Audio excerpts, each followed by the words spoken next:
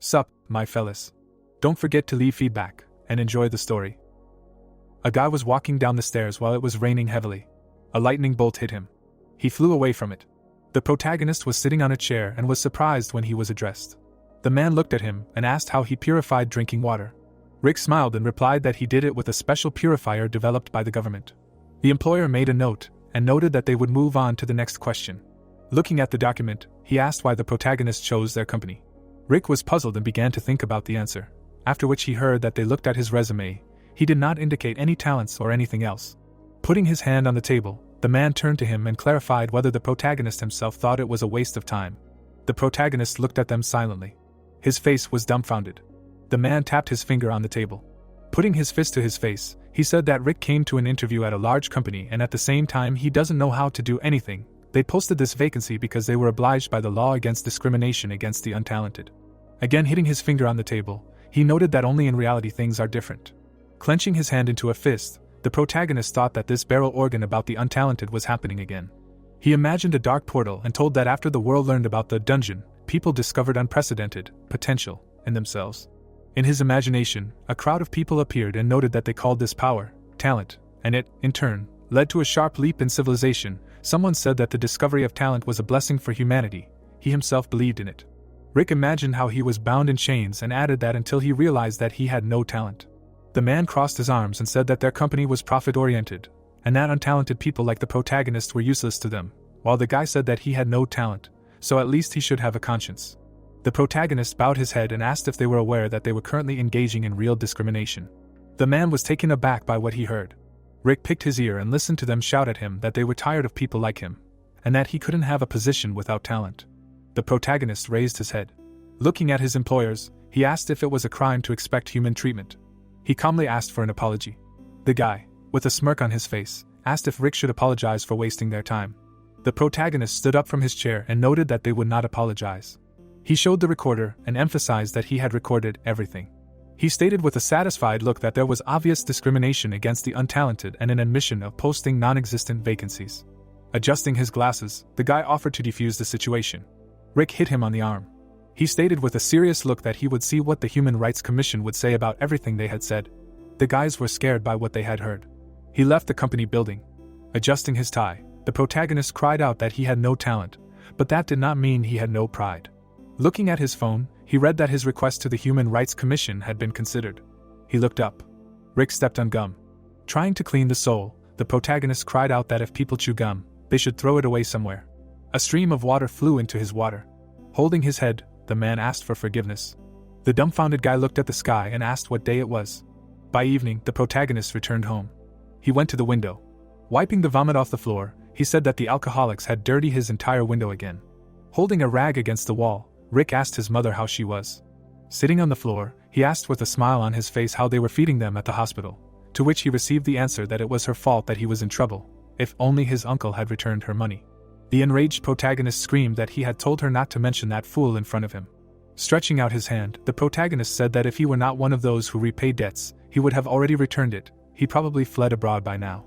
Holding his head, the guy said that he was not angry and apologized for yelling. He smiled and asked not to worry. Because he had a higher education and an excellent resume, he would succeed. Looking at the documents, he asked not to worry about the hospital bills. Sitting by the wall, he added that he was fine and they would call each other again. Rick was climbing the stairs. He had a pack of cigarettes in his hands. Having lit a cigarette, he declared that it was the only joy in life. Suddenly, it began to rain. The irritated protagonist raised his head. He threw the lighter on the ground. The guy screamed with an enraged look that this was something that could have been left from him. He was already living with the last of his strength. Spreading his arms, Rick asked why he was always against him. Hitting the ground with his hand, he admitted that he did not care whether God existed. The tearful protagonist declared that he did not want to live like this. He was not to blame for this. Someone had to be held accountable for it. Suddenly, lightning began to flash. The protagonist raised his middle finger. The discharge struck him. Falling to the ground, the guy wondered if he was dead, noting that his worthless life had come to an end. Lying on the wet ground, he asked what would happen to his mother if he died. Rick suddenly opened his eyes. He woke up. Looking at the sky, the protagonist asked if he was alive. A system window appeared in front of him. He was shocked by what he saw. Looking at the projection, the protagonist read that he had a new vacancy. The gods were waiting for him. It continued to rain outside. Drops of water leaked into the room through the window. Sitting on the floor with a towel on his head, Rick clarified if God existed. He looked at his phone and thought that he was struck by lightning for insulting God, although he was not even sure of his existence. Holding his hands in front of him, the protagonist emphasized the fact that usually people after a lightning strike are either in serious condition or even die, and he did not have a scratch on him. The projection appeared in front of him again, which said that a new vacancy appeared for him. Holding his fist in front of his face, he thought that this was what people with talent usually saw. Rick was taken aback, wondering if the lightning had awakened his talent. Opening his mouth, the protagonist turned to the window. He continued to look at the notification. Frowning, the protagonist asked what it was if not a window and why it looked like a notification for a part-time worker. He was suddenly surprised. Many holograms appeared around him, after which he asked if this was really a part-time job. Rick smiled and said that in real life, what else, his destiny was only a part-time job. He seriously came to the conclusion that he would think positively. He had nothing to lose, so he would grab this opportunity. He waited for the vacancies to load and said that there was even sorting by world. He touched the screen. The dumbfounded protagonist read that he did not have enough godly power. A screen popped up in front of him, saying that divine power was a common name for the power used by gods. Sighing, the protagonist said that he had no talents, there was nowhere for divine power to come from. He thoughtfully began to reason that he did not have a bad feeling, perhaps this was his chance to change his life. Removing his hand from his chin, Rick came to the conclusion that he would do it. Touching the screen, the protagonist began to think about the vacancies of the gods. He was surprised when he saw a job that did not require divine power. In front of him was a message with a job where you need to create a Midgard dungeon. A message popped up, saying that workers are urgently needed to create dungeons. The employer is Thor, divine power is not required, work experience is not required, the work is not difficult if they are hardworking and diligent. Various creatures appeared in his imagination, after which the guy wondered if they were talking about those dungeons that are teeming with monsters. The dumbfounded protagonist asked if the gods had created the dungeons and if he was supposed to believe it. He looked at the line with the salary. Sitting on the floor, Rick asked how much 12 tours would be in his money. He touched the screen and guessed that the currency of the gods was worth its weight in gold. Smiling, the protagonist said that he would not waste time. A black bird sat on a tree branch. Lightning struck the tree. The protagonist teleported there. He asked with a dumbfounded look where he was. Looking around the area, the protagonist asked how he got there. Frightened, Rick added that he had never seen anything like this in his life. The monster crept up behind him. He suddenly turned around. The monster rushed at him. The dog opened its mouth and began to growl loudly. He was suddenly grabbed by the head. The man stood in front of him. He asked with a satisfied look where the monster's manners were. The stranger turned his gaze. Looking at the main character, he asked if this was new. Smiling, the stranger introduced himself as the son of Odin, the god of thunder and lightning, Thor. He touched the protagonist's shoulder and assumed that he himself knew who he was. Thor began to drag Rick, saying that he had a lot of things to do, so they would talk on the go. Looking at the man's face, the protagonist thought that he was a big guy with a shaggy beard. Looking down, he wondered if it was Mjolnir. The dumbfounded guy mentally asked if it was really Thor. Stretching out his hand, the man assumed that the protagonist was one of the gods of the East. Frowning, Rick asked if Thor thought he was a god. Looking at the other people, the protagonist thought that they were also gods. He no longer knew who they were, but they were definitely not people. The guy, with a serious look, came to the conclusion that he was the only person there. Smiling, he replied that he was the guardian of a small mountain. Thor laughed and heard of such things. He usually helps people in trouble.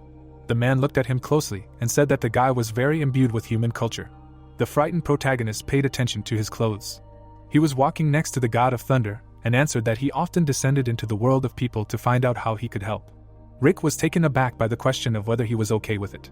Thor, with glowing eyes, emphasized the fact that his job now was to create places where people suffered. Looking down, the guy said that he was not against such work. Climbing the stairs, Thor asked the guy if he had heard of the Minotaur's labyrinth, to which he received a positive answer. He said with a smirk on his face that then he would quickly understand what was what. The guy's gaze fell on a bright light. Birds flew over him. Pointing his hand at the construction site, Thor said that the Minotaur's labyrinth was taken as a basis for this dungeon. The dumbfounded guy listened to him say that he would build the labyrinth with them. The worker stood behind him and asked why he was yawning, because they had a lot to do. Holding a pickaxe on his shoulder, Rick said that he was going. He climbed out of the pit when he heard that carts were needed for Sector E6. During lunch, the protagonist jumped up when he heard a request for help. He looked at the man with a crazy look and said that he was already there.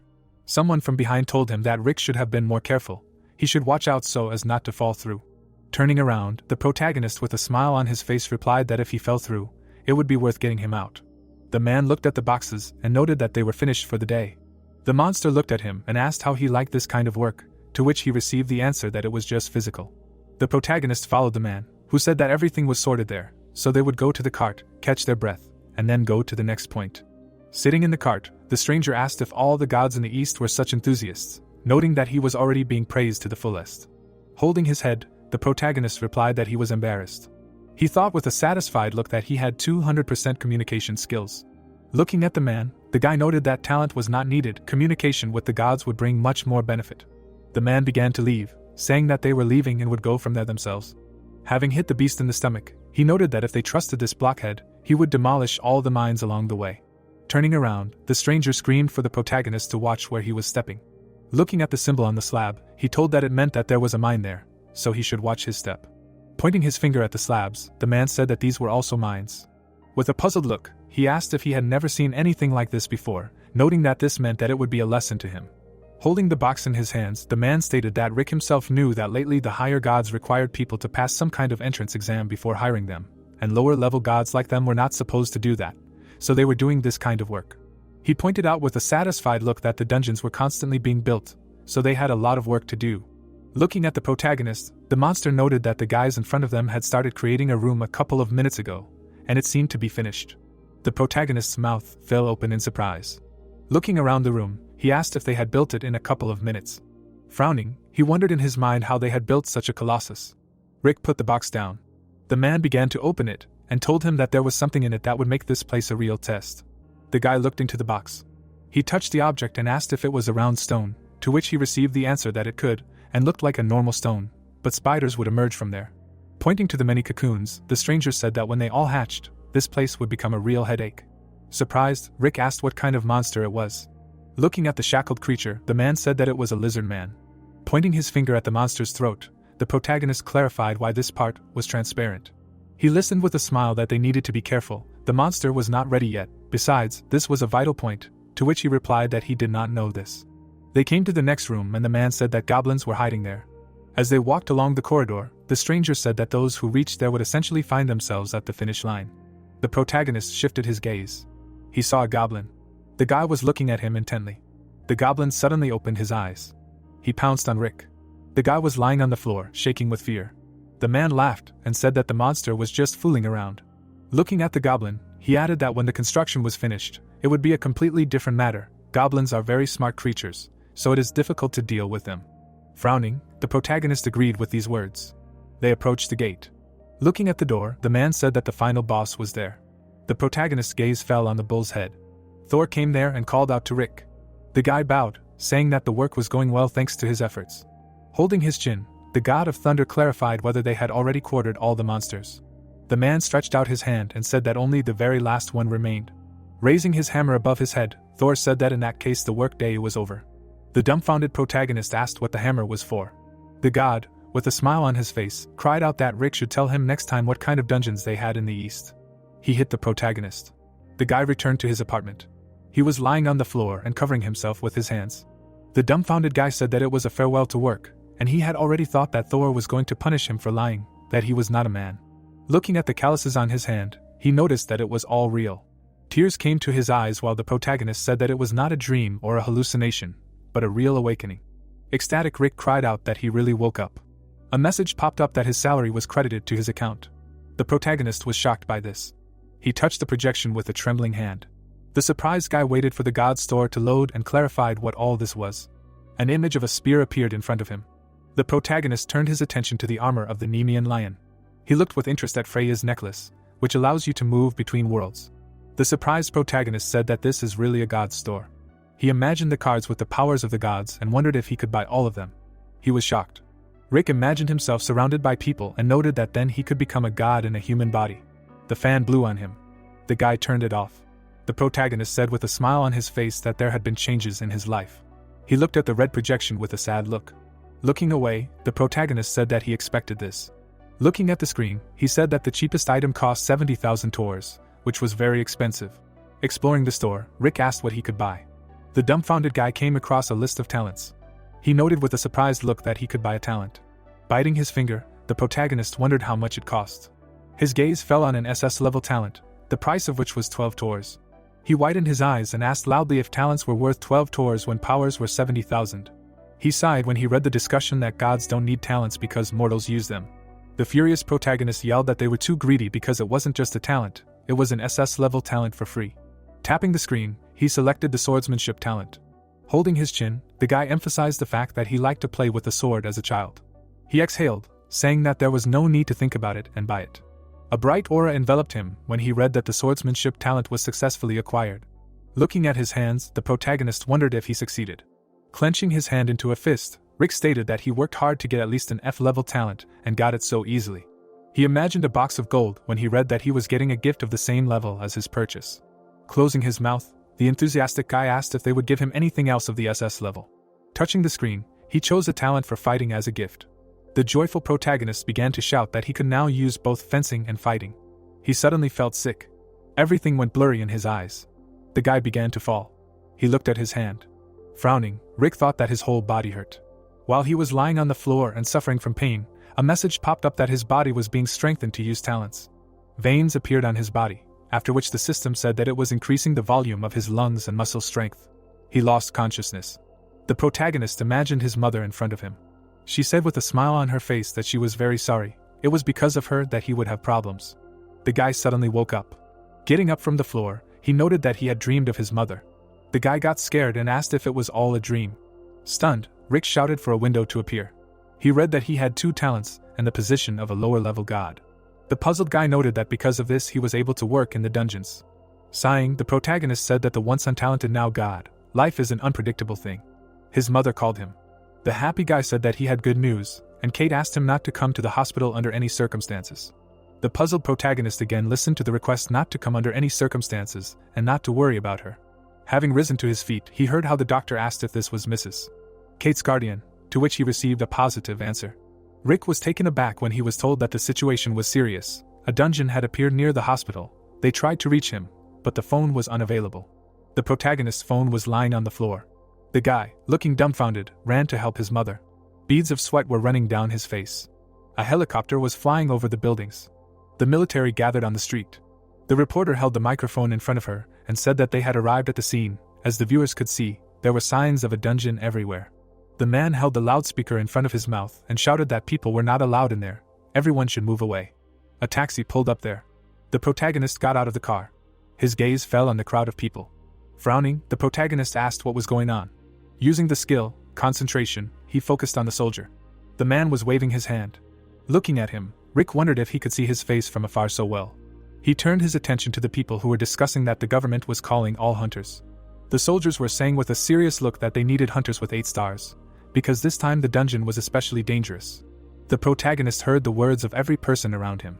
Holding his head, he wondered if this was concentration or if it was the talents he bought earlier. The protagonist looked anxiously into the crowd and decided that there was no time to think, he had to get to the hospital. Making his way through the crowd of people, pushing them aside, he turned to the soldier with a megaphone and said that his mother was there and he had to go through, to which he replied that it was impossible. There were signs that they were dealing with a labyrinth and could not miss him. Rick frowned and looked at him and thought about the labyrinth. He looked at the clouds covered with lightning. The soldier turned around, and the protagonist anxiously leaned over and looked at the sky. Rick watched as an energy flow appeared from the cloud directly into the crowd of people who were running away in fear. He bared his teeth and barely made his way through the huge crowd of people running in fear. He fell, holding the ground with his hands and bowing his head among the rubble. Rick put his fist to his chin and opened one eye and asked what was happening. The protagonist looked forward in fear. A huge portal appeared in the middle of the city. He was scared and looked in surprise. The portal became clearer, it was surrounded by ruins, and a city was visible inside. Rick looked at it in surprise and shouted that this was the dungeon he was building. The construction of the dungeon was in full swing. Holding the pickaxe on his shoulder, the guy thought that the view from there was mind-blowing. He sighed, noting that he had not understood until now. The dumbfounded protagonist asked what was going on. Looking at the portal, he emphasized the fact that he had no idea what he would see there. Looking up, the protagonist clarified why it was there. A man was lying underneath him. The guy helped him up. Shifting his gaze, he suddenly pushed the man away. An attack flew past him. A blade was sticking out of the car. Rick turned around at the scream. The man with the blade sticking out of his chest asked him to run. The lizard man knocked him to the ground. He stepped on the man's corpse. The monsters rushed into battle. The soldier waved his hand and shouted that everyone should open fire. Bullets were flying at the monsters. The protagonist hid behind an overturned car from the shots. The lizard man rushed at him. He swung his blade. The protagonist was suddenly taken aback. His eyes began to glow. He focused on every move of the monster. He looked at the blade flying at him. The sword was in front of his face. The guy caught the weapon. He was taken aback by what happened. The dumbfounded protagonist began to look around. Rick suddenly turned his gaze.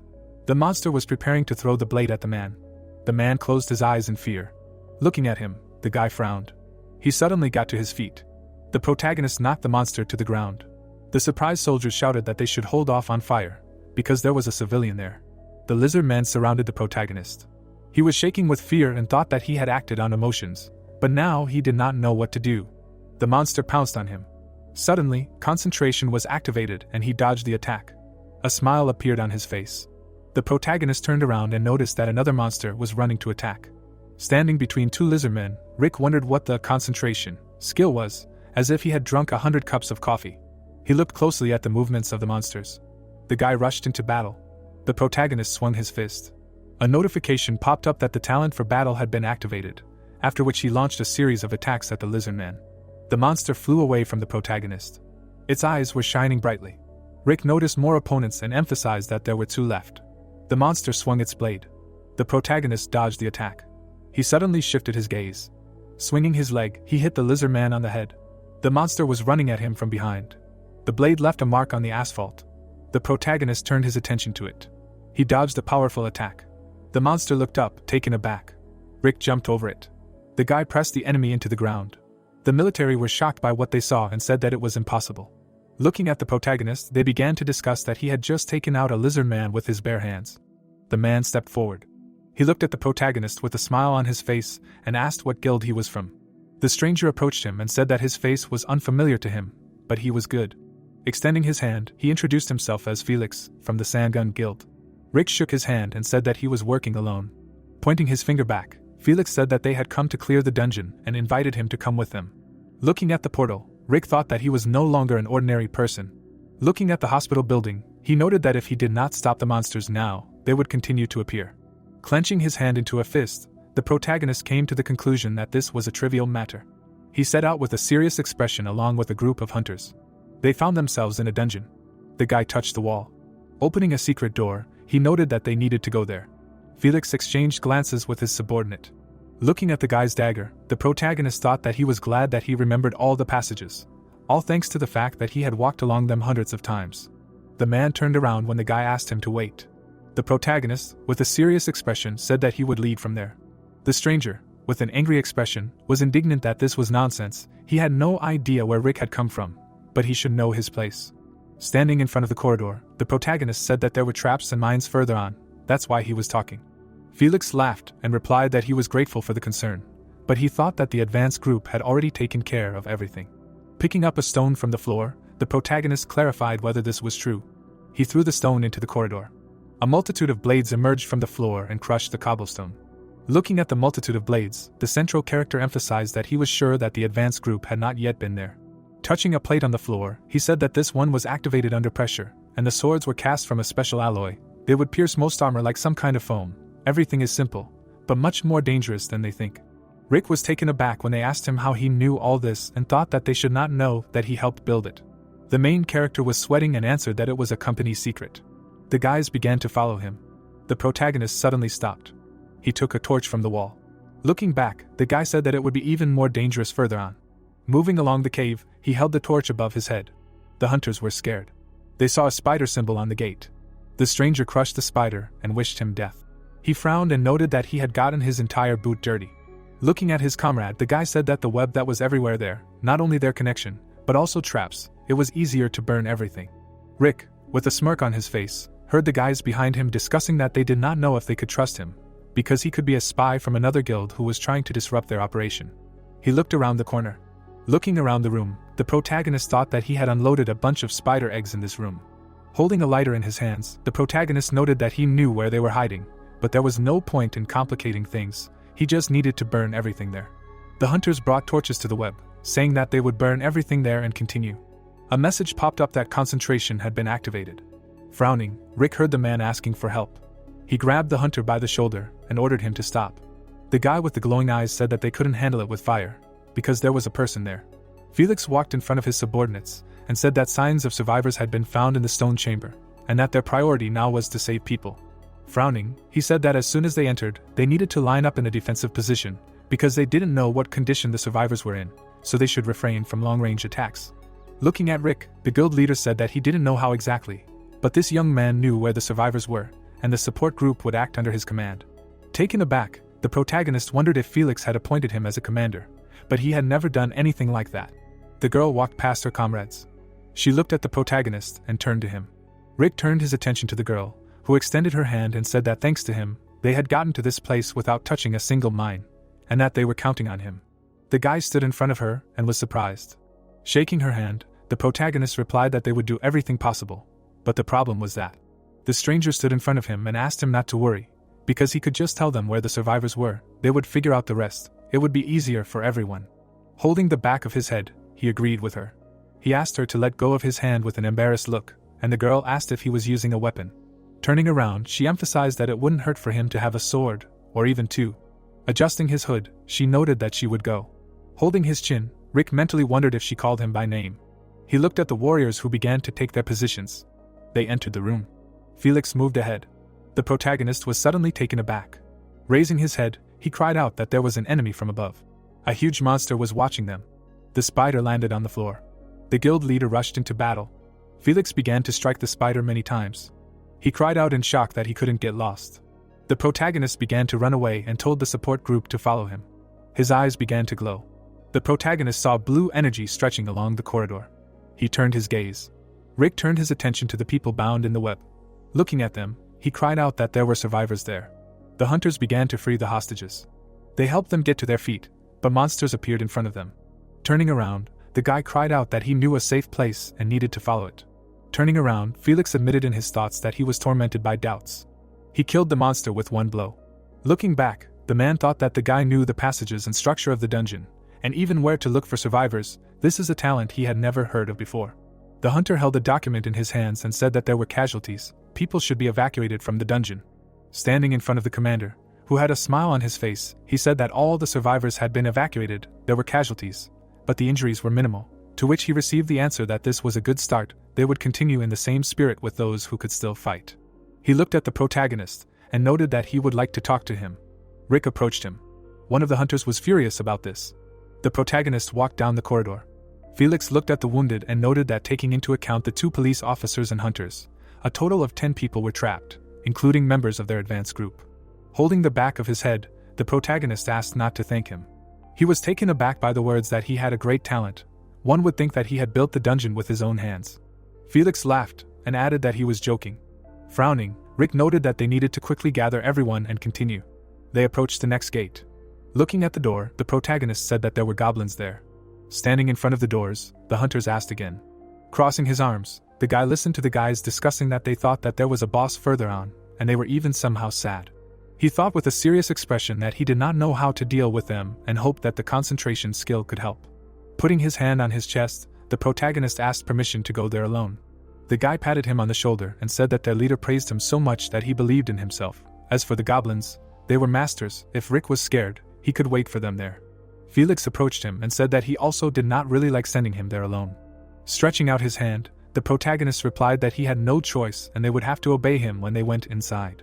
The furious hunter thought that he wanted to use this opportunity to impress the leader, but because of some fool he would not be able to stand out. He exchanged glances with his comrade and came to the conclusion that he could not allow the protagonist to steal his moment of glory. They entered the illuminated room. The hunters looked around the hallway and asked if there was anyone there. Rick held his finger in front of his mouth and asked to speak quietly. A smirk appeared on the warrior's face. They began to laugh loudly and joke about the protagonist. The torches suddenly went out. The guys stood in a dark corridor. Frowning, the protagonist cried out that they should not turn on the light. Holding a flashlight in his hand, the guy said that they needed to see at least something to fight, after which he clarified how the guy could call himself a hunter if he was so afraid of goblins. He turned on the flashlight, saying that cowards can just stay behind. A scared Rick screamed, and everyone immediately ducked. Felix followed his order. The trembling guy stood alone. The guys started moving forward. The hunter said with a smile on his face that there was nothing there. He put his hand on his hip and asked to follow them. There were many arrows sticking out of the guy's chest. He was shot by goblins. The guys were horrified by what they saw. The stranger fell to the floor and dropped the flashlight. There were traces of blood on the floor. Enraged, Felix screamed for them to not move. The hunters suddenly stopped. Turning around, the man heard that the monsters were attacking in the direction of the light, to which he replied that it was strange. They heard them enter, but did not attack right away. The protagonist with a serious look said that they were playing with their victim and wanted to enjoy their fear of the darkness. The goblin was hiding behind a column. Felix sat next to the protagonist and said that they can't fight without seeing the enemy, even if it means they have to take losses, they have to turn on the light, after which the guy clarified that if they can fight even if they can't see anything. Looking back, the guild leader asked if it was possible, to which he received a positive answer. Rick, with shining eyes, asked to rely on him. He stood up. Moving along the corridor, the guy noted that he knew that they could not see anything and were nervous. Beads of sweat were running down the hunter's face. Continuing to walk forward, the protagonist emphasized the fact that he would do his best, and they should not move or make a sound until he said it was okay. The warrior closed his mouth in fear. Lowering his head, the protagonist mentally asked himself to concentrate and remember this feeling again. When the skill was activated, Rick felt monsters around him. He turned his gaze. The warriors heard the sounds of battle in the darkness. They turned on the flashlights and saw the guy holding the last monster by the throat. He was squeezing its throat. Watching him, the hunter wondered what kind of talent he had. The protagonist wiped the sweat from his face. Gritting his teeth, the mercenary thought that if he had more time, he would have finished them all off. The enthusiastic guild leader emphasized the fact that he had been doing this all his life, but this was the first time he saw a hunter like him. Smiling, Rick replied that he was just lucky and suggested to continue. They were standing in front of the gate. Looking at it, the guy said that they were at the end of the labyrinth. Steam was coming out of the monster's mouth. The door was opened, light appeared from there. Two silhouettes were standing near them. Opening his mouth, he asked a question. Maybe he was hiding somewhere? Raising his upper lip, he denies, because the man was in front of them. There is a fire burning in the pot. The man is still burning in the pot. The door opened a little, where the light was coming from. A monster is standing on the stairs. His eyes were red. It was the master of the dungeon. Frowning, Felix says that this is a worthy opponent. The monster opens its mouth. There was a decoration in its nose. Looking in the other direction, it says that Kyle is not going to attack first, and they have time to come up with a plan, as well as survey the area. A screen appears that the sacrifice for the Minotaur has been activated and 5 candidates are needed. His eyes fell apart, and he does not understand what kind of stupidity this is. Standing with his back to the main character, he says that the attack team will be divided into 2 groups.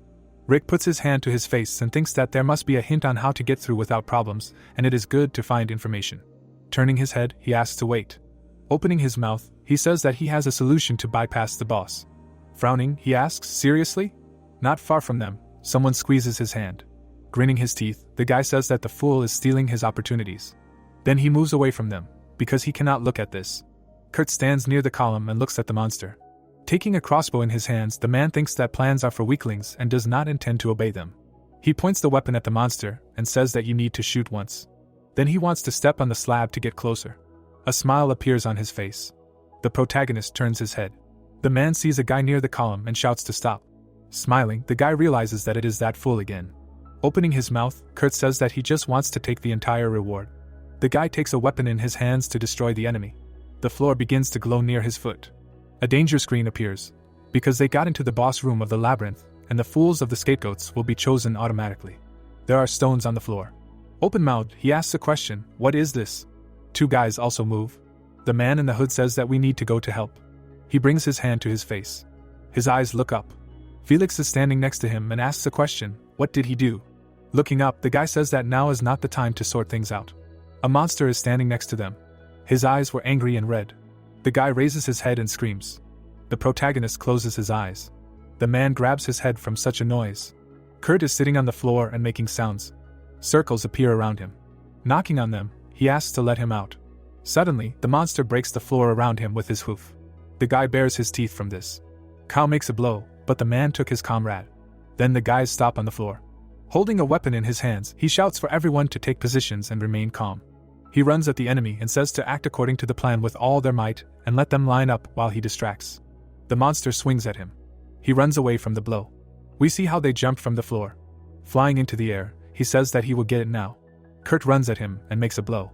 The guy raises his hand and says that the battle has begun, as the leader expected. Opening his mouth, he realizes that the blow is on a completely different level. His pupils dilated because he thinks. His eyes turned black and he cursed. Standing next to the monster, the guy asks a question, is he kidding? Frowning, he felt like he slapped a piece of iron, and not leather. Opening his mouth, he screams for him to look. A blow flew at him. He jumps off the floor.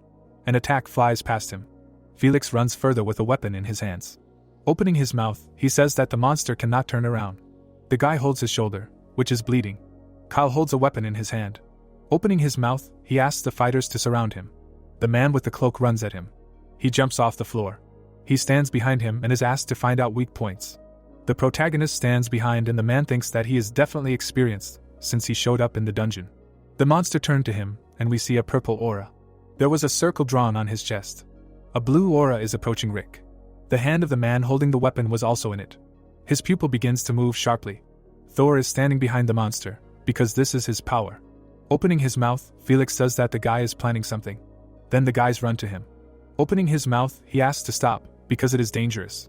The man turned his head and said that he can handle it. Seeing his face more clearly, he swears. In his hand is a weapon.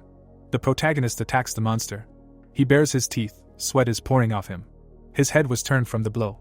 His eyes became even more red. A blue aura appears near him. Then there was light near Rick, because it was too late. We see a blue explosion. Someone is holding on to the barrier with trembling hands and could not believe it. Kyle is holding the weapon, because the leader is defeated. The guys look at each other, and cannot understand that there is no way to get around the shield. We see his hands, because the bull is making every effort and there is not even a scratch. The main character is lying on the floor and thinking that he has been through so much in his life, even having received a talent. Everything leads only to death. He has a weapon in his hand. He opens his mouth. Smiling, he laughs, because there are some things he has not tried. Having risen, he says that such a death will ruin the plans. The bull straightened his hand with the weapon. An aura appears near his hand, because how much one must endure and suffer. He holds a sword. There was smoke near him. The bull's eyes suddenly lit up. In the sword we see his reflection, and he asks to get ready, because he will not give up without a fight. A screen appears that the talent for the sword is activated. They are standing next to each other. Felix is lying on the ground and thinks that his axe cannot even scratch the enemy. Blood is flowing from his mouth. He wanted to scream, but it did not work. A monster is standing next to Rick. We see a yellow line. The guy opens one eye in shock. The guys are standing near the barrier. The monster's eyes widened. Someone was walking on the floor. There was a barrier near them. Suddenly, a horn fell to the floor. He looks into the distance, and at first it seemed to him that this was just a game, but now he understands that he really owns a sword. Suddenly, the main character strikes, because it is within his power. Looking at the weapon, he thinks that he already feels it as a part of himself. A smile formed on his face, because this is his talent. The enemy turns and bares his teeth. Then the guy stomps his foot. We see how he runs at the guy. Rick turns to him. Kyle attacks him. His pupils sharply decreased. Something went wrong. His hand was attacked and blood flowed from it. The enemy hit the floor with his fist. With his mouth open, the man says that this is impossible. Rick holds the sword, because he is a master swordsman. We see his eyes. He stands near the monster. His look was serious. Kyle bares his teeth, because his skin is tough. Clutching his head, he says that they were madmen and will die here. Felix turns his head and thinks that his consecutive strikes can be equal to the technique of the best swordsman of the East. Frowning, the guy understands that the guy has talent. There were fragments on the sword and that was the problem. Grinning, Rick thinks that the sword is bad because of several swings. Raising his head, he understands that if he continues, he will not be able to use it, and he urgently needs to find a weak spot. Then he runs at him. The enemy clenched his paw to attack. The guy was able to turn away from it. He makes an attack using a combat skill. His leg is on his hand. Near the monster's eye was a sword. Then he is near the horn. The sword pierces his head. Blood flows from his head. The protagonist looks down. The guy takes the sword in his hands. Jumping up from above, he screams to get what he deserves. His eye looks down. Rick smiles. His abs are visible from under his t-shirt. Kyle makes an attack on the floor. He is sitting on the ground. Looking at the sword, the guy thinks. Frowning, he thinks that the sword is at its limit, combat techniques do not work, and the next blow is his last chance. He is still sitting on the floor and holding the weapon. His pupils have enlarged, they were blue by themselves. A smile formed on his lips. We see a blue aura. Felix puts his hand to his lips and understands that this is the technique he used earlier. His pupil has sharply decreased. We see a black silhouette. Closing his eyes, he understands that he will probably chop off a head. They had different auras, one was yellow, the other was blue. The sword was still on its last legs. Putting his hand to his chin, he thinks that he needs to help. Then the guy remembers his word. Kurt is still sitting on the floor when he was called. With his mouth open, he waits for them to tell him something. Smiling, Felix says that there is something special hidden in his robe and this is a chance to prove himself. Rick is still holding the sword. The guy aims straight at the enemy. The weapon glows and he says that you need to pierce his vulnerable spot. The monster bares its teeth and waits for the attack. The main character's pupil has enlarged. The enemy is still looking. Then he stomps his hoof. He starts running towards him. We see a blue aura around the monster. The main character holds a sword in his hand. Then the guy swings it. The man strikes him. Something flies near him. He realizes that it is a fragment of a weapon. He holds the beginning of the sword and thinks about it. Kyle opens his mouth. Throwing the handle on the ground, he thinks that this is the end. There was a blue attack near him. A sword appears in his hand. A man stands behind him. Straightening his hand, he asks to kill Kyle. Then the man attacks. We see a ball and a man says that 5 hours have passed since the monsters stopped leaving the dungeon. The guy turns his head in the other direction. Raising his hand, the guy says that the guys are leaving. The protagonist holds the man, because they finally got there. Opening his mouth, he asks how they knew that he was able to catch the sword. Closing one eye, Felix says that he did not know, he just remembered his words about the ability to fight without seeing the enemy and decided to try his luck. Smiling, the guy laughs and decides to thank him. Standing next to him, he denies it. Turning his head towards him, the man says that he was the one who slept them. Then they pat him on the back. Folding his arms, he says that the people are waiting and must announce the liberation of the dungeon. Turning his head, Rick was perplexed. A smile formed on his face. We see memories, because the guy tried to find a talent for himself all his life, but now everything is different. He presses his lips. Raising his hand, the guy presses it. The people also raise their hands. Night falls, we see a building. People are sitting and waiting in line. The protagonist takes hold of the curtain. Closing his eyes, he was glad that everything was fine with his mother. Looking at the chair, he thinks that he was being interviewed. Standing near the people, he is asked to talk about the process and share his impressions. Raising his hand, Rick asks to ask everything in a new way. He opens his mouth and thinks. Holding his neck, he says that the guild and clan do not matter, there were both ups and downs and he simply put his life on the line to protect a loved one. He holds the remote control and understands that he can't stand this anymore. After that, Rick looks away. He had a broken phone and the man does not understand when the journalists managed to take it off. His pupils have sharply decreased. A window appears that the guy has become famous. Putting his hand to his face, he thinks, was the divine power indicated in the advertisement? Another window appears, which offered to open a new part-time job. The guy pokes the screen to open it immediately. A notification about the Hephaestus Forge appears. Smiling, the man thinks that it doesn't sound complicated. Pulling himself up in his chair, the protagonist realizes that he is too tired from running around and wants to go home. A screen appears that 3 more deities are interested in this vacancy. Taking it, he does not understand anything. Then he accepts the offer after all. A blue light comes on in the window. The protagonist lies on the floor and thinks if it was possible to come up with a better way to move. A red ball appears near him. Grinning his teeth, he complains, because it is hot here. A man comes to him and asks if he is the new guard. Looking at him, Hephaestus says that he is the owner of the forge. Rick abruptly jumps away from him and bends down to meet him. His eyes widen, because he understands that the blacksmith must have heard his curses. He grabs his beard. Squeezing his hand, the guy talks about the news. Looking up, he is asked if he fought in the dungeon without fear? Hephaestus closes his eyes and laughs that the man chose him. He bends down and apologizes, because he asked to install air conditioning in the forge. With his back to us, he decides to explain his task. A pipe appears in his hand. He blows into it, and says that it can be loud. His eyes have turned black. Rick holds his ears because it is so loud. Someone runs down the hallway. Dwarves are kneeling near them. Hephaestus points to the guy and says that he got a job with them. He closes his eyes and says that he is not particularly suited to work in the forge, but will do his best.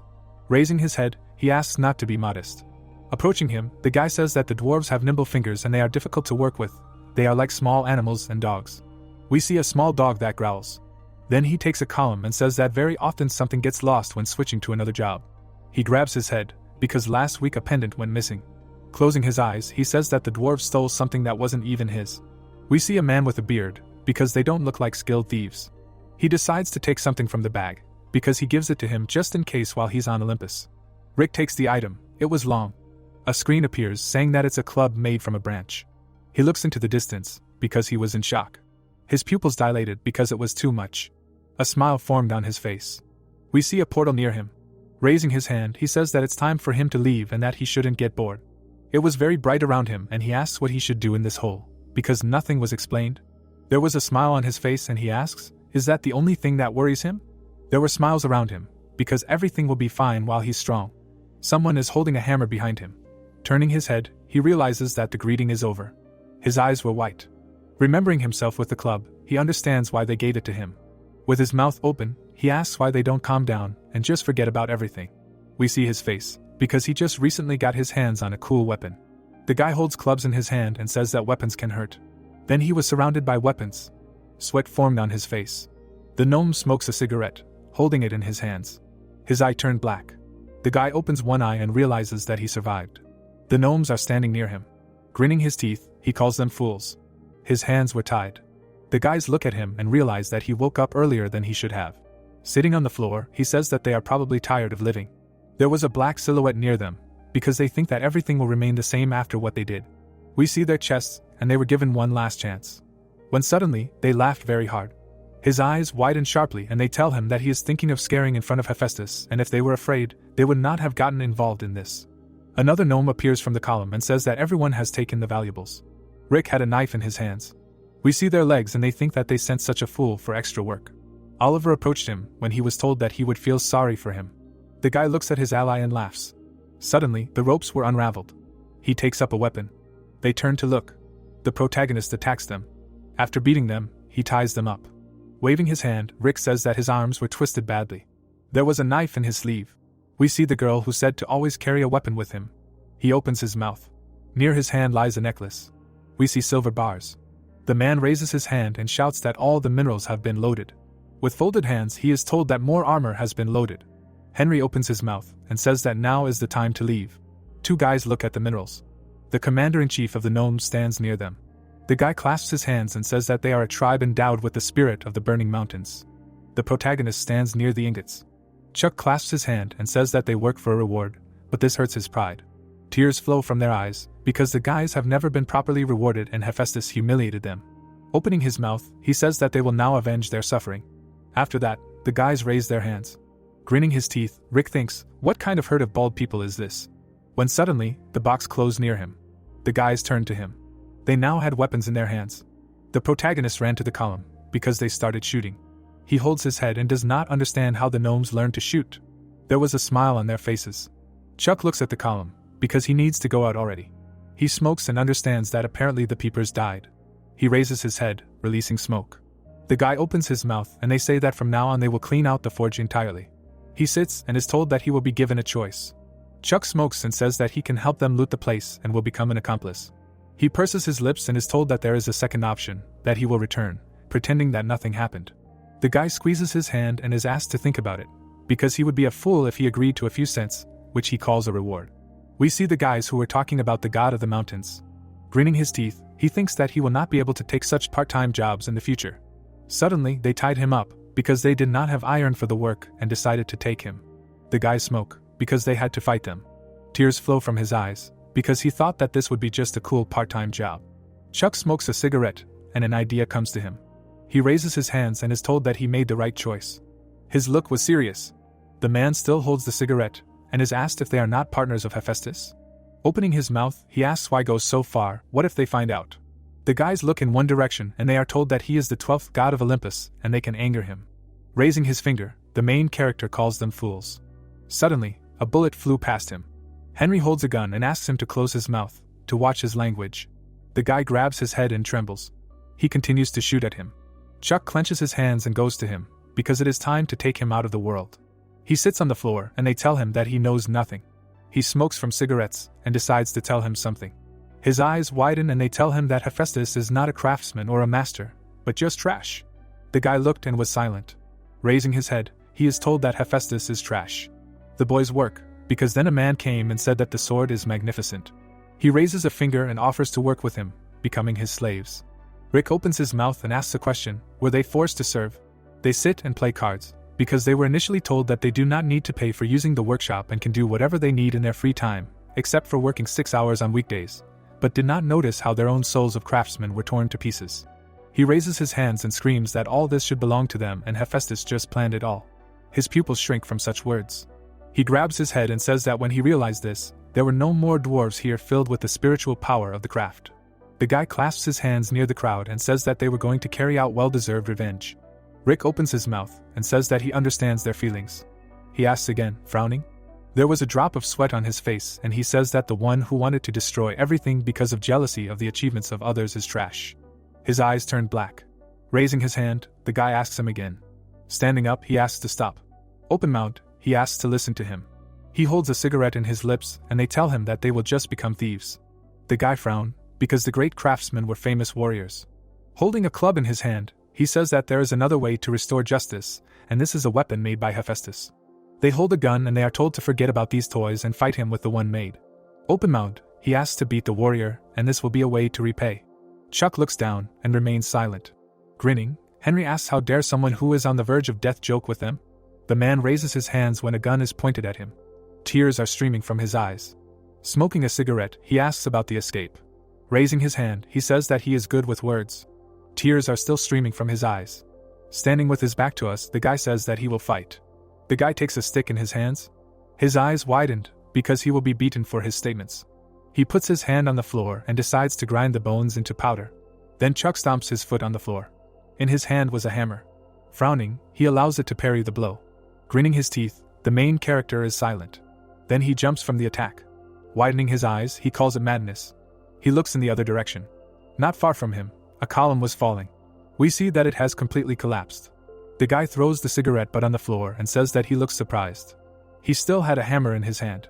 Frowning, the man asks about the chance. He takes the club, because he hopes that he will not be surprised. Then he runs towards him. A blow flies past him. He holds a stick in his hand. Chuck strikes the floor. A guy appears behind him. He strikes again. Rick is below with a club. Looking in his direction, he is surprised. The protagonist opens his mouth. He runs up to him and says that it is too early to be shocked. With their mouths open, the guys call the captain.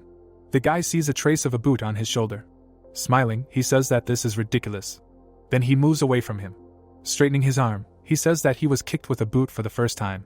Holding onto the hammer, he calls him a chatterbox and that he knows his limits. Looking into the distance, he asks how he figured it out.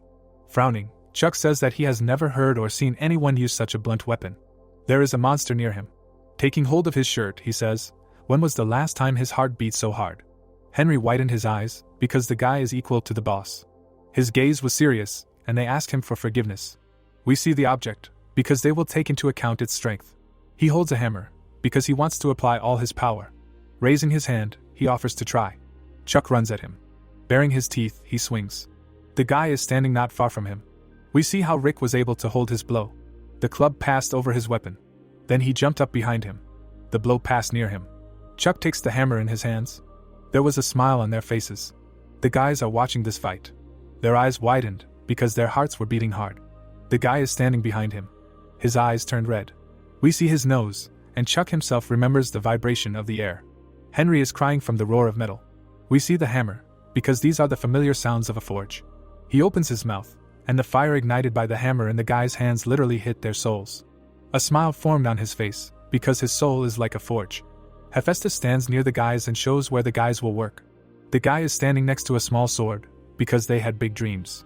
He wipes one of them with tears in his eyes, because everything reminds him of their shortcomings. We see their memories, because it's a pathetic story. Everything that happened after his promotion is just a waste of time. Rick was able to knock the hammer away from him. Tears are streaming from his eyes. He closes them, because this is his failure. A light appears near him. He puts his hand on the club. It turns out that Hephaestus has arrived, asking him to stop. Rick's eyes widen sharply, because everything went to hell just because he went out for a while. Chuck also watches and is told that he initially thought he was in the wrong house. His mouth agape, he asks to tell us what happened. The column was destroyed and the stones were lying on the ground. There were shards on the floor. He looks away and decides to talk. We see the ingots, because it's time for an explanation. Walking up to the guy, he asks a question, what is he talking about? Chuck bows his head, because he is thinking. With their hands folded, they tell him that everything was a setup and that the brothers had nothing to do with it. They open their mouths and call the boss. Squinting, he asks for a reason. We see his memories, because he understands that any wrong decision is followed by punishment. They were without their coats and his brothers did nothing wrong, they only swore oaths of allegiance to the captain. Opening his mouth, the guy wanted to talk about the theft. The protagonist puts his hand on him and interrupts. Clutching his head, he asks to forgive him for the mess. His eyes widened and they tell him that the dwarf captain was only following orders. Smiling, he asks how he can explain this. With his mouth open, he decides to tell. In his hand is a necklace. Having given it, he returns the missing item. His eyes widened. Chuck remembered that he gave the necklace to the guy. Sweat runs down his face, because if everything comes to light, many will suffer.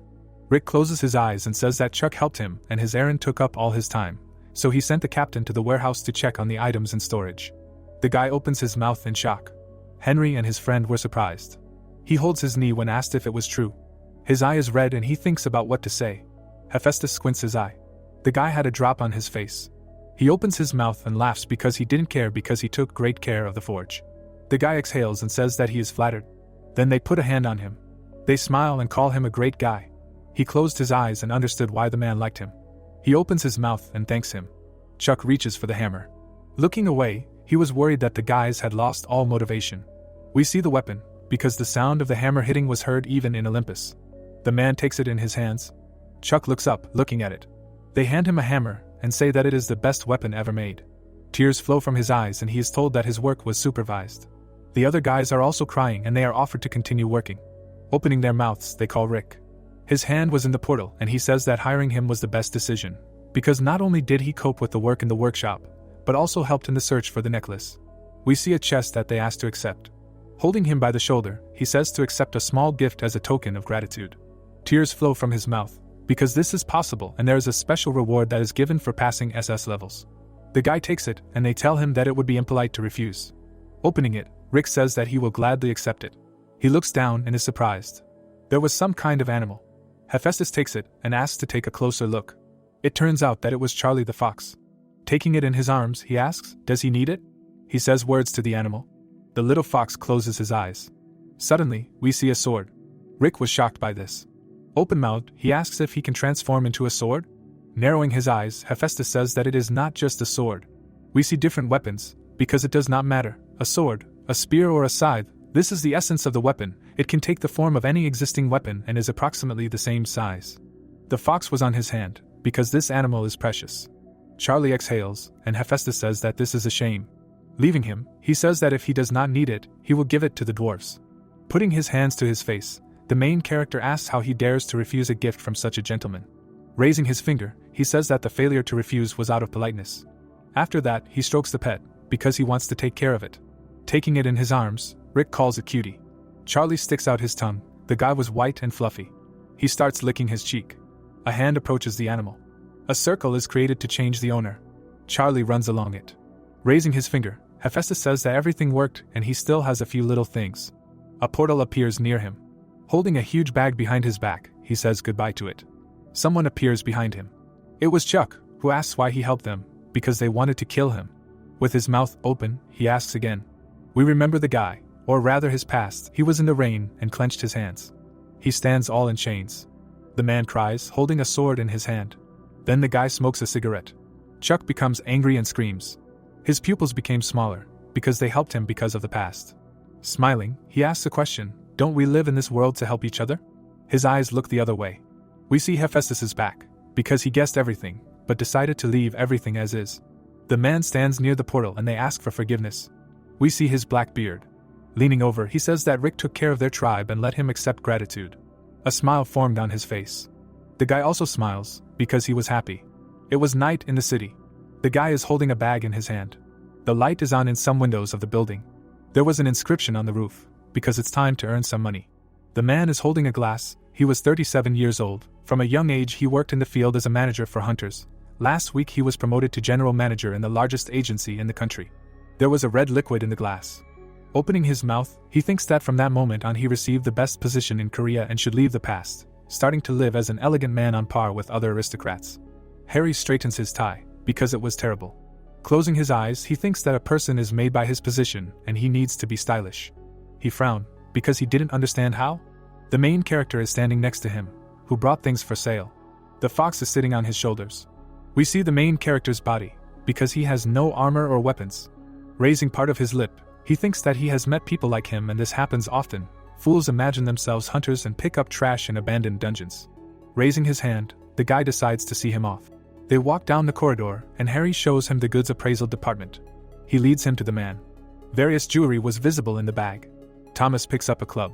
Folding his hands, Rick says that a friend gave him several things. Opening his mouth, he shouts that he was right and why the hell did he come here. Putting his hands on the table, the guy asks to be told whether the young man brought junk. With his mouth open, Thomas says that he has been working for 40 years. But he is the first person to call such things. All these items were of the highest quality, not lower than the 4th rank. On the table there are various things, for example a baton and a bracelet. Frowning, he understands that this is impossible. Looking at it, he thinks, how could a lone wolf get such valuables? A smile appeared on his face, and the guy decides to take him to the VIP room. On the wall it is written that this is a VIP room. Sitting on the couch, Thomas says that if he sells all this, he will receive about 3 billion won. Raising his hand, he asks, in total? His eyes widen sharply. He bites his hand from such a figure. Rick trembles all over and is told that this is the preliminary price, depending on the number of buyers, because of them it will be possible to double everything. He was angry, because the guy had a weapon of the highest quality. Squeezing his hand, the guy thinks that even if he has to kiss his lower limb, he must become his dealer. He folds his arms and asks if the client has any plans to sell. He opens his eyes and asks again. Rick, holding his face, says that he will sell everything. The man raises his hands, because an angel sent him such a client, and with him he will be able to climb the career ladder. The picture becomes gray and he is told that he has never seen a manager who would keep his hand in his pocket in front of a guest. 2 guys bend over to him and thank him. The guy holds a tablet and thinks that this is a dream. Tears are streaming from his eyes, because he has money in his bank account. Rick, holding his jacket, says that the guys were surprised by his appearance, and would probably remove because of his appearance. He looks away. A smile appeared on his face, because now he can please himself and also visit his mother. We see a door in the hospital. Near the door there was a piece of paper with a room number. The woman puts her hand to her chin and thinks how much time has passed since their meeting. The main character gave her a lot of gifts. Louise holds the remote control and asks to watch TV. They turn their heads and there they talk about Rick, who cleared the dungeon of the labyrinth on his own, received an assessment from high-class hunters. Putting his hand to his hair, he says that not all by himself. Open-mouthed, Kate asks if her son has talent. Tapping his cheek, he says that he recently received it. Closing his eyes, Rick says that everything happened unexpectedly. She hits the table. Tears flow from her eyes, because she is proud of him. The protagonist stands next to him, and does not understand why she is crying. The guy looks down, because his mother always worried about him. Her hands were on her face. There was a guy on TV who wanted to tell the latest news about the dungeon. Felix folds his arms and is asked about Rick. Open-mouthed, he does not want to tell the details, but the protagonist is strong and smart. Pointing her finger at the phone, Kate asks if they are talking about him. Smiling, he understands that this is his chance. A window appears that divine power increases with reputation. 3 more windows with part-time jobs appeared. Then a notification appears that you need to destroy the spirit in the Garden of Eden. We see golden apples. Mom folds her hands, and her son wants to cure her of cancer. The man on TV opens his mouth. The gates on the road opened and residents are evacuated. The fox cub sits on his shoulder. Then the guy hides in his jacket, and his mother thought it was a scarf. With his mouth open, he asks Snowball what's wrong? There was a black aura near his hand. We see a large eye near the ground. This picture was in his pupil. The guy grabs his head, because he doesn't understand what it was. Looking in the other direction, he listens, because the association is calling guilds. The gates became larger and they were different from the dungeons. They did not let people inside, and the monsters could freely walk around. We are near the hospital, where Rick decided to leave. A hand was reaching out of the gate. The monsters were walking along the highway. The guys are holding swords and saying that the 3rd wave is approaching. Someone is walking on the ground. Birds are flying near the trees. Standing near the cliff, the guy asks the question, is there a gate here? People were fighting monsters below. Their eyes are glowing and they decided to start. A weapon was stuck into a goblin. Looking to the side, the knight asked that this wave was over. Stretching his hand to the side, the guy shouted that they would take a rest until the next one arrived. Journalists had already gathered here, so he should not rest too obviously. The young man turned his head. He looked up in bewilderment. A man was standing on a ledge. He heard what it was and what was there. The hero grinned, and someone asked what it was. Rushing forward, the knight turned to the commander. Gritting his teeth, the man asked who allowed him to leave the formation. Did he not hear that there were journalists everywhere? Raising his hand up, the guy replied that it was not the matter, let him look up, to which he asked again. The protagonist looked down, and heard what looked like a civilian had come through there. With his eyes wide open, the commander asked what was going on in the cordoned-off area, to which the guy replied that it looked like that. Suddenly, the man grabbed the knight by the face. Gritting his teeth tightly, he asked what was going on with him standing there. Stretching his hand forward, the commander shouted for him to go and take him away, to which the young man responded approvingly. The man looked away, hearing what looked like a civilian. Raising his hand, the young man said that but he had heard that the commander was a real professional this time, to which the girl replied that but judging by the fact that he had not even been able to control civilian access to the cordoned-off area. Smiling, he added that he thought someone had helped him get this position, and the girl said that it would make a great story. Rushing forward, the commander exclaimed. Stopping, he said that he was already burning because his comrades went underground, and he was the only one here cleaning everything up. The man activated the wind race skill and added that it would be better for him to get promoted to 4 stars as soon as possible. Suddenly, he jumped up. The hero looked at him in amazement. Raising his head, the protagonist exclaimed. The man took a step forward. Putting his hand to his face, he asked what and why he was doing this. John stretched his hand forward and asked what he hadn't seen the cordon. Let him go. Looking at him, Rick heard that he could continue filming his videos for YouTube somewhere else. John grinned and thought that he was smiling, as if this was the first time he saw a real third-rank hunter. He closed his eyes and said that he understood his excitement. This was a third-rank hunter after all, but if he wanted an autograph or an interview, then so be it, to which the hero replied that he should just wait, business was calling. The man frowned, hearing that an autograph, an interview, that he was famous. He turned around and exclaimed. John widened his eyes and asked what he was ignoring. The pet looked angrily to the side.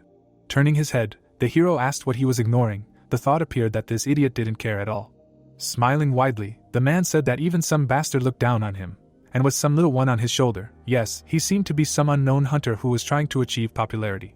Charlie gritted his teeth, hearing that he should know his place if he didn't get it. Clenching his fist, John asked if he could punch him once. Suddenly he swung his hand. The hero kicked him. The man exclaimed in bewilderment.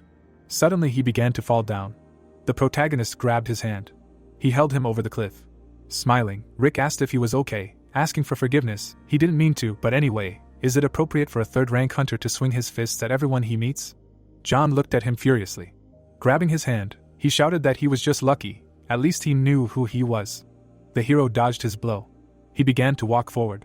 Raising his hands up, the protagonist asked that it didn't matter to him, but how was he himself? People were looking at them. It was heard that there were a lot of spectators. What was that noise? Was there a fight? Quickly, cameras up. Gritting his teeth, John shouted that he did it on purpose right in front of the cameras. Raising her head, the girl asked that wasn't that the one. Rick was standing on the ledge. It was heard that he was the one who had cleared the dungeon with the Sandgun Guild, a new hunter who had come out of nowhere. The man looked at him in surprise and thought that this brat was that same Rick. Grinning, the hero said that they had attracted their attention. The thought appeared that he was a first-class hunter, with whom even Felix took into account. Raising his hand up, the protagonist shouted that they should pick a better angle. A special report would begin now. Looking to the side, Rick asked what he was saying. The brat was looking down on him. It would be better to hit him once, to which the man mumbled. He looked in amazement, hearing that he should watch both sides, what he was capable of. Suddenly, the hero rushed forward. Amanda looked at him in surprise. Frowning, John asked what he was up to. A glow appeared in front of the hero. He jumped forward abruptly. The protagonist stretched out his hand. A light appeared in front of his hand. People covered their faces from the wind. Amanda opened her eyes wide and asked again. John froze in amazement. The thought appeared that this was a phenomenon that arose only 10 years ago. Unlike the dungeons, only weak monsters came out of the gates. The barrier began to collapse. The thought appeared that the gates themselves disappear after some time, so they are treated the same as an ordinary accident. Although some scientists note the danger of the gates, it was heard that he had just entered the gates. It was said that they always attracted attention, because a person cannot go there. The hero lowered his head and said that this is it, what he saw in Charlie's memories. Standing still, he added that if this place was created by the gods, and people cannot get here, then only the gods can get here, right? The protagonist lowered his head and wondered why people weren't allowed into the gates like they were into dungeons. The man smiled, thinking that he had said that dungeons were made to test people. Rick looked away and said that they needed to look around first. He extended his hand and asked what it was. The protagonist touched the barrier and a notification appeared that he didn't have enough divine power. He couldn't pass. The eye of the abyss was watching him. The protagonist's eyes widened. He kicked the barrier. Rick slammed his shoulder into the wall. He hit his head on it. The protagonist raised his hands and shouted that this damn divine power. Why can't he even get out of here without this damn divine power? The protagonist crossed his arms and asked what else he could do. He lowered his head and added that it seemed like he only had one goal left. Rick smirked and told him to follow him. Looking straight ahead, he added that he saw it as soon as he got here. But he couldn't say that he wanted to come in. They would at least go and see what he looked like. Eyes appeared in the cave. It was heard that he was the owner of this gate. The hero, breathing heavily, said, "What and what?" Raising his hand up, he shouted that there were so many of them. Looking to the side, the protagonist said that he thought that this was like the dungeons. He removed the boss and that's it. But the boss still wouldn't stick his nose out. Turning his head, he thought that here too, everything was going somehow differently than in the dungeon. The monsters there behaved as if they were programmed. Looking at the monster, Rick added that these ones were more alive. Or something. Putting his hand to the wall, the hero said that just entering the gate gives enough divine power. But if he also clears them, he will earn much more. The monster looked at him furiously. The protagonist looked away in surprise. Suddenly the hero struck him. Grinning, he said, "Well?" A glow appeared around the monster. It was heard that here he is, the boss. The creature looked away. It was heard that but some kind of him. Suddenly the boss swung his weapon at him. It appeared that he was coming. The hero looked at the monster. He froze and thought that he was slow. The protagonist dodged his blow. Standing on the ledge, he said that he was disappointed, and he really was the boss. He was too much for the boss. Taking a step to the side, Rick shouted that he was defenseless. The creature looked in bewilderment. A weapon appeared above the hero's hand. He swung the weapon sharply. The monster fell to the ground. Looking away, the protagonist asked again. The boss was lying on the ground. It was heard that that was all. Rick grinned and asked why the message about the cleanup hadn't arrived. Was it really true that everyone he told wouldn't believe that he had cleaned the gates so easily? His eyes lit up and he added that what could he do? At least he could cut out the core as proof. Raising his head, the hero said that he had seen on YouTube that it was somewhere near the heart. There was blood on the walls. It sounded like they would cut it here, like this. A loud exclamation was heard. Smiling, the protagonist said that he had found it. Holding the particle in his hands, Rick asked why it was black. He had heard that they usually looked like a precious stone and sparkled. Frowning, he added that it seemed to be moving too. Suddenly, the monster screamed. Throwing it aside, the hero screamed that he had a bad feeling about something. Extending his weapon towards the monster, he asked what he had done wrong. Suddenly the creature jumped up. The protagonist looked at the notification in surprise. A view of the hill opened up. The crack was cordoned off. A crowd of people stood in front of him. He heard that it was true that a man had entered the gate. What had happened there? To which they were told that there were no questions. Let them step aside. Looking straight ahead, the girl turned to the doctor. Stretching her arms out to the sides, she asked that shouldn't they stop them. Chaos would break out if the world found out. If only that. The man frowned, hearing that a barrage of criticism would be poured on the scientific community for spreading false information. The people looked in bewilderment. He heard that starting with the dungeon explorers, what was their order? They would first observe. Holding a cigarette in his teeth, the man heard that ending with high-ranking hunters, to which he replied that a hunter had entered the gate. Stretching her hand forward, the doctor shouted that what if things take a much bigger turn? The hero came out of the gate and said that as expected, a lot of people.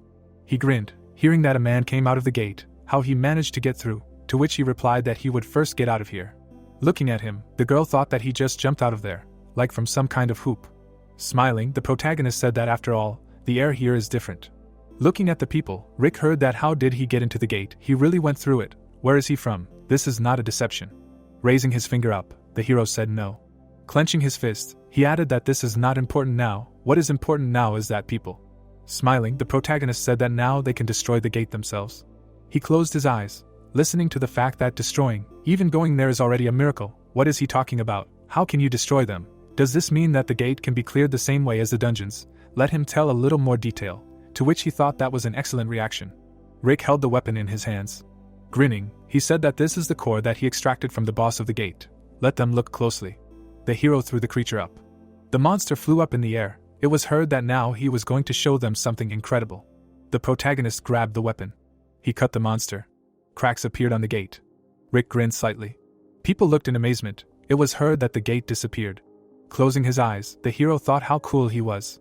Holding the shard in her hands, the girl said that she thought that she had seen everything in her life while she was experimenting with the gate. The shards flew in the air. It was heard that but this is a sight. Looking to the side, the girl heard that he took off to the front page quickly, and then asked what kind of person he was. Grinning, the protagonist thought that he was just waiting for this question. A hill appeared, and someone addressed him. Holding the weapon in his hands, Rick introduced himself. A map appeared. It was said that a mysterious hunter had passed through the gate. Because of the broadcast, which was watched by a huge number of people, Rick's name spread throughout the country. Many notifications appeared. Looking at them, the hero thought that something important seemed to have arrived, and then said that something about a lower-level god. A microphone appeared. Frowning, the guy shouted that he should tell them something.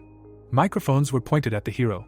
It was heard how long he had been able to pass through the gate, how he received the core with which he destroyed them, to which the protagonist shouted that he had an important notification there. The girl got out of the car. She was walking forward. It was heard that yes, she saw him. Frowning, the man said that he should let him through. Amanda opened her eyes wide and said that there was already no room to push through. Looking to the side, she added that it was her. The crowd looked at the girl. He heard something from the Sandgun Guild. He thought it was a goddess. The hero closed his eyes. Looking at him, the girl said that the guild leader wanted to see him. The protagonist looked away, hearing that. So what? Julie raised her eyebrows and said that he would have to follow them. Standing in the middle of the room, Rick asked, "So what? What is the second guild in Korea? The building is huge, and the headquarters is impressive." The hero looked at the man. He heard something, called him, and went into the dungeon. Sitting on the couch, the protagonist asked that he saw the news on the way there and urgently sent people for him, or something. He is some kind of scouts. Looking up, he added that he did not expect such a person to come in person. The girl walked forward. The thought occurred to Julie that she would become the youngest head of the guild, and she had paved the way to this position herself. There were only 3 7th-rank hunters in the country, including her. She looked straight ahead. It was said that in their time, when hunters were like uncut dogs, she had gained recognition from the whole world. Everyone knew her in Korea, the star of all stars. Looking to the side, the hero asked that otherwise she would not have been able to get him out of that chaos. Yes. Grinning, he added that on the contrary, this was good, because he wanted to calmly check something. Suddenly a notification appeared in front of him. Several messages appeared.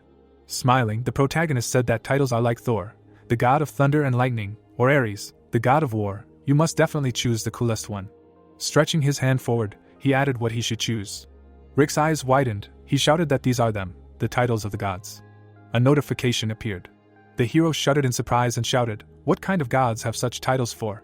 The protagonist swatted a fly, and it sounded like the god of fly swatters. Don't make them laugh. Rick's eyes widened and he shouted that he would definitely find a decent title. The hero grinned and said that he had. The title God of Swords appeared, and it sounded like this was a good title. The protagonist raised his eyebrows and said that the God of Swords suited his talent. He pressed the button and added that it was great. He was choosing it. Rick looked at the notifications in amazement. A glow appeared on his body. The hero's eyes widened. He extended his hand forward. The protagonist took a step forward. A glow appeared behind the door. Rick was breathing heavily, and notifications appeared that they were congratulating him. He had become the God of Swords. The hero closed his eyes and said that he barely found a normal one. The protagonist was lying on the floor. It was heard that, by the way, he had passed out when he received the talent. He clenched his teeth tightly. A notification appeared that he should choose the power of the God of Swords. Many messages appeared above the hero. Rick, opening his eyes wide, asked that he would finally be able to use the powers of the gods. He froze in surprise. A notification appeared. It was heard that here too about divine power. There would be no worries. He was not buying some expensive thing in the god's store. All this would become his. He only had to increase the level of his divine power, right? Stretching his hand forward, the hero said that it was not the most spectacular of the starting abilities, of course. Holding his hand in front of the notification, he added that the first power. The protagonist clicked on the notification and shouted that intuition would take it. The hero's profile appeared. Rick smiled and said that now his profile was like that of a real god. A notification appeared. It was heard that he also had skills. They should be tested later. The hero looked away in surprise. Turning his head, he asked what it was. Having risen, the protagonist said that he could not have returned from the underwater dungeon so quickly, and who else could have come for him then? Rick took hold of the door handle. The girl was standing behind the door. It was heard that someone was there. The hero looked away in surprise. Standing in front of the girl, the protagonist thought that it was Julie. Looking at him, the girl asked that she could see him for a minute. Raising his eyebrows, Rick asked that something had happened. Lowering her head, Julie said that she could see him for a minute. Holding the card in her hands, she added that the leader had given it to him. Crossing her arms, Julie said that this was a pass to the guild. Now he could use all the amenities and training rooms. Frowning, the hero thought that Felix really decided to take him. The protagonist closed his eyes and thanked her. Raising his eyebrows, he asked again. They stood in front of each other in silence. Frowning, the protagonist thought it was awkward. She was always so taciturn. The girl looked down, thinking that something strange was coming from her. Smiling, Rick said that he would go then. The pet's eyes lit up. Suddenly, he jumped up. Opening his eyes wide, the hero asked again. Charlie jumped on Julie. The protagonist froze in surprise. Stretching his hand forward, he said that he was asking for forgiveness. She usually did not behave like this. Hugging the pet, the girl said that everything was fine, a cute animal. Rick looked surprised when he heard that she could feed it, to which he responded approvingly. Julie put her hand in her pocket. She closed her eyes. Frowning, the hero thought that he did not bat an eye at the hospital food. Why did he like Julie so much? Looking straight ahead, he added that she was weak to pretty girls, and that Julie had given him anything at all. The girl looked away, hearing that she had given her some seeds. The pet closed his eyes, and it was heard that it was like a dietary supplement, that nuts were good for your health. The protagonist looked at Charlie. Standing in front of him, Julie said that she was glad to meet him. Looking at the pet, she said that they would see each other again. The doors began to close. The protagonist sat down on the bed. Closing his eyes, he said that it was strangely difficult to talk to her. Looking away, Rick asked that she seemed to like her, eating without thinking what she gave, and Julie had really sunk into her soul. He opened his eyes wide and said, "Stop." The protagonist froze and thought that he had never called Charlie by name in front of her. The girl walked forward. She smirked slightly. Holding the phone in his hands, the protagonist said that they would look. Putting his hand to his face, he added what he should do with it. With such an appearance and a stalker, who would have thought? Rick looked down. A lot of notifications appeared near him, and he shouted that yes, he was busy. What did he need? Looking to the side, the hero asked what a new vacancy was. A notification about the task appeared. Opening his eyes wide, the protagonist shouted that it was twice as much. God bless this stalker. Pressing the button, he added that of course he would respond. A view of the river opened up. A bright beam appeared in the air.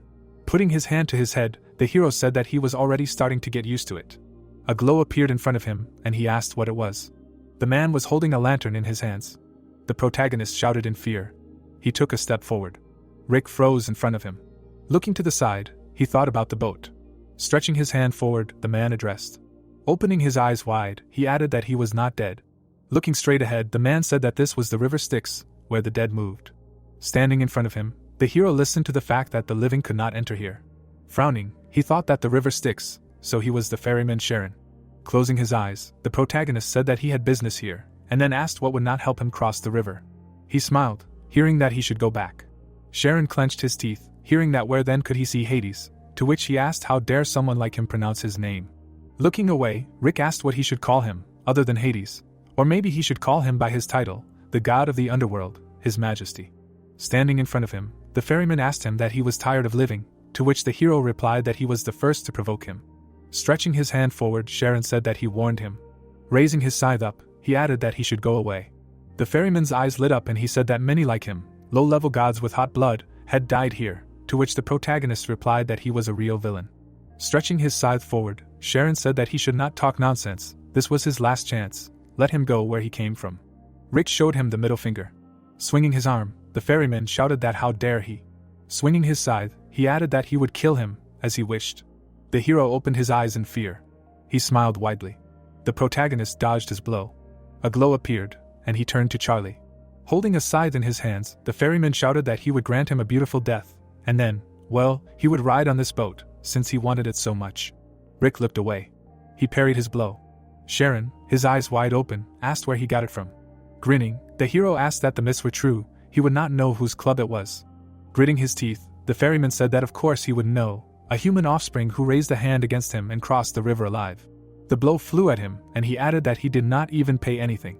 Standing in front of him, the protagonist said that there was too much chatter, let him be harsher, he was busy, to which Sharon replied that then at least let him pay. Smiling broadly, Rick asked again, and he added that he should sit down. They were leaving. The view of the forest opened up. The boat sailed to the shore. Closing his eyes, the hero thanked him. The man stood behind him. Swinging his scythe, he thought that if he relaxed, he would be dead. Let him die. Suddenly his eyes lit up. A notification appeared that the power of the God of Swords was activated.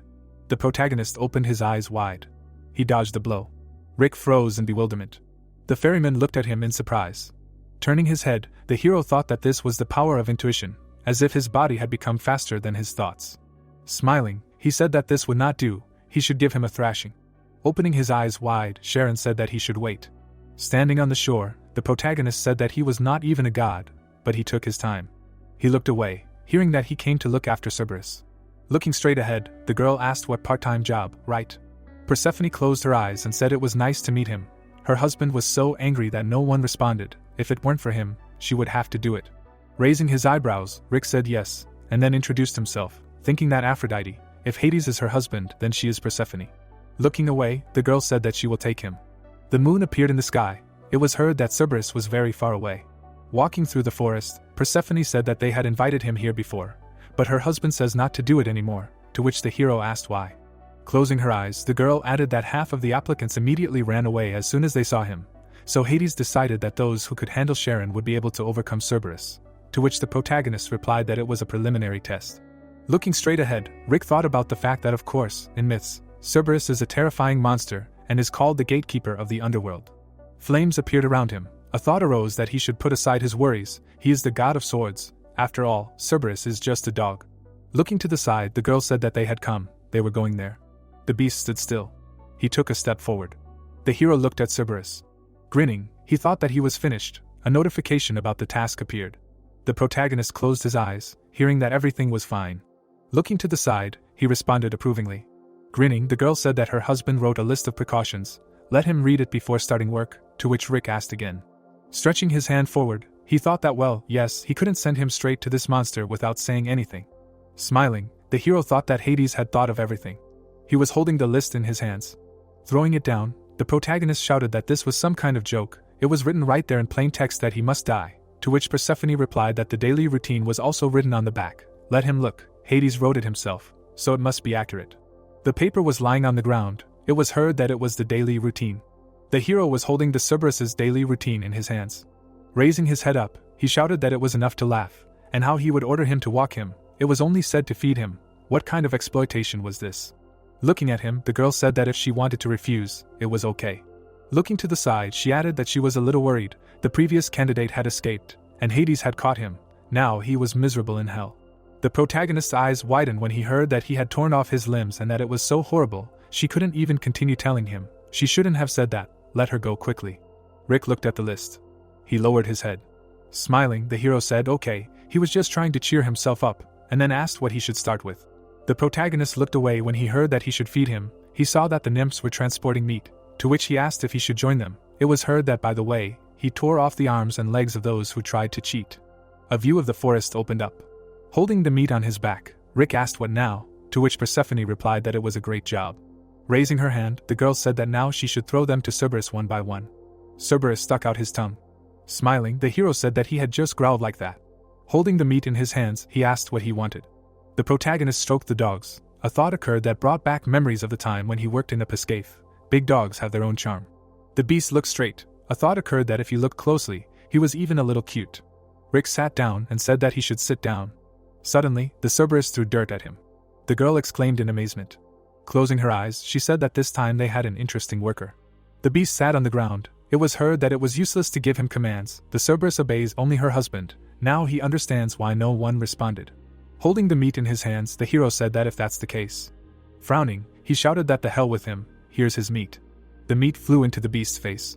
The Cerberus laughed. It was heard that he should forgive him. He miscalculated his strength. Throwing a piece of food, the protagonist added that it was not nice to laugh at his comrades. Cerberus clenched his teeth. He took a step forward. Rick's eyes widened. The hero stood quietly in front of the beast. The chain suddenly stopped him. The protagonist grinned slightly. Raising his hand, he asked what he would do to him, sitting on a leash. So what if he was angry? The ground shook under the beast. The chain began to slowly break. Rick leaned back. Looking at Cerberus, he said that he should wait. Raising his head, the hero said that he simply broke the chains. Jumping aside, he exclaimed. Looking at the chains, Persephone said that they could be broken like that, to which the protagonist replied that it was not the time for delight. Gritting his teeth, he shouted that they were running. Turning around, Rick said that this crazy dog was trying to bite him over some innocent thing, to which the girl asked if his hand was okay, and he replied that it was just a scratch. Pointing to the side, the hero shouted that but what kind of chains do they have that are so easy to break? They are held on by snot, to which Persephone said that she herself was seeing something like this for the first time. Rushing forward, the protagonist shouted that damn, he is fast, so he will speed up, to which the girl replied that no, let him hold on to her. Looking to the side, Rick asked why. Smirking, the girl said that maybe she wouldn't be able to tell from her, but she is still the wife of the god of the kingdom of the dead. As long as she is nearby, the Cerberus will not touch him. Turning around, the hero shouted that she is sure. Frowning, he turned to his pet. The protagonist jumped up. He swung his weapon. Rick looked away and said let him bite it. He swung his arm. The paw shot towards him. Cerberus threw the hero into the wall. Gritting his teeth, the protagonist thought, why the hell is he so strong? The beast's eyes lit up. Persephone's eyes widened and she screamed that he should stay away from there. Sitting on the ground, Rick heard that if he fell into the river, they would catch him and eat him right away, to which he thought, damn, everything is like a fog, he can't hear what she is saying. Raising her eyebrows, the girl thought that it seems like he can't hear her. What should she do? She stretched out her hand forward and screamed that it was enough. The beast's eyes widened, hearing that he should listen to her. The monster suddenly rushed forward. Sitting in front of the monster, the hero thought, damn, he came to feed the dog, but in the end he himself became its food. Grinning, he said, screw it. The protagonist jumped to the side. Falling into the river, he shouted that he was not going to die like this. The girl put her hands to her face. A dark river appeared. Falling into the water, the hero thought, why is it so cold? He can't even move a finger. Looking straight ahead, he added that he is dying. The protagonist frowned. A thought arose that he was falling asleep. He opened his eyes wide. It was said that everything that happened to him. A bright beam hit him. A thought arose, that and the part-time jobs on which he worked so hard. People rushed forward. The hero swung his sword. It was said that his whole life was just a dream. The protagonist was falling under the water. A weapon appeared. A thought arose that he still wanted to buy so much in the store of the gods. The armor appeared, and Rick thought that he hadn't bought anything. A glow appeared around the amulet. Stretching his hand forward, the hero thought that all his memories were flowing away. Perhaps his life was flashing before his eyes. The pet dived into the water, and the thought arose that it should not swim after him. Closing his eyes, the protagonist thought that at least she should survive. Charlie swam after him. She lifted the hero up. Suddenly, the pet bit her nose. The hero screamed in pain. He turned around in amazement. Gritting his teeth, the protagonist thought about what it was. Frowning, he added that he was losing. Charlie looked at him. Memories arose, and the thought arose that no, he must. A weapon appeared in the hero's hands. The protagonist swung the hammer sharply. Hands reached for it. Rick clenched his teeth tightly. Suddenly he struck. The hero swam upward. Putting his hand to his face, he thought he couldn't breathe. The protagonist waved his arms. Water appeared in the river. Bubbles appeared on it. Rick abruptly swam out of the water. Gritting his teeth, he shouted that he had crawled out of the next world. The hero looked straight ahead. Suddenly, the Cerberus opened its mouth wide. The protagonist opened his eyes in fear. The beast bit him. Rick rolled his eyes and wheezed. Suddenly, he looked in bewilderment. A notification appeared about immunity to all physical attacks. With his eyes wide open, the hero asked what the hell. Looking at the notifications, he added that the effect was the river Styx. The girl stood in front of the child. It was said that the one who plunged into the river Styx would become an invincible warrior. The child appeared. The thought arose that the goddess Thetis had lowered hers into it. Only the child's heels, by which she held him, did not get wet. A warrior appeared. It was said that this is how the tale of the Achilles heel begins. Looking down, the hero thought, stop, he was soaked from head to toe. The girl screamed in fear. The thought appeared, which meant that now he was invincible. Grabbing the hero by the hand, she turned. Persephone tugged at his legs, screaming that he was alive. Let him go. Suddenly, the protagonist fell to the ground. Rushing forward, the girl asked if he was okay. Rick was lying on the ground. It was heard that he was covered in drool. Looking to the side, he asked how she could say that about a man who had just escaped death, to which Persephone replied that she was asking for forgiveness. It burst out. Looking at the hero, the girl asked if he was okay. The hero lowered his head. Hearing that how he survived, he fell into the Styx, to which he replied that he took and climbed out. Standing in front of him, Persephone asked what he had just gotten out of there, to which the protagonist replied that yes, he had simply swung his hammer, and she said that she had never heard of anything like that. Rick silently looked ahead. Suddenly, the Cerberus struck him. He froze in bewilderment. Lying on the ground, the hero asked what wasn't boring him. The beast grabbed his hand. It seemed that he was too strong for him, and what was this? It didn't even prick. The girl's eyes widened and she thought that it was impossible for a lower-level god to survive a Cerberus bite. Let him not say that it was a blessing of immortality. Grinning, the protagonist said that he had given him food. He himself did not eat, so they would take a walk. A notification about the river Styx appeared. Rick stood in front of the Cerberus. The monster clenched his teeth tightly. Grinning, the hero asked, what does he know? That it is useless, and still growls. Will continue, no walk for him. Cerberus froze in surprise. He looked down. The beast suddenly turned around. Looking at him, the protagonist thought that it worked in the Pascave. After all, he is different from ordinary dogs. Cerberus held the chain in his mouth. Rick looked at him. The beast stuck out his tongue. It was heard that oh no, the same dog. Holding the chain in his hands, the hero said that like this. Looking at him, the girl turned. Closing her eyes, she said that Cerberus had not been walked for a long time. Let him walk as slowly as possible. Looking to the side, the protagonist replied that he understood. Let him not worry. In the Pascave they called him the puppy president. Wide-eyed, he added that so it was a trifle. Suddenly Rick flew away after the chain. He clenched his teeth tightly. The hero hit a stone. The protagonist was flying after Cerberus. A notification appeared that the wind speed skill had been acquired. Looking at it, Rick asked what that was. A glow appeared around the girl's leg. Looking at it, Persephone asked what he was doing. Looking to the side, she shouted that he should use divine power to strengthen his body. The hero looked at her in bewilderment and asked again, and then thought how she could keep up with him. Frowning, Persephone shouted that she said that he should strengthen his body with divine power. Cerberus was too strong. The protagonist opened his eyes in surprise, hearing that why didn't he use divine power? A notification appeared, an idea appeared that he should use it, and isn't this a stat, it can be used. Looking at the girl, Rick asked what and how to do it, to which the girl replied that he should just not say that he doesn't know how to use divine power. She looked at him in confusion, hearing that, well, yeah. Looking at the hero, Persephone shouted that it couldn't be, in what sense, to which the hero replied that, honestly, he had no idea. Gritting his teeth, he added that he was still planning on running for a long time. Rushing forward, the girl said that he should remember what it felt like to use his power. Looking away, the protagonist shouted that he didn't understand her. Frowning, he thought about what it felt like to use his power.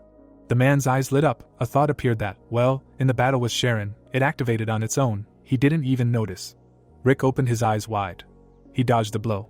Opening her eyes wide, the girl said that he should remember the image. Imagine that she was like water spreading over his body and controlling it. Closing his eyes, the hero thought that the image, to control the water. The protagonist opened his eyes slightly. He grabbed the chain. Rick slid along the ground. Cerberus looked straight ahead. The hero stopped him. Gritting his teeth, he asked that he really stopped. Standing behind him, Persephone said that great, that's how it's done, let him focus the divine power on the part of the body he wants to strengthen. The beast looked away. The hero's leg slipped, and he said that he was pulling. Gritting his teeth, the protagonist exclaimed. He held the chain in his hands. Rick's eyes widened, thinking that he needed to focus the divine power. Cerberus flew up. It was heard that he should be a good boy. The girl froze in amazement. The beast fell to the ground. Looking away, the hero said that they had enough walking for today, they were going back. Cerberus looked angrily. It was heard that he was going to resist. Smiling, the protagonist said that well, then they will do it the hard way. Rick dragged Cerberus along with him. The girl put her hand to her face. Looking at him, Persephone said that it was the first time he used divine power, and he was doing so well. She smirked and added that it seemed like they had a great worker this time. Looking away, the hero thought that it was strange somehow, she was strong enough, so why didn't she intervene? Even he, a low-level god, could stop him. The girl turned her head, hearing that he could ask a question, to which she responded approvingly. Looking at her, the protagonist asked why she didn't approach the Cerberus. Raising her head, Persephone heard that he was sure that she could easily handle him. She lowered her head down. Taking her hand, the girl said that it was because of the restrictions. Looking at her, Rick asked again. The monster looked furiously. It was heard that Cerberus guards the underworld, does not allow countless lost souls to return to the mortal world, and also stops those who try to look at them out of curiosity. The hero looked in surprise, hearing that she is one of them. Persephone froze, hearing that one of those who wants to return. A view of the forest opened up. The protagonist walked forward. Looking at the girl, he thought about the fact that Persephone is limited in her actions here, and can do nothing with Cerberus. All she can contact is a couple of 3 lower gods, whom Hades allows to his abode like him. Putting his hand to his face, Rick added that it was true, because according to mythology, Hades kidnapped Persephone and imprisoned her in the underworld because he was enchanted by her beauty. He thought it was nonsense, but it turned out to be true. Persephone walked forward. A thought appeared that it was difficult to imagine how much time she spent here all alone, how unhappy she was. Clenching his fist, the hero thought that so, to put aside the sense of heightened justice, her husband Hades, the brother of the greatest god Zeus. Looking straight ahead, he added that he could. The pet, looking at him, exclaimed.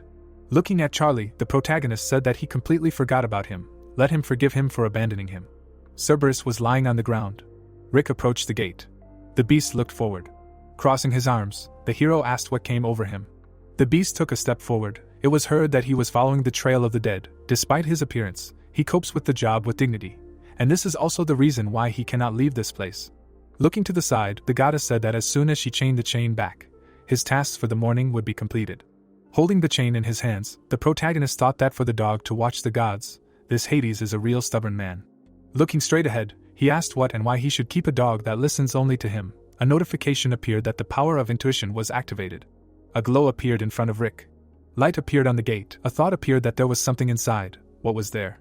Clenching his fist, the hero thought that he did not think that something was alive. This object, he could check.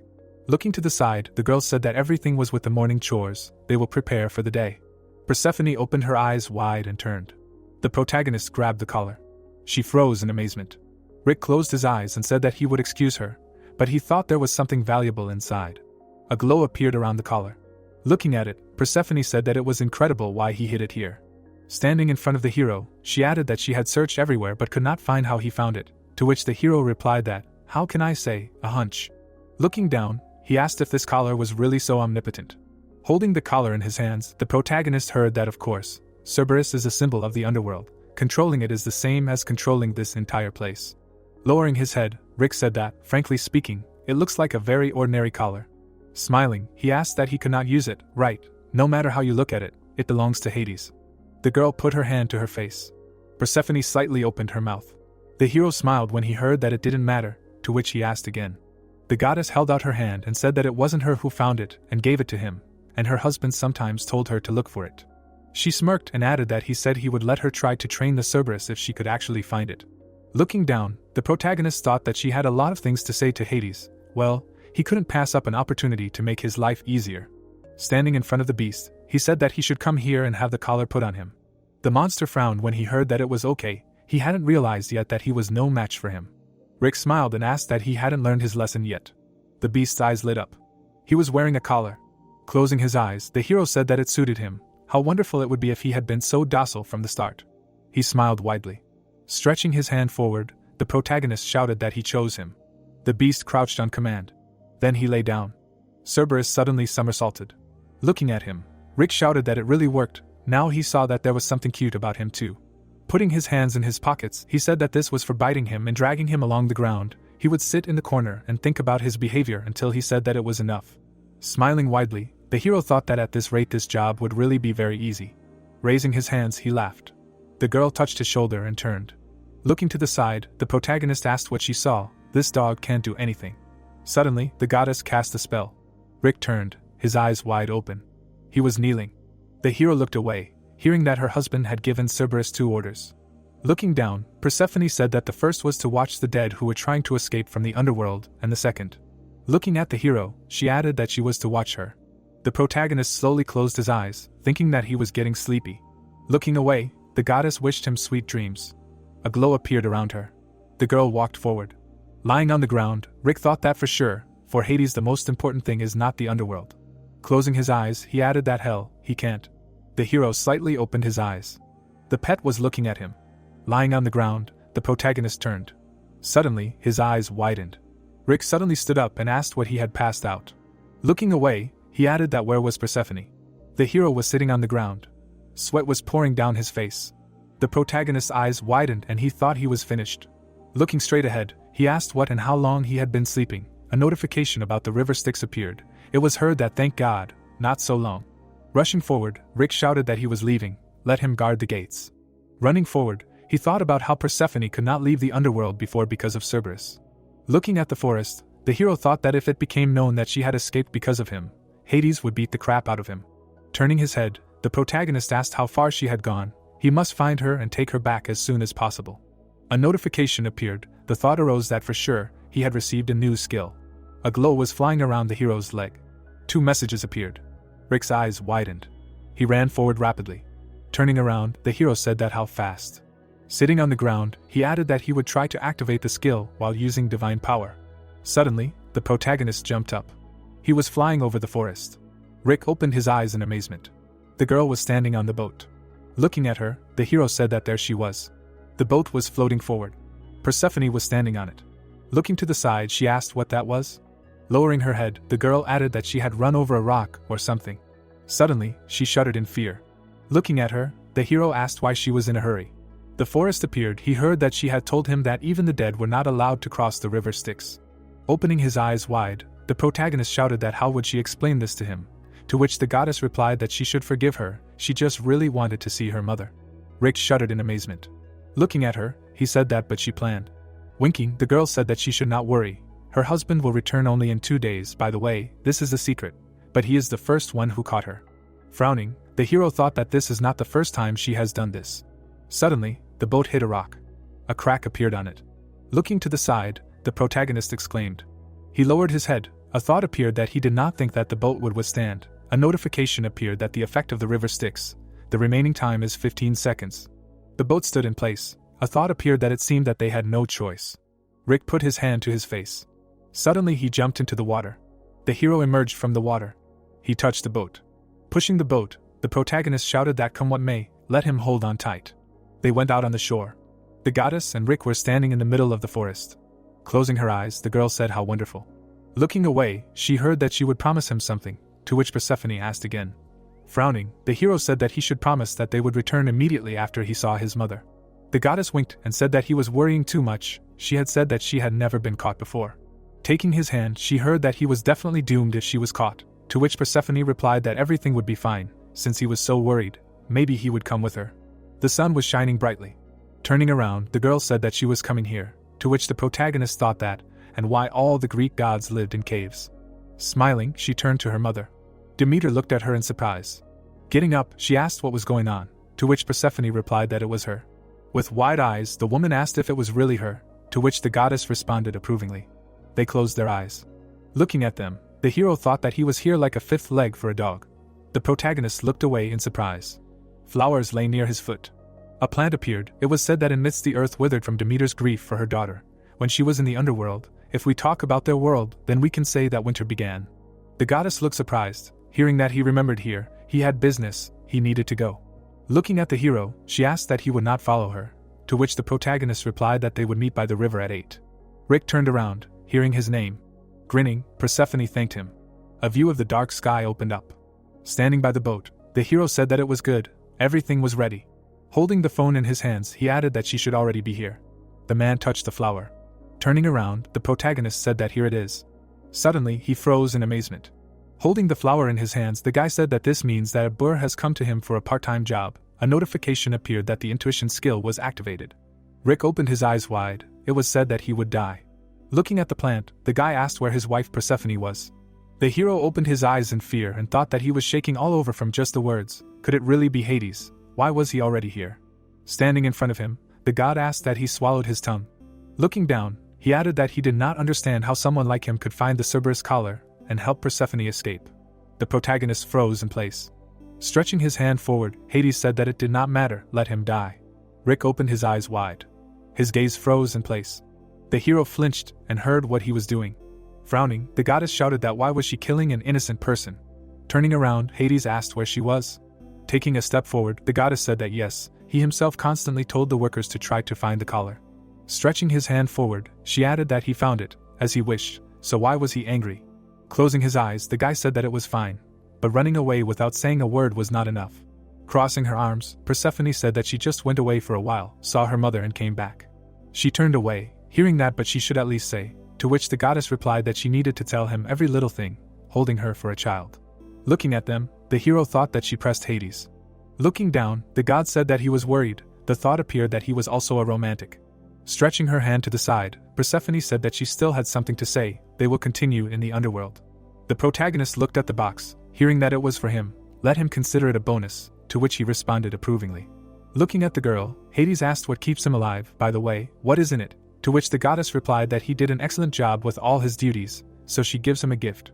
Rick looked at her in surprise.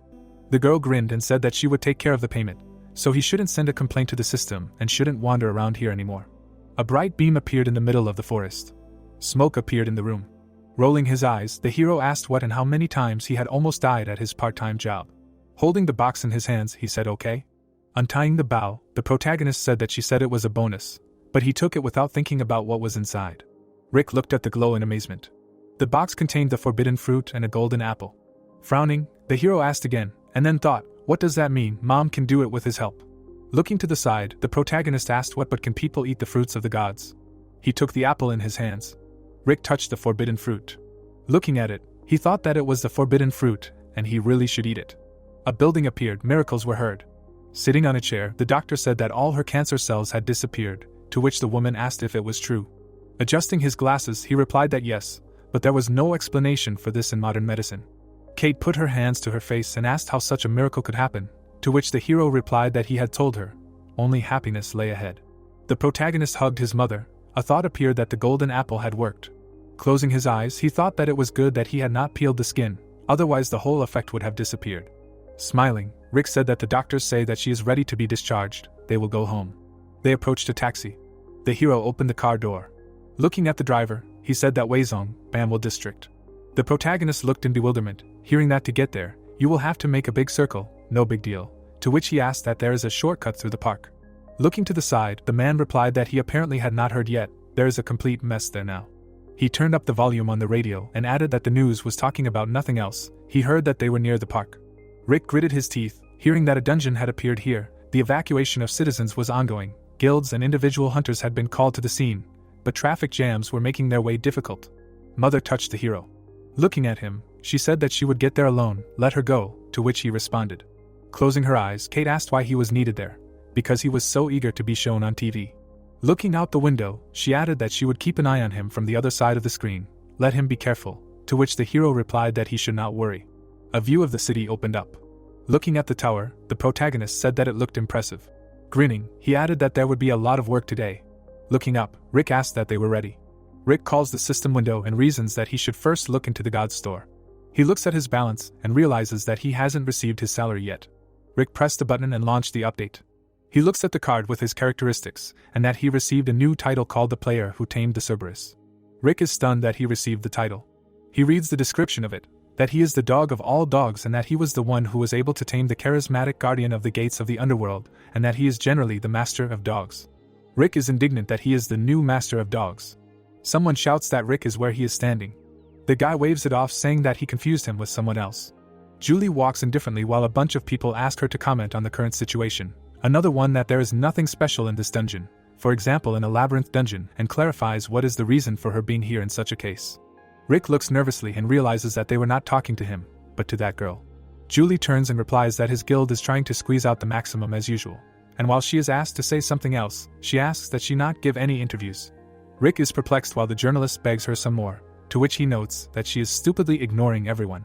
He pulls up his hood and notes that he does not have time for such trifles and that his goal is to catch up with her. The girl walks ahead, while someone asks if they are hiding deep, to which he receives a positive answer with the explanation that he assumes that they are planning to arrange a surprise attack on them. The people in cloaks are talking, while one is indignant about what kind of a surprise attack there could be from a hound and clarifies whether it is not just a bunch of huge dogs. The man nudges the second with his elbow and asks again what they are talking about, because he should have seen himself. Was it not he who was bitten that time? The second one angrily shouts, asking if he saw this picture. Julie raises her hand and asks for silence. The first one leans towards the second one's ear and asks if they are loud, to which the second one notes that he is right, because he is talking nonsense. Jimmy looks at the girl and asks her. He watches her go and does not understand what happened, because she usually behaves differently. Julie goes forward, and he reasons that she is of course not particularly talkative at normal times, but she usually does not get angry because of such nonsense. The guy peers into the corridor and assumes that she noticed something. The torch is burning. The people in cloaks are looking forward. Julie lowers her face and explains that they are coming. The hound looks displeased. Several more are standing on all fours. The people from the guild are taken aback. The second one screams in fear that he did not tell them that there would be something like this. Jimmy grits his teeth, thinking that they are facing deadly hounds, and explains that the slightest bite from them, through poisonous fangs, leads to death in 10 minutes. The hound drools and the guy panics, because they are very poisonous. The saliva flows into bright puddles. Julie takes the dagger, saying that they have received some problematic guys. She goes at them alone and says that those who are not strong in close combat should step back. The girl points the blade at them and orders the others to follow her. Someone impersonates her. Jimmy asks displeasedly why they are still fooling around. The guy in the mask justifies himself by saying that it was not them just now. He points his finger forward and explains that the voice is coming from behind the hounds. Someone comes out and calls the hounds to come to him. Rick stands calmly next to the hounds. Jimmy is shocked and asks himself how he could have tamed them. They are deadly hounds. Rick strokes one on the head, while Jimmy realizes that this man is a humanoid monster, or that he is a monstrous man, and that they do not yet know who exactly their enemy is, and notes that both listed options are worse. The guy runs forward and calls the commander to stand behind him. The redhead is angrily calling Rick to show himself to them. Jimmy points his sword and asks him who he is, if he is a monster in human form, or a man in a monster's skin. Rick steps out of the shadows and asks if he wants to put his sword down. The guy smirks and says that his hound is scared of the sword. Jimmy is horrified to see that he is a man. Julie is standing in front of the hound. Rick is stunned. He runs towards her and uses the speed of the wind. Rick reaches out to her. Jimmy grits his teeth and knows that things are very bad. Someone grabs the girl by the shoulder and calls out to her. Rick prepares his fist to punch. The guy hits the hound and scolds it for not biting. Rick looks at the sign about the title and that the effects of the title have been activated, and that he now has 32 dogs with him. Jimmy looks at him in confusion and asks if he was going to attack the commander. Julie turned around. Rick turned around too. The guy is holding her bracelet. Rick looks at her with a smile and notices that they met again. The brunette looks at the bracelet and understands that he couldn't make a mistake and that Persephone has exactly the same one. Rick sullenly asks where she got this attribute from. The girl indifferently noted that this guy is a lot of trouble and that there are too many spectators for this. Rick is perplexed why she said this. Julie looks at him and explains that it is somehow straightforward on his part. Rick gets up from his knee, saying that everything is not right. He holds her hand and continues that this is not what everyone around thought, and calls to stop making a photo shoot out of this. Jimmy takes another photo. Rick shouts that everything is wrong. The guy frowns and sends a signal. The dog receives the signal of the new owner. The green-eyed man looks at them and gives the command to everyone to sit. The brunette smiles and continues that the first 10 should investigate the territory, and the rest should help them. The guy and the hounds are preparing to begin the operation. The hounds rushed into the corridor. The dog runs. He smelled a red crystal. Jimmy turned around at the barking. Rick pets his pet and praises him, asking him to put down a rock. Jimmy is confused by what is happening. The red-haired guy looks at the dogs and wonders if he is sleeping. Julie looks down. She comes up to Rick and says that he has an amazing ability and asks where he got it from.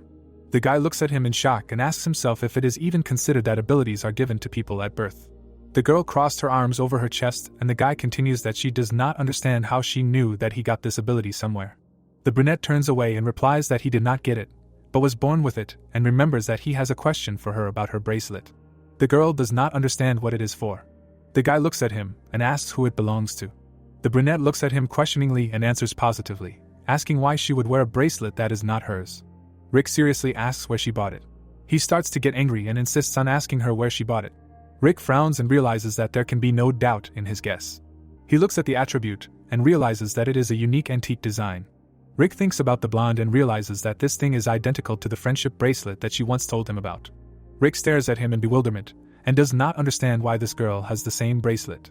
Rick frowns and notes that he previously thought that this girl was just a strange stalker and asks her why she is silent. Julie is confused by the question of who or what she is. Rick is taken aback by the answer that she bought the bracelet on the internet, and Rick uses the ability of the forbidden fruit. Julie claims that she bought it on the internet, and Rick's ability confirms that her intentions are close to good. The girl looks at her bracelet and continues that if he liked it so much, she can give him a link, to which the forbidden fruit also confirms that the girl is not lying. 1959. Rick doesn't understand what's going on at all. The brunette hesitates and asks if it's true because he was just about to buy one for himself. The guy pretends to love this bracelet and the guys feel sick. The brunette is embarrassed because gossip has started about whether everyone has heard that he loves women's bracelets, and the second one doesn't understand whether he just came up to them for business or because he liked her bracelet. The guy coughs nervously, thinking that he's completely out of his mind going on such trips and understands that now everyone will stupidly think that he's a pervert. Rick looks awkwardly and understands that his image has just died. Rick imagines a rocket and continues that if that's the case, then he can just shift their attention to something else, because if he's going to die in the eyes of others, then only with this girl, and asks how she found out Snow White's name. Did she really punch him somewhere? Julie raises her finger and asks again, but immediately realizes what he means and replies that she simply heard this fact from others. Rick is taken aback, because she continues that someone near the gate told him to go and call him Snow White. The guy is horrified by the sign that her intentions are close to good. They both stand awkwardly. Rick looks slyly and does not understand why she is not lying. The guy is horrified by the fact that it turns out that all this time he behaved like a madman simply because he himself did not understand everything correctly. The plot moves to the doors. Explosions are heard. The creature walks and calls out to everyone who stepped on its territory to come over, because they themselves brought themselves to certain death. The entity frowns and understands that this is so stupid and that death will atone for their crimes. Rick punches him in the face. He angrily orders him to shut up. Jimmy is taken aback that the guy so easily beats the boss of the dungeon. Rick tries to catch his breath and he notices that Rick dealt with the boss alone. The guy looks at him madly. He puts his hand on his shoulder and begs him to keep the fact that he was with them in this dungeon a secret. He smiles awkwardly and adds that everything he said earlier is also a secret and clarifies whether they agreed, to which he nervously agrees and that he will pass this on to everyone else. Rick recruits the man in the mask. Julie looks thoughtfully at the bracelet. The crowd looks at the tower. Julie walks ahead while people shout that they are leaving and call out to Julie to come to them. Rick tries to hide in the crowd while the journalists ask her to tell them something about clearing the dungeon and clarifies whether everything was as easy as always. The guy emerges from the crowd while the girl replies that she, as a responsible person, notes that she is very glad that as a result of the plan, no one from her squad was hurt. Rick looks out from under his hat and thinks that he didn't know, but suddenly he got talent and became a hunter. He looks at the building and continues that if he wants to work as a hunter in his country, then he must pass the official hunter test like everyone else to qualify, and since hunters are only those people who have many abilities and great power, then guilds must control them, and it turns out that a person can thus get any information about a hunter with a simple search on the site. Rick introduces himself and continues that since he is not an official hunter, he cannot deny the fact that he invaded the dungeon and the gate illegally. The guy reads the comments. He adjusts his cap and reasons that if public opinion worsens again because of something like this, then his godly powers may actually decrease and that he will leave this matter to Julie and quickly get out of here. The guy bumps into someone and asks for forgiveness and the opportunity to pass. The blonde guy asks if he is Rick and that it is really him. Rick is taken aback. The blonde guy loudly notes that it is Rick in front of him. The blonde guy lifts his glasses and asks who is this worthless thing crawling around here and why. People ask each other if they heard that Rick is here. The guy is standing in the center and someone is perplexed why the second one called Rick untalented, and then remembers that when he himself watched the news, he did not seem untalented to him. Rick frowns and thinks that he really wants to know who this guy is. The guy puts his hand on his shoulder and asks if he will even greet him after so much time. Tyler smirks and asks if he has grown up, to which Rick realizes that he is that same bully. The brunette remembers that in front of him is the person who ruined his entire school years and that he is just a scoundrel from a rich family. Rick remembers himself beaten and the thought at that moment that it is quite possible that the world is not ruled by gods. Tyler in sweatpants mocks Rick while he realizes that they are exactly like this with full pockets. Rick grabs his wrist and points out that everything is different now and that everything has changed over time. Rick looks at him with a smile saying that he hasn't changed at all and asks him if he still allows himself to carry rough things, and all just because he comes from a rich family. Tyler is taken aback while he thinks that he is going to surpass them, and the blonde asks again what he said to him. The blonde snatches his wrist out of his hands with a laugh and remarks that he is a little freak and asks if he has gained confidence only after becoming a little more famous.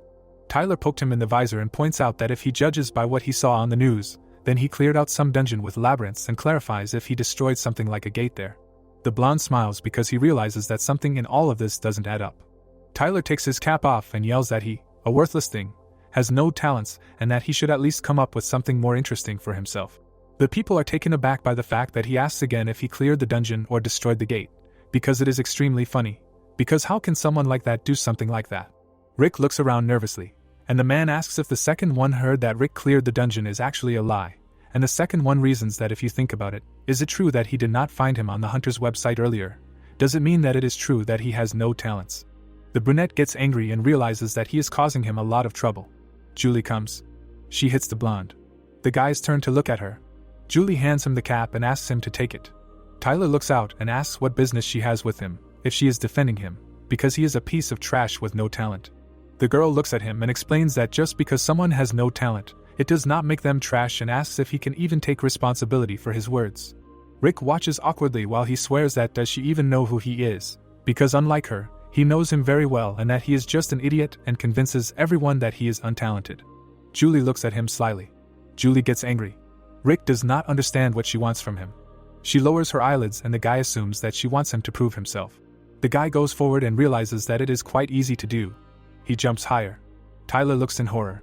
The blonde looks down and screams that it is impossible for him to have talent, because he is just an untalented piece of trash. Rick scratches his ear and thinks that chatting with him is a big waste of time to nowhere. He turns around and notices that he is leaving, to which the other asks him where he is going. Rick reasons that he realized something after meeting an old friend. The guy turns off the alarm and continues that he needs to get his hunter qualification as soon as possible. He ties his shoelaces and continues that, fortunately, he heard that the test will be held on the island. The guy goes to the car. Rick looks inside and continues that he thought that he would get there quietly and calmly himself. Julie looks out and asks if he is going to the hunter test and calls him to get in the car. The sun is shining brightly. Rick gets out saying that he got there in comfort and thanks her. Some bird is looking at the island. A bunch of people have gathered while Rick reasons that these are lands for testing hunters. Julie is cuddling his pet while the guy is perplexed why she came all this way with him. She looks at the fox and asks her how the future successor of her guild can be so careless, to which she receives in response that she is free today. Rick walks up to her and asks why she suddenly started talking to him informally, to which she asks if he is Tyler's age, because then it turns out that they are also age mates, and invites him to become friends with her. Rick sees that her intentions are close to good. Rick, perplexed, agrees and asks permission to ask one more question. The loudspeaker behind him announces that number 1117 must proceed to the area to take the physical training exam. The girl holds the pet, and the guy says that it's his turn and that he'll be right back, but until then he asks her to keep an eye on him. Rick is tense and thinks that he knew she'd get mad about this. She feeds him, while he continues that she's not doing anything suspicious other than feeding his pet seeds and that all her intentions are close to good, so he shouldn't have any problems with her. The loudspeaker insists that it's time for his test. Rick looks at his watch and hears that all the contestants should take notice that they can only use the equipment they've provided for the test. The guy does a squat and he continues that they should start by strengthening their lower body. The guy grits his teeth while someone tells him that he has an increased difficulty and maximum setting, and he knows what, he hasn't even moved from his spot yet.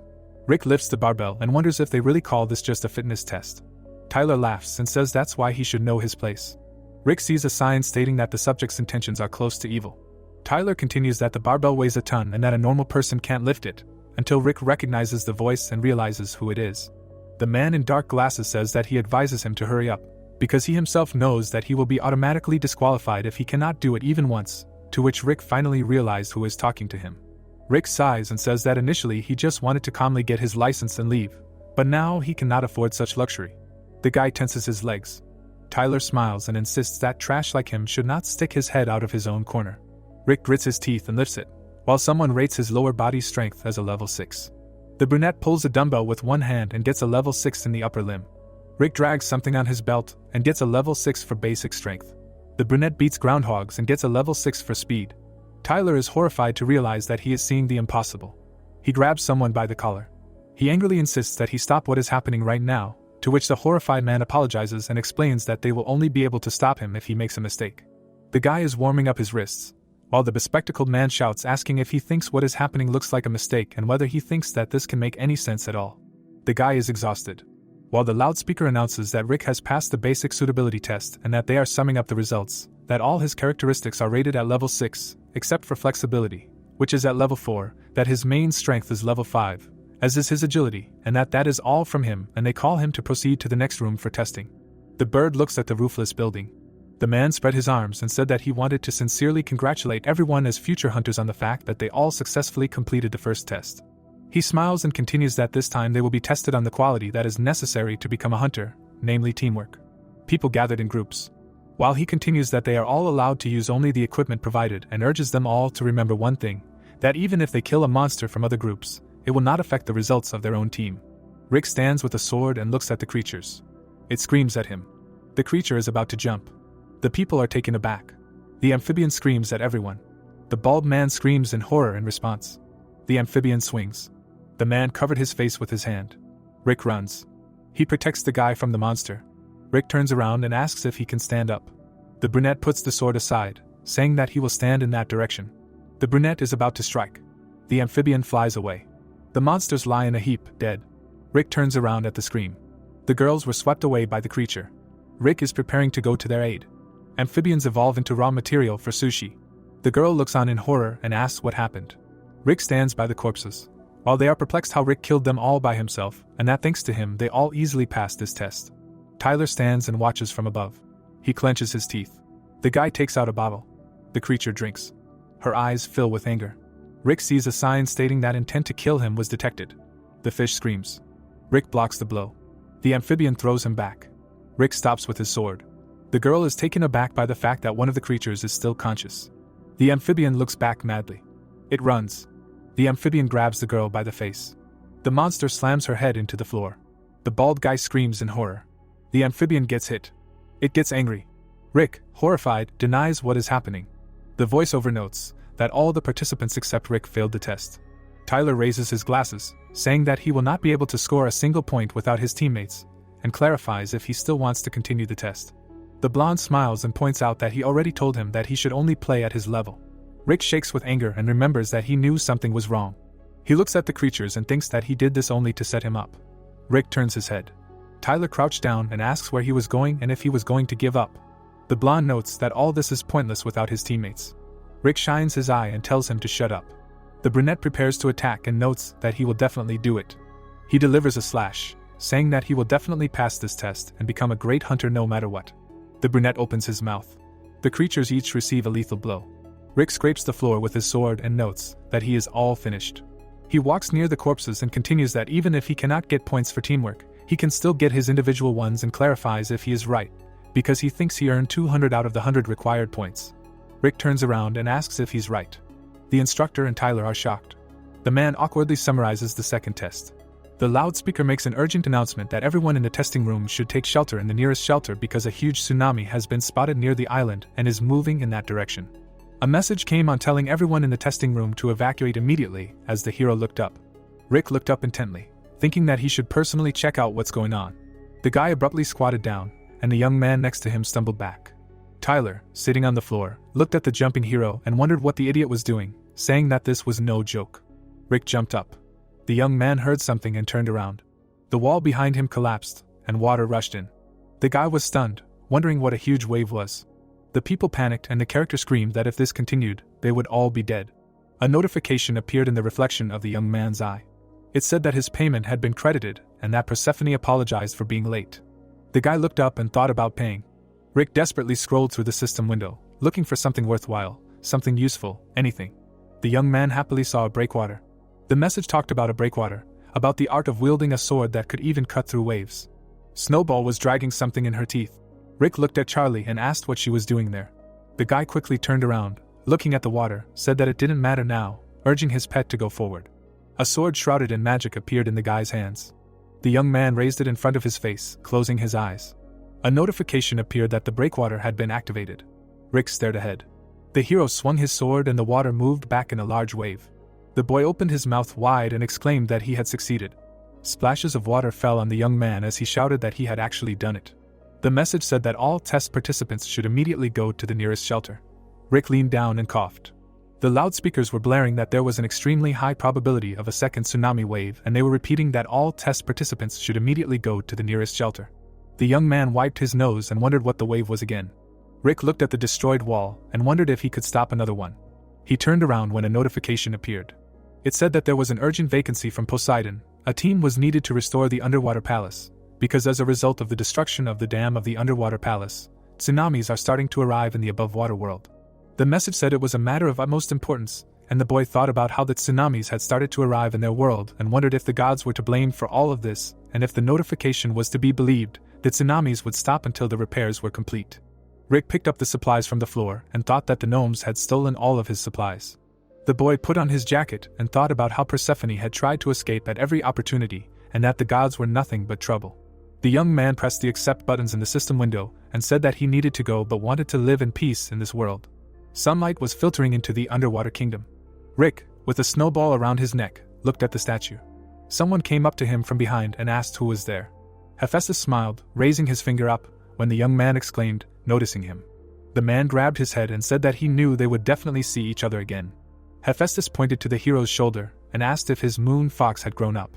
He tried to touch the pet with his finger, but to no avail.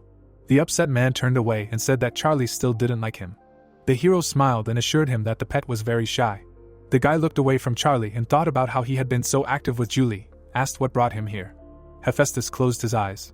He waved his fist and explained that it was a stupid question, because a great blacksmith is always busy when something needs to be fixed, and they were short of hands, so it was great that Rick came. The man looked at the hero and said that he would explain everything to him before they started working. Hephaestus shook his head and warned the guy to look around.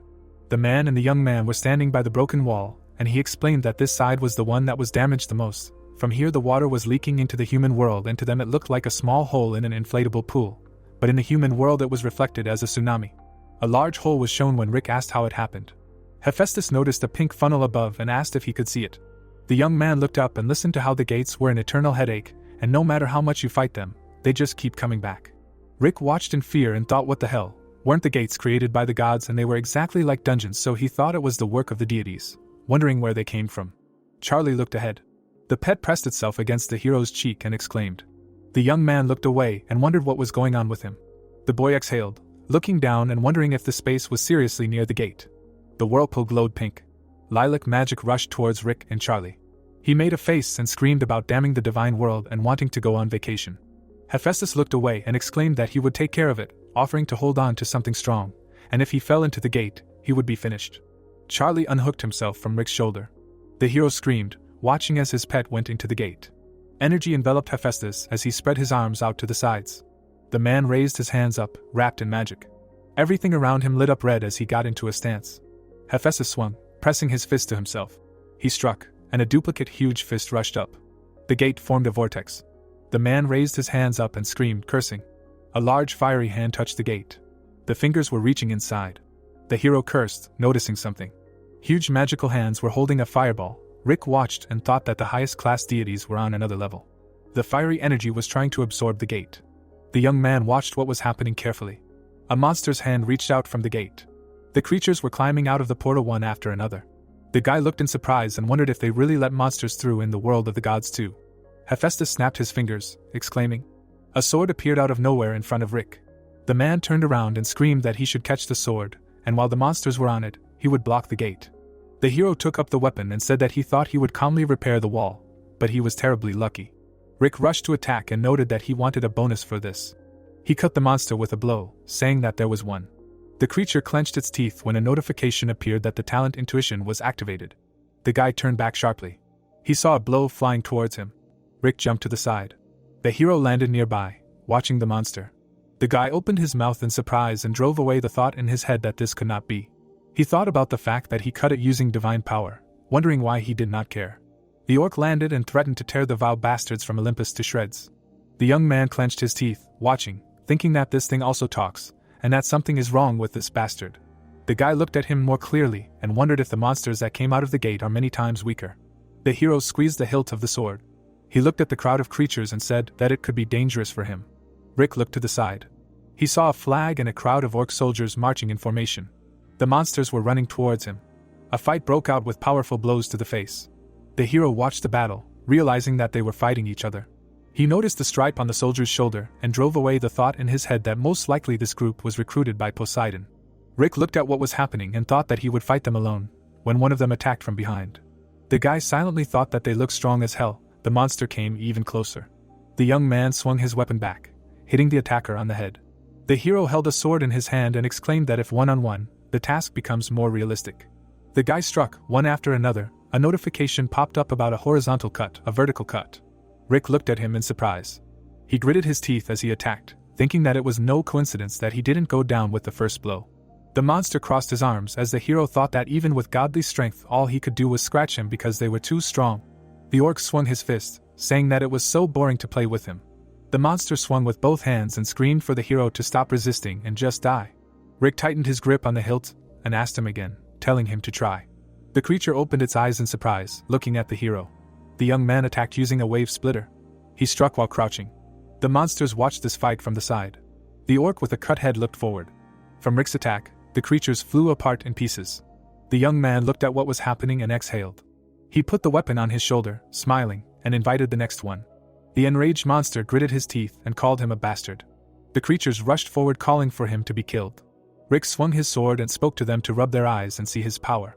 The young man ran to attack, having received a warning that he did not have enough talent points for the breakwater.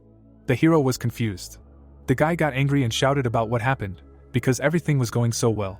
The monster flew, swinging his fist, when the young man, bulging his eyes, announced that he surrendered. The creature was shot in the arm. The monster did not understand what was happening, being under fire. The man pulled the gun in front of him, asking who the fish thought he was. Rick looked at him in surprise. Chuck held a cigar and a grenade pin in his mouth, saying that the fish was good. He threw a grenade on the monster's heads and added that it was fried fish. An explosion occurred behind the characters. The young man sat on the ground and was surprised to see the gnomes. Chuck gritted his teeth and said that they were a little late. The orc got angry and shouted that they were little rats. The monster ran to attack, saying that he would kill everyone. Henry pointed a gun at him and told him to go to Daddy, calling him fish guts. The gnome looked at the creature in surprise. He wondered, seeing a stone in his hand. The monster threw a stone and hit Henry's weapon. The orc attacked the gnome in a jump when he put his weapon out. The monster kicked Henry to the side. The gnome powerfully flew into the column in front of his friends. Chuck raised his head up and said that this bastard. He suddenly grabbed the weapon in his hands. The man swung at the enemy. Chuck dealt a crushing blow to the monster, driving it into the ground with his head. The hero opened his mouth, paying attention to something. He watched as Chuck dealt with the orc and declared that the dwarven hammer was incredibly strong. The boy remembered how he dived into the water with the hammer, wondering what he did when he fell into the river Styx intuitively. The hero swung the dwarven weapon. A system window opened in front of him when he said about skills, the dwarven hammer. A message about weapons popped up, where the hammer skill used by dwarves was indicated. The young man noted that it did not require many points. The monster grabbed Ben by the neck and informed him that he had caught the rat. The orc swung his hand at him, screaming for him to die. The monster turned around, hearing Rick call him a fish stick. The hero flew to attack, activating the skill of the dwarf hammer. He looked into his eyes and told him that he was already dead. Suddenly, a notification appeared that the skill was cancelled because the requirements were not met. It can only be used with a blunt weapon. The guy hit the monster in the head with his sword. His eyes widened in surprise. The creature swung its hand to attack. The monster hit the young man in the body.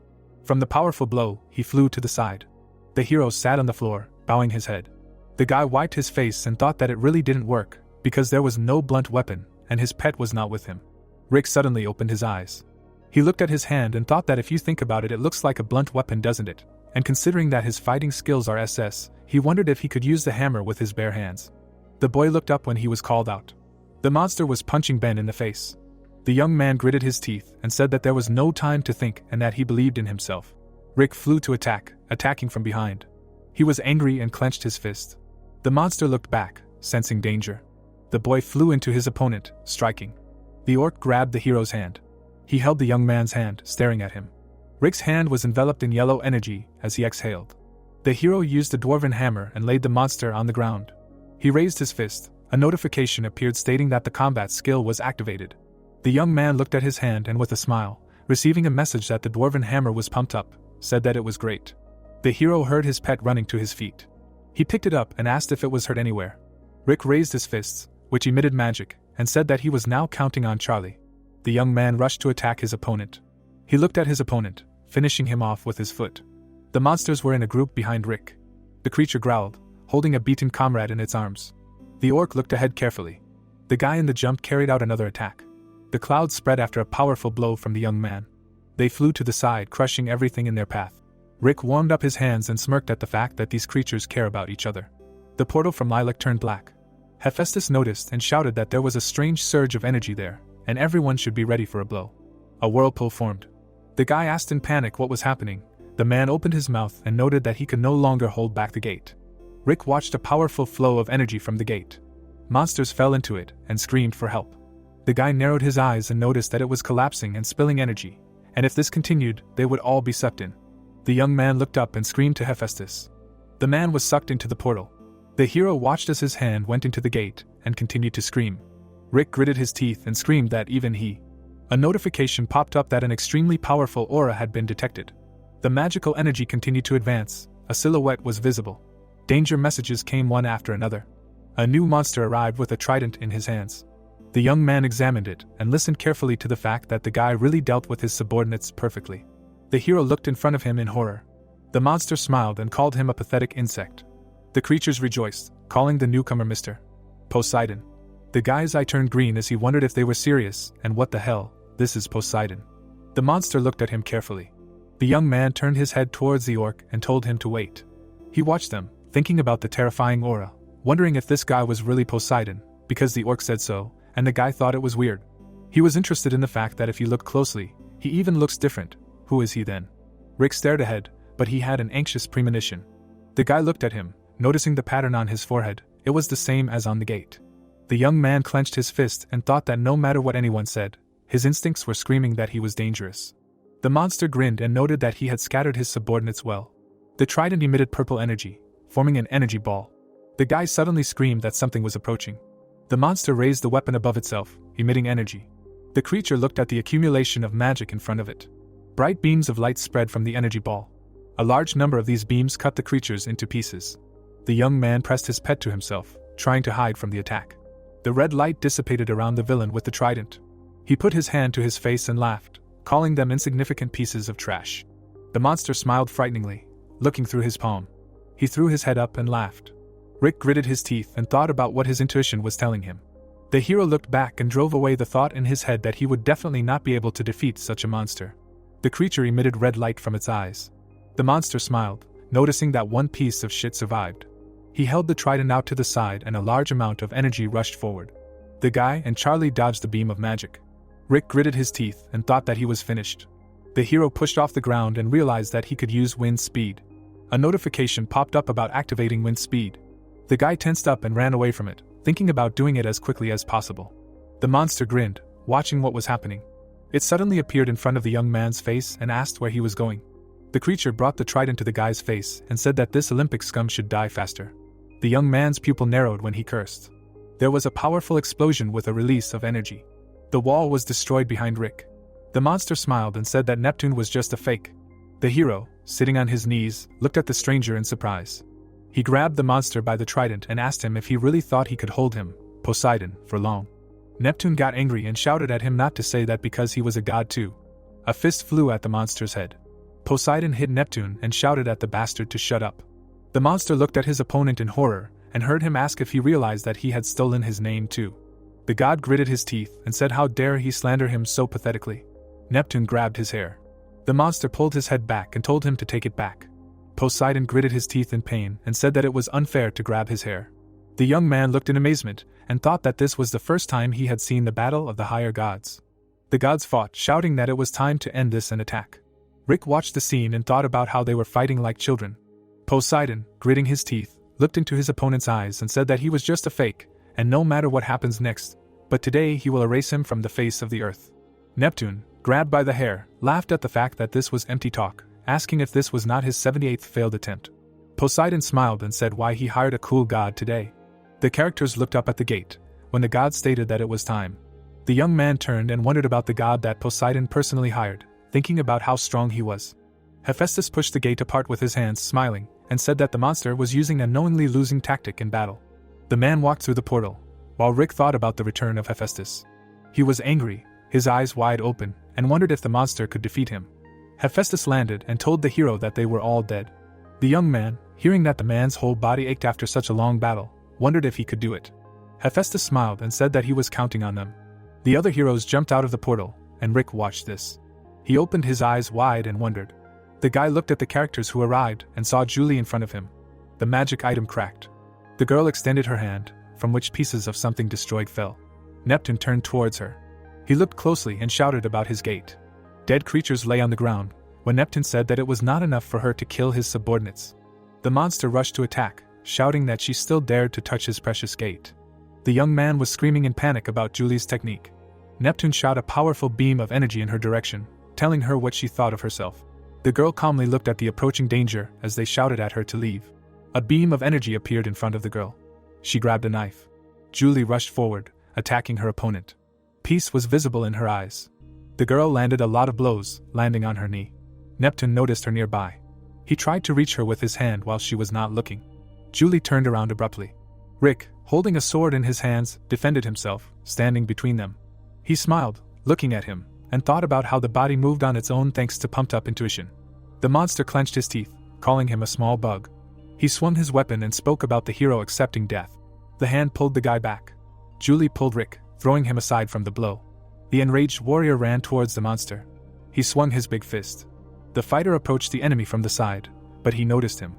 A magic circle appeared above Neptune when he called them all creatures.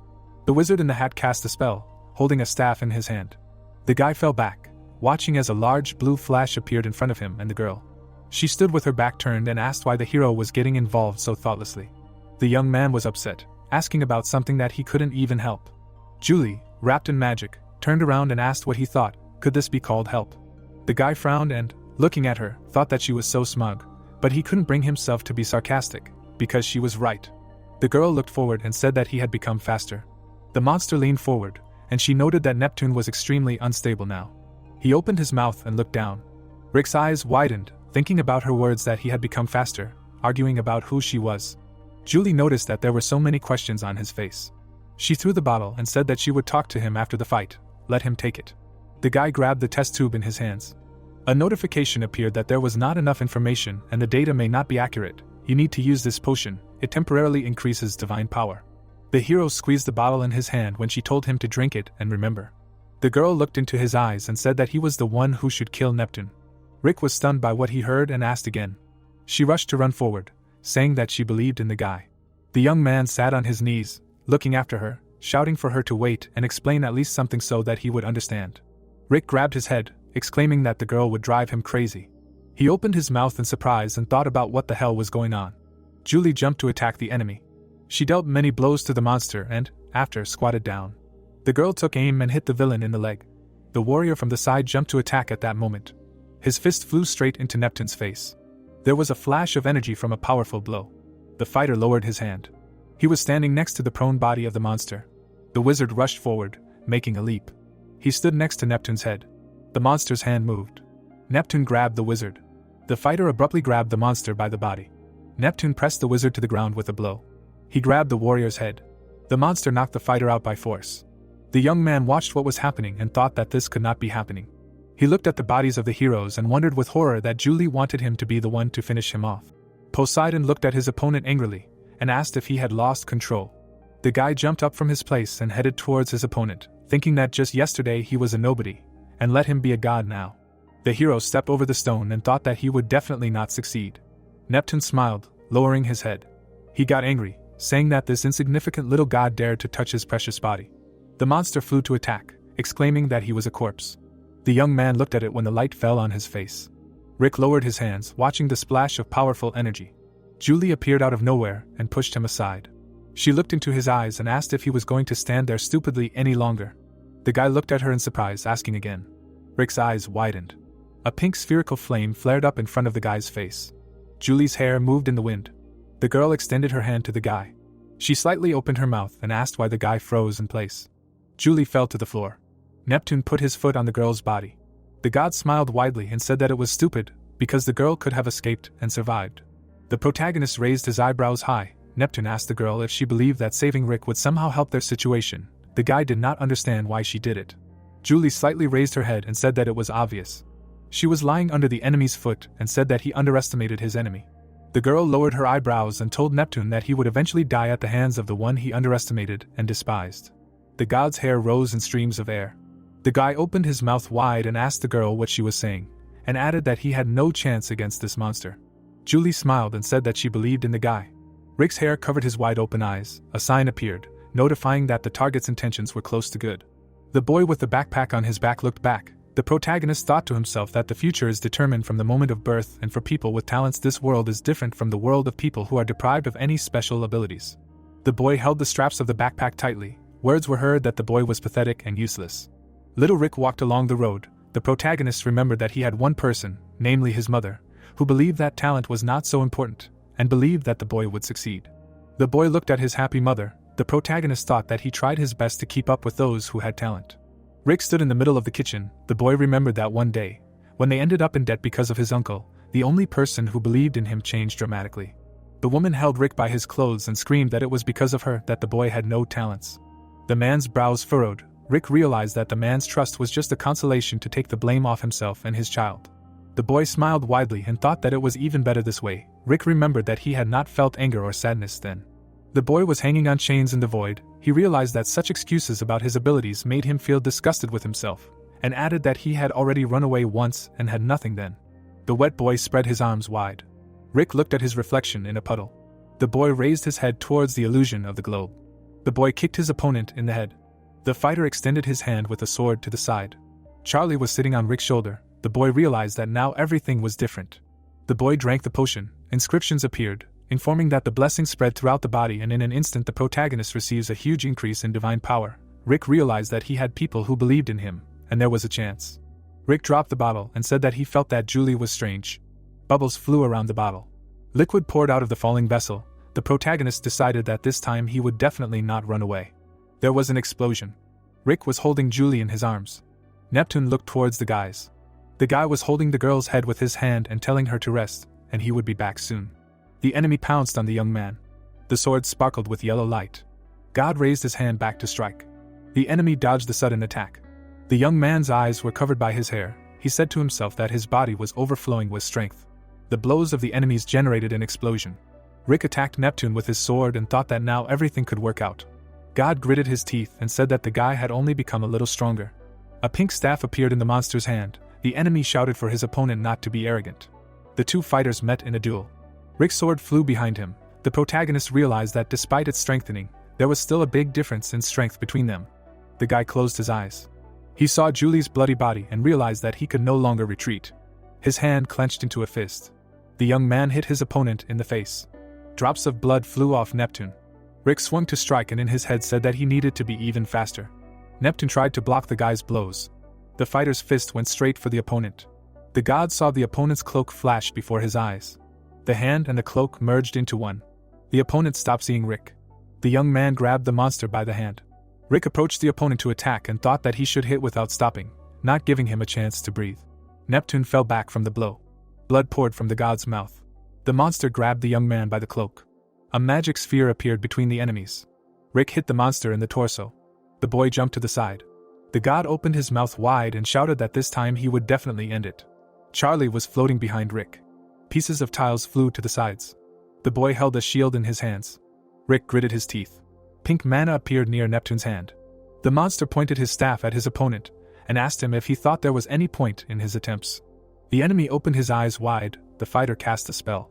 A blue dragon was floating towards the enemy. The spirit opened his mouth wide. Everything near Neptune exploded.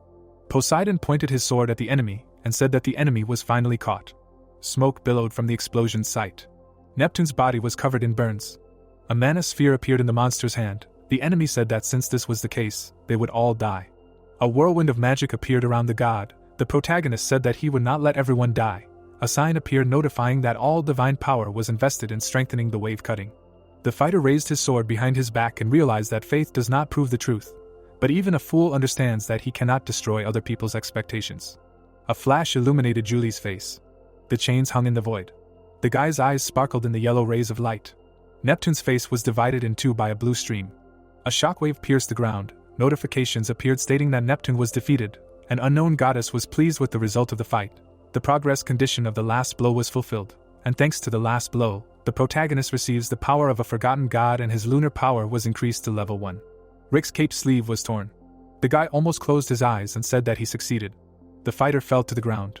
Julie was smiling. Rick opens his eyes. Through half-opened eyes, he sees Poseidon. With his eyes wide open, the protagonist screams loudly. The Greek god of the seas says to himself that the protagonist has woken up. The protagonist's hands are tied with chains. Poseidon says that his wounds have been healed, and his clothes have returned to their previous state.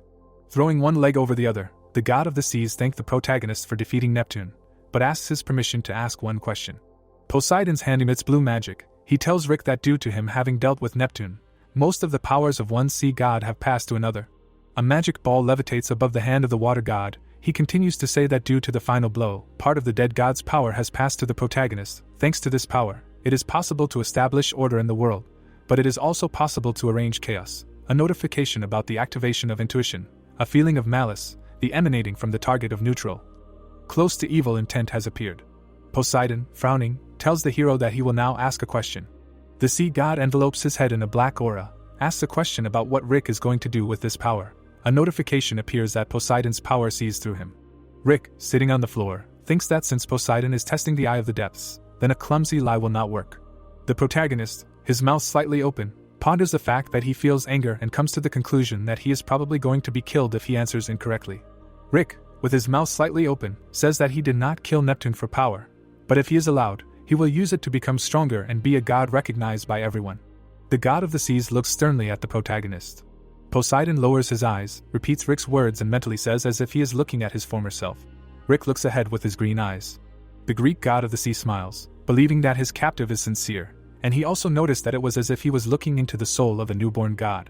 Poseidon, rising from his throne, joyfully tells Rick that he is sincere and pure, and adds that having destroyed the cursed gate and having met such an intelligent god, there is no reason not to celebrate today. Waving his hand to the side, the god of the sea shouts that today he will throw a grand party. A bearded old man, holding a glass in his hand, is chatting with his companion. The girl is drinking purple liquid from the glass. Rick, with Charlie on his shoulder, is walking towards Julie. The girl turns around abruptly. The guy says that they need to talk. Charlie pricked up his ears. Rick wants to say something to Julie. The white pet, abruptly jumping from the guy to the girl, barks. Rick, his face changing, shouts to his pet that they are now having an important conversation. Charlie closes his eyes. Rick asks him to come back and let his dad finish. Julie hugs the white animal. The guy is offended that she raised her level and that's it, because his pet does not even glance at others. So why did he like the girls so much? A white-haired girl passes by, pushing Rick with her shoulder. A crowd of women, separating the guy from Julie, ask the girl what she is doing here. Rick asks to talk to the girl and gets an elbow in the face. One of the women thanks Julie and says that she saw her at the gate. The guy angrily shouts that he was the first to talk to Julie. Poseidon, grabbing Rick by the shoulder, is happy that he finally found him. Joyful Poseidon, dragging the guy away, says that they need to talk a little before the end of the work, but Rick refuses. Julie laughs at the guy, says that he is brave and she likes him, and offers to work together. Rick opens his eyes and mouth wide. The girl opens the blue interface table, explaining to the guy that they met quite early, but she would like to definitely succeed in this life. The girl's profile contains her data. The phrase that the girl is the god of samsara, the god of rebirth, and she has been reborn 1,869 times is highlighted in the table. An island surrounded by rocks is visible. The protagonist is told that he tried hard and successfully passed all the tests. Rick holds a document in his hand. He is congratulated on receiving a hunter's license. The hero is happy that he received a license and immediately became a 6-star hunter.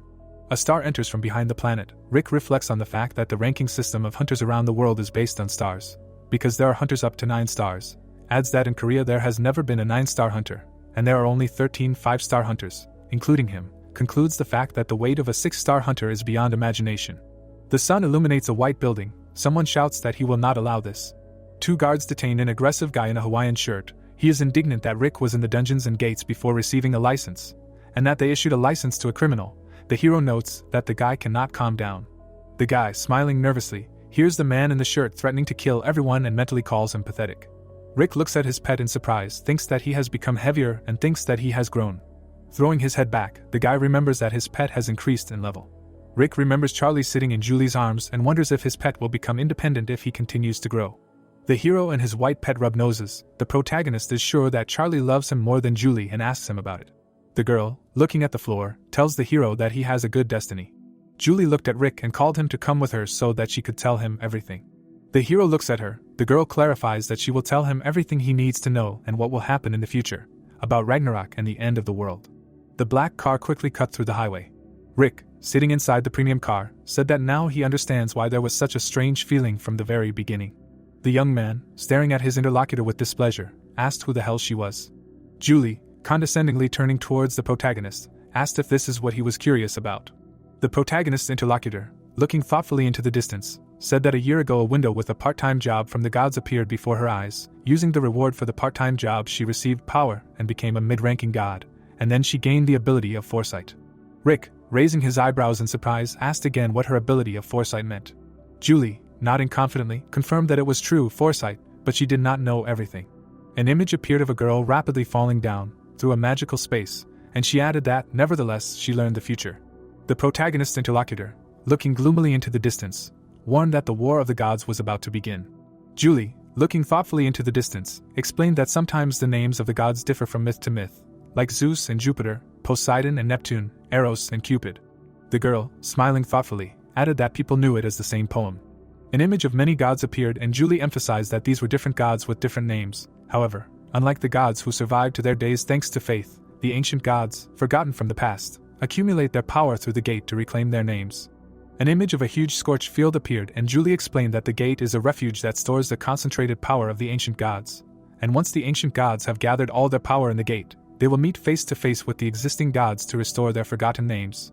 The protagonist's interlocutor, gloomily lowering her head, warned that eventually the 6th Ragnarok will occur. The young man looked straight ahead in horror. Rick, confused, turned to the girl, asked her to wait with such reasoning and noted that there were gates in the human world too, and Julie calmly confirmed that this was true. An image of a huge ancient tower appeared in the frame and the dark-haired girl explained that in order for even people to be able to withstand the gates, the gods created dungeons, making them look like gates.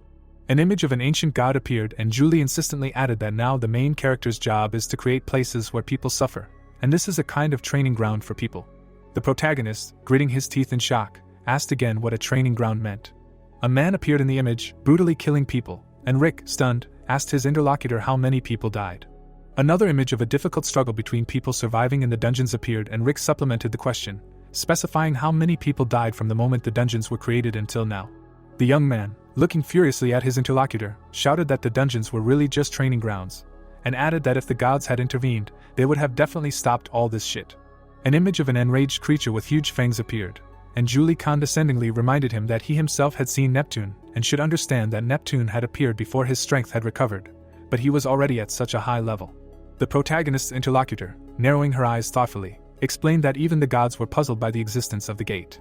An image of many magic chains appeared, and Julie gloomily warned that the more the forgotten gods gained strength, the harder it would be to block the gate, because the gods were already trying their best to protect their own world.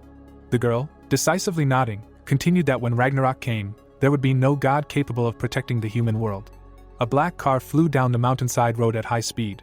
An image of people in the subway appeared, and Julie confidently explained that people who did not know this terrifying fact considered the danger of the gate to be analogous to a car accident. The young man looked at the public news on his phone, which said that this year, citizens were outraged by the traffic restrictions on the roads since the gates had already appeared 15 times in this period of time.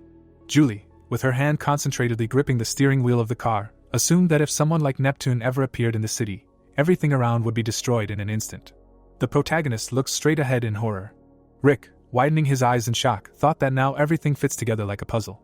An image of the protagonist sitting on the floor appeared, and Rick thought in amazement that talents and skills similar to the power of the gods, such as the god of swords or the god of Bola, were created along with the dungeons. An image of someone placing a hand on the mask of a black dog appeared. An image of his conversation with one of the characters appeared, and Rick thought in confusion that everything was happening just like in the game. There were some magical stones and objects falling from monsters. An image of gods appeared, pointing their fingers at a huge tower, and Julie firmly concluded that this was the last gift that the gods give to people. The young man, angrily clenching his fists, exclaimed what this ultimately means, should people really survive on their own, and asked his interlocutor how they should then block the gates that even the gods cannot cope with. The protagonist's interlocutor, mysteriously looking in the rearview mirror, promised that she would help, and assured him that he could do it, because in the future, which she saw, he protected the world from countless armies of gates. The girl turned to face her interlocutor, surprised by such news. Julie, decisively switching the gearbox, continued that she would do everything possible to help him with this. The heroine calmly stopped the car and announced that they had arrived at their destination, and Rick asked in surprise if they had already arrived. The protagonist awkwardly opened the door of his car and said hesitantly that he hadn't even noticed how they had arrived. Rick bowed his head in gratitude and thanked the girl for giving him a ride. The young man opened his eyes in shock. A sign in the middle of a wide street excitedly announced that an urgent presentation of Rick's new 6-star hunter would take place there. One of the reporters quickly turned towards the protagonist and shouted that the protagonist was already here, ordering his comrades to quickly get ready. The reporter persistently moved his microphone right to Rick's face and asked him to give them a short interview before the presentation, while Rick looked around in confusion and asked the girl if she was sure they had come to the right place, since it looked like they had come to the wrong one. Julie's black car quickly drove away from the scene and the young man angrily shouted after her, "So that's what kind of help she meant." The system suddenly flashed, notifying that the protagonist's fame was rising, his divine power was increasing, while Rick, retreating in panic, shouted at the girl to quickly return back. A month later, an image of a night city appeared and the reporter enthusiastically announced that a 6-star hunter named Rick had cleared as many as 3 dungeons in 1 month, and added that all the dungeons were successfully cleared without losses. The young man picked up the TV remote control from the coffee table. An image of a figure standing on a high cliff appeared and Rick thought intently. As the person who cleared the most dungeons this month, he made hundreds of billions of profits just from magic stones, items, and dungeon byproducts. The protagonist, frowning darkly, thought that great popularity does not bring anything good and added that all this is necessary only to increase divine power. Rick, cheerfully throwing his head up, thought that these reporters are too intrusive. The young man, raising his eyebrows in surprise, thought about his cat. The guy, calmly looking at Snow White, thought that she also formed her own fan club. Rick, grinning enviously, thought that without doing anything, she becomes popular. It's even enviable. The protagonist sat down on the couch and Julie firmly said that then he just needs to try harder. The girl, tiredly standing in the doorway of a large studio, added that because this fame will soon become his strength. Rick warily turned his head towards the interlocutor, and Julie warned him that the upcoming battle will be much more difficult. An image of outer space appeared and she thoughtfully stated that this was the intended end, because he must be crushed and disappointed by the hopeless future, a future that was coming to an end, which would probably be terrifying. Julie's eyes began to shine with turning tears and she asked the protagonist if he was ready to face a harsh fate. A pop-up notification appeared on the main screen and said that the protagonist's divine power had reached 25,000, and asked if he would accept Apollo's request. The young man, mysteriously tilting his head, said that at one time he thought that it would be much better if he did not know the end, because there must be some kind of limit. The protagonist, menacingly looking around the apartment they were in, added that now that he knew it, he was not going to just live on and wait for the end of the world. The girl mysteriously tilted her head and said that she knew he would answer that way. An image appeared of the heroes, enveloped in a magical aura, walking towards each other, and they shouted that they were going to work part-time for the gods. The end of the first season.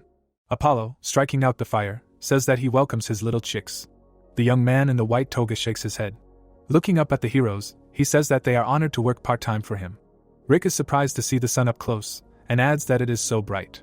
Turning his head away, the blonde boy states that, of course, it is bright, because it is his personification after all. Apollo points to himself and asks if they think that this is all, and adds that even the sun carriage is beautiful, since it reflects his greatness, and that it is flawless, as is his body.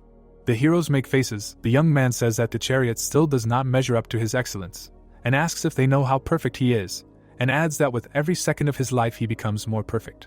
The chariot races across the sky. Someone wonders how he can boast about himself non-stop and not get tired, after which he replies that his abilities are somehow connected to his pride. Fortunately, it is already dawn.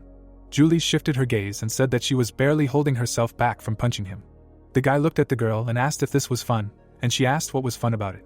The black-haired youth said that before this he was busy building dungeons or training dogs, and added that it was great to feel like a powerful god for a minute while doing his job. He looked at the companion and asked when else he would get the chance to control an entire sun. The girl looked at Rick and asked him if he realized that this was not a real sun, and then added that even a child would figure it out. Apollo makes the sun, smiling. Julie says that it is a fake created by his hands, and that they are just flying across the sky and trying to keep up with the time of sunrise of the real sun.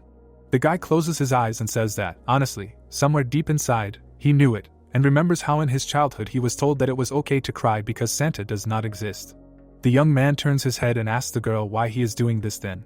The beauty turns her head away. People watch the flying chariot with a fireball from behind. People worship the chariot. The girl says that this is because, having seen this illusion, people begin to believe in the sun god and respect him. Apollo, squinting, looks ahead. Julie continues to say that in this way he increases his divine power, and that is how he became the sun god. Rick turns his head and asks if this is not a scam, to which the girl replies that he is right, it is a scam, that he is just a con man who takes advantage of people's gullibility. She tilted her head and said, however, that he had nothing to worry about. The girl looked ahead and told him to just focus on his job and asked if he remembered what reward awaited them. She waved the reins and exclaimed that it was time to figure everything out quickly. The guy turned his head to his companion and noted that she was good at this job and asked if she had driven the chariot.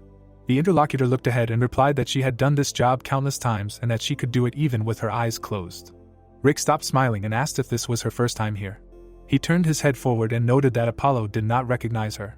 The girl looked at him and thought that most of the time he was slow, but in moments like this, he was smart enough and that he would definitely know if she was lying now.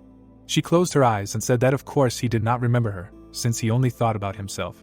A paw on fire appears from the side. The girl continues to say that even though she often works there, he does not remember her. A pack of wolves runs through the air. They attack the chariot. The guy stares into the distance. A notification appears that the intuition ability is activated. The wolves begin to gnaw the sun. Rick beats with the reins and screams what these scoundrels are up to. The horse jerks its head up. Julie turns around and says that she has not met solar wolves on this path before. The guy looks at them in shock and says that solar wolves look the same as hellhounds. A notification appears that the dog master ability is activated. The girl looks at them and says that she can handle them, and let the guy take the reins, to which he objects that he will do it himself. Julie looks at him and screams that this task is beyond him, because if he touches the fur of a solar wolf, it will burn his flesh to the bone. The boy forms a sword and says that in order to become as strong as the prophecy, he must be able to handle such tasks. He jumps. The boy turns around and says that moreover, he has already thought of everything. Rick launches an airstream. The wolf looks at the approaching projectile. He dodges the beam. The boy lands on the wolf.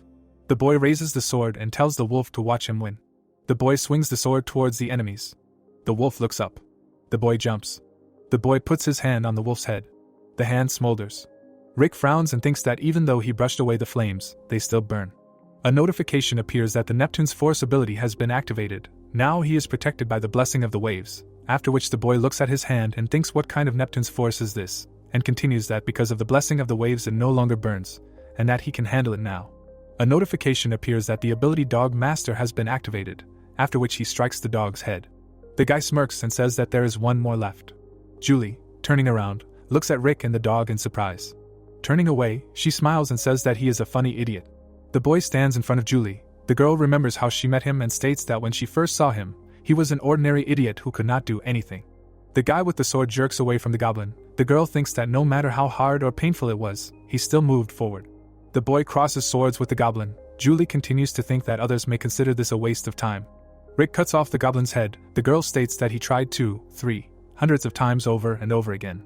The girl begins to have images of the hero. She comes to the conclusion that achieving such success after returning to 1869th time is not so little.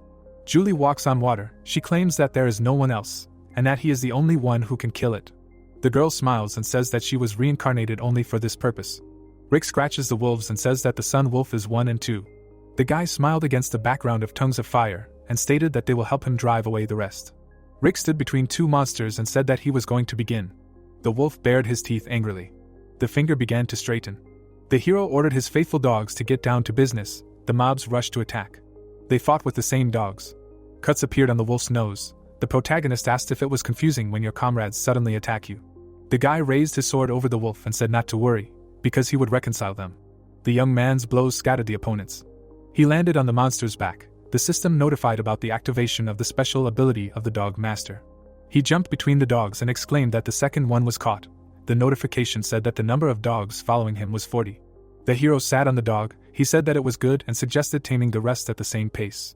The system windows reported that the number of dogs following him exceeded 40, which is why an additional skill for the dog master ability was developed. The protagonist looked at the notifications. He mentally repeated that an additional skill was developed. A new tab with a description of the skill appeared in front of him. Rick smiled and thought that he could call all the tamed dogs. The hand stroked the dog. He assumed that among the tame from the deadly hounds there would be little use now. He thought that if he called a little friend, the hero stood in front of the dog. He grinned and mentally asked that this would be a spectacular fight, wouldn't it? Julie hurried the protagonist, who was sitting on the dog, to tame him. When she said that solar wolves were not so dangerous alone, Rick looked back. After the phrase that when sensing a threat, wolves merge together, the hero jumped up and noticed the enemy. Fire was forming in the wolf's mouth. The ball headed towards the character. The light illuminated the hero's face.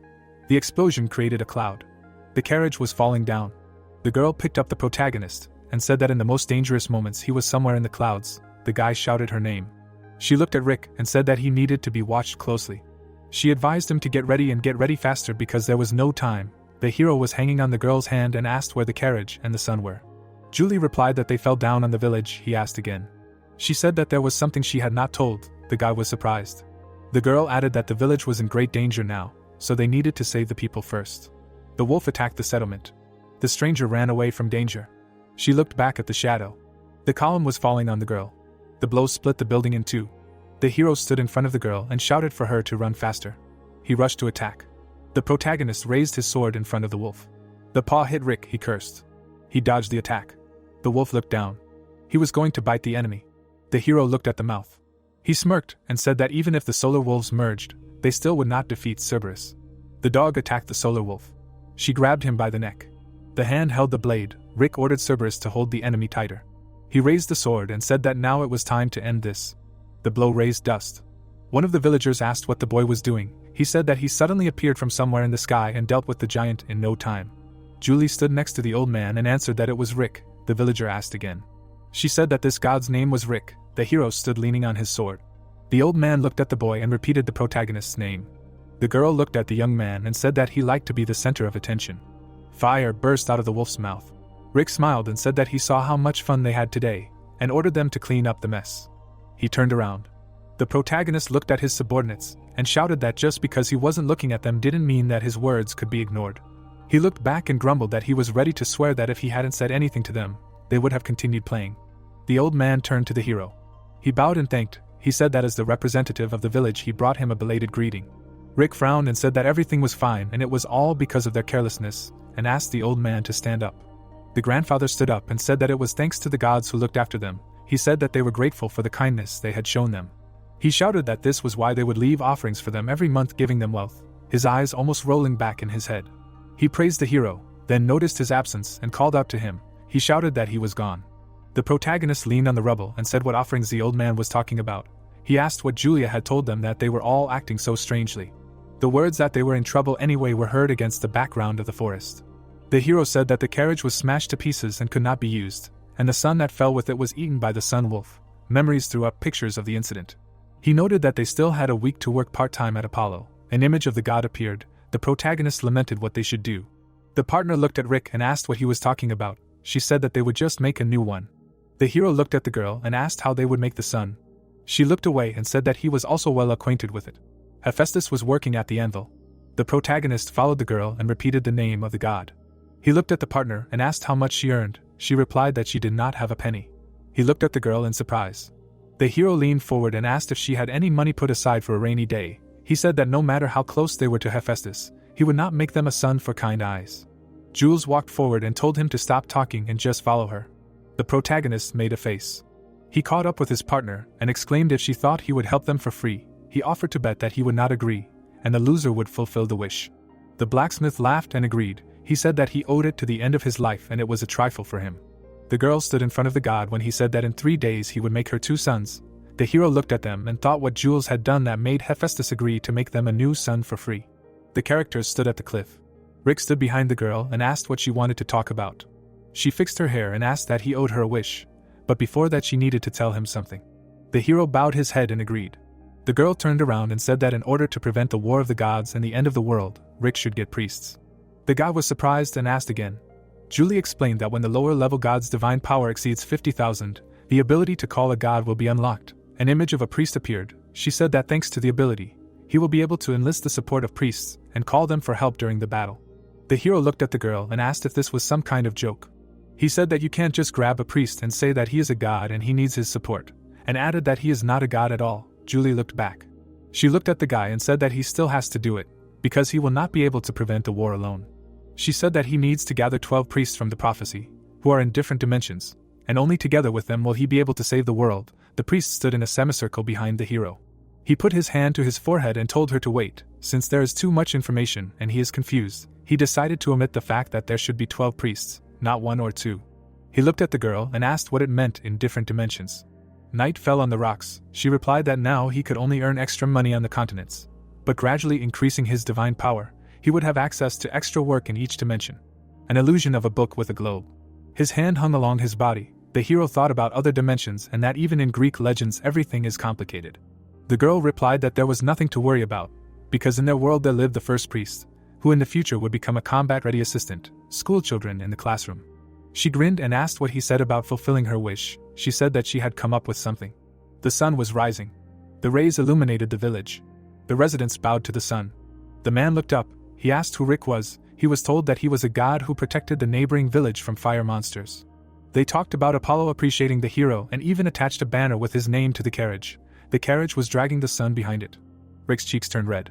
He looked at the girl and shouted that he of course wanted to increase his divine power, but it was a disgrace on a universal scale. She looked at the interlocutor and replied that he had agreed to do whatever she wanted. She said that his goal was to unlock the power of the call of God. An orb appeared above his palm. The characters were sitting in the carriage. Julie added that he should by any means make as many people as possible know about him, or at least make sure that he was useful. The hero worked with the system window. He bought a talent for shooting. The protagonist looked at the system window and thought that this would improve the fight at long ranges to some extent. He thought that it was difficult for him to cope with Neptune, because the only way to defeat him at a distance was to cut the waves. He remembered the battle and thought that one misfire, and he would have died. Rick decided to see how much his divine power had increased and clicked on the status window. He said that dragging a banner around every day was just a disgrace and that he couldn't sleep well because of it. He looked ahead and asked what it was. The status window reported an increase in divine power, the unblocking of the god's call, and specified that only those filled with sincere reverence could belong to the priests. He opened his mouth and thought that his divine power couldn't have increased that much. He assumed that the banner had worked after all. Apollo's head appeared in front of the hero's face. Rick cursed and said that he had scared him. He recoiled. The god extended his hand and said that the mother system was not visible to others, and asked why he was so confused. The protagonist took the hand, thought that he was talking about the system window, and answered in the affirmative. The man looked at the young man and asked him if anything special had happened. The characters stood opposite each other. The hero replied that they were attacked by solar wolves, but they had coped. The god exclaimed. He raised his palm to his face and asked if the protagonist was talking about those capricious wolf cubs, after which he thanked him for his work. He put his hands on his hips and said that in this case, in addition to his salary, he would give him a small bonus. The mother system reported that Apollo's ability of self-healing had been accessed. The god pointed his hand at the protagonist. The protagonist looked at his palm and repeated the name of the new ability. The man laughed and answered affirmatively. He said that this ability could only be obtained from him at a part-time job. The fox peeked over his shoulder. Apollo said that people were lining up to get this ability. The hero stroked Snowball and asked if she was awake. He asked her to help him a little. The palm lay on the fox's head. He barked. The pet turned into a knife. Rick left a wound with the blade and thought that he needed to check in advance what kind of ability it was. The system notified about the activation of the ability. The guy looked at the healing wound and thought that slowly but surely the scratch was healing. He looked forward and said how cute it was. Charlie licked the scratch. The hero smiled and asked if the pet was apologizing to him like that. Apollo looked at the fox and asked what a spiritual being it was that turned into a weapon. He said that it was very rare. He looked at the protagonist and asked if he could tame. Rick stroked the pet and said that he had tamed several. He looked at the other guy and asked why he was asking. Apollo crossed his arms and said that he had been bothered by something lately, and that he was feeling uneasy because he didn't know how to deal with them. He rubbed his chin and said that he was getting tired of his son being eaten all the time. He raised his eyebrows and said that if only he could tame the sun wolves.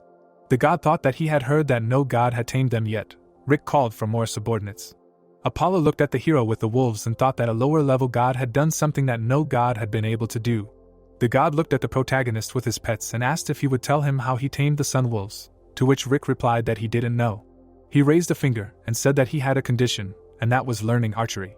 For most people, Apollo is the god of the sun. A fresco of Apollo appears, but he is also the god of medicine, the arts, the muses, and the god of archery to boot, a fresco with a harp and a bow. The palm held an arrow. The man said that in order to create an arrow, you need to concentrate spiritual power on your fingertips. The sun god pulled the bow, explained that you need to hold your breath and pull the bowstring. With a cry of a shot right at the bull's eye, the man launched an arrow. The projectile knocked the apple off the tree. Apollo looked back at the hero and said that in general this is all. He asked if it was easier than the protagonist thought. The guy asked again. He frowned and thought that in principle the actions were primitive, but he supposes that the ability to shoot at the level of a god looks something like this. The characters stood on a mountain across the river to the target. Day, the arrow knocked down the apple. The hero thought that surprisingly Apollo was a rather strict teacher. Another arrow hit the fruit. The protagonist thought that a month had passed since he started practicing the basics of archery in the world of the gods. He stood with a bow in his hand. Rick lowered the weapon and said that he now knew exactly what archery was. He thought that until now he had been honing his skills with the help of videos. The video window was paused. He remembered the gnomes and monsters, thought that either he copied the movements of the gnomes or monsters from the palace of the Dragon King. The protagonist wiped his forehead with his hand and thought that as expected, learning the techniques of the gods themselves is a completely different matter. He imagined two warriors and suggested that if he combines talents with the teachings of the gods, he will reach a new level. Rick straightened his jacket. Julie said that it was time to return to the world of people. The hero looked back. She was holding a fox in her hands and said that there was not much time left before the meeting with the first priest. He looked at the girl and agreed. He asked where Apollo was and said he wanted to say goodbye to him before leaving. She said he was playing with the sun wolf like crazy. In his imagination the god was clapping for the dancing wolf. The hero looked at Julie and asked how many people he had made friends with. He raised a finger and said that when he worked part-time at a dog cafe he learned a few things. He said that any dog can be trained with treats. She said that thank the gods it worked, otherwise everything could have turned out badly. The protagonist waved his hand and told her to let it go, because it worked. The girl followed the hero and told him to think before he acted. She claimed that someday it would end badly. Rick looked back and said that she was worrying too much, because he had improved his godly powers, gained abilities, learned techniques, and everything was working out for the best. Night, the moonlight reflecting off the river. Hades stood by the window and said that it turned out to be true. His subordinate leaned over and confirmed. He said that he checked several times, and that apparently the Cerberus was summoned into this world without permission a month ago. God looked out the window and said that it was brave. The glass burst. Hades asked who dared to touch the Cerberus, the symbol of the underworld. He looked away and said that whoever it was, he would get it from under the ground. The grate melted. The man said that the offender would find out what the price was for daring to insult him, the god of the underworld. Guild building day. System messages about leveling up appeared. Targets lay on the floor. Another notification appeared. The blow cut the log. The hero looked back at the girl and said that of course he was glad to train here and all that, but she was sure that the priest would come. Julie looked at her phone and suggested waiting a little longer. The protagonist looked back at the targets and said that it had been a month since he had been swinging a sword here alone, and added that the longer he trained alone, the slower his mastery of divine powers grew. He suggested finishing up his part-time job, hesitated, and asked the girl if she was even listening. Julie was drinking coffee and answered that she had found it. He looked at the girl leaving and asked what she had found. She answered that she had found a part-time job, told him to wait here and that she would be there soon. The hero asked again, clarified that she had been looking for a part-time job without him, and shouted that he would go with her. She looked back and answered negatively, told him to stay here. The protagonist frowned and asked where she was going. He clarified that she wanted to take all the work for herself. Julie answered that she had some things to do and it would take a long time to explain. The foot stepped on the floor. The hero was angry and shouted that no one had shown up for a whole week, and how could he wait when he didn't know the moment the priest would appear. He said that he'd rather work than sit here. The stranger grinned and suggested that because he was born in a poor family, part-time jobs were in his blood. The hero looked around and thought that this annoying voice belonged to a friend. Tyler smiled and said that he behaved like a starving beast. When he really had to, he he asked if the protagonist would agree to any part-time job. Rick asked the name of the interlocutor. The guy approached the hero and said that he knew. He added that in this world, those who have no talent have to hide in part-time jobs. The hero bowed his head and asked if he was tired of saying the same thing, after which he clarified what he was doing in the guild. He perked up and suggested that he was his mentor. He mentally prayed that this was not so. Tyler smirked and asked what he was doing here if he didn't know anything. He looked down and said that there was a dog trainer's competition. He looked at the fox and asked what he was going to do with this useless cat. The guy showed the dog and said that there was enough of this beauty in the German dungeon, and he had the blood of hellhounds in his veins. He added that the hero should have got something like that to hope for victory.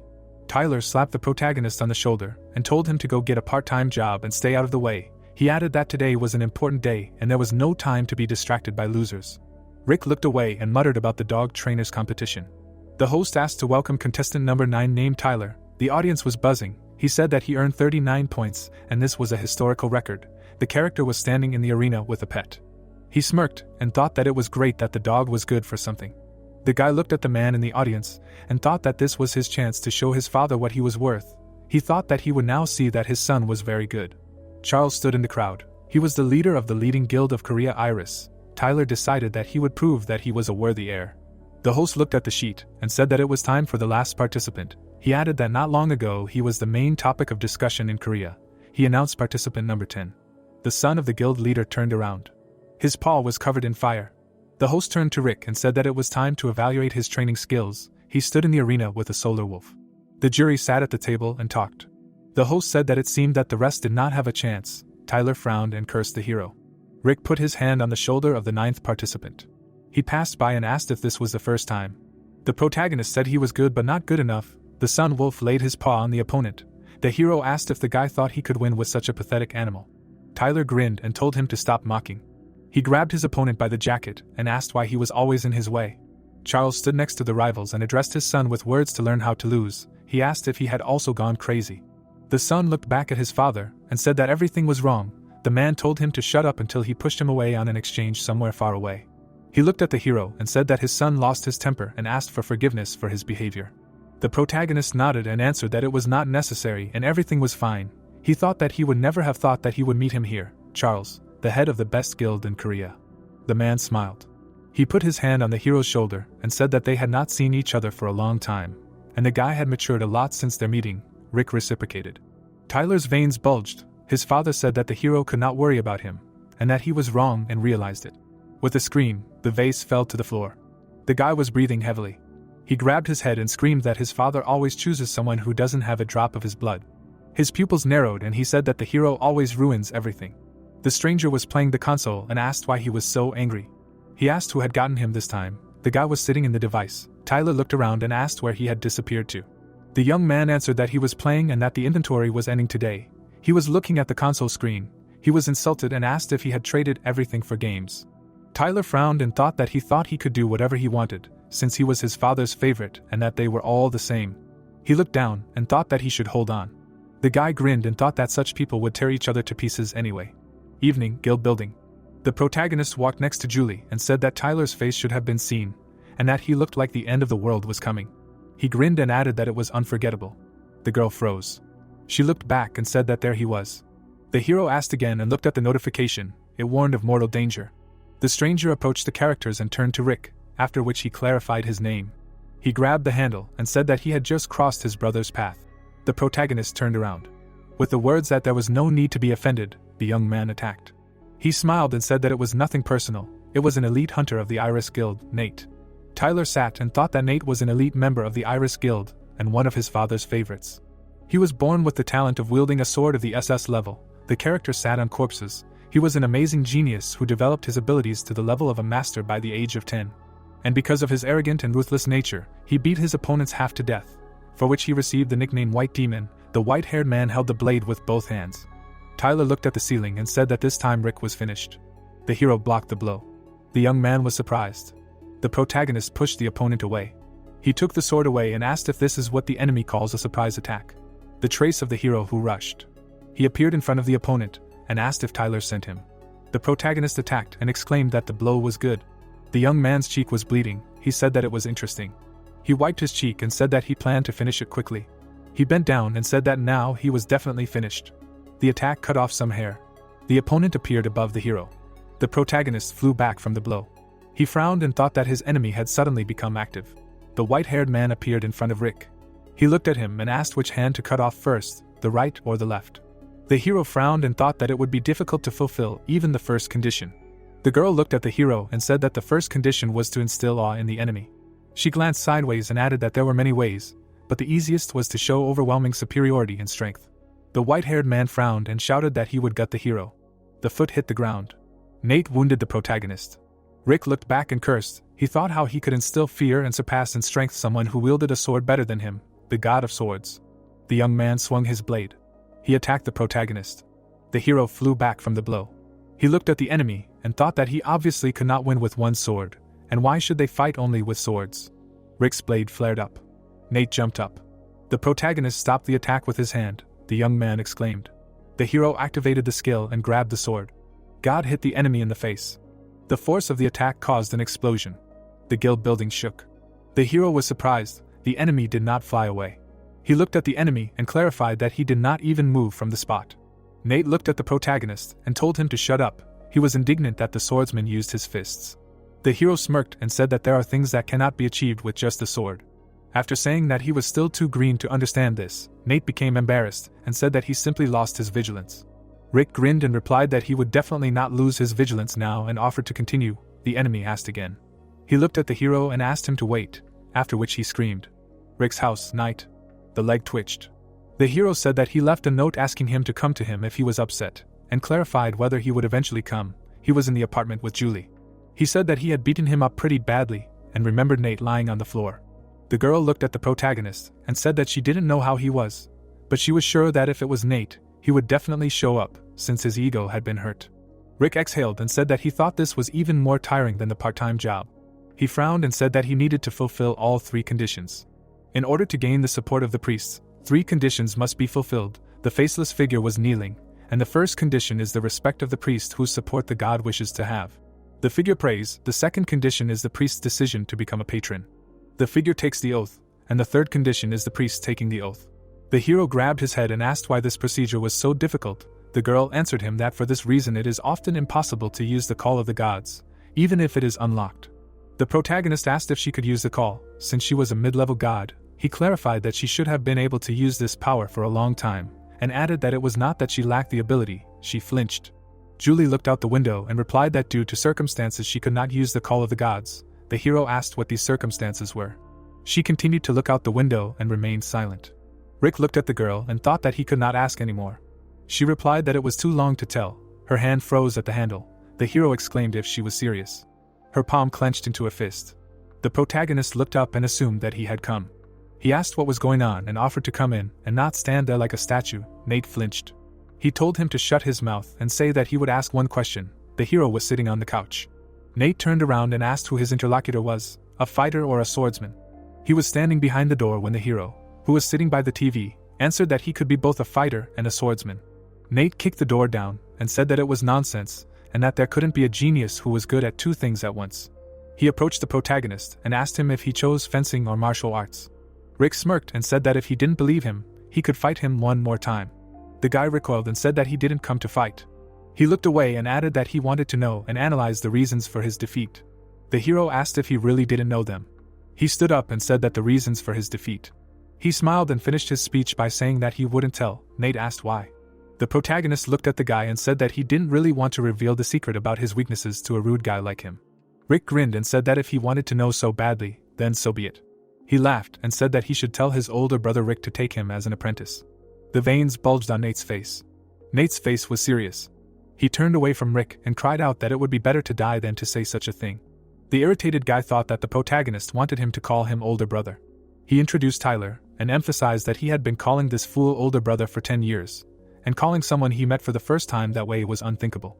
Taking a step forward, the protagonist noted that he was sorry that Nate was just leaving. With a calm face, he added that he wanted to teach him all the intricacies he could have pumped up decently. Looking at the guy, Rick thought that because of his pride, Nate decided to give up after the defeat.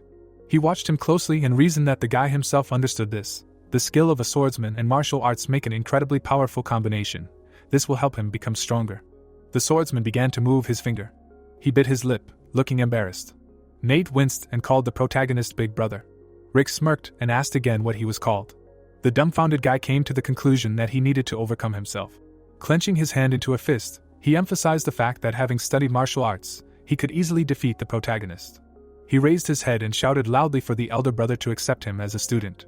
The protagonist touched his shoulder and declared that he would teach him the secrets of martial arts. He contentedly emphasized the fact that before that, he would like to ask him. Stretching his hand to the guy's face, the protagonist thought that after taking the student, all the conditions for gaining a priest were met. The first condition, causing awe in the candidate, was already fulfilled. Being like the gods, he could pass into their world through the gate. Then he had a desire to devote himself to serving the gods. Looking at Nate's excited face, Rick noted that he was afraid that it sounded simply absurd. But unexpectedly, he gave in quite easily, and thus the initiation into the priesthood was completed without any problems. Nate swung his fist. The protagonist watched him and noted that that was enough for today. He approached the guy and said that he was doing well. Holding his head, Nate clarified whether this was true, to which he received a positive answer. Smiling, the guy thought that besides, his ability to learn was better than he expected. Rick imagined how he hit the student, and wondered if he had learned even from the blow he missed. He remembered how he threw the guy aside and added that at this rate, he would soon master the blow of the dwarven hammer. Walking away from Nate, the protagonist offered to do it all over again. Wiping sweat from his face, the student said that the protagonist was indeed a rather stern teacher. The guy rose to his feet. He started practicing his punches, after which a message popped up that Rick's student had learned the punch combination skill. His combat skills had been improved. The protagonist thought with a satisfied look that although this system was quite complicated, he definitely liked it. Because when Nate became stronger, he became stronger too. Night fell. Screams were heard in the training hall. Enraged, Nate asked why he couldn't go to the dungeon he wanted to, if the guy said that he could try out his new skills there. Covering his ear with his hand, Rick replied that he had said that, so the guy shouldn't make him repeat it again. The stunned student cried out that stopping the war of the gods was never a bad thing. He started screaming right in the teacher's face that this was another reason to send him there. He didn't understand why they needed those dungeons that were essentially useless. Looking down and sighing, the protagonist mentally assumed that this was an expected reaction. Given that he was telling him almost nothing, he himself had recently felt the same way. In such a situation, he probably needed motivation. The upset protagonist asked him to calm down. Stretching out his hand, Rick said that in this dungeon they would be able to find out when the War of the Gods would begin. It would also be nice to find helpers in other worlds, therefore. Nate sat down on the floor and said that it did not matter if they went there. He did not play like that. The embittered protagonist thought that he was beginning to understand Julie. He grabbed the student by the throat and said that he should just listen to him. They needed to go there. Julie calmly noted that it always works. The guy was playing a console. Looking at the screen, he said that he was already tired. Lying on the couch, Nate said that he hoped that everything was okay with them. Shifting his gaze, he emphasized that he was still considered a priest, so maybe he should go. He threw the console on the floor and screamed that he didn't need to worry about such things. He would get paid well for that dungeon. He looked at the magic circle and noticed that the more he thought about it, the more it pissed him off. The angry guy added that Rick didn't even understand what he had gone through for this. He was suddenly taken aback. A bright light was coming from his room. He found himself in front of the guys. The protagonist, with a satisfied look, said that he really could be summoned from anywhere. It was amazing. He grabbed the student by the face so that he would stop screaming and said that he had summoned him with his divine power. A monster was standing behind Nate. The guy suddenly backed away. Having made a series of attacks, he cut the demon. The protagonist was surprised by this. Leaving from there, he raised his hand and offered to deal with the others. Turning around, he added that they would drag him. A notification popped up that his priest would be teleported to a place in front of him, after which Nate cried out that he would go himself. There were splashes of blood on the ground. Looking at the corpse of the monster, Rick said that everything went pretty smoothly. Looking at the student, he noted that his priest was able to practice the skills he taught him. The guy looked at his hand with delight. He kicked the demon and cried out that if they were already finished, they should go quickly, because he still had things to do in the game. The protagonist crushed the purple clot of energy and emphasized that this was not all. Their true goal was elsewhere. A message appeared that a transfer to another dimension was taking place. A magic circle appeared under the guy. Grinning, the protagonist noted that he had said everything. Nate was shocked. The guys were teleported to the city. The priest with a smile on his face said that this was a magical world. He began to examine the buildings of the city. Surprised, Rick said that the city was not what he expected. Looking around the settlement, he asked if they needed to find another priest in such a huge area, because they did not even know what he looked like. Looking up, Julie asked not to worry, because it was not that difficult. Looking at the projection, which depicted the girl, Julie noted that it was her. The protagonist opened his mouth in surprise and asked if such a famous person could become his priest. The girl calmly asked him to pull himself together, because other priests would be even more difficult. Nate was taken aback by the words that it would not be as easy as with him. He asked with an enraged look how she dared to call him a simpleton, and whether she thought that if he allowed it, she could wipe her feet on him. Julie threw him to the ground and shook the dust off her hands. The beaten guy asked for forgiveness. Looking at the protagonist, the girl asked him not to worry about meeting her. She introduced a huge school and told that Adele specializes in divination and attends a magic school every Friday, after which Rick asked if 27 people go to school in this world. Julie calmly explained that this was a special case, then asked to follow her, because they needed to go somewhere. They arrived at the Magic Academy. Bowing his head, the protagonist said that his name was Rick, he would like to start training. He wondered with a displeased look what he was doing at his age in school, and did Julie really mean this when she said that she was going to work alone? He was taken aback when he heard someone gossip. The enraged protagonist noted that everything was just as terrible there. He added with an angry face that there was the same division by skill level. The guy clapped and asked to be quieter. He said with a satisfied look that there were enough places the protagonist could go through and they would begin. Moving around the room, Rick noted that the place had already been chosen. Climbing the stairs, the protagonist emphasized the fact that physical closeness promotes closeness in general. He will sit next to Adele. His gaze fell on the girl. Looking at her, he asked if he could sit next to her. Looking away, Adele replied that she was fine. The guy sat down next to her and asked if she knew where the training room was, because it was his first time there, and he didn't know a lot of things. Holding his head, he added that his next lesson was right there, after which he thought that it would be a good way to start a conversation. His part-time job as a consultant should pay off. Adele gritted her teeth in anger. She got up from the table. The girl looked at him and said that he didn't need to suck up to her, after which she clarified whether Rick thought that if he ended up in the same school with a celebrity, he could immediately impose himself as a friend. She was annoyed by those who took her classes so seriously. The dumbfounded protagonist apologized and mentally noted that he had screwed up his first attempt. The bells began to ring loudly. Moving along the corridor, he asked where the training hall was. The furious guy raised his head and asked again where it was. He approached the office, in which he could hear a man saying that Adele should remember her promise. If she did not finish this year, she would focus on acting. The girl stood in front of him and answered that she knew it. She stood quietly.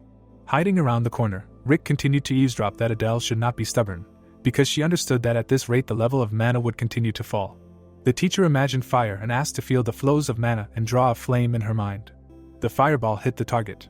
Holding his hand in front of him, the old man emphasized that they would then create a fireball. The protagonist was delighted with what he saw. He noted with a smirk on his face that this was great, and it was time. Stretching out his hand, he tried to release a fireball. Putting his hands in various seals, Rick continued unsuccessfully trying. Closing his eyes, he noted that it was useless. The guy watched the protagonist, who reasoned that he tried to use divine power. Maybe at least something would work. Apparently, magic only works with mana. The students began to laugh at him. Looking at him, the protagonist said that he was training. Adele turned his attention to him. She began to walk towards him. Turning around, the protagonist turned his attention to her.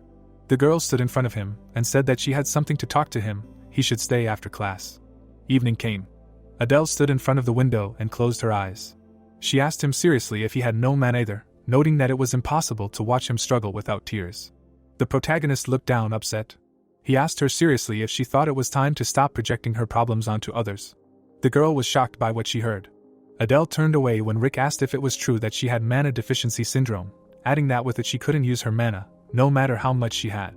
She was shocked by what she heard. The girl, her hands shaking, asked him how he knew. Adele imagined Rick smiling at her and telling her that this was a rare, incurable condition that had destroyed her dreams. She didn't understand why the one who ended up in the same boat with her, instead of feeling a sense of community, had only made her hate him. Even if she had been doing this forever, this guy had only reinforced the idea in her that she would never become a great sorceress, no matter how hard she tried. Adele lowered her head and cried out that she still believed. She had always continued to try and believed that she could. She imagined the guy standing in front of her and telling her that she should just do what she was good at. Covering her face with her hands, the girl said that she was telling him all this. She was truly pathetic. She was taken aback when Rick said that he would help her start using magic. He asked with a satisfied look if she would agree to help him in return. A dumbfounded Adele screamed, saying that no matter how hard she tried, it was all in vain. She did not understand how someone like the protagonist could help her. Extending a finger, the protagonist asked to give him a week. He calmly emphasized the fact that he would show her that he could use magic. Frowning, Adele asked him to stop talking nonsense. He was not even able to use basic magic. Looking at the window, Rick offered to check it out. Julie stood in front of him and said that he would learn magic in a week. Closing her eyes, she asked why he blurted that out. Looking away, the protagonist replied that he knew it was stupid, but he had no choice. She would not communicate with him anymore. The girl thoughtfully noted in her thoughts that she thought that this was a good way to get Adele's attention, because she was sincerely interested in magic. In any case, saying something like that was stupid. Holding the back of his head, the guy asked if that statement was a prophecy. Looking down, Julie began to reason that magical abilities are not easy to come by. It takes a long time to accumulate mana and learn how to use it. Even in his past life it took him 3 months. She imagined how flames engulfed the city and emphasized that they can use the secret part-time job. In 2 months the forgotten god of magic, Kalos, should appear. When he tries to destroy the magical city, the god of magic, Vincent, will post an ad for a part-time job. A job posting appeared in her imagination. Crossing her arms, she emphasized the fact that there is no other way to obtain magical abilities. Looking away, Julie thought that if Rick knows too much, it will slow down his development. They should wait, and then told him that in 2 months the gate will explode and release the forgotten god of Kalos. Holding his chin, the protagonist listened to her say that when that happened, he would take a part-time job from Vincent, so he should tell Adele that they should wait 2 months. That was the best solution. A smile appeared on his face. Rick, looking satisfied, said that they should act now.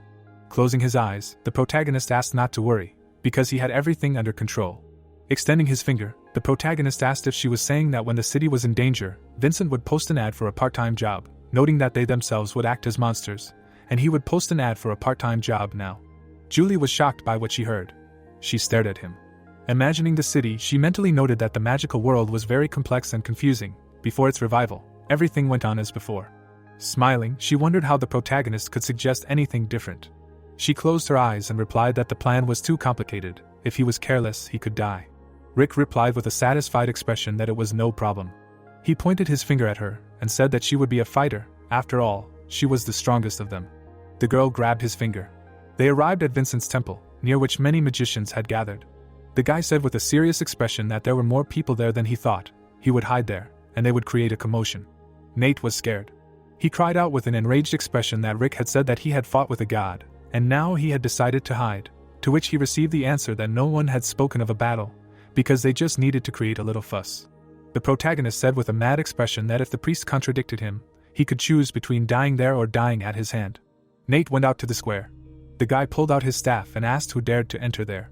The protagonist's irritated student replied that he was just a slave, not a priest. Concentrating the fiery energy in his staff, the magician screamed that if Nate took another step, they would incinerate him. Gritting his teeth, he noticed that the two were simply mocking him. He rushed into battle. The dumbfounded magician screamed to start firing at him. A powerful stream of energy was approaching the priest. Swinging his katana, the guy cut through the flames. He screamed with an enraged look that he was a great snow-white cloud. When he mastered martial arts, they would bow before him. Nate rushed into battle. Notifications popped up that the protagonist's young priest had received the skill, Fire Destroyer. The study of fire resistance had begun. The skill, Fire Destroyer, had been studied. Rick thought with a satisfied look that if Nate could create a new skill, then he was definitely a genius. A clot of mana gathered in his hand, after which the protagonist assumed that the finishing touches remained. He summoned fire wolves and asked them not to kill anyone, just to play a little. The stunned magicians cried out that monsters had attacked the temple. The sorcerer tried to close himself off from the wolves with a barrier. Julie appeared next to him. He began to hit the guys on the back of the head so that they would lose consciousness. The magician fell to the ground. Looking back, Julie noted that it was faster than she thought. Squatting, Nate asked if that was all. He poked the guy with his sword and clarified if the security there was too weak. The protagonist calmly said that after what they had done, he should show up. Sitting on the ground, he asked when Vincent would arrive. Adjusting his sleeve, the stranger asked what Rick had forgotten there. Turning around, the guy asked who he was. Vincent, with a serious look, said that he had asked the question first. Having risen to his feet, the protagonist thought that he needed to behave calmly. If they wanted to finish him off, he would already be dead. Perhaps Vincent just had not yet understood the situation.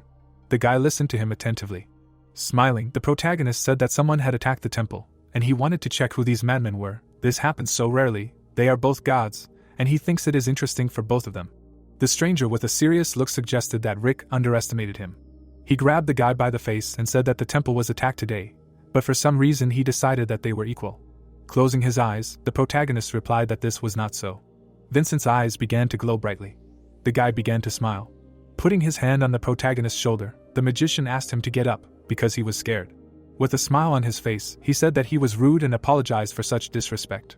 A puzzled Rick listened to Vincent simply check if he was telling the truth. He did not feel any threat from him, so the main character is a god, whose existence he had not even heard of.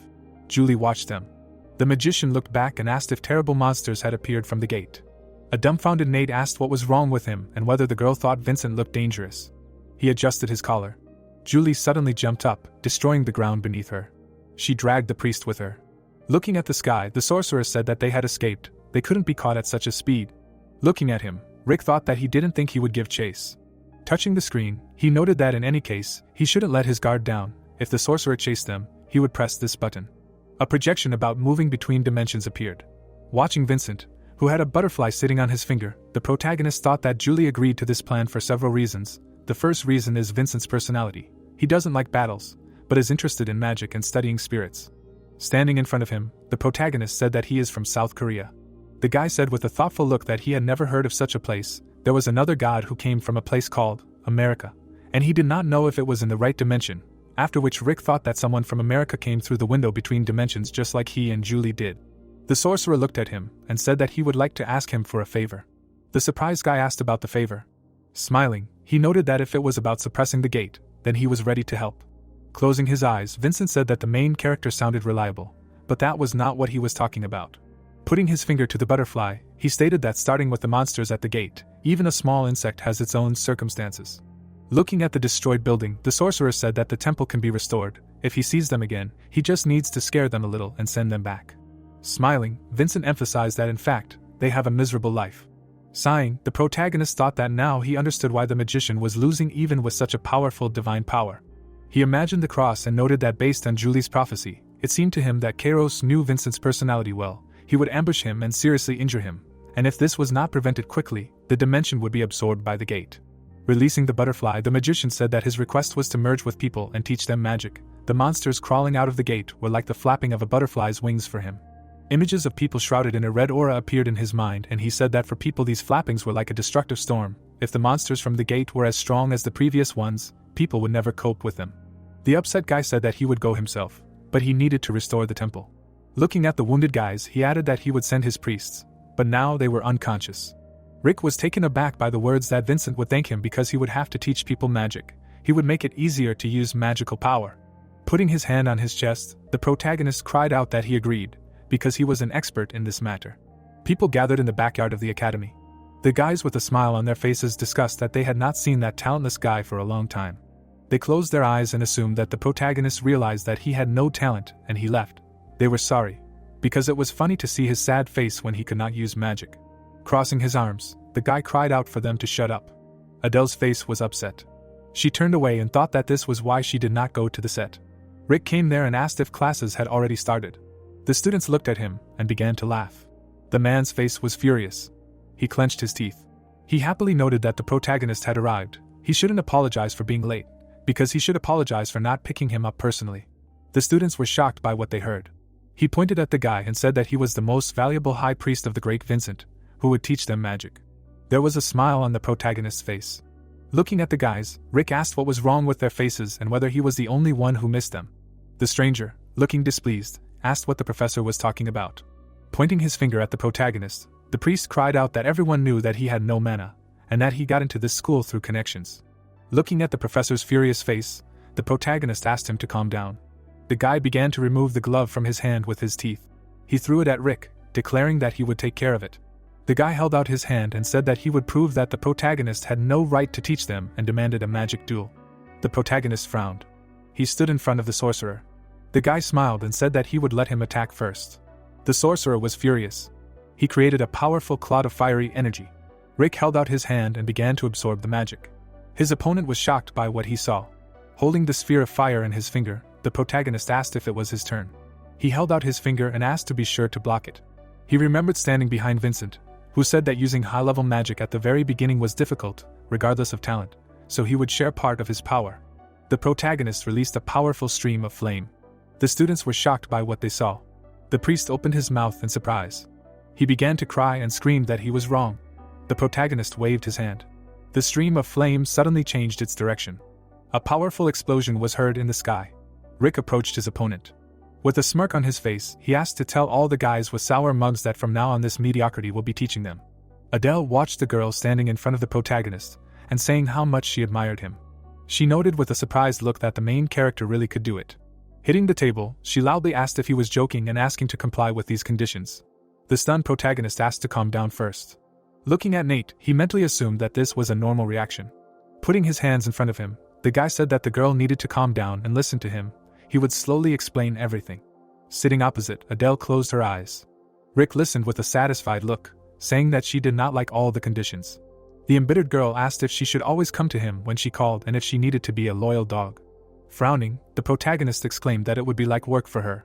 Closing his eyes, he noted that he would not call her in vain anyway. They just needed her power to stop the disaster that would happen in the future.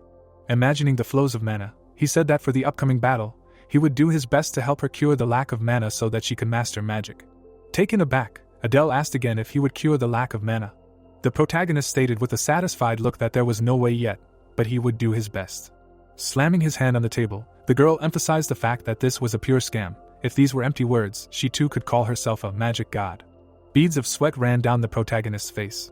The guy looked at Julie and asked if there was a way to fix the lack of mana right now, to which he received a negative answer. Looking at him, Julie thought that Rick had mastered magic so quickly and had come so far, but Adele was something else when it came to convictions. Looking at her, the girl noted that the weakness of the superstar, who envied no one, was only one, the lack of mana. Crossing her arms, she asked to give her time. Suddenly, the furniture began to shake. The guys were taken aback by this. Rick turned around.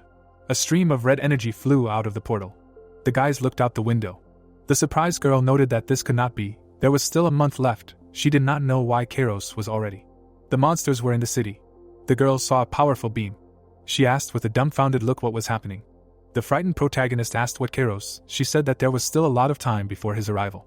Looking down, Julie thought that Kairos had never appeared so quickly before. The same with the solar wolves. Something was clearly wrong in this life. The overall picture was the same, but she did not know what would happen next. Yellow energy hovered behind her. Turning around, the girl asked why the protagonist took out his sword and whether he had completely lost his mind. She looked at his back and shouted that Kairos was on a completely different level compared to the unstable Neptune. If they went against the prophecy now, it was unknown how it would come back to haunt them. A notification popped up about an urgent request for personnel to delay Kairos. Smiling, the protagonist said that it was time for a part-time job. The guys fought with monsters. Swinging his blade, the main character cut down a demon. He frowned and noted that there was no end to them. Julie calmly stated that it was still fortunate that they could get a reward just for this. He was a god who never made requests, the greatest god in the world. Looking down, the boy replied that he knew this, because he had learned it when he had to teach students. Julie landed in front of him, saying that since they didn't know how the situation would turn out, they had to continue holding off the monsters coming out of the gate. Standing in front of him, she noted that even if the situation was different from the prophecy, Vincent would not lose to Kairos. A thud rang out from behind them. Rick, taken aback, emphasized the fact that Kairos and Vincent should be far away from there. The boys suddenly stopped when they heard the voice of God, who said that everyone should listen to him. The situation was a stalemate. He lowered his head and suggested that this was unconscionable. But he amended his request. They should drop everything they were protecting right now and focus on evacuating the citizens. He would buy them time. A puzzled Adele raised her head. Surprised, Nate asked where the voice was coming from. A dumbfounded Julie said that it was Vincent's voice. The girl began to look around. She looked after the protagonist and asked what was happening and where they were all going. Adele flinched when she heard Vincent give them the order to retreat. Standing behind, she clarified what retreat meant. Looking around the city, the girl asked what would happen to their city and the people who did not have time to evacuate. Julie looked down and noted that she couldn't say for sure, because it was different from the prophecy. But this dimension would be destroyed by Kairos. Adele was shocked by what she heard. Looking at the raindrops, Nate asked if she was lying. Standing in front of him, the girl said that she was sorry, but they could not do anything. The frightened actress ran up to the protagonist and asked him to do something, because there had to be a way, at least something. She touched him by the collar. Falling to her knees, Adele asked why Rick gave up so easily. She looked at the guys and emphasized that even people who do not know about the gods fight. The man was dragging an injured student. Drops of rain flowed down the protagonist's face while he listened to him say that he was a god and the gods help people. He remembered how he looked at his reflection in a puddle with a sad look. The protagonist was sad. He saw himself from the past in front of him. The girl was kneeling. The guy clenched his fist. A blue light illuminated Adele's head as Rick asked to summon the God Shop interface. Julie frowned and addressed him, and the protagonist asked him to calm down. because he was not going to die.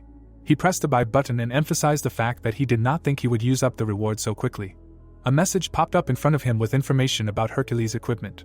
An enraged Julie screamed that he was an idiot. Rick turned around and asked him to take care of the others with a satisfied look.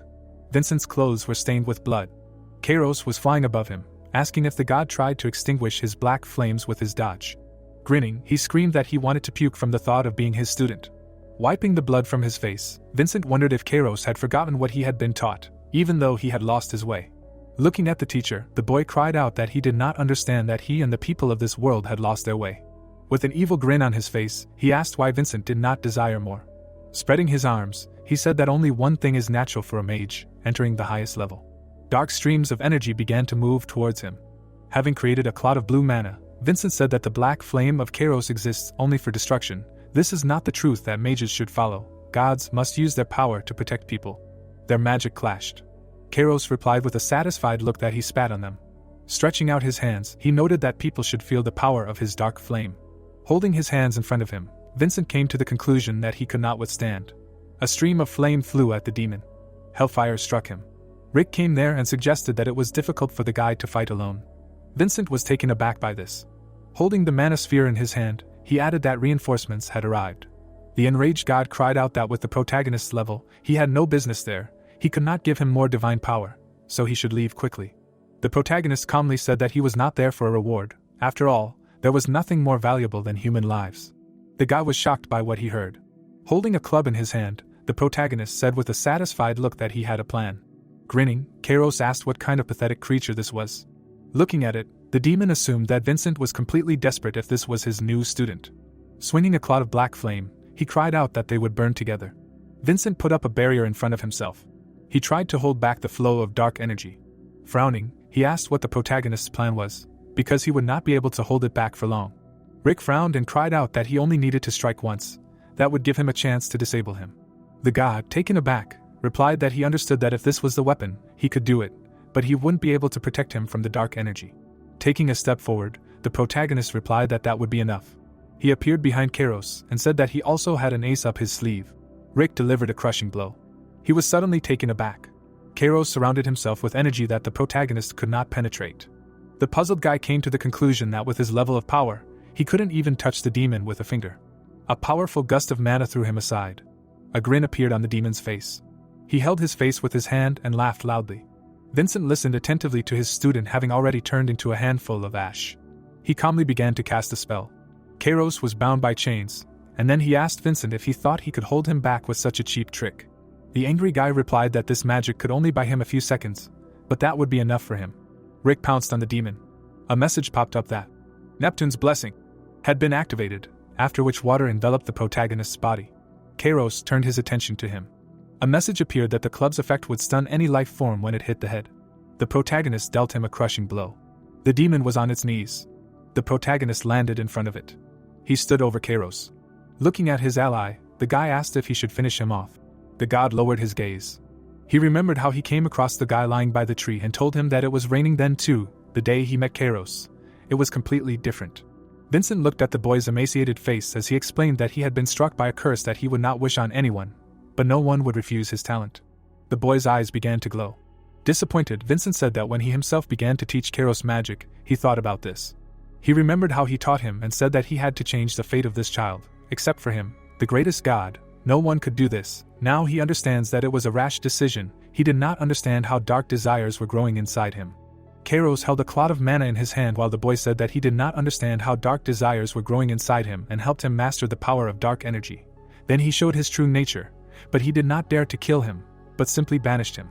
Turning away, Vincent noted that even knowing that one day Kairos would return to kill him. Looking at him, he added that if only he had directed him on the right path, and not taught him dark magic, he had gotten used to this regret. Looking at the sun peeking out from behind the clouds, the guy came to the conclusion that now it was time to let him go. Upset, Rick lowered his gaze, and the plot told us that Vincent could not bring himself to kill Kairos until the last moment. Perhaps he still believed in him, or some regrets prevented him. Looking at many projections about him successfully delivering the final blow and absorbing the powers of the forgotten god, the protagonist said that he had become stronger, but for the first time he did not feel joy from it. He released dark energy from his hand. Looking at the mana, the protagonist thought that it was similar to how he used Neptune's blessing, Now he can use this power when necessary. Nate was surprised by such magic and cried out that it was amazing. A smile appeared on his face when the guy asked to teach him. Clenching his hand into a fist, the protagonist replied that he would teach him later. The priest began to thrash his legs and arms on the ground, shouting that he wanted it now. Adele grabbed his vest and asked him to shut up. Standing over him, the girl said that Nate should serve him and Rick would teach him when he had time. The protagonist looked at her and noted that she was already beginning to understand what a cool and brave god he was. Embarrassed, Adele said that he showed her everything and she simply realized that he was not some kind of liar. The protagonist was surprised by these words. Turning away, the girl said that if she had to become his priest, she did not mind. Looking at him, she added that she would like to stay there a little longer. Putting her hand on her chest, she emphasized the fact that she now understood that if she could not use magic, she was useless and wanted to find something in which she could be useful. Vincent, with a smile on his face, said that he could help with something. Adele bowed to him and listened that it was time to return the god she believed in. He was glad that he could help him. Rick hid his comrades behind his back. Julie looked at the protagonist and said that there was no need for that. God had already forgotten about that little nuisance. Everything was fine now and they wouldn't have to look for a cure for mana deficiency syndrome. Looking at Adele's happy face, Julie added that she would be more useful there. Holding Nate's head, the protagonist asked them to leave before they were caught. They teleported. Rick was suddenly taken aback. The ground beneath his feet was destroyed. The destroyed city was engulfed in flames. A monster in the form of an eye with wings was flying right across the sky and screaming loudly. Suddenly, a huge tiger monster attacked him, biting off his wing. Noticing this, Rick put his hand straight in front of him and, not understanding what was happening, used the howl skill. Standing right in the middle of the street, which was teeming with all sorts of monsters on all sides, the boy asked if there was really a dungeon breakthrough nearby and where the hunters and soldiers were. A moment later, a huge snake rushed straight towards the protagonist. Suddenly, Julie appeared out of nowhere and destroyed the monster. Then she landed on the ground right next to Rick. Puzzled, the girl with blue eyes noted that everything was happening much faster, and he asked what she was talking about. With a sad expression on her face, Julie explained that this was not a dungeon breakthrough, but a gate rupture. Looking menacingly to the side after hearing this, the boy thought that this gate rupture was at least at the level of rank C, and if so, everything was very bad. Looking at the gentleman standing behind her, the girl with blue eyes declared that everything was correct, and this meant that the forgotten gods were becoming stronger there. Dumbfounded, lowering his gaze downwards, the protagonist said that this could not be, because he only found 2 priests. With a serious look, Julie asked him not to worry, because she did not feel the presence of forgotten gods, well, just now. At that very moment, a helicopter appeared right in the sky. Upon seeing it, the guys immediately raised their heads up. Rick looked straight at the helicopter, which was approaching him. Suddenly, a man with glasses looked out from there, asking what he, Rick, Julie and Nate were, and explained that they were from the Control Bureau, so he asked to follow them. Immediately after this, the story moves to the tall building of the Gate Bureau. Sitting right at the conference table, the guys listened to a certain man say that he thinks they know why they gathered them there today. A man with a scar on his face looked menacingly straight ahead, declaring that 12 gates had simultaneously ruptured in the city, and civilian casualties had reached a record level. Looking directly at the rest of the people in the meeting, he would ask what the hunters in charge of the region had said, explaining that most were unavailable or late in responding. At this point, Iris's hunter, Sam, would straighten his tie, saying that he was sorry to hear that from his boss. Then the man with the glasses would hang his head, stating that it was unprecedented for so many gates to be torn down at once, and ask what the Bureau had been doing all this time. Sam would then add that they believed there was no threat, so they sat back until it came to this, and the man with the scar on his face would point out that they were now passing the buck to them. Suddenly, someone slammed their hand down on the table. It was Charles, who stood up from his seat and told the two to stop. Staring straight ahead, the white-robed old man concluded that they were not there to argue over who was right and who was wrong, and instead, it was time to take measures to prevent such situations from happening again in the future. Charles then went on to say that no matter why the hunters were there, they should not turn a blind eye to their country facing a disaster, but 12 out of 18 hunters were late today while the people there were feeling guilty. Adjusting his glasses, Sam stated that this was true. Taking a confident step forward, the white-robed old man stated that he had a proposal. Slamming his hand directly onto the map, Charles proposed that all the hunters present there join forces and begin a large-scale operation to suppress the gate. Hearing this, the other hunters were overjoyed and voted for the idea, noting that since it was Iris's guild's proposal, there was no reason to refuse. At this time, Rick looked straight ahead with displeasure, thinking that they all didn't care about the authorities, and this guild clearly had fans. Abruptly getting up from his seat, the boy announced that if all their discussions boiled down to suppressing monsters, then he would act independently. Walking right past him, Charles asked if he could find out the reason for his independence. Menacingly looking to the side, the protagonist said that he was the only one who could enter the gate. Imagining in his head a huge portal that appeared right above the city, Rick reasoned that this was only a temporary measure, and if the attack that happened in the magical world happened there, none of these people would be able to stop it, and the only answer was to end the war between the gods, which was the cause of all this. After he said this, Sam slammed his fist right on the table with displeasure, calling him an arrogant bastard. Watching the boy leave, the man with glasses told the guild leader not to pay attention to him, and he seemed to be proud of being a 6-star hunter, but in reality, he was just a child who thought he was special. At this time, someone ran down the hallway at a high speed. It was a man in a business suit, who suddenly opened the doors to the room, saying that they were in trouble. He then announced that the gate at the airport had been breached, and the protagonist, who heard this, was very surprised. At the same time, the others also looked straight at him in shock. Imagining the ruins of the current airport in his head, the informant stated that the entire area had been destroyed, and the damage was unpredictable. Hearing all this, Rick was very scared, thinking that such destruction could be the work of a forgotten god. Looking at the people who had lit up in the room with him, the boy reasoned that they could have handled this before, since there was a powerful god nearby, but with their current strength, they had no chance of winning. Suddenly, someone touched him.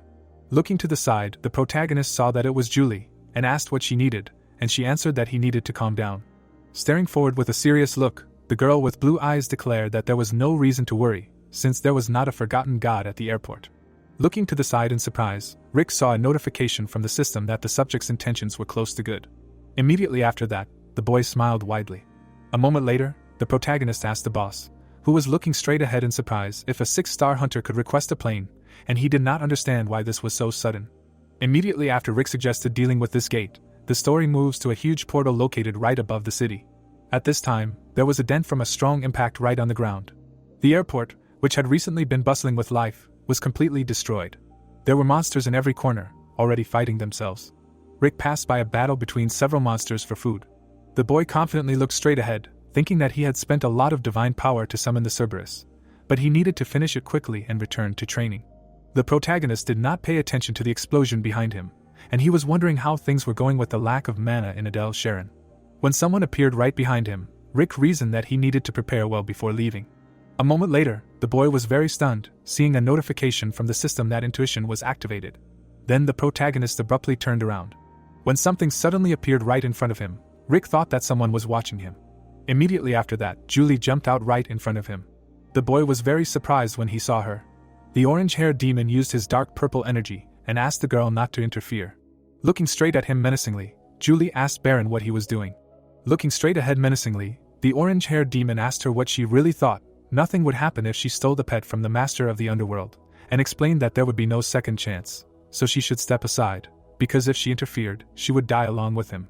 Hearing this, Julie brought her dagger right to the throat of her acquaintance. Coldly looking straight at him, the girl with blue eyes asked if he could do it. Then she would add that he was the one who had to go and give him one last chance, and the Baron, as if turning into dark purple energy, would remark that she had made a stupid choice, and who would have thought that she would protect an idiot who summoned a spirit from the underworld. He then told the lower-level god to enjoy his freedom, because in the end Hades would take his despicable life, and Rick, who heard this, was very scared. Immediately after that, the orange-haired demon would evaporate in his own energy, saying that he would look forward to his punishment in the underworld. Immediately after this narration, the stories moved to the training room. Standing right above Nate, who was lying on the ground, the boy would declare that this was all for today. Then he would add that for some reason he had been slow lately, while the boy with blue eyes would stare straight at the floor. A moment later, the protagonist student would ask if he knew how many hours they had been training today, explaining that they had been doing it for 17 hours already, having started at 5 a.m., and Rick, clutching his head, could not believe that time had flown by so quickly. Then the kid would remark that he had things to do, so he was leaving, and asked him to clean up after himself and leave, while Nate, looking straight ahead with displeasure, asked if he had really shifted everything onto him and was going somewhere again. Heading straight for the exit of the training room, the protagonist would declare that he needed to destroy the gate, so he could not even think about following him, because he was already tired of hearing from everywhere that he was connected to Iris. A moment later, Rick would slam the door, while his students silently watched this. Nate, rolling his eyes in displeasure, did not understand what had happened at the airport, why they were all so wound up. Getting up straight from the floor, the guy with blue eyes said that he was asking him, but he just ignored him and did not see his face at all, so he just went to play home. At that very moment, the protagonist student imagined the image of his evil teacher, who asked if he had cleaned up after himself. Immediately after that, Nate began to sweep the training room. The guy with blue eyes skillfully wielding a broom said that he was going to do it not because he was afraid of him, but because this was also part of the training. Suddenly, someone appeared right behind him and asked what he was doing, and the protagonist's student, clearly angry about all this, stated that he himself told him to clean up there.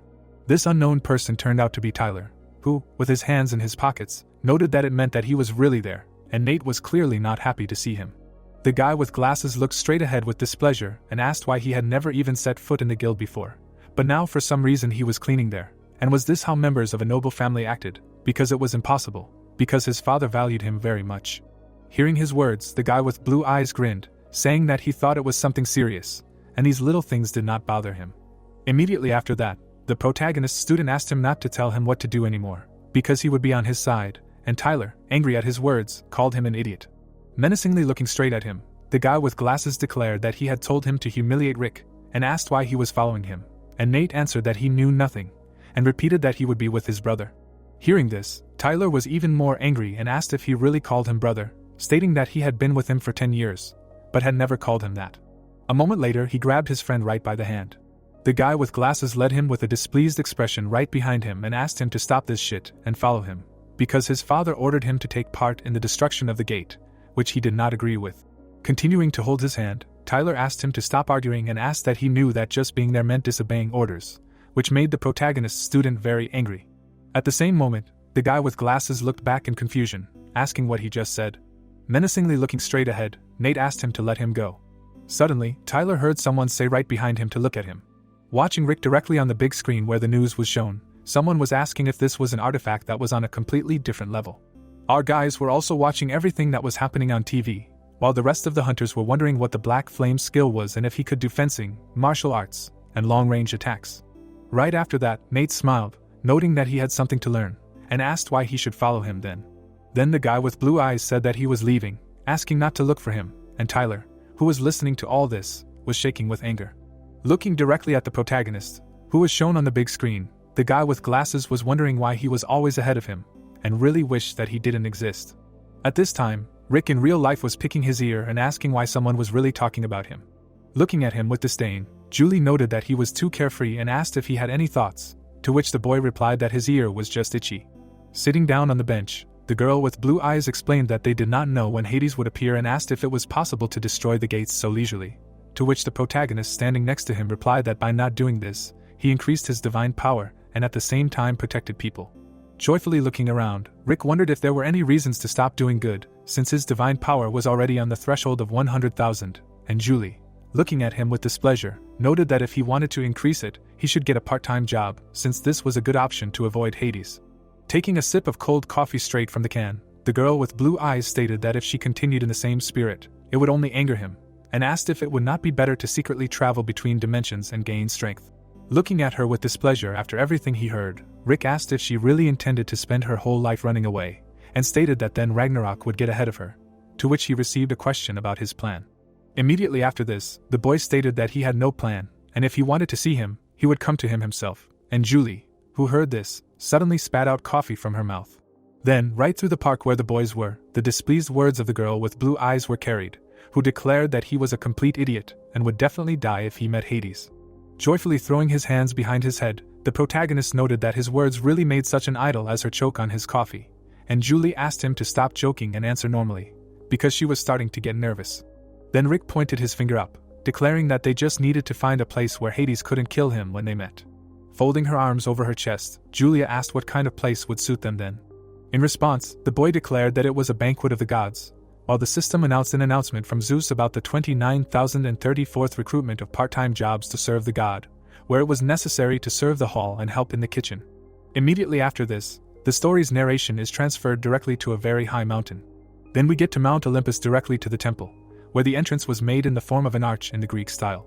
The centaur, with his hands folded directly in front of his chest, looked at his subordinates and ordered them to move at a fast pace, because there were less than 3 hours left until the banquet. Handing a basket of fruit to a guy, he declared that these were fruits and vegetables that Demeter had brought. When the centaur said that they needed to put all their efforts into the preparations, he gave the basket of food to the girl. The banquet manager ordered them to finish one task and start another task faster, while Rick's subordinates stood dumbfounded. At that moment, the boy appeared right behind his priests and wished them luck. In a moment, They were very angry, and Nate said that it was some important matter, interrupting him right from the game, and Adele declared that she was filming a movie at that moment, while the boy covered his ears with his hands, concluding that these priests were disappointing him. The protagonist would glance sharply to the side and declare that it was all for the sake of preventing Ragnarok and saving the world. At that time, the centaur would announce that the banquet was starting and would tell the service staff to leave, and Rick, who heard this, would raise his hand, intending to volunteer. At that time, the subordinate boys would clutch their heads, because they knew how it would all end, and did not understand why they had agreed to become his priests, while he would grin sarcastically and thank them for such an opportunity, because now all the problems would be solved if the banquet went according to plan. At that time, right at the banquet, there were a huge number of different gods who were communicating with each other. Rick took a confident step forward. Suddenly, a goddess girl noticed him, holding a glass of wine in her hands. The gods were watching the boy who was serving drinks, and said that he had come to the banquet in lion armor and looked very much like Hercules. At this time, the protagonist, looking around in confusion, could not believe that Hades had not come, and thought that this plan must definitely work. Suddenly, someone put their hand right on his shoulders and declared that he had been caught. It was Apollo, who, with a smile on his face, told his favorite student that he had a very nice outfit, and the latter noted that they had not seen each other for a long time. Suddenly, Poseidon appeared behind them, who noted that, speaking of a part-time job, there was something romantic about it.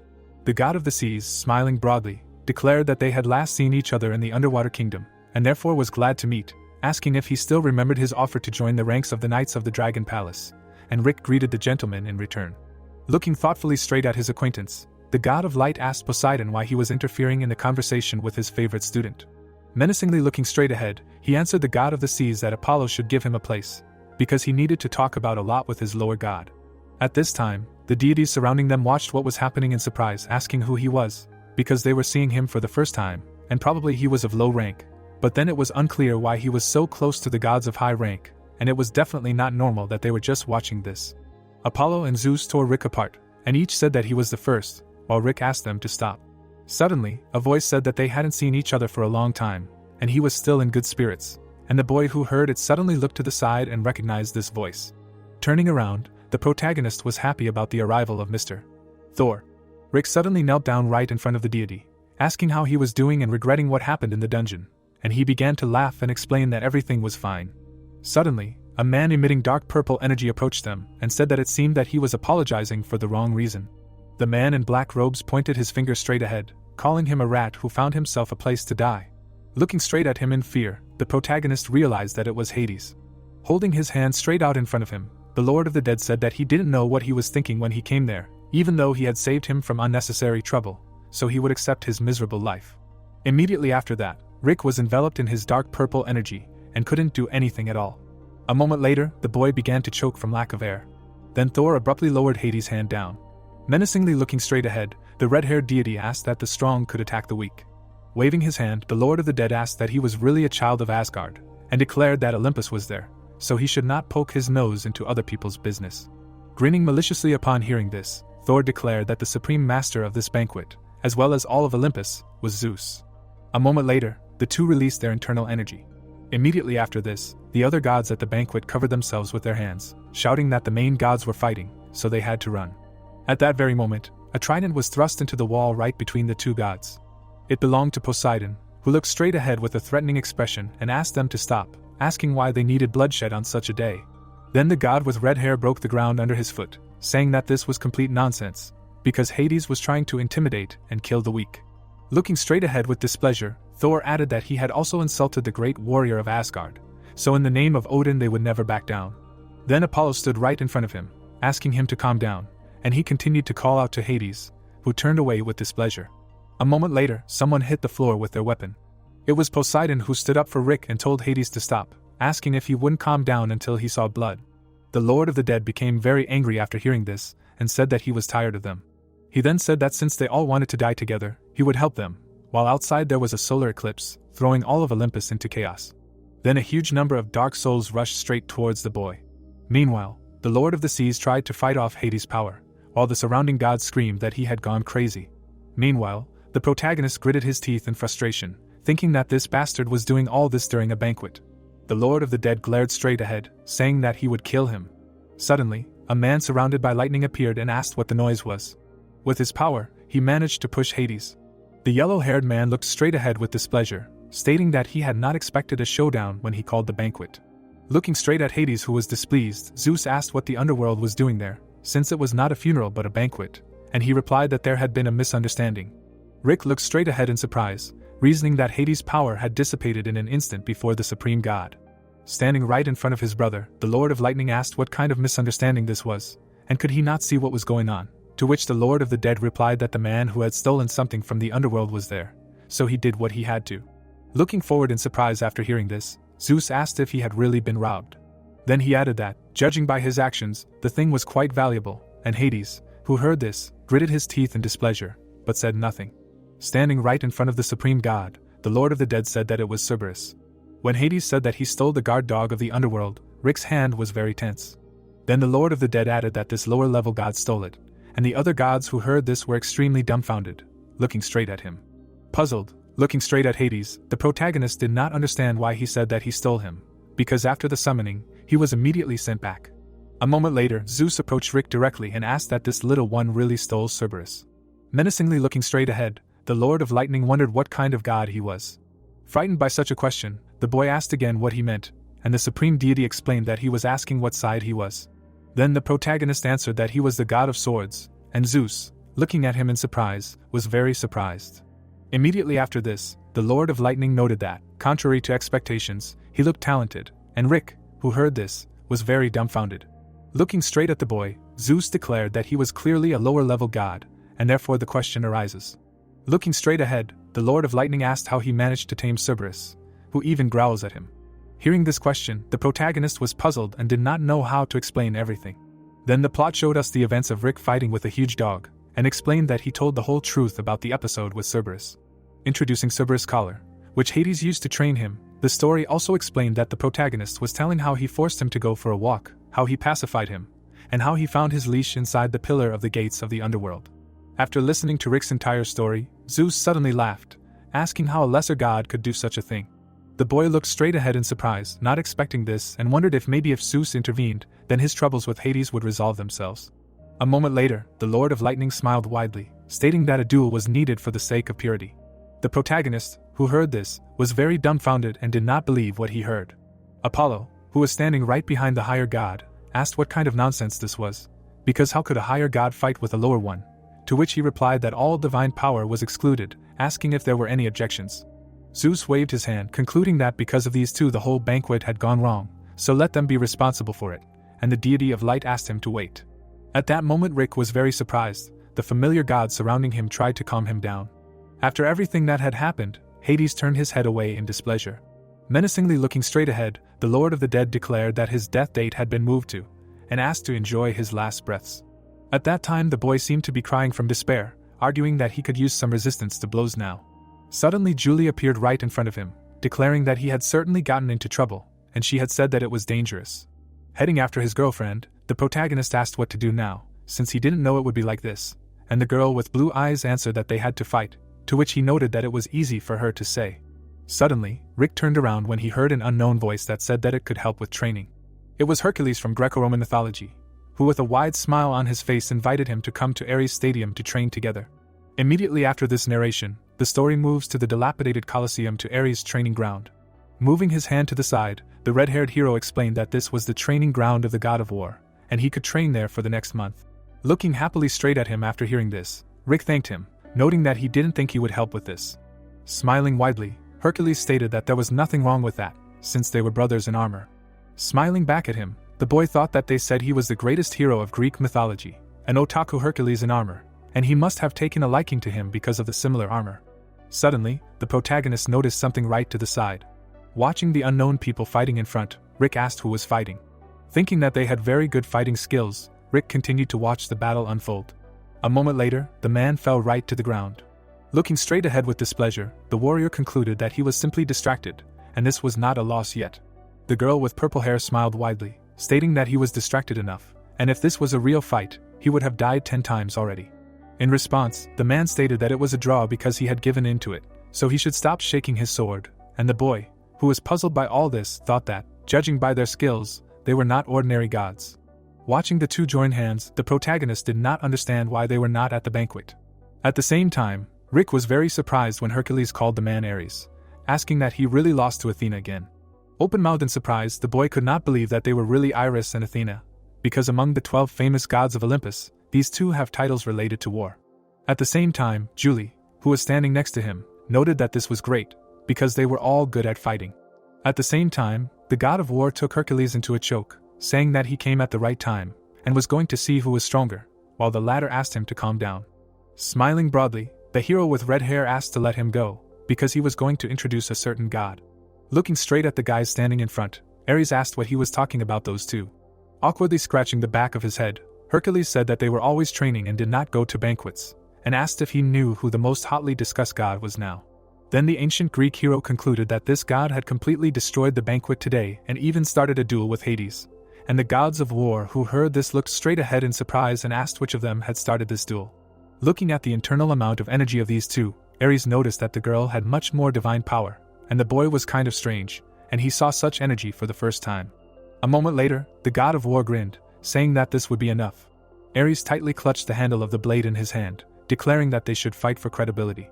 Taking a fighting stance, the god of war concluded that the duel would show everything, and he would lend the platform to the strongest. Then Rick's girlfriend pushed him forward. Looking at her in fear, the boy did not understand anything and asked that he would really fight alone, and the girl with blue eyes explained that she was returning to Korea, because there was complete chaos with gates and dungeons.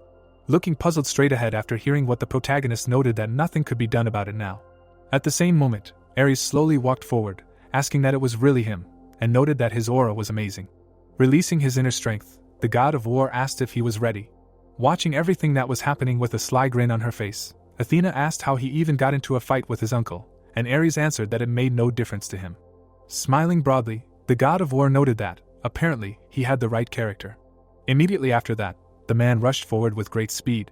He was heading straight for his opponent, stating that if he wanted to survive, he had to train with all his might. Striking with his blade, Ares destroyed everything right in front of him. Looking puzzledly straight ahead, Hercules noted that he had taken up his own again, and the girl with purple hair standing next to him did not understand whether he was a fool or not. At that very moment, the entire battlefield was covered in dust raised into the air. Looking at Rick, who was pressed right into the wall, the god of war noted that he had good endurance. Then he grinned maliciously, getting ready to take the next step. With great speed, approaching the boy, Ares asked him to show his sword skills. He would then strike directly at the protagonist, who would deflect them with his blade, asking what he was doing and whether he was just going to defend himself. Rick gritted his teeth in displeasure upon hearing his words. Immediately after, the boy would swing his sword. Seeing this, Athena was very surprised that he could fight back, noting that it was not bad for a low-level god. The purple-haired girl, looking forward with a serious gaze, concluded that it was still not enough. The goddess of war would then look straight at the two and explain that it was not only about power, but also about speed and endurance, and although this was understandable considering that the fight was between a low and a high god. Ares then grinned maliciously, noting that he was having a lot of fun. Suddenly rushing straight towards his opponent, he asked to try to excite him even more. Noticing the approach of his opponent, Rick jumped back sharply. Frightened, looking straight at the blade of the god of war, the boy shouted that he surrendered, because the power was off the scale, and he could not withstand it. Madly looking straight ahead after hearing this, Ares declared that he knew nothing at all, so he had to fight. Athena watched their battle from the side, noting that he had been confronting the god of war for an hour, and had definitely exceeded all expectations. Puzzled, looking straight ahead, Hercules asked what could stop them, because Ares' eyes lit up. Directing her serious gaze forward, the girl with purple hair asked him to wait, because she wanted to watch some more. Assuming that he was reacting well, the goddess of war saw how Rick deftly dodged Ares' blow. Looking at Athena standing next to him, the red-haired hero noticed that the god of war was simply helping him, and she assumed that perhaps it was so, but it was unlikely that there were gods capable of blocking his blade. At that moment, the two crossed their swords again. The god of war gritted his teeth in displeasure, and did not understand what was happening. Looking straight at the protagonist exhausted from the battle, Ares noticed that he was blocking his attacks more and more, wondering how this was even possible. A moment later, the god of war rushed forward, declaring that, apparently, this puppy reliably hid his skills. At the same moment, Rick deftly destroyed his opponent's sword with a swing of his blade. Hercules and Athena, watching the outcome of the battle from the side, were very dumbfounded by what happened. At this time, Ares looked straight ahead in confusion. The boy, in turn, turned back and sighed heavily. Ares aggressively attacked Rick using his blade, and Rick parried his blows. The boy looked straight ahead in fear, thinking that thanks to his talent in fencing, the more he hits, the more clearly the god of war's skill is shown, and now he can definitely stop him. Suddenly rushing forward, the protagonist thought that with their abilities and the legendary weapons available in the god's shop, they do not even know what the true power of talent is. A moment later, Rick deftly destroyed the opponent's sword with his blade. Turning back, Ares asked if he had intentionally hidden his skills and therefore broke his sword. Then he rushed straight towards the boy, telling him to try to hold out until the end. Then Athena stopped his blow with her hand. Standing in defense of the protagonist, the goddess of war told her relative to stop. Menacingly looking straight ahead, the girl with purple hair asked him to calm down, because it was just sparring. Hearing her words, Ares gritted his teeth in displeasure. At this time, clouds were slowly floating across the sky, when Athena suddenly turned to the god of swords. Smiling maliciously, the purple-haired girl noted that his swordsmanship was cool. Looking straight ahead, Rick replied that it wasn't like that at all, and thought that Ares hadn't even used his godly power, and he was still thrown back. Looking straight at his hand, the boy thought that even though the duel was short, his sword skills had risen to a new level, and he wanted to learn fencing from them, then he would definitely defeat this Hades. Clenching his hand into a fist, the protagonist realized that he needed to learn it at any cost. Immediately after that, Rick turned to Mr. Ares and Lady Athena, saying that he had a request to make. Seriously looking straight ahead, the boy asked to be taught fencing. Looking straight ahead after hearing the request, the purple-haired girl asked why she would agree. Bowing his head, the protagonist stated that he understood that the request was sudden, but if they agreed, he would do everything in his power for them. A moment later, the goddess of war, slightly opening her mouth, said that despite the difference in strength, Ares was not disappointed. Then she added that this, on the contrary, helped to kindle his fighting spirit, and his uncle would not like it, while Rick looked intently straight ahead, listening to her. Suddenly grinning, Athena concluded that she was already sick of these monotonous trainings, so she thought he would not slip away, since he was so persistent, but asked to remember that he was learning from the gods of war, so he could die. Then the narrative of the story shifts to the moment when stones were flying right across the battle arena. These same stones flew right from the golems, which the boy destroyed with his blade. Looking straight ahead with a menacing gaze, Ares told the boy that there were 10 minutes left, and if he didn't knock them all down, they would respawn again, so he had to work hard. Hearing this, Rick gritted his teeth in dissatisfaction, thinking that there were too many of them, and that his divine power was running out. Looking straight ahead at the huge number of stone creatures right in front of him, the boy thought that if there was a little more, he would have used a wave cut on them. A moment later, the protagonist enveloped his blade in yellow energy. Immediately after that, Rick used the wave cut skill and destroyed all the monsters in front of him. The god of war watched all this in surprise. Looking straight at the fragments of stones lying near his feet, Ares asked what the hell this was. Looking ahead with a surprised gaze, the god of war asked if this was magic, and who he really was. At that moment, Rick, puzzled by such a question, answered that he was an ordinary god.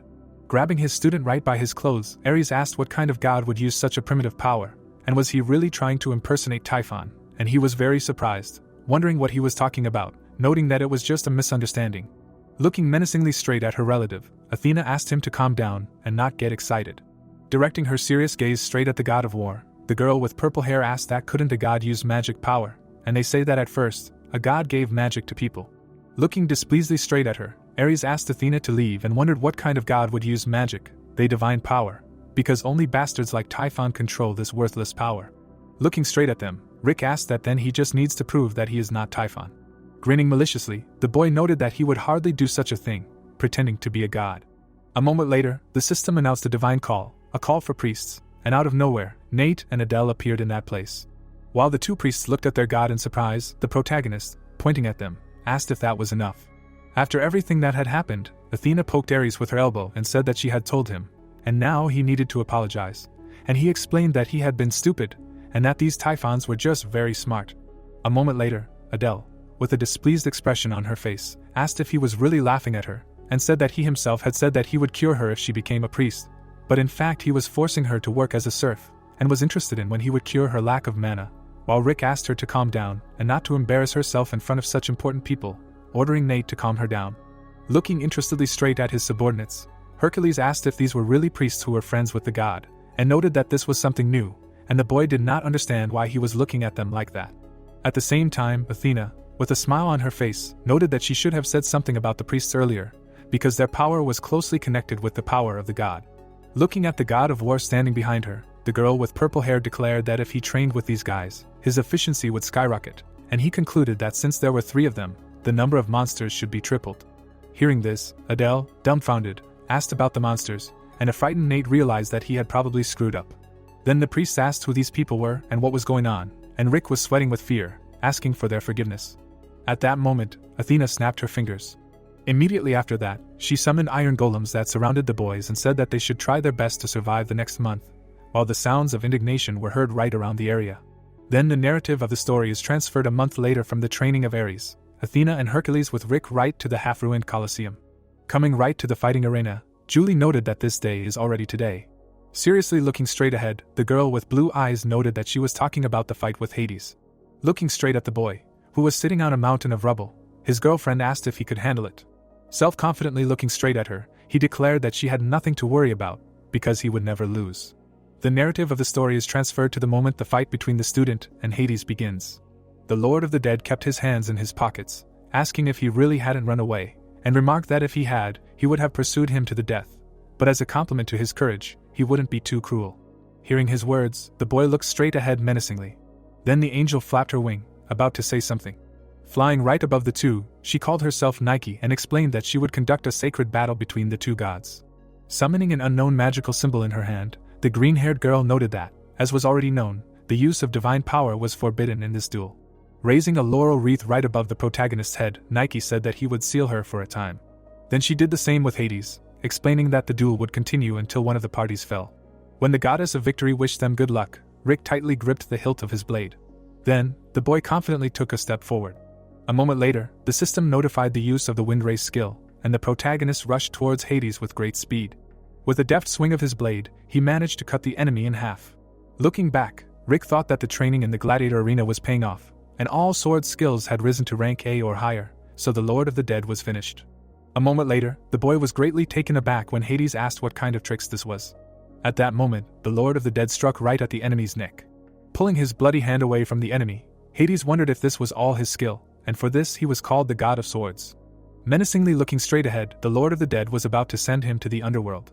Immediately after that, he pushed off sharply with his foot straight from the ground. Hades delivered several blows directly to his opponent, and he tried to dodge them. At this time, the god, who was right in the stands, was very surprised, noting that this was the end, although at first he held up well, and the man standing next to him noted that he still would not be able to defeat the superior without making mistakes. At the same moment, Ares, who was standing right behind them, declared that it seemed so at first glance, and he would never lose, and they asked whether he really came for this banality, and whether he really overheated in the sun. Directing his serious gaze forward, the god of war asked what was wrong with that, because he was just watching his student, and the other gods, hearing this, could not believe that such a bully like him took a student for himself. Continuing to watch the progress of the battle from the stands, Ares answered that it happened that way, so he was also curious. He wanted to see what this boy would show this time, when suddenly Hades brought his hands right to Rick again. Looking straight ahead seriously, the boy thought that he had gotten used to Hades' movements, but he didn't understand what kind of feelings these were. Staring forward with a menacing gaze, the protagonist realized that there was something else. At that moment, the Lord of the Dead exclaimed in displeasure that he was finished. Leaping right above his opponents, Hades wished for his death. Immediately after, the Lord of the Dead brought his hand right towards the protagonist, who thought about the advancements he had seen during his training. Suddenly looking straight ahead, Rick realized that there was something in them. Remembering the battles between Athena and Ares, the boy thought that although it was a sword technique, it looked a little different. Visualizing in his mind the moment when he watched the two gods of war fight, the protagonist thought that the tip of the sword always pointed to something. Imagining the gift of the god of war, who destroys everything right in front of him, Rick realized that it was the same place. Remembering how he fought directly against Ares, the boy suddenly activated the skill, the technique of the intangible sword. A moment later, the protagonist was right behind Hades, leaving only a green mark behind his blade. After the damage he received, the Lord of the Dead was very surprised. Then he fell right to his knees. The gods watching everything from the stands were very dumbfounded. At that moment, the sun brightly illuminated the image of Rick, who was right in the arena. Then Zeus began to laugh, saying that he had not had so much fun for a long time. Approaching the boy directly, the god of lightning declared that he was officially invited to the banquet, and offered to have fun properly. Joyfully looking right at him after hearing this, Rick thanked him for such an opportunity and thought that last time he was there as a service staff, and now he received the right to come as a god, and this is something new. At that moment, Hades rose from the ground and asked Zeus who he was inviting and since when he could attend the banquet without making mistakes, stating that he should at least be at an average level, and the highest god asked why he was so categorical. Then the Lord of the Dead asked if he was really going to break the oath on the river Styx, and Zeus, who heard this, was very displeased. Noticing his brother's reaction, Hades grinned smugly. At that moment, a system notification window appeared right in front of Rick. It contained a notification with congratulations that all the gods of Olympus learned his name, and the boy reading this news suddenly smiled. Immediately after this narration, the story is transferred to the banquet of the gods. The protagonist was standing right next to the table with food and drinks. Looking straight ahead with a tired expression on his face, Rick noticed that he had overindulged in something. Suddenly, a girl with long hair peeked out from right around the corner, distracting Rick. Innocently adjusting her hair, Persephone noted that they had not seen each other, and the boy who saw her was very surprised. With a smile on her face, looking straight at the protagonist, the goddess of fertility said that she watched the fight and noted that he had become much stronger, and he was embarrassed by this. Looking down, Rick explained that he had nothing special to say, because it happened naturally, and to hope that he did not cause inconvenience, to which he immediately received a negative answer. Sighing with displeasure, the girl with long hair, on the contrary, said that she felt better, because when she tells him to calm his anger, he does not listen to her and has cooked up the mess, so now he should sort it out himself. Immediately after this, Persephone picked up an unknown box right from the floor, saying that it was for him. Holding out a golden apple right in front of her, the goddess of fertility declared that it was a gift from her mother. Smiling widely, the girl with long hair noted that she said that this apple would instantly solve all problems and praised it nonstop, and Rick took the gift, saying that it was a precious thing. Then the words of farewell from the two echoed throughout the banquet hall. Taking a step forward, the girl said that she saw that he liked the banquet. Turning back, the boy said that Julie had come just in time, and an ad for a part-time job had appeared in the morning. Immediately after that, the protagonist offered to go now, and the girl with blue eyes, looking straight ahead in surprise, asked why so suddenly. Then she noted that he was invited to the banquet, and wondered if he would find the key to solving Adele's mana problem there, and Rick grinned maliciously, declaring that he had also thought about it. Showing his girlfriend the golden apple, which surprised her greatly, the boy explained that now everything has changed. Then the protagonist called Sharon, who was standing in front. Rick continued to pronounce her name, when suddenly the girl looked back in surprise. At that very moment, she began to be sucked straight into the magic portal. A moment later, Adele appeared right in front of the boy and asked with displeasure if he had really gone completely crazy, calling her when she was right in front of him. Immediately after that, the protagonist shut her mouth with the golden apple. After biting off a small piece, the girl asked if he was completely crazy, and wondered what it was. A moment later, several system notification windows appeared, notifying that his priest was receiving the golden apple and now the lack of mana was extracted. Looking at herself in surprise, Adele noticed that she felt sleepy and warm, and wondered what this unfamiliar feeling was. At that moment, Rick, with a wide smile on his face, explained that this was mana returning to her body, and congratulated her on her recovery. Then he said the name of the sorceress Adele, and she looked straight ahead, dumbfounded. Adele created a magic ball right in her hand. The girl watched in surprise as she concentrated her magic and finally understood what mana was. Joyfully looking straight at her, Rick asked how she felt. Looking at her hands, enveloped in an unknown force, Adele answered that it was wonderful. Pressing her hands right to her chest, the sorceress declared that all her life she wanted to see this little flame in her hands. Suddenly bursting into tears, Adele concluded that her dream had become reality, and she had nothing to repay him with. At that very moment, Julie stood right between them, saying that it was not the time to say such things yet. With her arms folded, the blue-eyed girl explained that the golden apple only unblocked the flow of mana, and she was still far from becoming a true mage, so she was still useless now.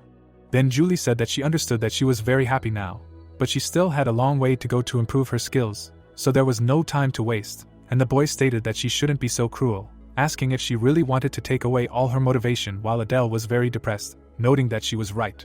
With a serious expression, the blue-eyed girl suddenly wanted to say something. Patting the newly minted mage on the head, Julie stated that she was able to use mana as soon as she felt it inside her, and it was a great job. Hearing her words, Adele was very touched.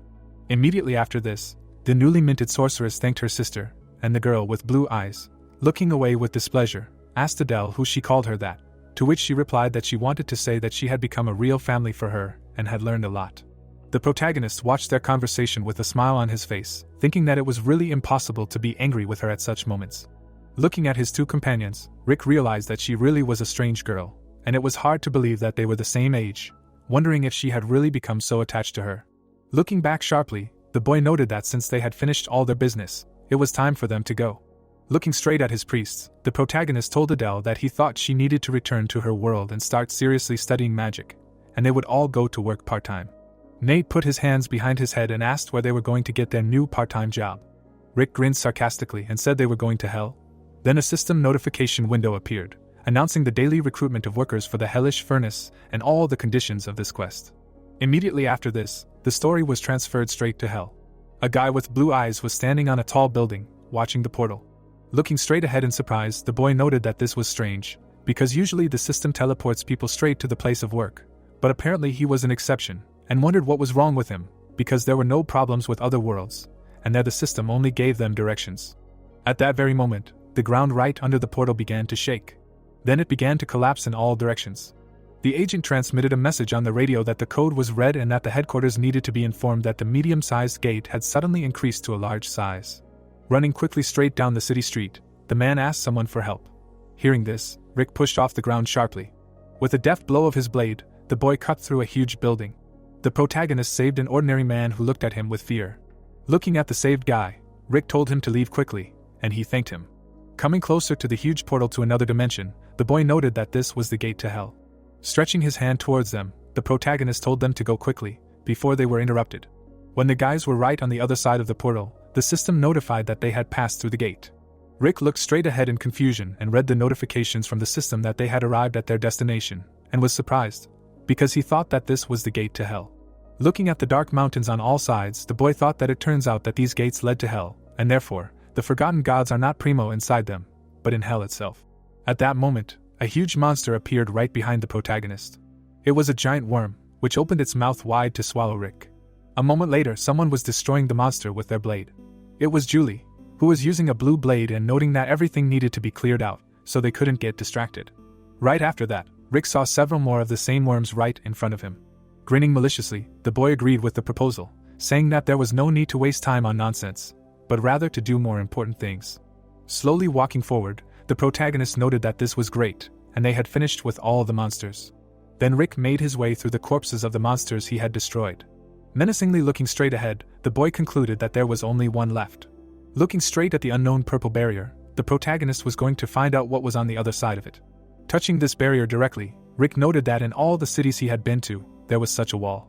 A moment later, the boy began to use his divine power, saying that not long ago, he did not have enough ability to overcome it. Releasing all his internal energy outward, the protagonist declared that now was the time to fix it. Rick enveloped everything around him in his yellow energy, while the system announced that the abyss was staring at him. Staring forward with a menacing gaze, the boy understood that he had to destroy the barrier. A moment later, the magical wall right in front of him was destroyed. Turning back, the protagonist called out to Julie, saying that they were on the right path. At the same time, the girl with blue eyes looked straight ahead in fear and noted that she had a bad feeling, so they should turn back. Looking straight at her in confusion after hearing this, Rick asked why, since they had come so far, and when else would there be a chance to gain power over demons? Squeezing her hand, Julie explained that hell was a place where demons and demonic creatures could roam freely. Looking at the mountains surrounding them on all sides, the girl with blue eyes asked them to look around and stated that there was no one there, and this could only mean that there was someone at the top of the food chain in this area. As she added that no one wanted to mess with him, the boys noticed something right in front of them. Turning around sharply, Julie declared that it was too late, and told Rick that they needed to destroy the gate core right now. At that moment, a huge eye appeared right under the boy's feet, asking who was disturbing his peace. Then the protagonist looked down in fear. Appearing right next to Rick, the huge demon wished him death. Looking at her friend in fear, the girl with blue eyes asked him to move. A moment later, the demonic eye headed straight towards the boy. Rick stood in the middle of an unknown space that seemed to consist of many puzzles. The boy looked straight ahead in surprise, wondering where he had ended up, because a minute ago he had been fighting some monster in hell. Suddenly, the protagonist looked back. He saw a girl leading the boy and telling him to run after her. Looking at the children happily playing, Rick assumed that they probably knew what this place was. Taking a step towards them, the boy asked the children to stop. Then the protagonist stepped right into the gap where the puzzle was missing. A moment later, he was enveloped in dark blue energy from all sides. Immediately after that, Rick found himself in a completely different place. Slowly walking forward, the boy asked where he was now. Seeing only devastation around him, the protagonist did not understand where he was and what kind of incomprehensible things were happening. Suddenly, Rick stepped on something. At the same moment, the boy apologized, when he suddenly noticed a corpse lying on the ground next to his feet. Upon seeing it, the protagonist was extremely dumbfounded. Looking at this man covered in blood, Rick noticed that he had a familiar jacket. A moment later, he realized, and the boy could not believe it was true. Then, right next to him, a wounded Julie walked by, calling him by name. The girl knelt down and took the corpse of her friend in her hands, asking for forgiveness for not being able to protect him. At that moment, Rick tried to touch her and said that he was there, and that the man was just a fake. Putting his hand right on Julie's shoulder, the boy asked what kind of place this was. Immediately after this, the introduction seemed to break into pieces, returning the protagonist back. After everything that happened, Rick looked dumbfounded straight ahead. Then he quickly looked to the side. Right in the puzzle, he saw a reflection of himself being pierced by several blades. The boy was standing right in the middle of a puzzle, the different pieces of which showed his death, and did not understand what it was. The protagonist looked ahead in fear. Suddenly, he opened his mouth wide and screamed, asking what was going on. A moment later, Rick fell to his knees and asked to stop all this. At that very moment, the boy was transported somewhere again, which surprised him greatly. Immediately after that, the protagonist sighed heavily, while Nate, looking at him in shock, asked if everything was okay. The boy with blue eyes looked warily at his teacher, while he explained that everything was fine and he just needed a minute. Then the protagonist looked towards Julie and said that he needed to talk to her. A moment later, the guys approached the purple barrier. Looking straight at the girl, whose back was turned to him, Rick said that in his obsession he saw her. At that moment, the boy asked if she was sure that they had not met, and Julia, who had opened one of her eyes, suggested that it seemed that his memories were returning. Remembering how the huge monster had towered right above the protagonist, the girl with blue eyes thought that most likely it was connected with their encounter with that demon, because it was one of the 72 great demons of hell, known as the Sword King Asmodeus. Julie continued to reason that in Rick's past lives, this demon had caused him to die about 1,000 times, and it was not surprising that the memories began to return precisely after the encounter with it, and the boy standing right behind her asked her to say at least something to him. Lowering her head a little lower, the girl with blue eyes declared that she was very sorry, but there was nothing to say. Staring straight ahead, the protagonist asked what she meant and asked her to simply answer the question about Julia, asking for forgiveness, because she couldn't tell him anything right now. Imagining a demonic creature in her head, the girl with blue eyes thought that while the Eye of the Abyss was watching them, she couldn't do this. Looking straight at Rick, Julie noted that it was for his own good. Looking straight ahead with displeasure, the boy thought that she was at it again, and however, the truth is not always useful, and apparently, she chose the lesser evil. Turning away from her, the protagonist said that he would not pry, because he thought she had her own reasons. Then Rick, with a smile on his face, asked if she was surprised that he had simply left her alone, and the girl with blue eyes answered that there was some truth in it. With his eyes closed, the boy explained that he would be lying if he said he wasn't interested, and mused that he was certain of one thing, and that this introduction wasn't fake, but the real future. Looking at Julie standing next to him, the protagonist asked if she would leave him. Looking straight ahead, the blue-eyed girl answered that of course she wouldn't, and the system notified that the target had good intentions towards him. Looking straight at the purple barrier, Rick asked what now, and noted that a high level of strength was needed to defeat the third guardian. Immediately after that, the boy asked if they should go back to, and Julie, thinking, answered that they couldn't do that, because Asmodeus was still somewhere nearby. Very angry from what he heard, the protagonist asked what it meant. She knew his name, and so she had met him before and could warn them. The girl with the blue eyes looked straight ahead, puzzled, and explained that she hadn't expected him to show up, and that they had always met him when he reached the top level before. Rick looked away with displeasure, and suggested that they probably couldn't rely on her foresight completely anymore, so they would have to find another way. The story then moved straight to a normal city, where a tall building stood in the middle of the street. We were taken to a film set, where a voice suddenly sounded, signaling a stop to filming. The director looked straight at Rick with displeasure, telling him to stop talking nonsense. Clutching a piece of paper with a script in his hand, the man said that it said something about a bulletproof vest from Company M that could withstand an attack from a 6-star hunter, and the boy replied that he had done what they asked. Looking straight at the destroyed mannequin, the director asked where he had done it and if he could see the hole he had made, stating that there would be a man in that place. He was there, he died at that very moment, and they were filming an advert for M Gear. A moment later, the man said there was no need to show off, and the protagonist, looking at him with displeasure, asked if he thought it was not entirely fair. Gritting his teeth in displeasure after hearing this, the director explained that there was no place for honesty there, and asked if he wanted everything to be as natural as possible, stating that he would regret it then. A moment later, the man announced that they needed to film a fight scene, when suddenly everyone there started to bustle about. Looking at the people in sunglasses, the director announced that these were 5-star hunters from M, so if he wanted it to be natural, these guys would shoot without warning. Immediately after this, the man announced the start of filming, and the warriors immediately rushed to the attack. The bandits were heading straight towards Rick, who was standing still. Noticing their approach, the boy only grinned maliciously. Imagining in his head a huge high-rise in the middle of the city, the protagonist reasoned about the scam created by the Midas Company and the Iris Guild. Visualizing this very skyscraper, turned upside down, Rick thought that it was designed to pump money out of novice hunters. Smiling broadly, the boy mentally apologized for dragging him into this plan. At that moment, the director was very stunned, noticing something in front. Seeing Julie on the set, the man stopped the entire process. The director asked Mr.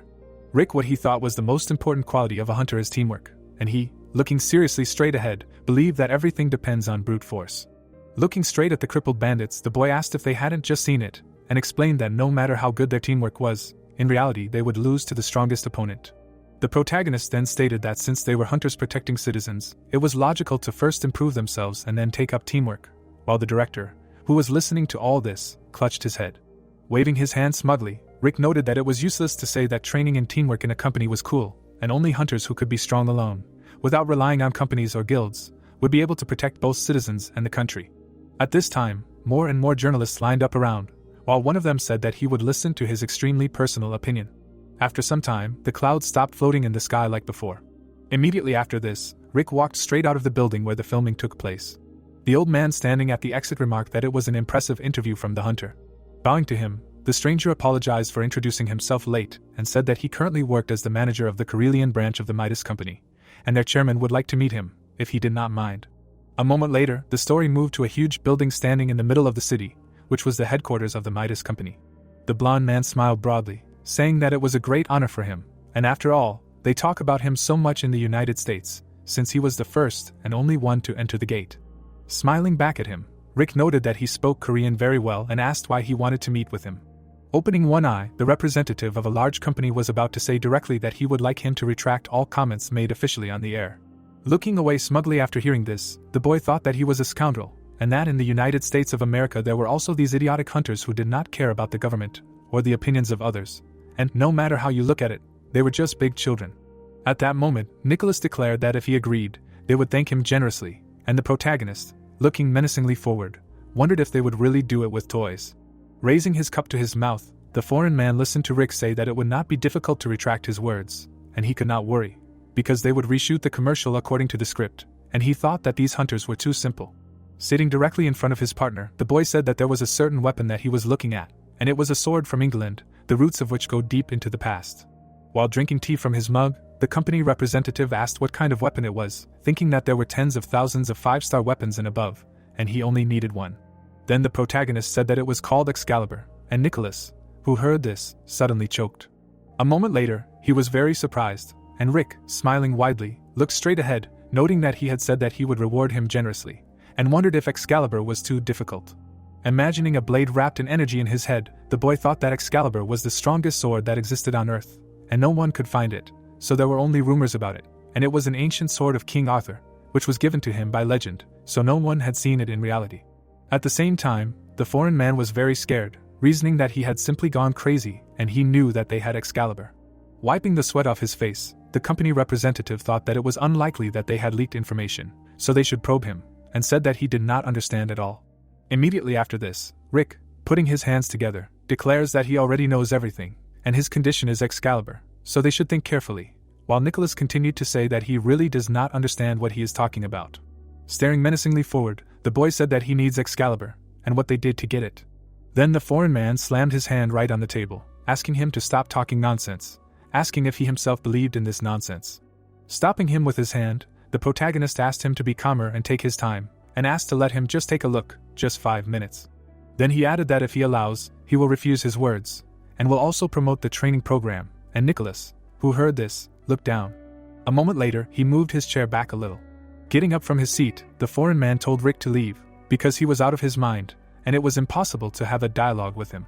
Looking back, the company representative thought that he almost got caught, and he cannot admit that they can do it, even if he knows everything, saying that they cannot give him Excalibur, but are ready to provide another weapon, so if he changes his mind, he should contact them. The narration of the story continued to take place right in a huge city with a lot of high-rise buildings, while Rick asked what to do now.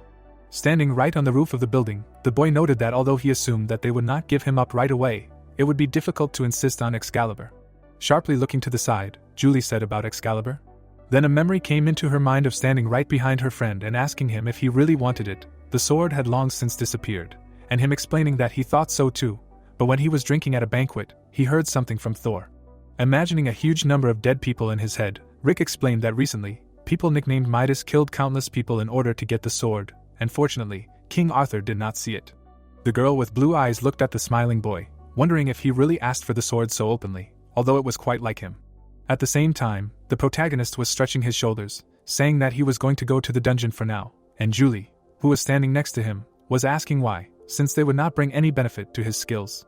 Looking directly at her after hearing her question, Rick explained that this was why he was there, and asked her to wait for her in the guild.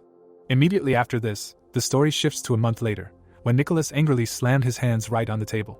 The foreign man was looking at the news on his tablet, which said that a huge dungeon that was discovered on Jeju Island was conquered this afternoon, and Hunter Rick set an unprecedented record with 0 casualties and conquered a large dungeon in the shortest time. Seeing all this, the company representative gritted his teeth in displeasure. At the same time, the boy was speaking directly on TV, while the host was saying that in just a month he had cleared not only this dungeon, but also those that were known to be almost impossible to pass, using this strategy several times, and asked what he thought was missing in his previous attempts, to which he replied that he relied too much on equipment, but equipment and tactics are meaningless against powerful bosses. Then the protagonist added that he believed that regardless of the number of attackers, the attack could very well be successful if each of the hunters was experienced enough, and the foreign man, who heard this, banged his fist on the table in displeasure. Gritting his teeth in displeasure, the company representative told his subordinate to urgently contact him and say that they accepted the terms, and he obeyed. Menacingly looking straight ahead, Nicholas was going to try to please this man. Then the narrative of the story shifts directly to the huge mountains on which the dense forest grew. The boys went down the stairs into the depths, following Nicholas directly. The foreign man turned around sharply, saying that he was given exactly 5 minutes, as promised. Rick looked admiringly straight ahead, entering an unknown room. The boy and Julie walked further to the mountain of gold. Right on top of this very mountain was the sword Excalibur. Taking a confident step forward, the protagonist stated that he could only hear about it. Looking directly at this blade, Rick saw the system notification window, notifying that this was the legendary Excalibur, and showed its characteristics. Looking at the fox sitting on his shoulder, the boy asked if he could handle it, to which it yapped approvingly. A moment later, Charlie closed his eyes and activated the moon sign on his forehead, while the system notified that the moon forest duplicated Excalibur. At this time, Nicholas, who was outside the room, was trying to find a secret passage in the wall.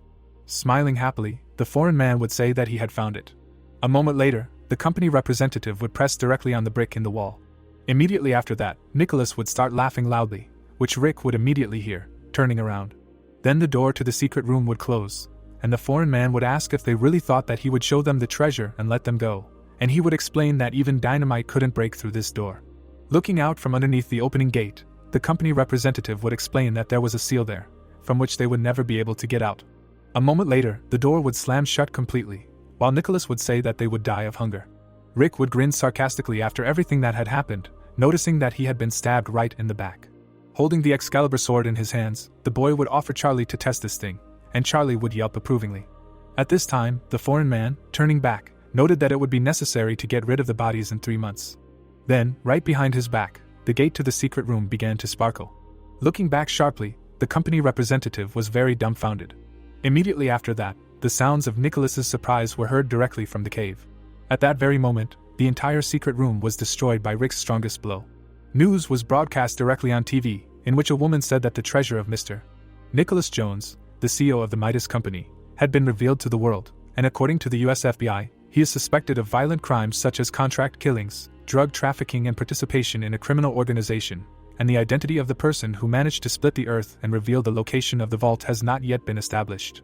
At this time, Rick happily admired Excalibur in his hand, saying that it was simply brilliant. Looking straight at him in surprise, Julie asked him if he was really that happy, to which the boy replied that he still couldn't believe such a cool thing even existed. Then the protagonist asked that Hephaestus had made this too, and wasn't it pointless to say that it was made by people, when suddenly the handle of the front door would tilt down. A moment later, a dumbfounded Nate would enter the office, asking where they had been all this time. Looking menacingly straight at his teacher, the blue-eyed boy would declare that he only saw him on TV, and the latter would be glad that he had come. Suddenly, the protagonist's student was very surprised, noticing something in front of him. Approaching Rick directly, Nate would ask what kind of sword it was. Hitting him with his shoulder, the boy said that it was none of his business and drove him away, and he declared that he should be shown too, since he was a student, and no, they were asking for a lot, since he only wanted to touch him once. Looking directly at him with displeasure, the protagonist asked if he really wanted it that much. Immediately after that, Rick threw it straight towards his student Charlie and told him to catch it and touch it to his heart's content, and he was very surprised by this. Holding the divine fox in his hands, Nate asked if he was joking, and the boy declared that he himself said that he wanted to touch it, so he shouldn't upset Charlie. At that moment, Julie buttoned up her insulated jacket and said to stop joking and get ready to pick up the third guardian. Immediately after that, the story moves to the mountains, covered in snow. The guys were walking right between huge rocks. Rick was freezing, asking the girl with blue eyes if she was sure she was in the right place. Turning back, Julie said that the third guardian was between the fourth and fifth hollows, and they could make it today if they hurried. Adele sighed with displeasure, asking how one could live in such a cold place, and Nate said that he 100% believed that she was lying. Then the girl with blue eyes with a menacing look asked if they wanted to go back.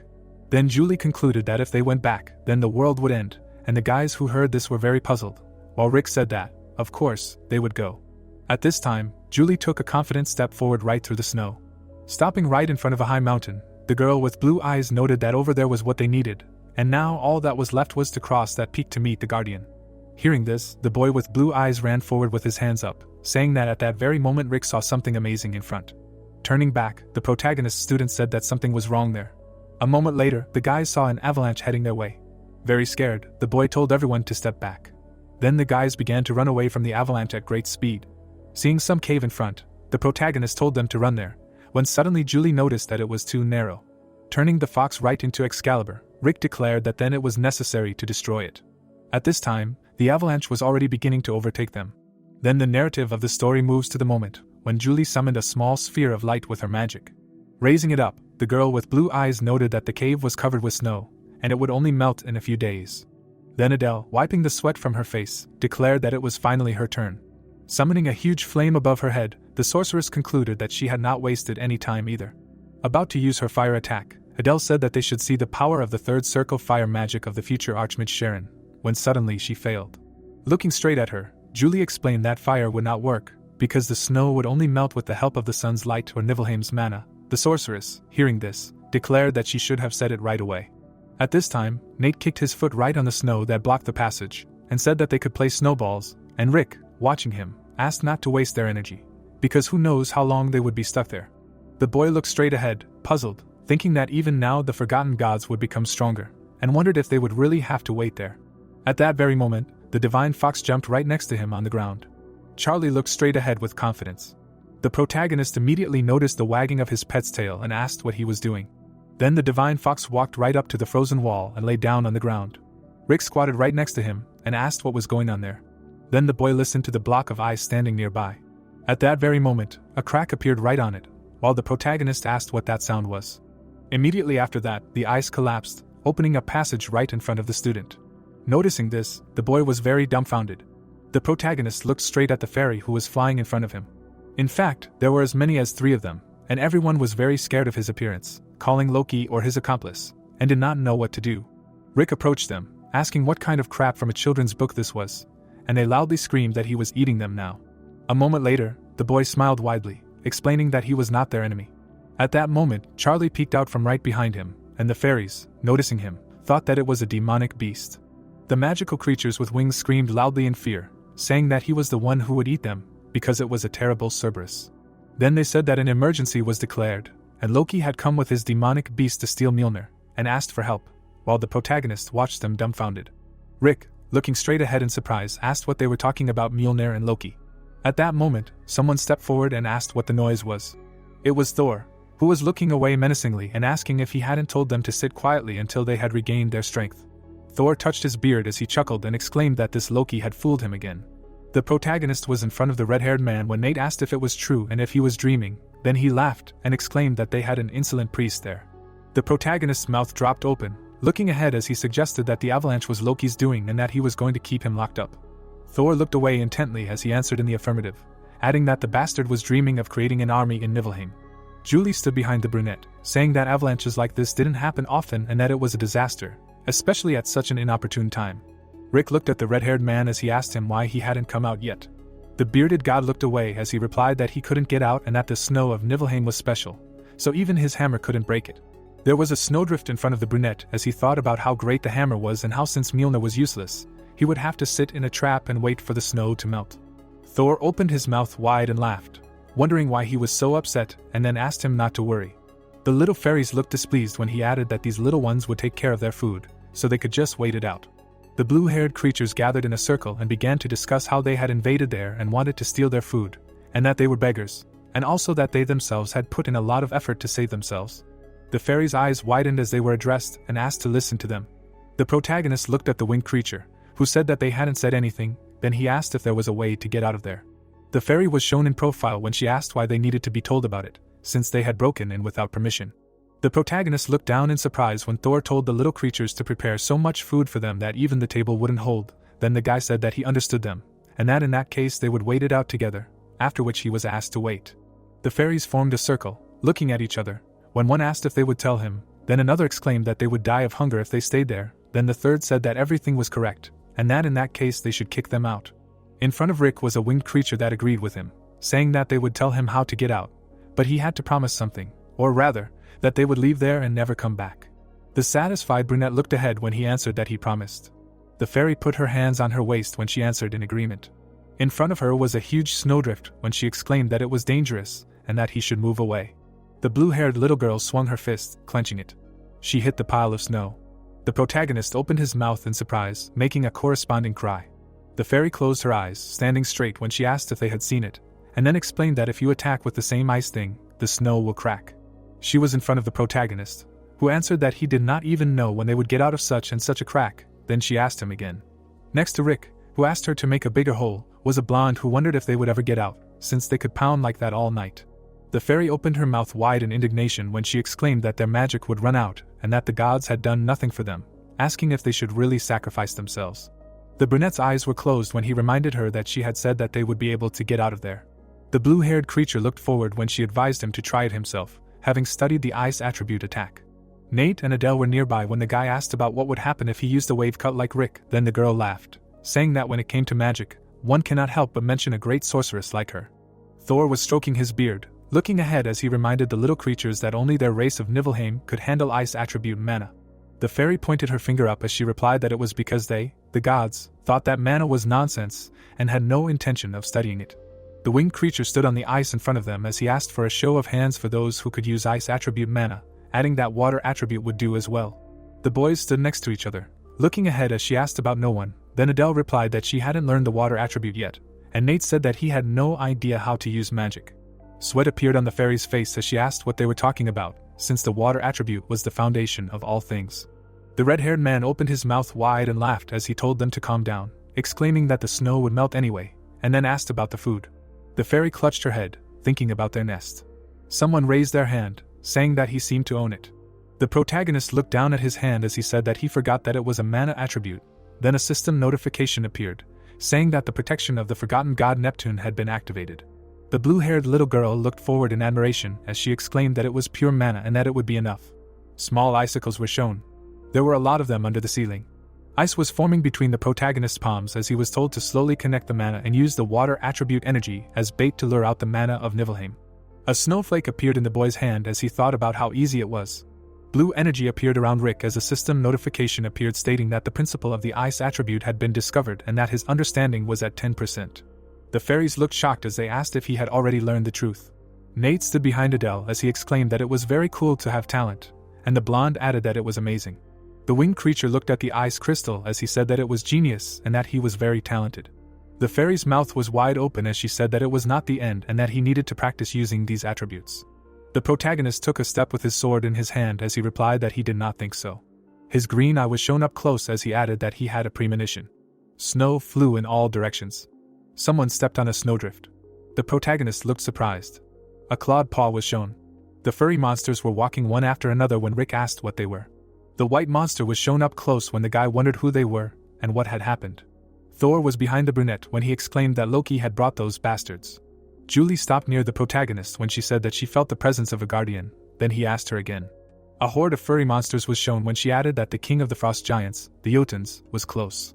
The white monsters were shown in profile as the protagonist asked the girl if she was saying that the third priest was one of them.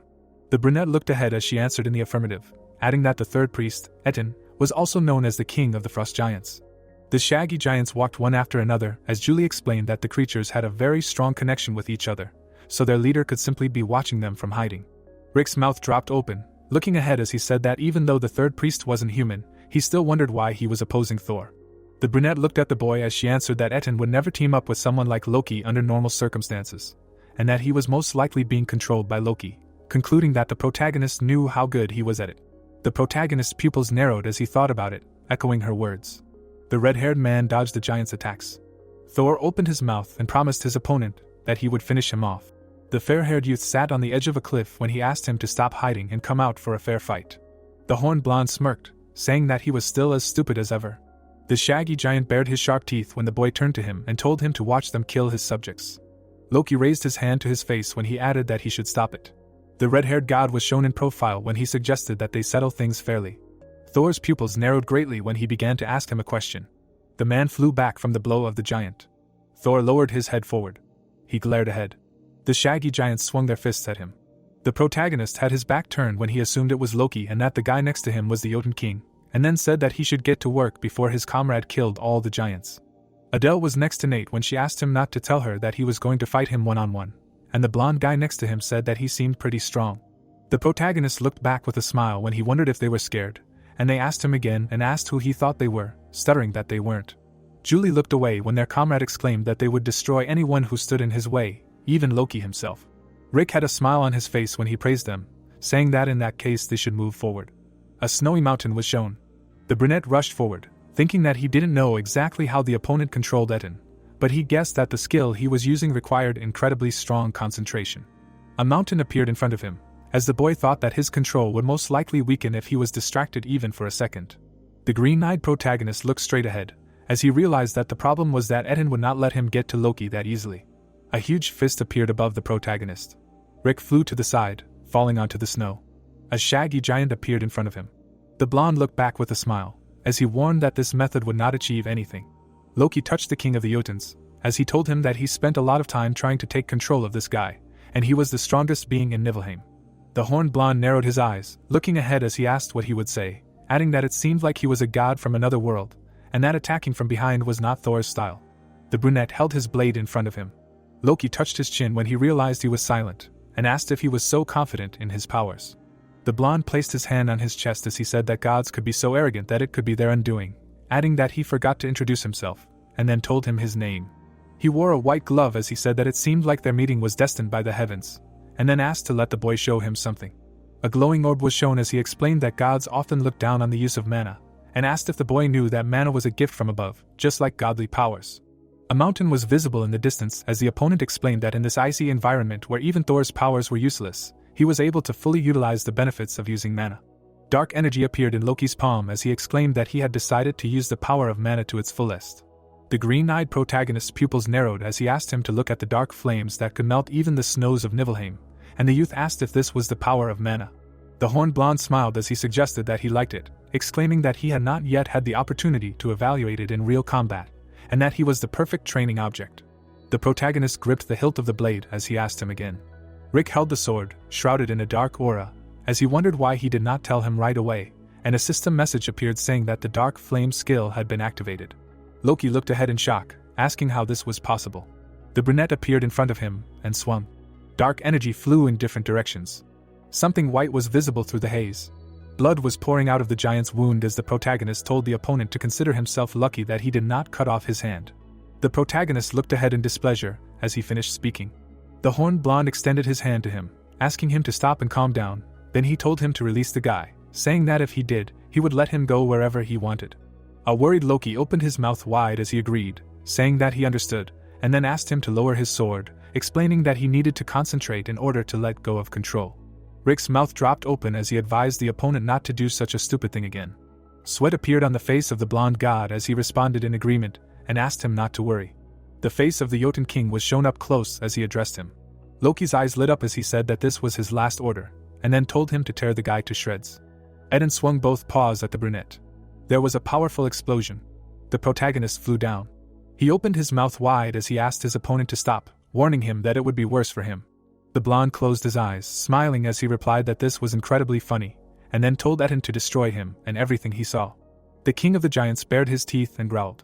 The protagonist sat on the ice. Rick opened his mouth, looking ahead as he asked the leader of the Jotuns to stop. A furry paw reached out to the guy. The ice cracked from a powerful blow. Julie caught the brunette. Loki fell into the depths of the gorge, laughing loudly. The blonde god looked up in delight as he exclaimed that he should not be underestimated. Etten and he fell into the dark crevice, while he continued to laugh. Someone came up to the edge of the cliff and called Loki a name. The boys stood next to their leader, who said that the god of deception had gone completely mad.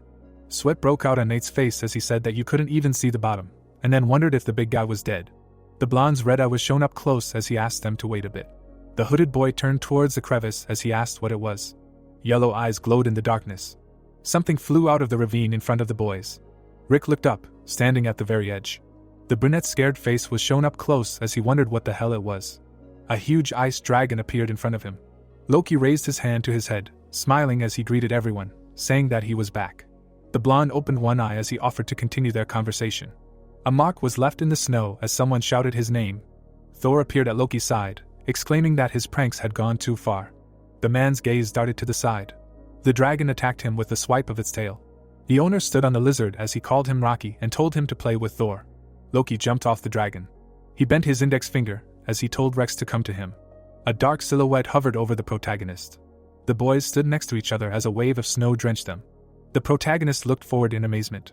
The ice wolf's face was shown as Loki told him that he was his favorite pet after Rocky. The blonde smiled widely, closing his eyes as he exclaimed that he hadn't been this surprised in 1,000 years and that he didn't think he would meet a god who could use mana, but a genius like him always had a backup plan. The blonde-haired youth was shown in profile as he added that he should not be underestimated and that he hates those who ruin his plans. Rick looked straight ahead as he asked Julie to take everyone away from there, saying that he would deal with him. A dark silhouette rushed past Loki, who ordered the wolf to attack. A huge clawed paw appeared in front of the brunette. Rex bared his sharp teeth, opening his mouth. The huge wolf clenched his teeth in front of his owner, who said that it was for him. The horned blonde touched the beast's fur when he said that it was not in vain that he fussed with him so much, and that he was a good boy. Rex's eye was shown up close when he was ordered to catch up with his comrades, deal with them and help Rocky. Loki was reflected in his eye when he asked not to look at him so much and to do everything quickly. The dark-haired guy opened his mouth and ordered to rip it apart. Then a system notification appeared with the words that thanks to the title of Tamer of Cerberus, the Lord of Dogs, he can subjugate any dog. The shaggy beast hit the snow with his paw. The blonde god was pinned to the ground. The protagonist pushed the white fur away as he said it felt like it was in his mouth. Loki looked back angrily as he asked if the opponent's control ability was stronger than his. The protagonist had a smile on his face as he answered in the affirmative, adding that he had an ace up his sleeve as well and that he better start working on another backup plan or he'll get it again. Someone stopped in front of the horned blonde. Sweat was pouring down Loki's face as he asked Thor to stop, calling him a friend and exclaiming that he knew his joke had gone too far. The red-haired man gritted his teeth in anger as he added that he could have any drinks he wanted as long as he was spared. Rocky laid his head in the snow as someone exclaimed that he owed Rick a favor. Thor looked away, his mouth slightly open, when he said that he was surprised every time he saw his progress, and that he would never forget what he had done today, concluding that they should first deal with the one who had caused all this fuss. The exhausted blonde sat in the snow, calling his pet. Something white flashed in front of the brunette. The protagonist raised his hand to his forehead when he said that he was not standing on ceremony with Loki at all, although perhaps he was lucky, because if he were in Thor's place, he might not have stayed alive at all. Julie looked ahead intently when she said that they had one problem. The guys stopped at the very edge when she reminded them that Eden was still at the bottom of the abyss. The brunette stood next to the protagonist when she said that they might have to go down, then he asked if she was serious. The hooded man turned to the edge of the cliff when he asked her if she was going to go down there, then exclaimed that she was completely crazy. Nate and Julie exchanged glances when the boy said that he thought he was dead since he fell from such a height, then the girl countered that it was nothing to worry about. A paw with long claws appeared when someone agreed with it. The boys looked to the same side, surprised. Etten opened his mouth slightly, standing in front of them. The giant king looked down carefully when a loud scream was heard. The hooded blonde hid behind Julie when he asked what the hell that was, then ordered him to back off, warning him that they would fight back. Rick looked scared, looking up, when he thought about how they would have to fight him even if he was no longer under Loki's control. The giant's sharp teeth were shown as he addressed the god from another world. Etten was in front of the protagonist as he thanked him for freeing him from that villain's control and destroying the ice dragon. The Jotun king's face was shown up close as he explained that he had been oppressing the inhabitants of this frozen wasteland for millennia. His furry paw was lying on the snow. The smiling protagonist looked confused as he added that in gratitude for this, he would grant him any wish, and the brunette asked him again, wondering if this was true. Etten continued to look down as he answered in the affirmative, warning that there was one condition. A cloudy sky was shown as Rick asked what the condition was. The giant king was in front of the dark-haired boy as he explained that he could grant a wish that did not require leaving Niflheim, as he was obliged to protect all the inhabitants of his kingdom from the dragon. The protagonist turned around, looking back when he asked him again, reminding him that the lizard was dead. Rocky lay behind the protagonist when the giant replied that it was not. Etten closed his eyes when he said that no matter how many times he was killed, sooner or later he always returned, and that he and his subjects were in a state of endless war with him. Rick looked at the furry Etten when he asked about whether it really meant that he could not be destroyed, and that there was no way to prevent his return. Etten was shown in profile when he looked down, and replied that there was one prophecy. He imagined a dragon with an open mouth when he told that he who possessed the power of shining ice and dark fire, whose energy was so cold that it seemed to be touched by the tongue of the darkest fire, when he appeared, the ice lizard would find his death, and the snowy world would find freedom. The brunette looked ahead with concern as he said that Loki had most likely mastered the dark flame magic. A black aura appeared in the boy's palm as he asked if he really meant something like that by that. Etten looked at the dark fire in shock. The giant and the protagonist were facing each other, as the Jotun exclaimed that he thought that was what the prophecy said, but it was not enough. The giant king's face was shown up close as he explained that the boy did not yet have a circular aura. The protagonist looked ahead carefully as he asked him again. Etten touched his white fur as he said that he understood, but the prophecy said that their savior would not have it when he got there. He stepped on the snow with his clawed paw. The giant king had his back to Riku as he asked him to follow him, explaining that he would take him to someone who could solve this problem. There were many clouds in the sky. The fairy puffed out her cheeks when she asked Etten what had happened. She pointed at the dark-haired boy when she asked why he had brought them, and the brunette greeted her, exclaiming that they hadn't seen each other for a long time. The fairy slapped the giant in the face when he asked if they had already met, answering that he thought that this was the person who would save them, and she asked him again and said that this was nonsense. The blue-haired girl sat on the palm of the giant, who said that few in Niflheim knew how to use mana better than the snow fairies, and that with the help of these little ones, the protagonist would be able to master the technique of the circular aura much faster. The fairy crossed her arms when she asked him again and asked why she should help them, answering that she was actually busy looking for food. Julie was in front of her when she called her a pixie, and she asked her again. The girl handed her a small ball when she explained that it was called a cookie, and then asked if she wanted to try it, then she was asked if it was edible. The fairy took the round cookie when she exclaimed that it smelled delicious. The blue-haired pixie licked the ball. The fairy's pupils narrowed greatly when she wondered if it was really that delicious. The protagonist and Julie watched the flying creature, who asked what it was, guessing that it was the same apple from the legends. There were many cookies on the girl's palms. When she said that she would give them all to the pixie if she helped them, then she was asked again. Snowfall was shown when it was explained that, in short, the circular aura is a technique in which mana is very strongly compressed. The fairy put her hand forward as she exclaimed that in this case, she could create an ice aura, and that this technique was much stronger than a normal mana fist.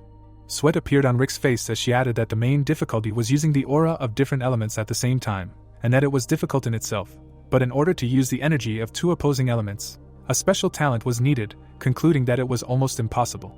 The pixie was between the boy and the giant, who said that especially if he did not have enough time, and that a few days would not be enough. Then she asked about what kind of nonsense this was.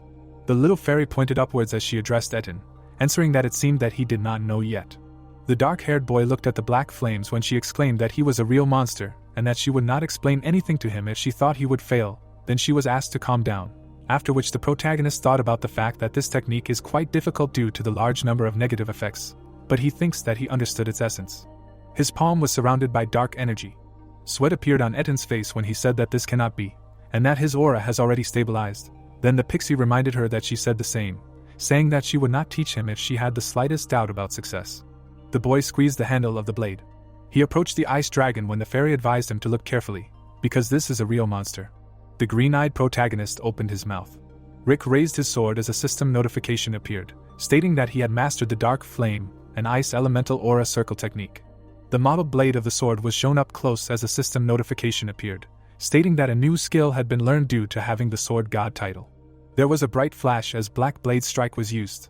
A huge mark was left in the snow as someone said that it was incredible. The shocked Jotun was shown in profile as he realized that what their tribe had waited for so many years was only a single strike away.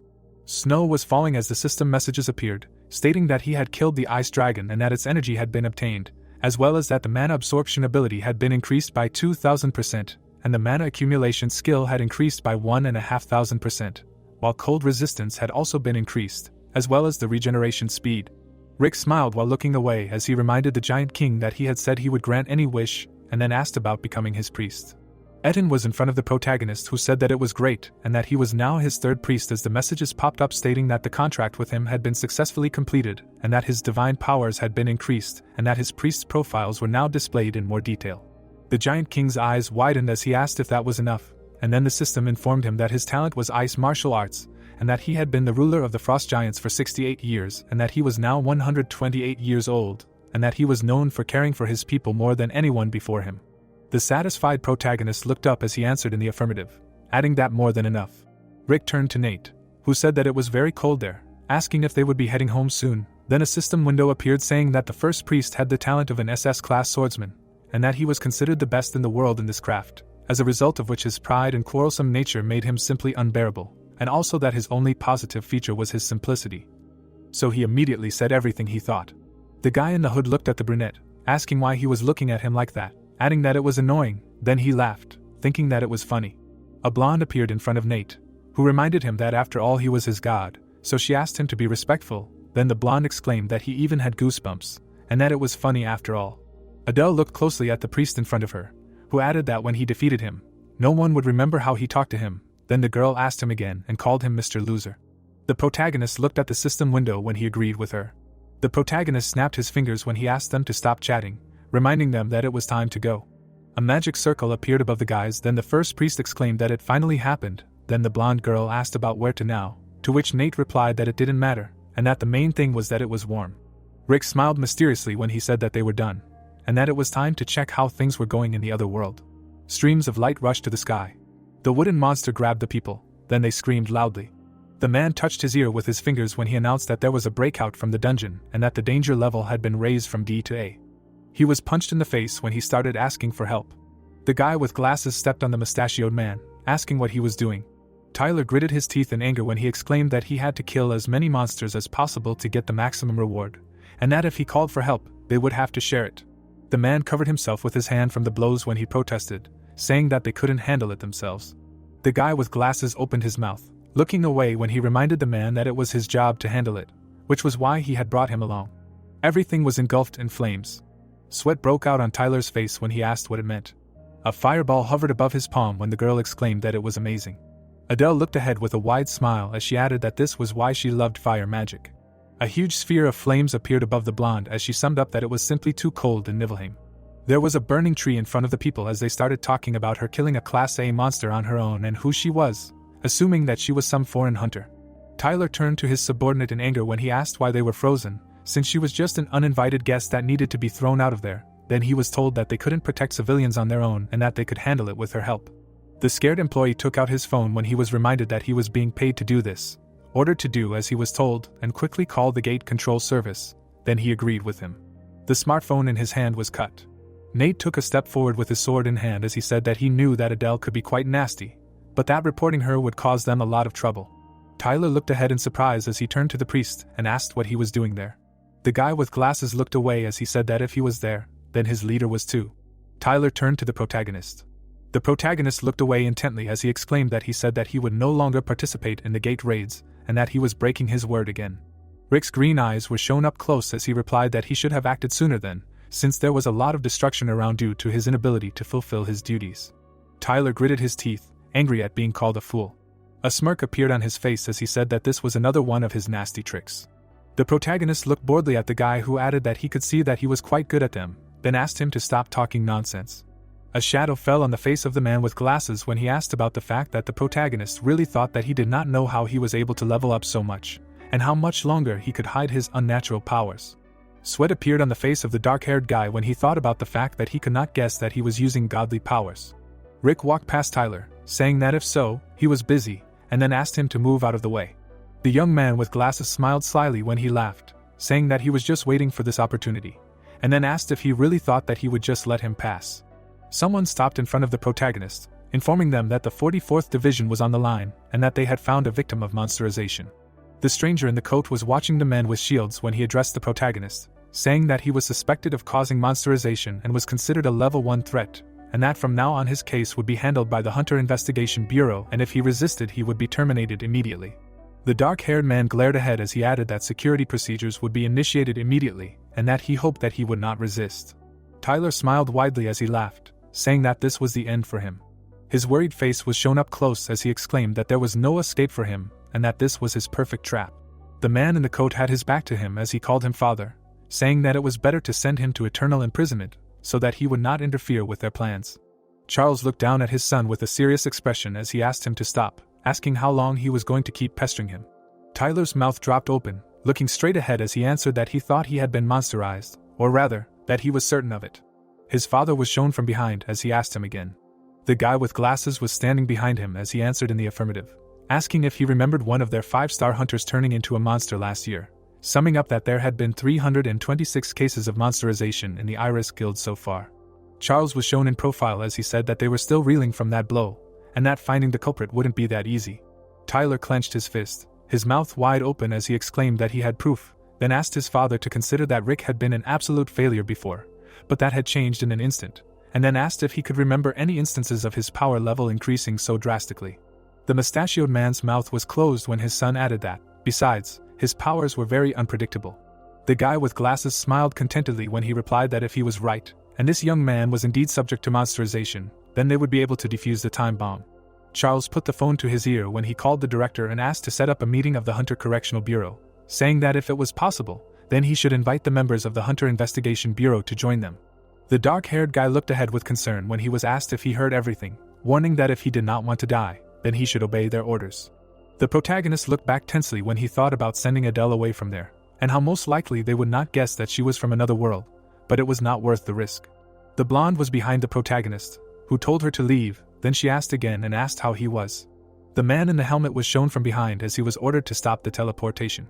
The man in the tie looked down carefully. A crack appeared on the ground as they were warned that if they dared to cross this line, they would all be slaughtered. Nate looked away menacingly. The brunette gritted his teeth, angry when he called him a useless child. Someone took a step forward. The guy in the black cloak walked towards the priest when he said that he was as arrogant as he thought. Nate jumped up when he exclaimed that he warned him. Leo looked forward indifferently, asking him to put aside this arrogance. The blonde was right in front of him. The fair-haired guy looked away in horror. Scarlet blood spurted. Charles opened his mouth when he said that if he was right, and that if Rick really was monsterized, then he should be dealt with by the Hunter Correctional Bureau first. Tyler was behind him when the man approached him and said that he would help the Hunter Investigation Bureau catch him. Then his son asked him again and asked why he would help them. The worried boy opened his mouth wide when he repeated that he had already said that he had been monsterized. Then he was told not to worry, saying that someone would arrive soon to sort everything out. The boy with glasses was standing behind his father when he asked him again and asked who he was talking about. Then Charles replied that he would take a look and that he better go, because this guy was a real monster. An injured Nate was in front of Leo when it was told that he was the best hunter in the world. The boy in the black beret swung a huge blade when he said that he had sided with the one who had been monsterized and that he shouldn't have done that. The boy in the mask looked away. He blocked the protagonist's blow, who told him to keep his hands off him. Julie appeared behind the protagonist, who addressed her. The fight continued behind the girl. Leo looked back carefully. His foot dug into the ground when he was told not to get distracted during the fight. Streams of dark energy rushed towards the hunter. The brunette was shown from behind when she said that his wound was deeper than she thought, and that she needed to concentrate. Julie was behind Rick when she exclaimed that they needed to buy time while she was healing, so the brunette asked her to let him do it. The protagonist deftly dodged the enemy's attacks. Leo raised both his hands up when he said that his monstrous friend decided to go on the offensive. The protagonist held his sword in front of him, gritting his teeth when he asked what kind of monsterization this was. The hunter in the beret extended his hand to him when he asked if he didn't know and where he got such supernatural abilities. The guy in the black mask looked straight at him as he explained that monsterization was a process where people gain unusual abilities.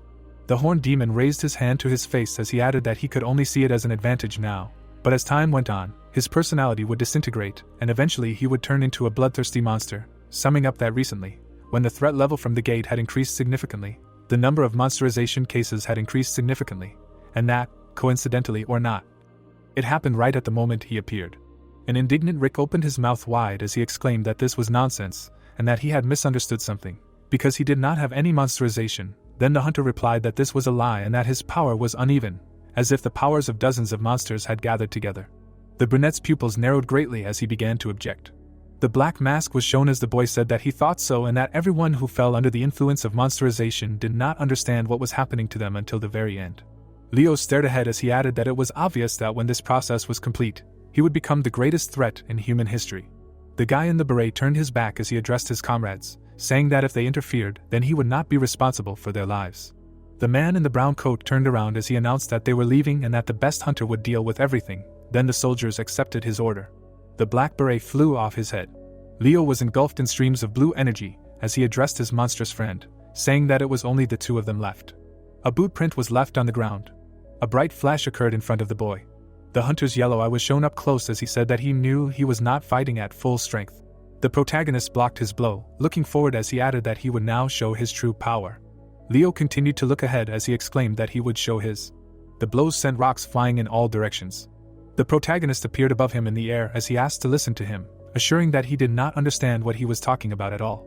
Rick's mouth was wide open as he asked about the best hunter in the world in front of him, saying that if he defeated him, he would get his reward, and if he lost, he would lose face, summing up that their fight was pointless. Leo raised his head, looking up as he replied that he did not care about the reward if the fate of the world was at stake. The guy took off, jumping high. The brunette was in front of him as he said again that today was the first time he heard about this monsterization, and that their fight was pointless. The masked hunter was shown in profile as he exclaimed that he had heard this 1,000 times already. He stabbed the opponent when he added that he always killed whoever said that. Then the opponent asked if he was even listening to him. The protagonist held a blade in his hand when he thought about staying calm and how they needed strong hunters like him to prevent the end of the world. Leo bent his arm, swinging the huge blade when he said that it was the end. A bright sphere appeared behind him. The hunter's eyes were closed when he asked the opponent not to resist, saying that he would thank him later for it. A dark ball was behind the masked guy when he apologized to him, adding that he needed to say it out loud. The protagonist swung his sword when a system notification appeared that the Nemean lion armor was used. Leo turned around and asked him again. The hunter's pupils narrowed greatly. A powerful explosion occurred when the black blade strike was executed. The broken blade of the weapon was shown. The wounded boy stood before Rick, who said that he had control over his power, and that there was no need to kill him. The boy's foot touched the ground, as the protagonist thought about how he could not imagine that he could withstand the blow that crushed the ice dragon, and that perhaps he could transfer the force of the blow into the ground by using electric mana. Blood was streaming down Leo's face as he asked his opponent to stop, who was pondering the fact that he had an incredible level of mana control in a world where magic was not widely used. The brunette looked ahead carefully as he thought about the possibility that this was one of his skills. He imagined the dark-haired boy saying that he had never heard of a dimension like Korea, and that it was probably in the same dimension as America, and that he had heard about it from another god. Then the protagonist remembered Vincent saying something about it, thinking that he might be like him and Julie.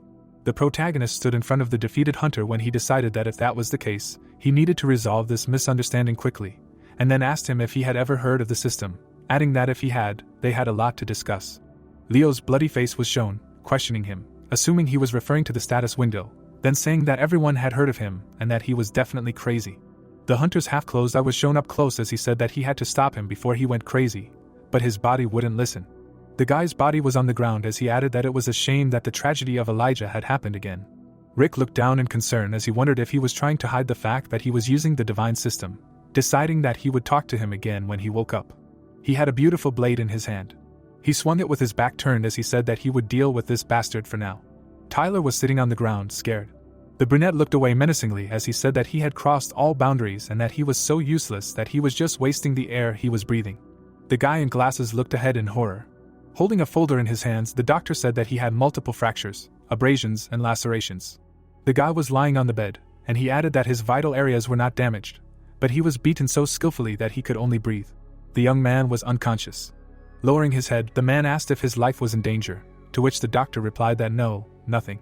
He looked away in surprise, hearing that it would probably take at least 6 months of rehabilitation before he could return to his hunting activities.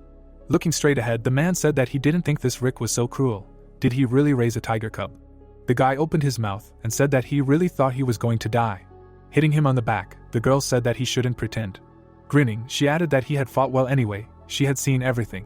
Standing behind Julie, the protagonist asked her if she had ever met people like her. Looking away, she asked again. Frowning, the protagonist said that those who also work part-time for the gods, he just thought. Julie looked at him, hearing that he could be one of those people. Rick closed his eyes, hearing what and why he decided this, to which he replied that in the magical world, when he visited Athlone, Vermouth said that before he appeared here, there was a god.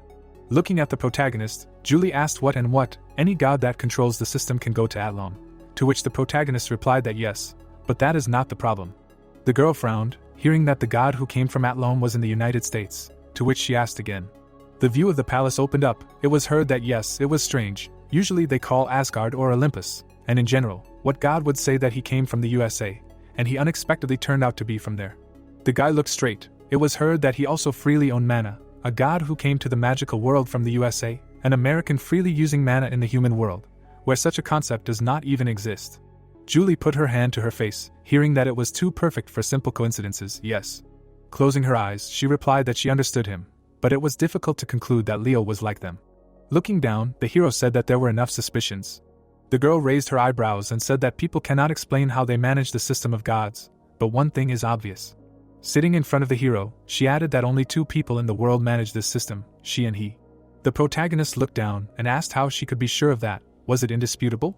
Closing her eyes, the girl said that he would find out everything when the time came. Let him just trust her. They were the only ones who could use the system.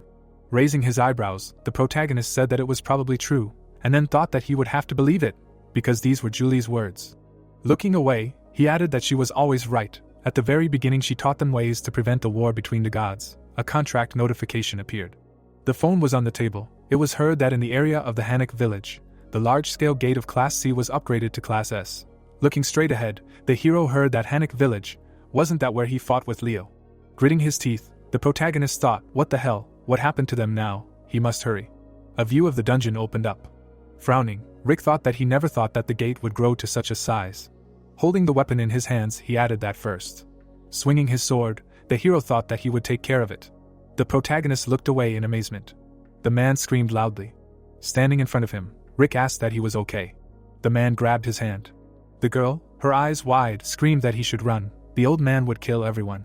Frowning, the hero asked what old man, and then thought what the hell was going on in this fog. Looking ahead, he added that he had a bad feeling. There was a monster behind him. A thought appeared that what if a forgotten god came out of the gate? The protagonist looked away. A notification appeared that intuition was activated. He deftly dodged the blow. Rick struck back. The hero looked away in surprise. Gritting his teeth, he thought that the ability of regeneration. Standing in front of the creatures, the protagonist thought that they were much more problematic than they seemed. He would have to use mana. Looking straight ahead, he added that he wanted to save it for the gate. A bright glow appeared in front of him. Frowning, Rick asked where he was coming from. Lightning flew around the man. Leo looked away and said that he should let him say something. He still did not believe in his innocence. Standing in front of the hero, he added that now the priority was to stop the gate for the sake of humanity. People were fighting with the creatures. It was heard that they should stop them, not let them go further. Gritting his teeth, the guy shouted that he should get away from her. The man looked away in amazement. A bright glow appeared in front of him. Taking a step forward, the guy shouted that they should line up. Looking straight ahead, he added that they would close the scene of hostilities. Civilians cannot be harmed, to which the young man turned to him. Leo stretched out his hand to the side and shouted that hunters who could not use mana should aim for deadly places, avoid direct confrontation, and not allow the enemy to maneuver. The guy looked to the side and said that not long ago, even the most dangerous gates were insignificant compared to the dungeons. The monsters walked forward. It was heard that the world was getting worse and worse. The root of the plant was lying on the ground. The girl looked to the side in amazement. The monster began to drag her away, and she shouted for salvation. Looking straight ahead, Leo said that it was the same. Standing in front of him, the girl said that he should not do anything stupid. Looking straight ahead, Julie said that he knew that there was something unimaginable in this black fog. Frowning, the guy replied that of course there was a feeling of discomfort in the fog. It was clearly unsafe there. Clenching his fist, he added that but even so, The young man opened his eyes wide. The hero clenched his teeth tightly. Looking at him, the girl shouted that he was an idiot. The protagonist stretched his hand forward. He began to fly down. Taking a step forward, Rick asked where he was. Holding a weapon in his hands, he added that maybe this dimension is associated with the fog, some kind of dark and unpleasant energy. Looking to the side, the hero said that it felt like life was leaking out. Sitting behind him, the man said that he was a funny guy. Opening his eyes wide, he asked where he came from. The protagonist opened his eyes wide. A notification appeared that intuition was giving a signal of death. Suddenly, a blow flew at him. Gritting his teeth, Rick thought that this was the same old man the hunter saw. They were not fighting yet, but he felt that he was incredibly dangerous. Smiling, the monster said that he had never even heard of etiquette. The root rushed towards the hero. The protagonist looked away in surprise. He clenched his teeth and wheezed. Looking straight ahead, the creature said, "Wow, he's not like the kid she ate before." Rick held his hand out to the side. It sounded fresh. He frowned and sighed. The hero cut the roots sharply. The roots began to crawl out of the ground. Looking straight ahead, the protagonist asked again. He opened his eyes wide and wheezed. Looking at him, the monster said that it was great. His gaze just screamed that they would not give in to anything. He really was different from the others. Smiling, he added that he couldn't wait to see his true face. Rick was tied by roots. It was heard that a brave warrior, a child looking for his mother, a widow who had lost her husband, a hunter begging for his life. Smiling, the monster said that they all had amazing faces. Opening his eyes wide, he added that what kind of expression he would have. He was in anticipation. The hero looked in fear, hearing that fear was enveloping him. Agility and physical strength were decreasing, cognitive abilities were falling, to which he thought that this feeling was as if he was standing in front of him again. Standing in front of the hero, the creature said that let him look, he must be very tasty. Opening his eyes wide, Rick thought that this. He froze and added that it was impossible to allow. A notification appeared that his application was accepted. Grinning, the hero said that it was just in time. A message appeared that he was moving to a part-time job. Frowning, the protagonist said that it was good that he had a reservation, and then asked what he thought. He came here without a plan. Stretching his hand forward, the monster said that he was smart. Suddenly, he broke his notification. The hero's gaze froze in place, hearing that he should not even dare to think about escaping. Grabbing his face, the creature said that from the moment he stepped on this earth, death became inseparable from him. He is death, she is the old woman of the underworld. Agatha opened her mouth wide and said that he should show his true face. Grinning, the hero replied that he should not make fun of her. Looking at her, he shouted that he thought he would give up so easily. A notification about using the Hellfire skill appeared. The protagonist looked down. The monster looked at him in amazement. A powerful explosion erupted. Looking straight ahead, the creature asked what it wanted to incinerate them both. Idiot. Rick sat on the ground, listening to what, well, that made it even more interesting. Holding the weapon in his hands, the hero heard what it would feel like to finally give up. Lowering his head, he said, "No way." Looking straight ahead, the protagonist added that he would not give up. Gritting his teeth, Rick said that if he could get out, Soul would be destroyed. Flames appeared around his leg, and he added that even at the cost of his life. Rushing forward, the hero shouted that he had to stop it. The monster narrowed its eyes and said, "Well, it would be interesting to see." Stretching out its hand, it added that it would fight in desperation. The roots engulfed the hero, and Agatha said, with that beautiful expression. Blood flew out of the protagonist's mouth. Standing in front of him, the creature said that he should look at it. Rick lowered his head. Raising 2 fingers up, the girl said that the blooming dream of pink spring. The creature froze in place. Looking away, Agatha asked what she was doing here. Taking a step forward, the girl said that today's youth are not punctual at all. Smiling, she added that they do not even come to part-time jobs on time. Stretching his arms forward, the monster shouted that it was her again. Why was she ruining everything again? The roots rushed towards the girl. It was heard that she said that he should give it. Eva looked away and asked what to give. Closing her eyes, she added that the petals never fall for more than 10 days. Looking down, the girl said that she could not sit here and just watch as she disrupted the normal course of things. The monster looked in amazement. The petals flew towards him. It was heard that he should just return to the world of the dead. Agatha's eyes widened and she screamed, "How dare she interfere?" The girl stood still. She held her hand out to the side and said that was why she shouldn't try to get out. Eva turned her head. The hero was unconscious. She heard that he seemed to have gotten there just in time. Sitting on the ground, Eva said that his wounds were pretty serious. He was pretty battered. She smirked and said that it was time. The girl was holding a plant in her hands. Lying on the ground, the protagonist heard that he should see her. People were running towards him. A view of the building opened up. Lying on the bed, Rick said that his head. Crossing her arms, Julie asked that he was awake. She raised her eyebrows when she heard that he was there, to which she replied that he was in his room. He obviously did something stupid again. Gritting his teeth, the protagonist asked what happened, to which he was told that he was found alone in the fog, unconscious. Julie's eyes widened when she heard that he was alone. And what about that old woman? Looking down, Rick said that she was very strong. He couldn't do anything to her. The monster looked ahead. It was heard that the Dark Reaper, a forgotten goddess, comparable in strength to Asmodeus, in her danger she surpasses many of the gods of South Korea. The hero clenched his fist when he heard that it was a miracle that he was able to survive, to which he replied that apparently he overestimated his strength a little. The girl looked surprised when she heard that she was even able to break the window of the part-time job. He couldn't even think of such a thing, to which she asked again. Frowning, she asked what she was able to break. Raising her eyebrows, the protagonist said that she broke his part-time job window, to which Julie asked again. Looking straight ahead, the girl heard that he was also surprised. But was it really that bad? To which she asked what it meant. A glow appeared around the crystal. It was heard that the system was a protocol covering all dimensions. It was created by the Mother Goddess to ensure the harmonious coexistence of all living beings. Sitting in front of the hero, the girl said that she had never heard of such a system failing, to which the hero replied that it was clear. Putting her hand to her face, Julie said that they needed to fix it. But how? Maybe a divine power, to which the protagonist suggested calming down. With her eyes wide open, she added that Hephaestus, the god initiated into all secrets, thought he could help. A notification appeared that Hephaestus was unavailable because he had gone on an urgent trip. Looking at the notification, the girl asked what the thought appeared that sometimes he was so unreliable. A glow appeared around the flower. It was heard that it seemed he had come to his senses. The protagonist looked away, hearing that she had put her thoughts into these flowers, so let him listen to her, to which he asked what it was. The flower was in a vase. It was heard that if he helped him in his flower garden, then he would help with fixing the system window. He thought it was fair, right?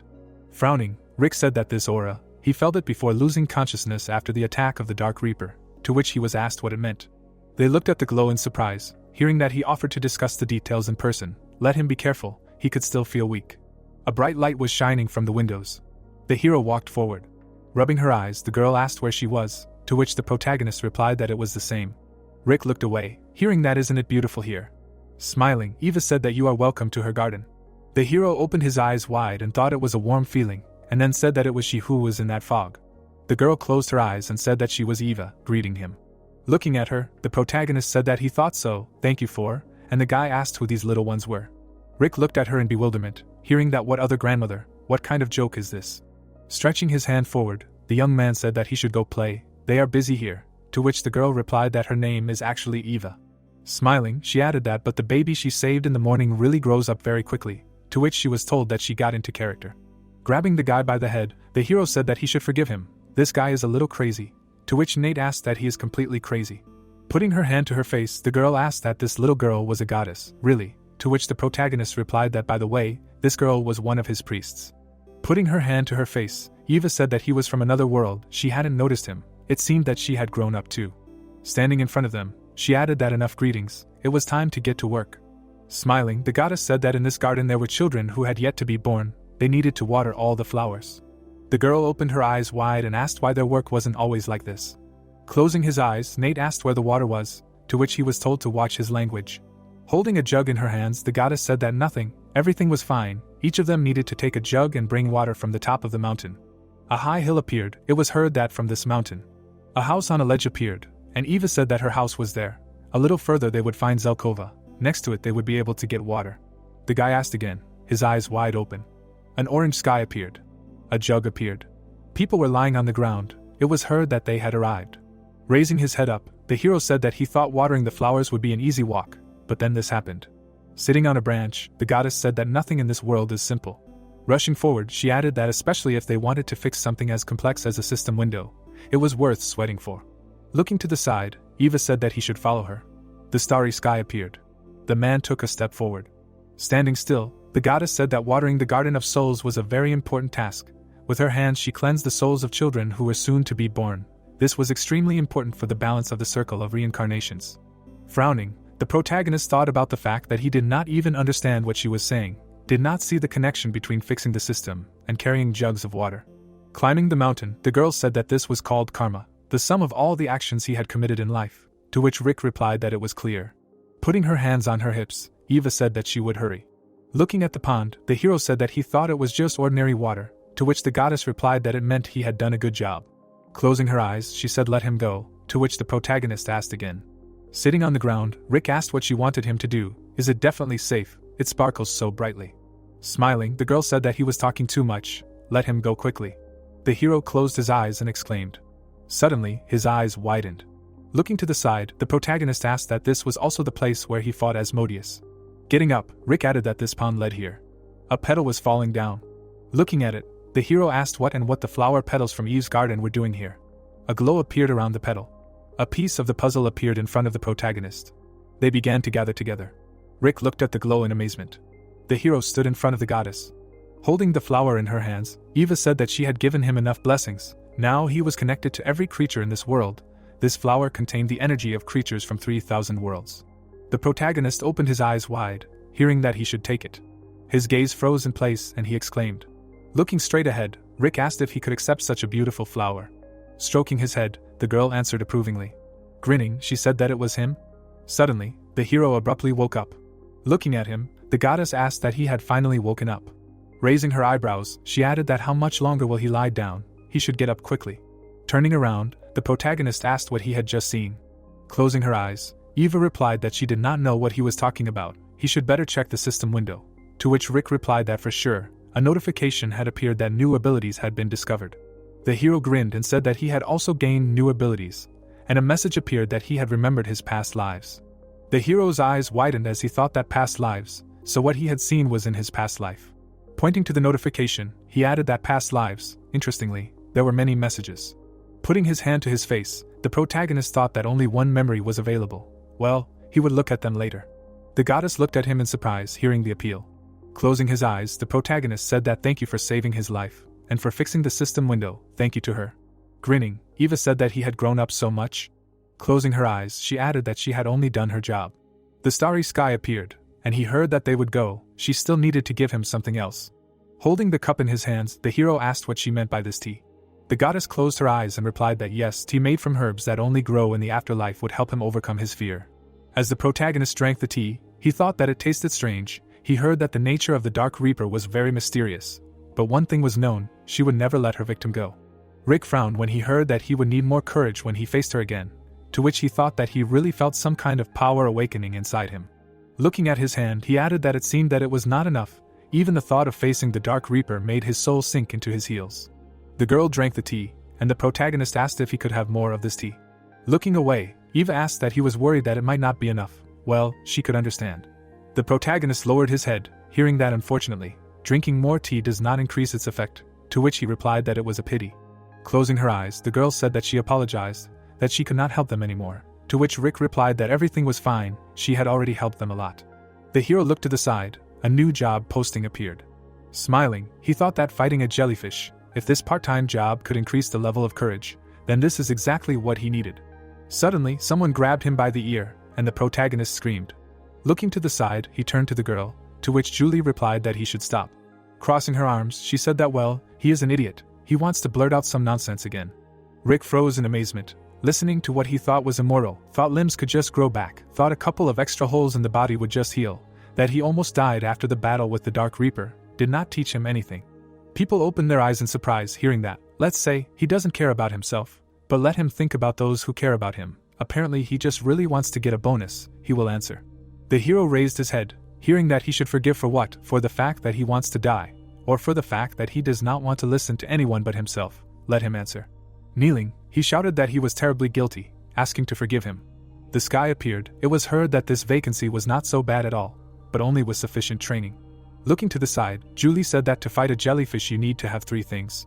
A glow appeared around the objects. It was said that the first was Hermes' sandals for traveling to the Gorgon Island, the second was an invisibility helmet to get close to the jellyfish unnoticed, the third was a mirror shield to avoid looking the jellyfish in the eye during the battle. The girl closed her eyes, hearing that she could get a mirror shield for some part-time work, and an invisibility helmet was a fairly common thing in the magical world, she could easily get it. Let them leave it to her. Looking to the side, Julie said that as for Hermes' sandals, where there are always not enough people, so you can send someone there. The hero widened his eyes, hearing that he thought he and Nate should go there together. Holding the letter in his hands, the guy shouted that the mail was delayed, and the demon added that they should do it faster. Raising his head, the guy asked how much mail there was, to which the protagonist replied that the divine world is not always what he imagines it to be. He looked surprised to hear that he had finally arrived. Waving his hand, the guy said that he was welcome to the Hermes Postal Service. Winking, he asked that of course he had heard of him, and if not, he would remind him, he was their boss for today. Rick smiled, hearing that he wanted to warn that their work was quite difficult. He was sure that he could handle it, to which he replied that he should not worry, hard work was their specialty. Closing his eyes, the hero asked that by the way, he would not mind if they took Hermes' sandals as payment, to which he was answered that of course, trust and honesty were their credo. Stretching his hand forward, the young man said that they would begin. Looking at the letters, the protagonist heard that here was their plan for today. In order to make it in time, they would have to sweat. A view of the Colosseum opened up. Smiling, the guy said that whoever they had here should have at least gotten in touch once since their last meeting. If he was already here, how about another duel? Closing his eyes, the protagonist replied that unfortunately he was busy, but he could fight this guy. By the way, let him not forget to sign, to which the young man replied that it sounded good. A view of the towers opened up. Smiling, Rick said that he had a letter, let him sign here. A glow appeared around the letter. Looking at it, Hades asked why he dared to appear in the underworld. Yes, he really is a crazy bastard, he advises to get out of here as soon as possible. He opened his eyes in surprise, hearing that they had a letter for Lady Persephone. Grinning, the goddess said that they needed to talk. A view of the sky opened up.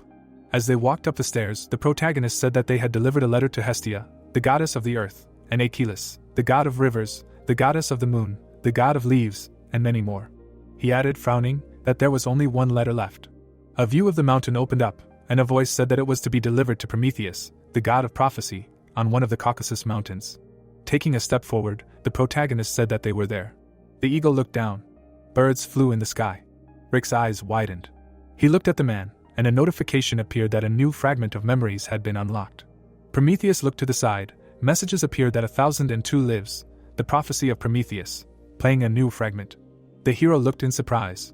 The weapon was in blood. The thought appeared that he killed Asmodeus, used his opportunity, and was able to defeat the one whom he could not defeat for a long time. The protagonist stood still. It was said that this was the greatest success in his life. Rick clenched his teeth. He looked straight ahead. Closing his eyes, the hero thought that he still lost. Red particles appeared. The thought appeared that in this life he again could not kill this. But the god of prophecies told him something important. After his body is destroyed, all his memories will be erased. But he had to remember the name. The protagonist opened his eyes in surprise. He bent down and exclaimed, to which the guy asked what happened. Putting his hand to his face, Rick said that nothing, just a headache, and then thought that in order to kill Asmodeus, whom he could not kill in his 1002nd life. Standing on the mountain, he thought about the prophecy of Prometheus. He needs to understand who Pandora is. Looking at the god, the hero said that he has a letter. Lowering his head, Prometheus replied that he should read it. Holding the letter in his hands, the protagonist said that the descendant of the arrogant Titans, he committed an unforgivable sin and should be kept here forever, until he realizes what he did and stops resisting the will of the Almighty. Lowering his head, the man replied that it was enough. Smiling, he added that there was no need to read further, he had heard it 1,000 times already. Standing in front of him, Rick said what it was. Looking straight ahead, Prometheus said that if this is all, then they are leaving. The hero silently looked at him, listening to him say that he was just an object for his ridicule. The protagonist clenched his fist. A notification appeared that regeneration was activated when used on another creature. The effectiveness is halved. Rick touched the god. The man's eyes widened and he asked what he was doing. The hero smirked and said that he was healing him. The god looked at him in surprise and said that he was doomed. He knew what he was doing, to which the protagonist said that he shouldn't worry. The thought occurred to him that Prometheus, the god of prophecies, did everything for the good of humanity, if the price was eternal pain and humiliation, and no one would appreciate this noble sacrifice. Rick's mouth dropped open and he said at least, and then thought that it should be people who did it. The hero raised his eyebrows and said that it was a pity that this was all he could do for him. He really deserved it. Prometheus looked at him in amazement. Looking at the hero, he asked what kind of crazy god he was, to which the protagonist replied that he just loved people, that's all. The man closed his eyes and said that he was a pretty unusual guy. The protagonist smiled when he heard his name, to which he introduced himself. Frowning, the guy shouted that how much can you talk? If he delivered the letter, then they will move from here. Looking straight, Prometheus asked that he does not have divine powers, this is a man, to which Rick replied that yes, this is his priest, he still continues training and helps him.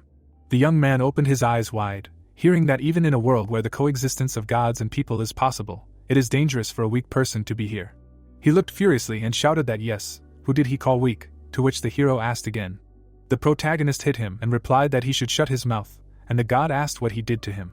Looking at the hero, Nate asked why he was hitting him, to which Rick replied that yes, because he was acting like an idiot, he even knows who he was talking to. Prometheus opened his eyes in amazement, hearing that why did he need to know this, let him at least sometimes broaden his horizons, to which he asked that in their days the gods could really communicate with their priests so easily. Looking down, he added that the world had really changed, if she were born now, then perhaps she would be treated the same way. The hero looked at him. The man shuddered, hearing that he meant Pandora. Raising his eyebrows, Prometheus asked how he knew about her. Because she lived a very long time ago, her story is quite well known. Grinning, the protagonist answered that almost everyone knows about her, and Nate added that he also heard something about Pandora's box. Looking down, the man asked what Pandora's box, what else managed to happen while he was chained to the rock, to which he was answered that he did not know. The protagonist smiled when he heard that he could tell her anything, to which he replied that he would tell her everything he knew. An image of a girl appeared. It was said that Pandora, she was a human, but had divine beauty. The gods gave her all sorts of talents. She was the wife of Epimetheus, Prometheus' brother, but her curiosity. Black particles flew in the air. The thought appeared that she had caused a terrible catastrophe. At the same time, Prometheus was deeply in love with her. Pursing his lips, the man said that so she ignored his prophecy. Frowning, Rick asked what was going on. This is what he meant by Pandora's prophecy. If he knew anything about it, he would not tell about it, and then thought that the prophecy he heard in his 1,000-second life. Lowering his head, the god asked what was going on. He was helping him because of the prophecy. Looking at him, the hero said that he would be lying if he said that he was not interested, but he did not help him out of selfish motives. Grinning, the man said that he spoke very well, even very well. Raising his head, he added that his flesh had been torn 1,000 times already, and 1,000 times it had grown back. But there was something that was even more painful than that. He knew about the horror that awaited him ahead, and he could not prevent it. Looking straight ahead, Prometheus said that he was so tired of this that he thought it was worth sharing this with him. Let him listen to this prophecy. A view of the sky opened up. Raising his hands up, Nate yawned. Raising his eyebrows, he said that he was so tired. Why can't you teleport here? To which the hero replied that teleportation was often used by thieves. The protagonist held the bag in his hands, thinking that this job was quite tedious. But now he was able to get the sandals of Hermes. He smirked and added that he was also able to unlock some memories and hear the prophecy of Prometheus. Although he could not understand a word, Pandora is not just a character in mythology. The true Pandora's box that will bring chaos to the world has yet to be opened. Looking straight ahead, Rick wondered what this means, but in order to overcome this, he needs Pandora's help. Looking away, he said that he needs to settle some small things, hopes he will not cause trouble. Frowning, the guy asked what he was doing, guarding him. Looking straight ahead, he heard that he was advising him not to anger him. The creature extended his hand forward and asked why he was stealing the mail. He knew they would be punished for it, and the elf added that he should give it here and they would pretend they hadn't seen anything. Ellie put her hands behind her back and said no, she needed the letters now. Why should she return what was already hers? The monster's eyes widened and said that it seemed there would be no peaceful solution. Apparently he was still a young god, so he hoped he wouldn't be offended by him in the future, he warned. Closing his eyes, the young man said that he had seen it, and in the world of people and here everything was the same. The elf looked at him angrily and shouted that he was laughing at him, to which Nate asked again, and he added that he was actually talking to him. The young man raised his eyebrows, hearing that he was going to jump to his death. Let him get out of here, to which he asked again. Grabbing his weapon, the guy said that he was some kind of third-rate thug. The hero turned his head, hearing that it seemed like someone needed to be taught a lesson. Frowning, Nate said okay, he'll go. He froze, hearing that the dog was running away so cowardly. Smiling, the monster said that he should get closer. The creature fell to the floor. Grinning, the guy said that they also call themselves gods. He was the one who spared them. Holding the whistle in his hands, the monster said that well, it wasn't him who started it. Smiling, he added that now he would show him what happens to a person who went against the gods. Suddenly, the creatures gathered around the guy. The monster smiled, hearing why there were so many of them, to which he asked who allowed him to behave like this in the abode of the gods. Nate's eyes widened, saying that well, he was an asshole, and then thought that it seemed like he really had problems. His eyes widened, he asked what to do if Rick found out. Taking him by the head, the hero answered what would happen. He told him not to get into trouble, to which Nate shouted that he should wait a minute. Pointing at the girl, he added that it was not his fault. Let him explain. At first they started arguing, and then they took the girl's things away. Looking at the hero, the guy said that he was not guilty at all, to which the protagonist replied that he was so confident. Stretching his hand forward, the monster shouted that well, stop making noise. Rick parried his blow. Looking at him, the hero said that there were too many eyes around, so they would do it this way. He himself would raise his priest. The elf smiled and replied that no one here cares about anything. The monsters swung their fists, and it was heard that except for the fast delivery of mail. The protagonist sighed, closing his eyes. He swung his weapon sharply. Sitting on the floor, the monster said, oh well. Rick opened his eyes wide, hearing that the swordsman in lion armor. Was he really that hooligan Rick? To which he asked again. Looking at the monsters, the hero heard that he remembered exactly. This kid fought with Hades last time. Was this really that impudent god? To which he asked what they were carrying. Frowning, he shouted that who dared to humiliate him like that, to which the girl replied that that was enough. Suddenly dirt flew at him. It was heard that they should quickly bring the one who spread this stupid nickname. The protagonist froze and exclaimed. Looking at the girl, he shouted what she was doing, to which Ellie replied that her packaging was torn because of his sword. What to do? Standing in front of the hero, she added that she would be held responsible if the contents were damaged. She did not ask for help, to which Rick asked why she was hitting him because of the torn packaging, although he helped her. The girl frowned, hearing that the little ones always behave like that, to which she introduced herself. Putting his hand to his face, the hero asked what and who asked? Wide-eyed, he asked again. Ellie, looking at him, said that well, she still wanted to meet him. A thought appeared that she really was his employer. She could forget about the part-time job. Looking down, the protagonist asked what to meet. Why? Looking at him, the girl asked that and he would not accept her part-time job. Rick raised his eyebrows and asked how she knew. He hadn't even applied yet, How did she know him? A view of the sky opened up. It was heard that they would go to another place and talk there. A huge building appeared. Standing in front of the girl, the hero asked what it turns out. She is a fortune teller, so she knows everything. Yes, to which Ellie replied that something like that. She nodded her head, hearing that yes, where are there so many prophets in the world, she doesn't even know whether to believe it or not, to which she replied that she was telling the truth. Looking straight ahead, the girl said that it was up to him to decide whether to believe it or not. They would get down to business, to which he asked what to what. Stretching her hand forward, she added that the plan was to catch and kill the jellyfish, and he would accept her part-time job. Yes, to which the hero replied that judging by her manners, she really is a prophet. Closing his eyes, the protagonist asked what needed to be done. Raising her head, the girl said that first of all, you need to be able to fly stably in the sky, to which he replied that he had just received the Hermes boots at his part-time job. Putting her hand to her head, Ellie said that this is not some kind of power or magic, everything requires skill, even chicks learn to fly from birth. Taking a step forward, she added that without natural talent, it will take at least a year to master a high skill, and if he is clumsy, he will easily become food for the sirens, without even reaching the island of Gorgon, to which Rick asked what to do then. Closing her eyes, the girl said that for a stable flight he needs the wings of Icarus, to which the hero asked again how much they cost. A view of the forest opened up. It was heard that if you translate into the divine power of Hermes, then about 2,000 Hermes, which is so expensive. Putting his hand to his face, the protagonist said that the curse, maybe there is another way. Suddenly, his eyes widened in amazement. Lowering his head, Rick said that something had occurred to him. Grinning, he added that they would pay with her name. He had found a way to fly without Icarus's wings, to which Ellie asked again. The girl looked away, hearing that it would cost about 100, to which she replied that there was no problem with that. Although she was not a very famous god, so her name was not very valuable, it seemed that even a lower power could not be bought for that much. Pointing to the notification, she added that if he just tried to screw up, then she would rip his head off, not a jellyfish. A view of the blue sky opened up. Flying up, the hero said that it was awesome. A notification appeared that the talent for flight had been activated. Grinning, he added that he did not understand why the gods insisted on strength when talents were so good. Rushing forward, the protagonist said that they would go further.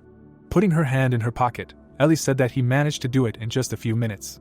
She looked closely at the sky. Smirking, the girl said that he really was cool. Looking straight ahead, she asked that it was true. Wide-eyed, Julie asked who she was. Turning around, Ellie introduced herself and said that she was glad to meet him. The girl looked at him in surprise and thought that she remembered absolutely all of her past lives, all of 1869. Looking down, she added that thanks to this, she did not forget most of the gods she had managed to meet. The girl swung her blade sharply. The thought appeared that although there were still many in the world whose names she knew. Ellie looked away. The girl hit her leg. The thought appeared that but these were only those who had no connection with Rick. The old woman from the underworld broke the system. Ellie dodged the blow. The thought appeared that because of this she ended up in her grandmother's flower garden. All of this was the first time for her. She did a sharp backflip. Frowning, the girl thought that the order was different, but in the end she met them. Ellie dodged the blow. The thought appeared that she was different from them, despite the fact that she had the strength to reflect her attacks. Julie rushed towards her and thought that she had never heard not only her name, but even rumors about her. The girl opened her eyes wide. Stretching her hand to the side, Julie thought that besides, she knew that she was a regressor, and then said that no offense. Suddenly, she began to spin around herself. The girls froze, hearing that enough. Something flew between them abruptly. Crouching down, the hero said that they should calm down and talk. The protagonist stood behind the girl. Looking straight ahead, he thought that the atmosphere was heavy. What happened? Julie lowered her head. The thought appeared that he saw her so excited for the first time. Something happened between Ellie and Julie. Looking at the girl, Rick heard that it was time for her to get ready for tomorrow. It was said that she told him when to kill the jellyfish, and then disappeared. Looking away, the hero asked that she was really an evil god. Looking down, Julie replied that she did not know her, to which the protagonist asked again, what and why she hit her like that. Looking at the girl, the protagonist said that this was not like her, to which she said that she did not know either. Rick's gaze froze in place. Watching Julie, he thought that it was completely out of her style. The first time he saw such an expression on her face, she always looks calm. Opening his mouth, the hero thought that he was interfering in vain. Pursing his lips, he added that okay, he must first do everything in his power, Asmodeus, the old woman from the afterlife and that creature from the future, he must overcome his fear, otherwise he will restrain him again. Frowning, the protagonist said that he knew Ellie was suspicious. But if he didn't increase his fear resistance right away, it would get harder in the future, so he had to work part-time for Ellie. Lowering her head, Julie replied that she knew, and then thought that he was right. Ellie was indeed suspicious, but a view of the sky opened up. A thought arose that she couldn't refuse the part-time job just for this reason. because Ragnarok would begin in 6 months, it was heard that he should forgive her for making her worry. With wide eyes, the hero asked if she was okay. Holding out a finger, the girl replied that she was always okay, he should not worry about her and go about his business. The protagonist looked surprised when he heard that he had been given an invisibility helmet and a mirror shield. Lowering her gaze, Julie said that she was waiting for him from the part-time job. A view of a high-rise building opened up. The girl sat on the bed. Notifications appeared that she knew a god named Ellie, to which Persephone replied that she seemed to have never heard of her. It was heard that she knew it, that Persephone also heard this name for the first time. Julie raised her head up. Looking at the notification, she heard that she was really jealous of him, to which she thought that Persephone did not stop pushing her towards a relationship, no matter what she said. Closing her eyes, she added that even last time, when Rick said that he recognized the friendship bracelet. Lying on the bed, the girl thought about how she pounced so suddenly, she was so nervous. Putting her hand to her face, she added that not even a year has passed. Looking away, the girl thought that it felt like this was lasting forever. Light was shining from the window. A thought appeared that maybe it was all because of the endless repetition of past lives. How many more times will she have to live the same life? The chains appeared. It was said that, to be honest, she was so tired. Again and again she loses her comrades, and the world perishes. The loneliness in this increasingly embraces her, and the pangs of conscience for the fact that she could not save everyone, the worries that she will never break out of this cycle. Gritting her teeth, the girl thought that she wanted to run away. What a heavy burden it was. Lying on the bed, she cried. The thought appeared that she just wanted to live, knowing nothing. The girl closed her eyes. Notifications appeared that the activation of the dragon's power was heartless, suppression of all emotional flows. Tears flowed from her eyes. Lowering her head, Julie thought that she could not waste time on useless emotions. Putting her hand to her face, she added that she must do everything she could. Rick was the only one who could get rid of the Eye of the Abyss and kill it. If she helped him with this time, then. Looking straight ahead, the girl thought that she could die forever. A view of the forest opened up. The man took a step forward. Walking forward, the hero asked what kind of dense and gloomy forest. Frowning, he added that why the hell did they land? They could fly straight to the jellyfish's lair. Why all this unnecessary hassle? The forest appeared. It was heard that it was necessary to hide his presence as much as possible. He was going to immediately notify that he had come for her head. Lowering his head, the protagonist said that at least they would rest, otherwise he would be exhausted before the fight, to which the girl replied that it was enough to simulate. He began to talk. Closing his eyes, Rick said that there was nothing cute about her at all. Suddenly they froze. The girl stood still. The thought appeared that they had been found. They had not yet been noticed. Ellie looked to the side. A notification appeared that a mirror shield and an invisibility helmet were equipped. Suddenly the hero rushed forward. The thought appeared that lightning fast. The girl stood still. The protagonist abruptly swung his weapon. Closing his eyes, he thought that he was sorry. He had no grudges against her. But, taking a step forward, Rick thought that there were circumstances because of which he should finish her off.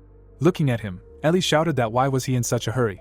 He looked away, hearing that he should run. It was not a jellyfish, to which the hero replied that she had told him to kill her. Someone raised the jellyfish's head. It was heard that she had shown the gesture of cutting the throat.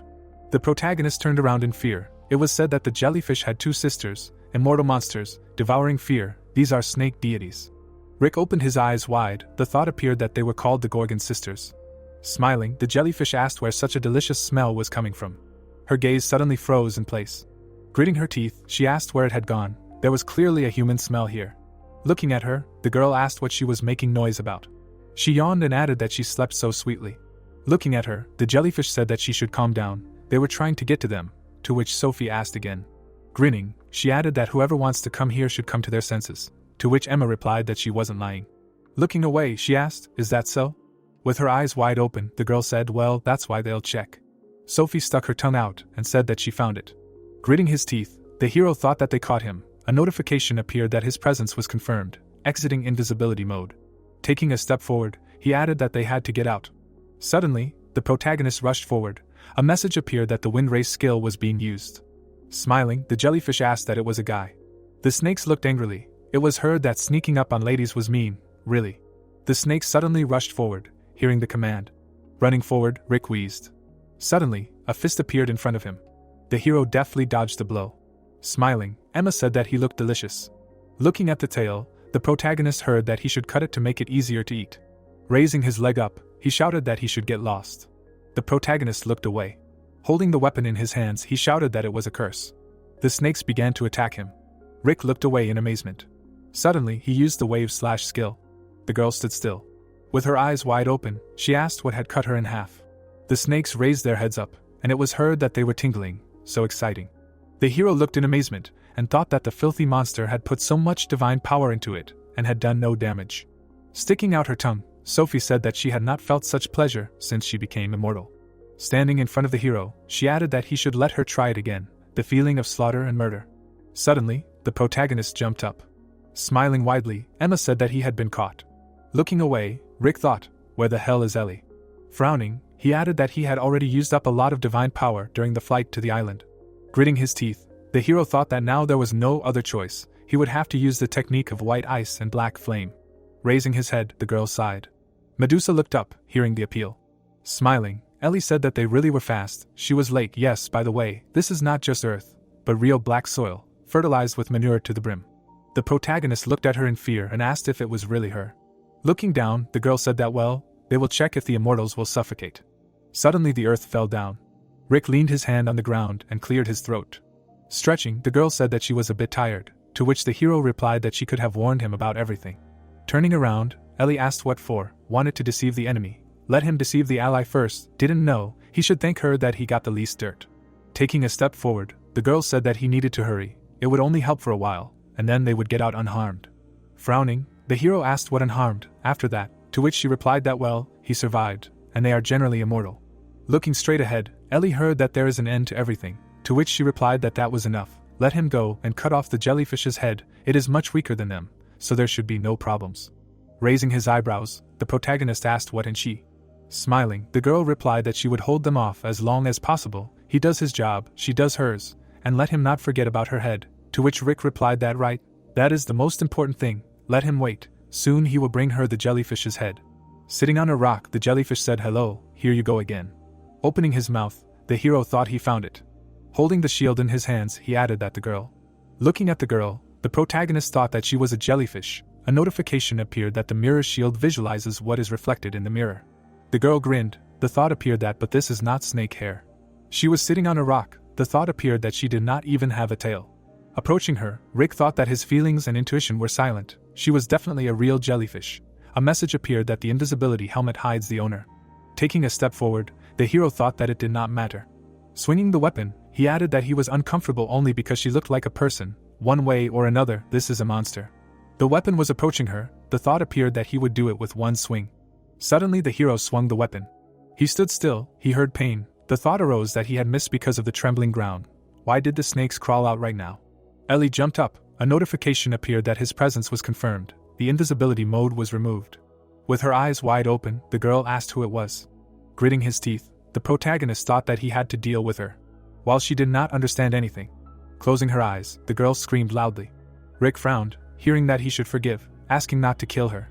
The girl began to cry, screaming that she did not know who he was, but asked to spare her. Raising her eyebrows, she begged for mercy. Lowering her head, the hero thought that she was asking for mercy, she would not even resist. Holding the weapon in his hands, he added that he really had to kill her. Standing in front of the girl, the protagonist thought that what was the difference between him and the forgotten gods trying to summon Ragnarok? It was comparable to those scumbags who didn't care whether it was good or evil. The monster opened its eyes wide. The creature smiled evilly. A glow appeared around its hands. Pursing its lips, the hero thought that he was the same. Ellie lowered her head. Smiling widely, the jellyfish said that who would have thought that he would use damned necromancy? And what's the point? Immortal creatures are not like these skulls. Breaking the skull, she added that since she no longer had any talents. Clenching her fist, Emma screamed that it was time to twist her neck. A glow appeared in the air. A flame appeared in front of the girl. Taking a step forward, the hero said that he should forgive him, he was late. Looking at him, Ellie exclaimed. Looking at her, the protagonist heard that why so late, is it really that hard to kill a jellyfish?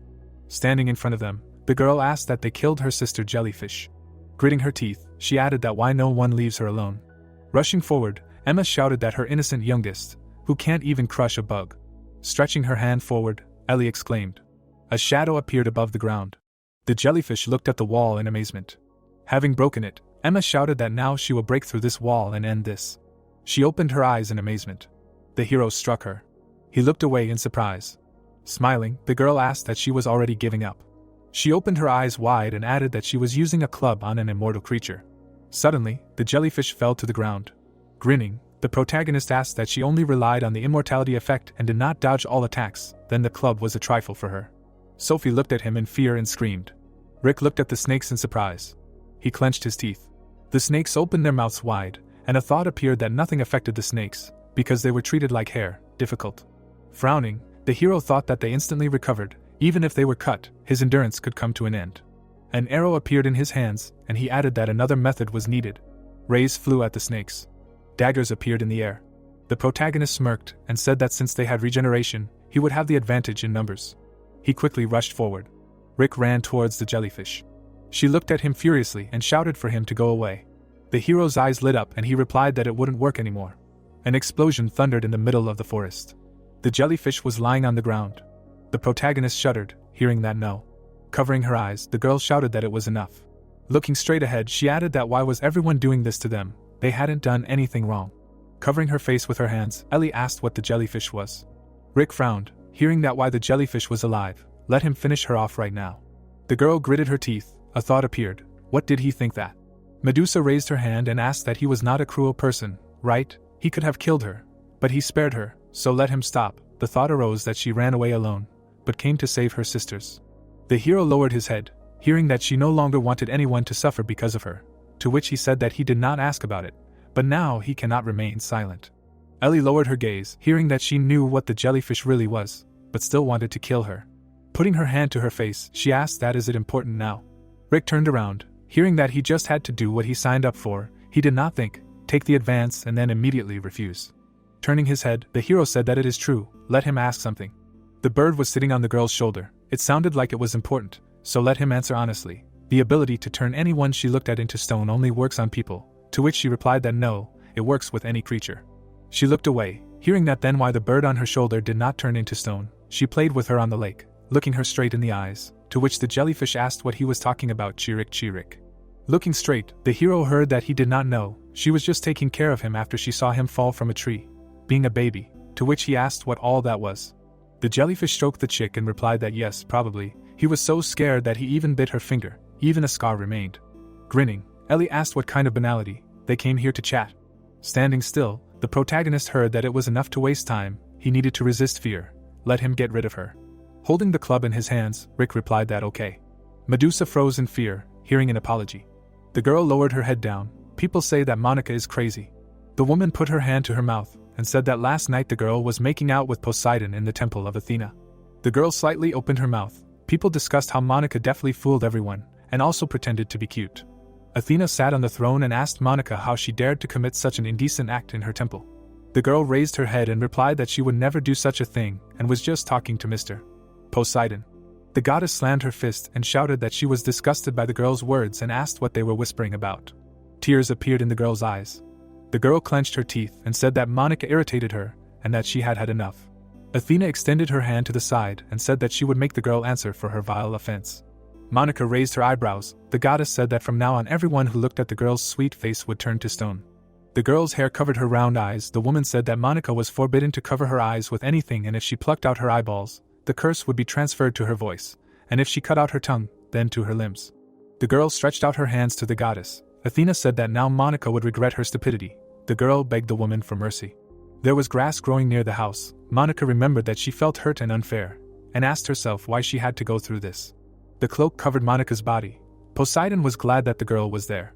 Poseidon looked down and said that the girl heard him talking behind Athena's back, which was an accident, and the girl could say that it was unfair, and added that he could not allow rumors to spread about how he insulted his niece in her own temple. The guy opened his mouth. Dead bodies broke into pieces. Poseidon said that he never thought that the girl would receive a punishment worse than death, and would not be able to close her eyes with anything. Monica's eyes became cloudy. The god said that he did not know the extent of the punishment. The guy's hair was fluttering in the wind. Poseidon said that there was an island that no one visited, and if the girl hid there, she would not run into anyone, and added that in exchange for keeping the secret, he would minimize the time of the girl's punishment. A heavy object hit the ground. The guy bent over after the blow. The guy's hair covered his face. Rick said that he had no intention of killing Monica. Julie's eyes widened. The guy said that he was sorry and the girl would not get the enemy's head. The girl's clothes turned into dirt. The girl looked back at the mountain of dirt. Julie said that the guy was a bastard and stabbed her in the back, and added that he needed resistance to fear. The guy frowned and said that you can't kill someone out of need, because it is comparable to a devilish act. The girl put her hand to her face and said that she put a lot of effort into this matter and could disappoint her customer. The boy opened his eyes wide and asked if the girl had any secrets, after all. Julie lowered her head. The boy asked the girl who was interested in killing Monica.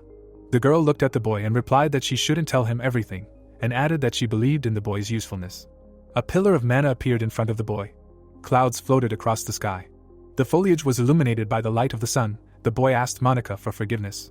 The boy extended his hand to the girl's face. Monica asked when she could open her eyes, to which the boy replied that soon. The fighter touched the girl's face and thought about how Monica's sisters and the bird managed to survive petrification. A sign appeared that said that self-healing was activated, and this effect, applied to another person, has twice the effectiveness. The wound on the girl's face was healing. The boy thought that he would find the answer in the blood. A drop of blood rolled down the guy's finger. He thought that nothing changes from a simple touch of blood. A notification appeared that said that you can get new abilities by drinking the girl's blood. The guy looked at the drop of blood and thought that drinking blood would be strange. The girl raised her eyebrows and asked if she could open her eyes now. The guy replied that she needed to wait a little longer. The young man put his finger in his mouth. Messages appeared that conveyed information that Rick absorbed the girl's blood, his resistance to fear increases, and he also receives the unique power of the Gorgons for being face to face with the jellyfish. The guy smiled and said that the girl can open her eyes. The girl slightly opened her eyes and asked if the guy turned away. Monica directed her gaze towards the guy and said that she was opening her eyes. The guy opened his mouth and said that the girl had blue eyes, and this surprised him a lot, because he thought her eyes would be a different color. The girl's eyes reflected the forest. Monica asked how the guy had not turned to stone yet. The guy extended his index finger and said that he had learned how to escape the curse and that he was sorry for causing the girl trouble, adding that he would teach the girl resistance against the curse. Tears were streaming down Monica's face. The protagonist was apologizing for knocking out the girl's sisters. The guy extended his hands to Monica and asked her to stop crying. The girl was saying that she was terribly sad. The foliage was bathed in rays of light. The guy wondered if they could lift the curse. The blue sky was covered with clouds. The windows of the houses did not let in any light. The protagonist wondered why Julie asked him to meet here. The young man was holding a phone in his hand. Someone asked Rick to go to the spa room number 32. The guy stood in front of a wooden door and remembered that this was a place where you could restore mana and heal your wounds. The young man opened the door. The guy's pupil shrank. Leo was sitting on a bench. Rick wondered why the guy was still here. The fighter looked at the floor and said that he met the protagonist again. Sweat was rolling down the guy's face and he wondered why the boy needed a mask in the sauna, and added that Leo would start to piss him off now. The guy's face was covered by a mask. The fighter said that 3 days ago there was a gate breach and dozens of people died. The protagonist closed his eyes. The young man said that the guy was resting in the bath and didn't even bat an eye, to which he replied that the fighter was starting this conversation again. The protagonist raised his head and asked the guy not to interfere, and added that a lot was happening in the world. There was an alarm on the wall. A voice from the speaker told Ellie to go to the spa room number 32. The girl kept her hands in her pockets. The guy opened his mouth and wondered where the girl was from. Leo jumped up and asked the girl if she was really Ellie. The guy's hair covered his wide open eyes. Leo didn't understand how she got here and couldn't believe that she was still alive. The ends of Ellie's hair curled. The guy looked at the floor and didn't understand what was going on. The hair fell on the man's ears. Leo looked at Ellie and asked why his sister didn't say anything. Rick's hair lay disheveled on his head. The guy wondered why the boy called Ellie his sister. The girl bowed her head down and was silent.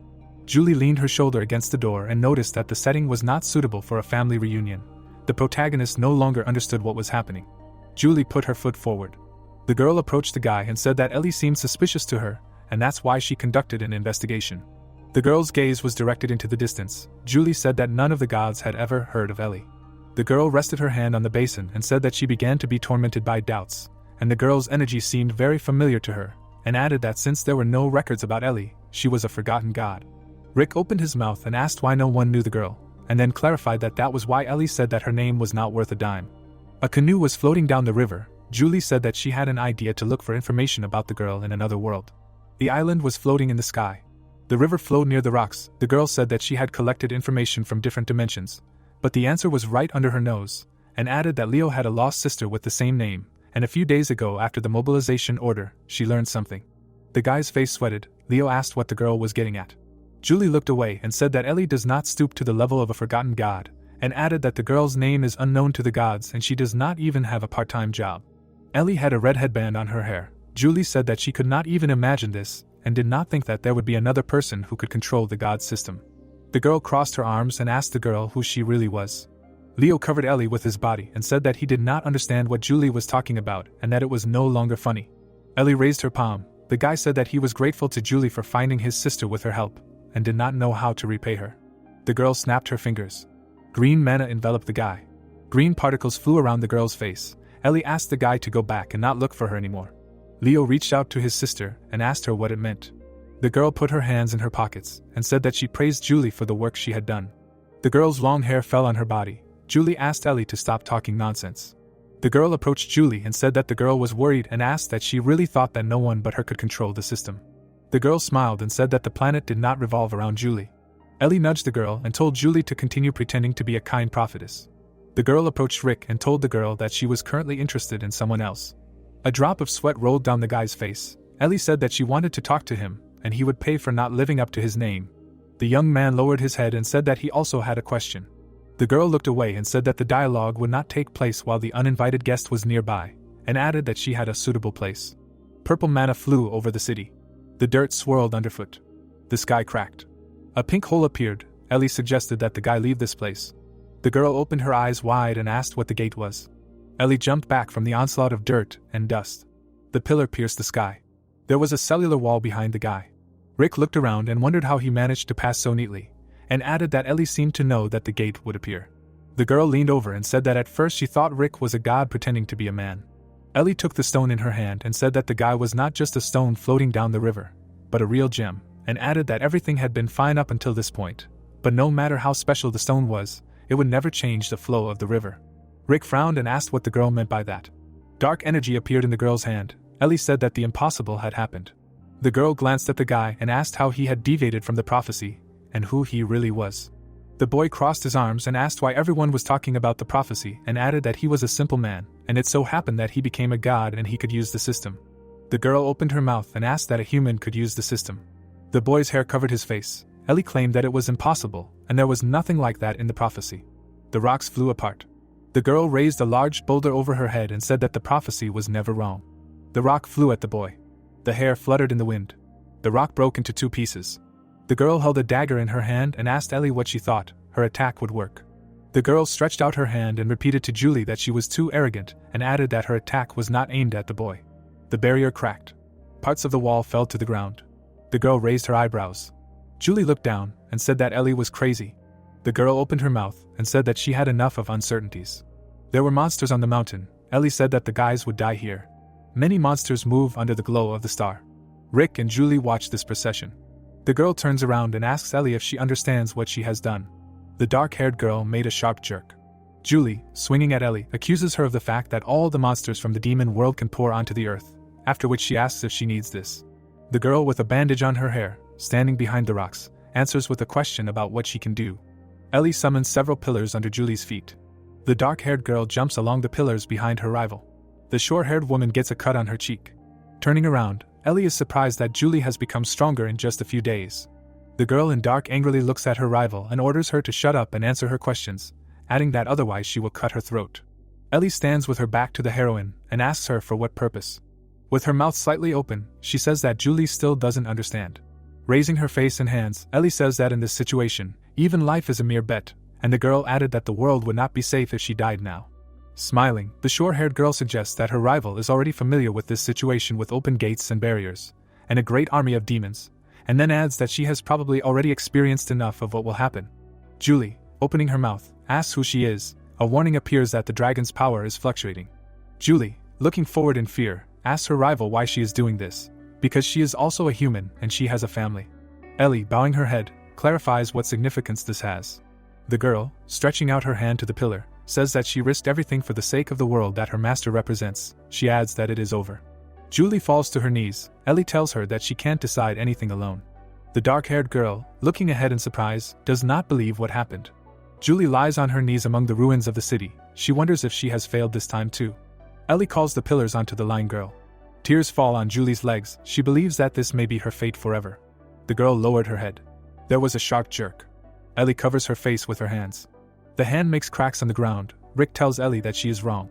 The guy stands in front of the blue-haired girl and tells her that she is the only one here. Ellie is very surprised. Rick tells her to look around. Julie watches what is happening with tears in her eyes. Rick, angrily looking at the enemy, tells her that everything they have built is not so fragile that it will break from her single attempts. People are fighting monsters. Julie turns around. Rick mentally rejoices that he can try himself as a priest. He adds that he wants to test the recently learned fire magic and that he will prove the strength of the king of the frost giants. The guy, holding out his hand to the girl, turns to her. Rick smiles and tells Julie that he needs her help, because she is the only one who can cope with Ellie while he is looking for the core of the gate. At the end, the guy asks if the girl will help him. The dark-haired girl looks down and thinks about the request. Julie wipes her tears and takes his hand. Rick and the girl hold hands. The dark-haired girl says that the guy can rely on her. Ellie looks at them in surprise. She does not believe that this is possible and asks where the young man came from. Julie, holding the blades in her hands, tells Rick to go look for the core before it's too late. The guy replies that it's time to end this already. Ellie, frowning, shouts at the dark-haired guy not to ignore her. The blue-haired girl, calling a pull to her opponent, curses at Rick. Julie dodges and asks the girl if she can do anything else. Ellie looks at her in surprise. Blood splashes. Ellie is kneeling. The girl with a bandage on her hair coughs up blood. A deep cut is visible on Ellie's neck. Julie points a dagger at the girl and says that she will spare her life on the condition that she reveals her identity and purpose. Ellie smiles and says that Julie is completely stupid because the girl has already explained to her that life is just a bet. She adds that the dark-haired girl will not be able to kill her now because everything in this place is under the supervision of her master. The girl, looking at her rival, is going to test her confidence. Ellie, holding her hand on the cut, offers to take a risk. A notification appears that the Eye of the Abyss is watching everything. Julie opens her eyes in fear. Fear also appears on Rick's face. A notification pops up that fear of the Abyss stops all actions. Julie looks at Ellie in fear. She begins to guess that since Ellie owns the power of chaos, this can only mean one thing. Ellie, holding her hand to the cut neck, asks Julie if she is interested in the girl's identity. The blue-haired girl emits dark magic. She states the facts that she is the 100th child of the beginning and the chosen one of the goddess of the earth, and adds that she is also a prophet chosen by chaos. A huge pink eye hovers in the sky above Julie. Ellie continues to say that she is the one who will destroy the world and bring salvation to chaos. Dark magic envelopes the girl's hand. She does not stop talking about the evil that Julie is trying to kill so much.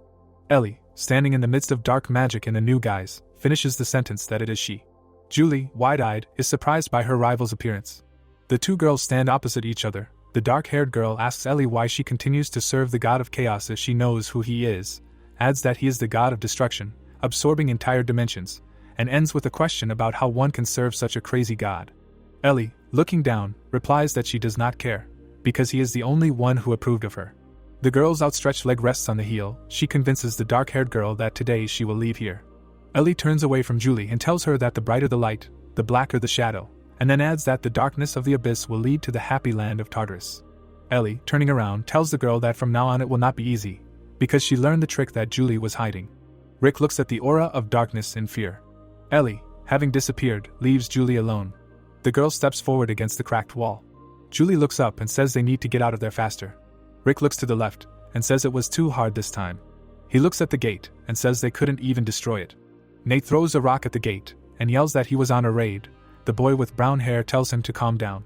Adele stands near the broken wall and asks what kind of army of monsters that is, adding that there would have been a terrible disaster if the barrier hadn't been restored. Rick puts his hand on the boy with ash hair and says they're great, adding that Sharon's magic has improved significantly, then asks if she can now be called an archmage, to which the girl replies that she's not that cool, and the boy in the vest notes that it's almost there. The boy with green eyes looks down, thinking that the fire has already been put out, but nothing is over yet. The guy, saddened, continues to think that the inability to detect the core may be related to Ellie, and mentally asks if it could be a coincidence that the gate opened at such a strange time. The girl asks the boy if he is jealous that she was more active, to which he replies so that she does not irritate him. Rick calls Julie's name, to which she turns away and tells him to follow her.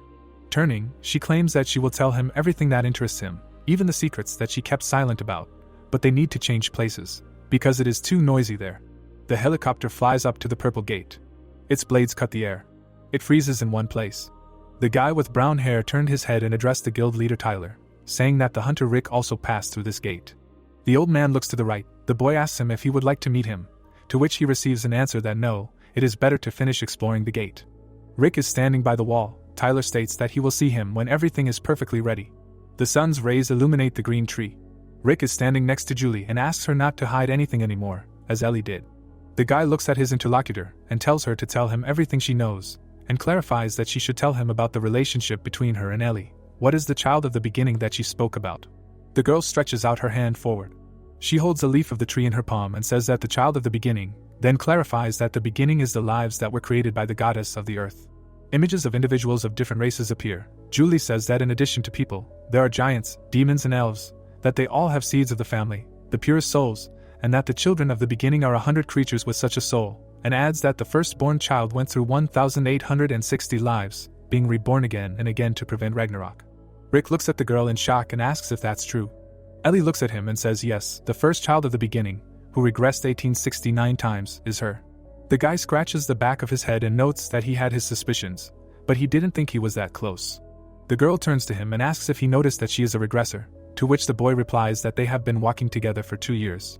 An image of a city appears. The guy says that she always missed the mark with the prophecies, but strangely enough, the girl adapted to another dimension so quickly, as if this was not the first time. An image of snowy mountains appears.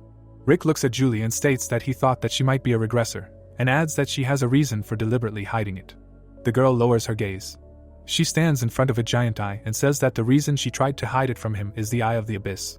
The guy looks at her and asks what she means when she talks about the warning that pops up when entering the gate, and she says yes. A huge eye looks at the ground. Julie says that it is he who will create the gate and later summon Ragnarok. He is a minion of chaos and part of it, and adds that if the truth is revealed that she is a regressor, then there is a high probability that chaos will be able to stop her transformation, which she has hidden for so long. Ellie stands in a stream of dark energy. Julie said that she has not revealed her secret yet. The girl turned around and said that she has no idea how Ellie knows about her. The beauty looked down and stated that it is very likely that Chaos has long found out about everything. Her face tensed, and she stated that this may be her last chance. The guy smiled and asked the girl what her next plan is. Rick looked at Julie and said that they still have to protect their people, and added that, in the end, nothing changes. The girl smiles. She raises her hand and states that with him, all her worries turn into trifles. The guy catches the blue vial. The youth looked at it and asked what it is. The guy drinks the liquid and says that he drank it when he fought Neptune, being a lesser god. Rick removes his hand and states that he remembers it. He looks down and asks what it is. That information about it is still limited. A notification appears, saying that the water temporarily restores divine power. The guy looks ahead. The girl says that this is a secret weapon to fight chaos, to which the boy asks if he can use something so valuable. The girl looks at him and claims that she prepared it for him in the first place, and adds that now they are not able to choose between means and methods. A purple field appears. Julie says that the barrier they put up is a temporary measure. There are no problems with low-level monsters, but the forgotten gods can no longer be stopped, and added that Ragnarok can begin in a month. Rick scratches the back of his head and says that he did not think that everything would happen so quickly. The guy snaps his fingers and says that she needs to gather the remaining priests as soon as possible. A notification appears that a part-time job has been found loading and unloading packages in a pyramid. Someone says that we need to get ready. The pyramids are in the desert. Rick looks at them and says that he has not done delivery for a long time. The cloaked boy's mouth twists in displeasure, and he says that another newbie has arrived. The red-eyed boy stands there complaining that he is dead busy and that all he comes across are newbies. He turns his head away and says that he has some advice to leave as soon as possible if he is going to work reluctantly for money. Rick looks at him and asks if he is talking about him. The red-eyed boy asks if there is anyone else here. He pauses in surprise and looks at his interlocutor. The boy stands there and asks what a mid-level god is doing here. The hooded boy turns his head and asks that he is not allowed, and is told that he did not mean that. The interlocutor puts his hand behind his head and claims that only low-level gods come there, which is why he was surprised, to which he is asked why that is. The red-eyed boy raises his finger and explains that they treat people like slaves here and give them discarded packages as a reward, adding that the low-level gods are grateful for that too. He looks back at his group and says that sometimes there are expensive weapons or rare abilities among such packages, and that all the lower-level gods, including him, are waiting for such a jackpot. The young man looks at the hero and says that the salary is paid on a distribution type, so the more you deliver, the higher the probability of winning, and the guy replies that he, a mid-level god, must spend his powers there. The red-eyed youth smiles and asks if that is bad, because there will be no losses anyway, and asks to call him Pappy. Rick puts his hand on the interlocutor's shoulder and says that they must survive by helping each other. The guy in the hood looked at him and said that before that he would like to ask him for a favor. Aviel, looking thoughtfully at the interlocutor, asked what favor he was talking about. Rick, fascinated by the ancient pyramid, suggested that he let him take care of the deliveries inside the pyramid. Aviel, looking at his interlocutor in confusion, replied that experienced guys were handling the delivery, to which the protagonist replied that he knew about it. The protagonist's friend, leaning anxiously toward his interlocutor, asked if he could handle it, because if an accident happened, all the responsibility would fall on him, and his friend irritably shouted that he was frozen there. The guy, calmly turning his head back, politely asked him to wait a minute. Rick, persistently looking into the eyes of his friend, asked what his answer would be. Aviel's friend, from afar, exclaimed that he should stop wagging his tongue, to which he replied that he was already on his way, and grimacing with displeasure, declared that he agreed to the protagonist's proposal. The guy, looking fascinated at the huge pyramid, explained that first they needed to unload those parcels. Rick, wide-eyed and surprised at what he saw, asked if this was really all from Hermes' mail, to which the guy replied that it was very confusing inside. Everything came here, was sorted, and then delivered. Aviel, warningly raising a finger, advised him to be more careful, because if you lift the package incorrectly, everything could fall apart, to which Rick muttered in response that he was already too lazy to do this. Suddenly, the protagonist turned his head towards a loud noise nearby. Under a pile of boxes lay a blue-haired guy named Nate, and the protagonist shouted that he was told to be careful. Nate, furiously raising his head from the ground, asked why he always shifted all the responsibility onto him, and added why he always had to slog through such incredibly hard work. Jotun calmly crossed his arms, and Rick explained that the other priests were busy, such as Jotun guarding the gate in case it got out of control. The girls walked through the ancient jungle, and the protagonist added that Sharon and Ju Soyeol had high magic resistance, so they went to look for the fifth priest, the elf queen, and the protagonist mockingly noted that only he remained, a strong burr. Nate, straightening up belligerently, threatened that he was about to master fencing, and they would see who would defeat whom, to which Rick ordered the hero to let him pick up what he dropped. Nate looked at the protagonist in shock, and he warned that otherwise he would work until he repelled the damage to the package, to which the blue-haired guy indignantly shouted that this was exploitation. An image of the blue sky appeared, and Nate angrily declared that he was an evil god and he would report him. Gradually, the clouds in the sky began to turn red. A pink sunset was approaching. Rick, looking tiredly at the beautiful sunset sky, thought that finally everything was done. Aviel, smiling with satisfaction, praised his comrade, that he was a good boy. The guy, in a friendly manner, extended the artifact, suggested that he take it, and Rick asked his comrade in surprise if this was really the Eye of Horus. The protagonist's comrade, confidently lifting the artifact above the sunset sky, confirmed that the protagonist was thinking correctly, and added that this was a subspace artifact in which parcels could be stored. It was necessary for entering the pyramid, and it was not a bit heavy. Aviel, frowning with concern, asked if everything would be okay if he gave it to him, to which the protagonist calmly assured that of course, because everyone needs to rest sometime. The protagonist confidently squeezed the artifact in the shape of the Star of David in his hand. Magic rays pulled all the boxes inside the artifact. The protagonist stepped forward cheerfully and suggested moving forward. Clouds covered the purple sky. A yellowish sunset broke through this cloud barrier. The girl was climbing a huge staircase straight into the pyramid, and the protagonist thought that while the Greek gods live on Olympus, the Egyptians live in this pyramid. Rick looked up at the structure in fascination and thought that it was huge even from afar, but not that big. The heroes stood in front of the main entrance to the pyramid. Nate, looking at the entrance in confusion, asked how they would open the door, to which the protagonist slyly replied that they would do it with a magic phrase. Rick, bringing the artifact to the doorway, said the word delivery. The door opened massively with a loud sound, and the heroes exclaimed at what they saw. In front of the heroes there was a large market with merchants right inside the pyramid, and Nate exclaimed enthusiastically. Suddenly, a mysterious stranger landed noisily in front of the protagonist. The guard stepped forward menacingly and ordered them to stop, because they could not go any further. The protagonist looked confidently at the guard of the pyramid and asked what the problem was, because they were delivering a package. The guard sternly crossed his arms and explained that the pyramids were sanctuaries of gods and pharaohs, and added that the protagonist was fine, but the person next to him would have to sacrifice an arm to enter. The protagonist looked around in confusion and objected, because Nate was a priest, why couldn't he, while the guard adamantly stated that they did not make any exceptions. The protagonist persistently approached the guard, and he confusedly asked them to wait, and added that they were already inside the pyramid. The guardian gloatingly extended his paw towards the blue-haired guy and said that he hadn't eaten human flesh for a long time, and now he would feast on his hand, while the old man retreated in panic and shouted that this was too much, and that he was hearing about it for the first time. The formidable guardian indifferently cast his eyes on the heroes and repeated that, as he had already said, there are no exceptions. The guardian greedily stretched out and ordered Nate to offer this delicious little hand, while the guy screamed desperately. Rick dealt a crushing blow to the guardian. The huge guardian flew to the side from the blow of the protagonist. The blue-haired guy froze in admiration and praised the protagonist, saying that he was a handsome man, because the guardian did not even have time to blink. The protagonist decisively landed on the ground and ordered to shut up and stay away. Rick concentrated, leaning his hand on the concrete floor, thinking that the blow probably didn't work, and added that he might be the highest god. The guard angrily jumped up and shouted that how dare he, a courier, contact the guard of the pyramid, and added that he shouldn't have done it. The tower guard raised his weapon in anger. The antagonist's eyes gleamed menacingly, and he commanded the heroes to die. Suddenly, a sharp blow from above struck down the once mighty pyramid guard. The guard's head fell to the ground and he exclaimed that he did not understand what was happening and wondered why his body was moving on its own. The protagonist approached the fallen opponent and angrily asked him where it was seen that a dog would bite its owner, to which the guard asked in surprise who the protagonist thought he was. The system suddenly flared up and announced that the dog master trait was activated, while Rick confidently placed his hands on the guard's mouth and declared that he could afford it, and his opponent confusedly shouted for him to remove his hands and asked what kind of control this was.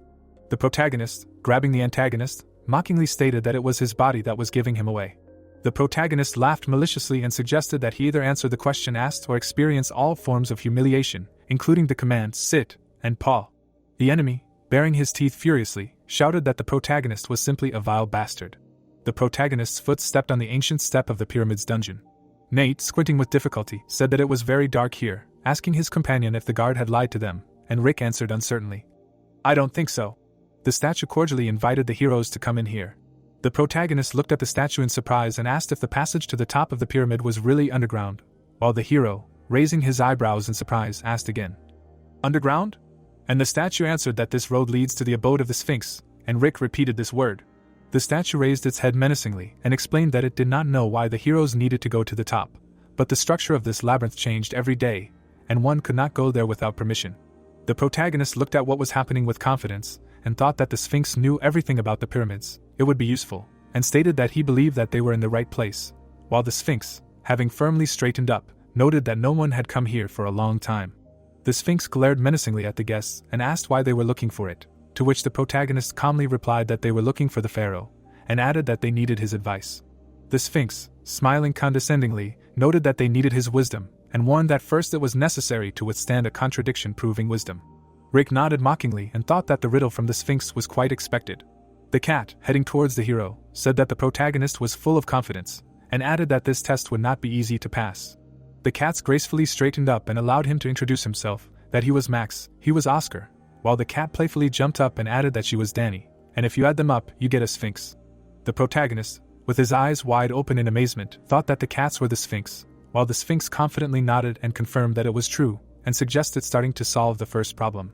The protagonist resolutely looked ahead and noted that everything was going well, because such duties could not cause trouble. The cat grinned slyly and announced that the first problem would be easy. The Sphinx cheerfully raised its paw and suggested starting with mathematics. An image of problems scratched on the floor appeared, and the cat declared that 1 minute would be enough for the protagonist, asking how long it would be. Rick sternly stated that there was too little time, offering at least 5 minutes, while the cat irritably refused him. The cat jumped right on the protagonist's head and announced that time was running out and he better hurry up, while Rick retreated in panic and thought it was a curse. The Sphinx growled furiously and warned that if he couldn't solve it, he knew what would happen to them. Rick frowned in concentration and thought that the feeling that was ringing in his head was ringing and added that the level was similar to Hephaestus.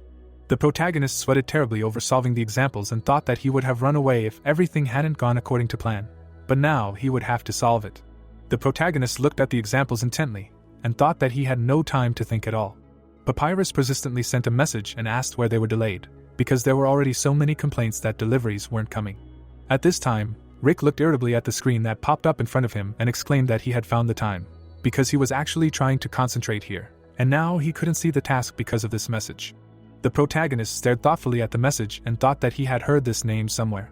The one-eyed cat looked at the protagonist, and he wondered if this was really what he thought, to which the cat noted that he was hesitating, because there were 5 seconds left. The cats deliberately lined up one above the other and began to count, 3 seconds, 4 seconds, 2 seconds, and added that they were about to have a treat. Rick confidently straightened up and answered that the correct answer would be 846. The cat, his eyes widening in surprise, exclaimed that this was correct. Rick nodded with satisfaction and thought that who would have thought, because Pappy is Papyrus, the god of mathematics, and added that he did not look smart at all.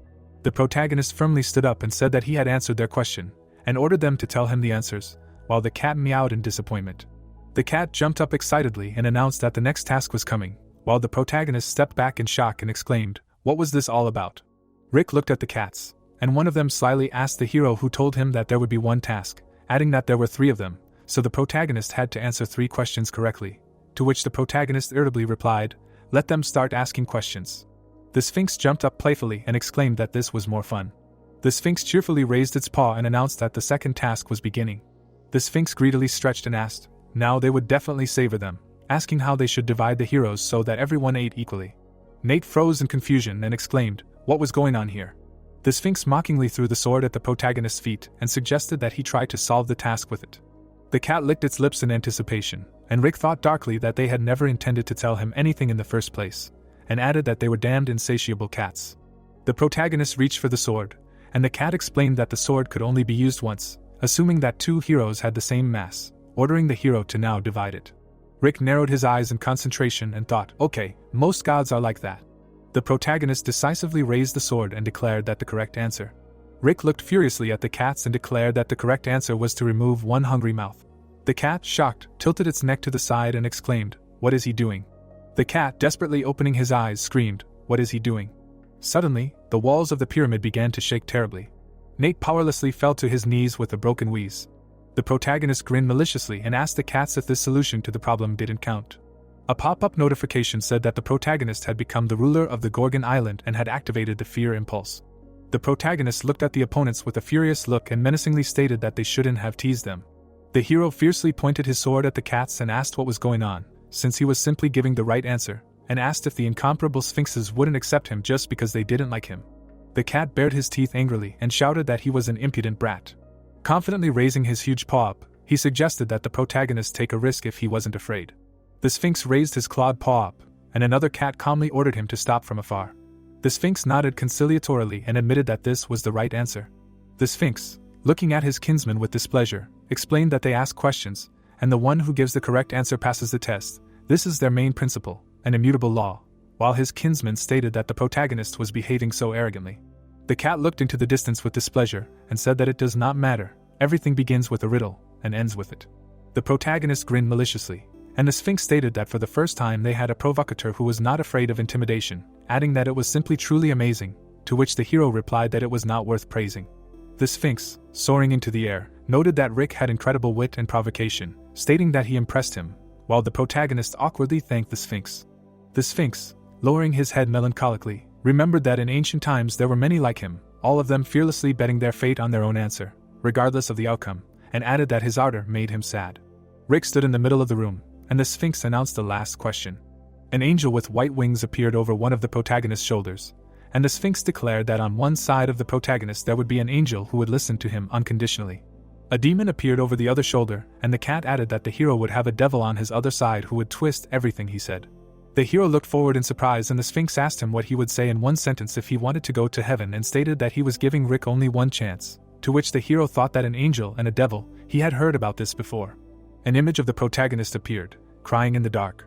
The hooded guy approached the protagonist and asked him why he was crying here. A tearful Rick lowered his hand and ordered the hooded guy to get away from him and not to pretend to care about a talentless person like him.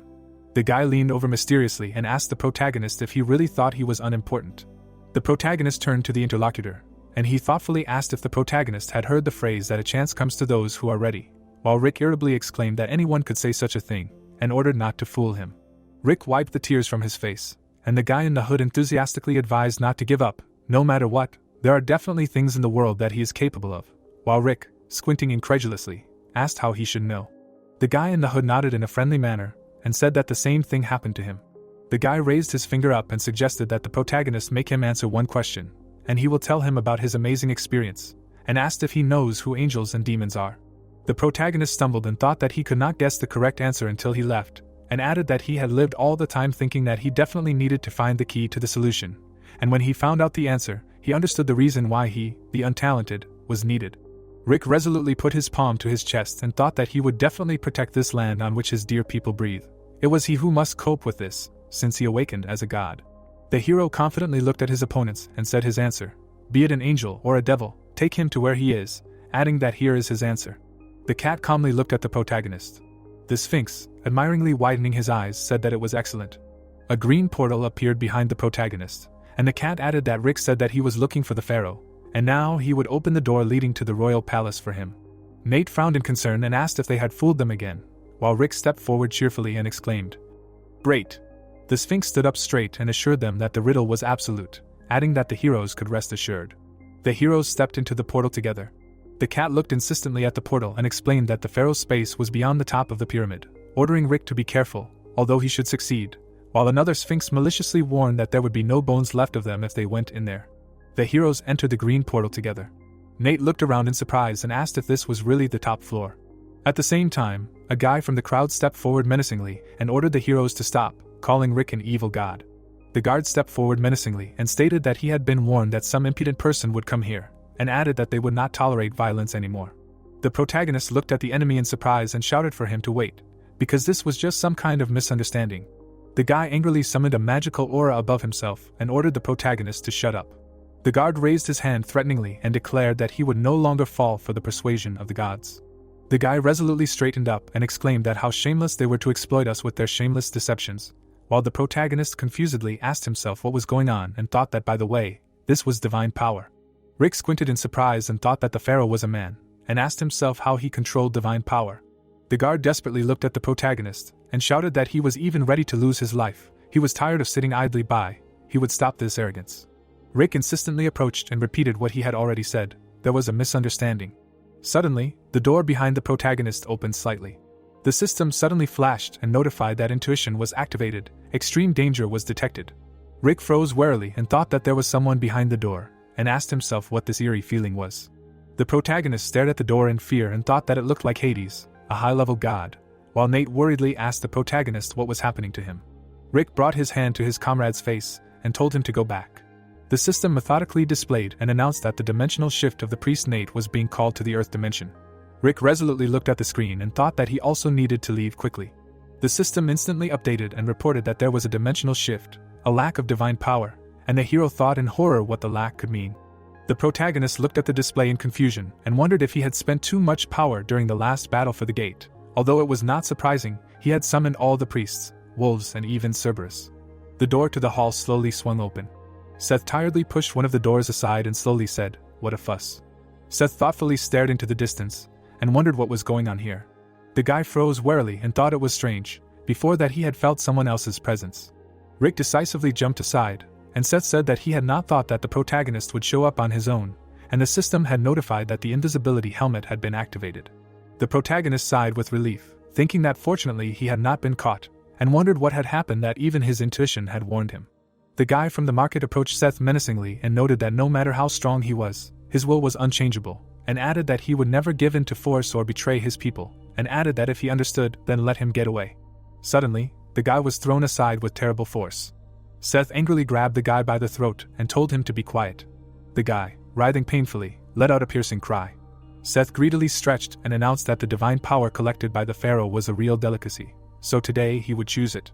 The protagonist, shocked, widened his eyes and wondered if he was really absorbing divine power, and Seth added that people should not forget that they are just cattle that give divine power. Seth walked to the door and said that it was a great honor to sacrifice oneself for him. The god of rage looked ahead and told his interlocutor not to waste his strength until the next offering and to prepare for the next offering. Barak was lying on the floor and uttered a curse. The pharaoh's head was lying on the ground. The guy in the blue cloak was wondering if this was the end. People were looking at him from above, and Barak was asking for forgiveness and saying that he only wanted to protect those who inherited the blood of the pharaohs, so that there would be no more like him. The guy with blue hair opened his eyes. Barak put his hand on his head and asked what happened, to which Rick asked about his condition and if he was okay. The pharaoh looked back and said that the damned god was still here. The protagonist was sitting on the couch and said that his name was not the damned god, but Rick. The little girl called the guy with blue hair her brother, and the girl with yellow hair tried to convince the pharaoh of the protagonist's good intentions. The blonde smiled and asked to look at the candy that the guy in the hood gave her. Barak leaned on his knee and loudly told the girl to spit it out, because she didn't even know what it was, to which the blonde replied that she didn't want to. Angelica took the pharaoh by the shoulders and asked him to calm down. The girl with gray hair looked at the blue-haired one and said that he was on the verge of death, so he should calm down and take a deep breath. Barak looked at his hand and said that he remembered how Seth did a terrible thing. The girl stared in front of herself and said that the pharaoh almost died after absorbing divine power, and that she herself did not believe in a miracle at first. Rick bowed before the blue-haired one. Angelica said that it was the protagonist who saved Barak while everyone else was powerless. The pharaoh grinned and said that even people are not so kind-hearted, and here is some kind of god.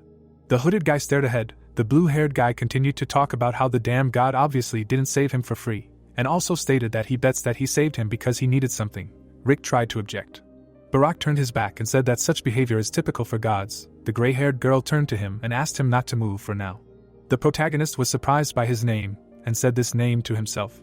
The blue-haired guy stared ahead, and Rick thought that this is the fourth priest that Julie mentioned, but she said that he is in a mummy state, and mentally asked if he hasn't been mummified yet because the hero came early.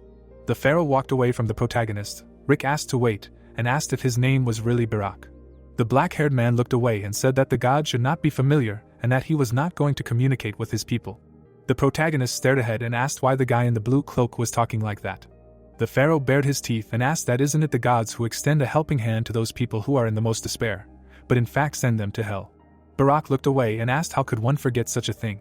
People were lying on the ground. The blue-haired man said that in the past there was an unprecedented famine. Parents ate their children. A plague broke out, corpses scattered in the streets like sand. Seth extended his hand. Barak continued to say that in endless despair the god extended a hand of salvation and promised that if the fourth priest becomes the pharaoh, he will be able to save and will enjoy eternal life in the divine world. The pharaoh looked at the huge crowd below. The blue-haired man continued to talk about how he became a representative of the god and how with the skills given to him he saved and led people so that they could live in abundance, and then said that he understood everything only after living like this all his life and entering the promised divine kingdom.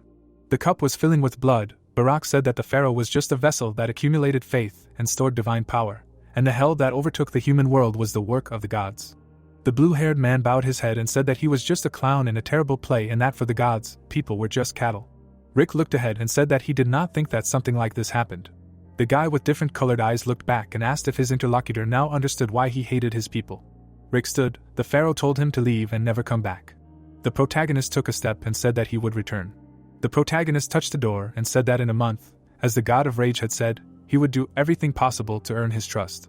The stars were shining. Clouds were floating across the blue sky. A month had passed. The chandelier hung in the hall. Seth opened the doors. The god of rage stared ahead and said that it was time to absorb the divine power. The god in the animal mask looked away and continued to say that he hoped that this time there would be no senseless resistance. Rick jumped at Seth. The god of rage swung his hand. The god in the mask pinned the protagonist to the wall. Seth looked away and asked who was hiding there, and then said that his premonition was right after all. The god in the mask held the protagonist and asked why he came here.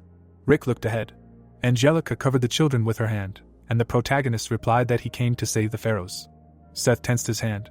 The god of fury threw the protagonist and called him impudent. The god in the mask held his hand in front of him and asked how he could be so confident, having such a divine power. Rick was on his knee. Seth said that his opponent should know his limits. The protagonist smiled and asked his question again. Aviel stood with surprise on his face and said that he really was a monster and that he did not think that the words about him would be true.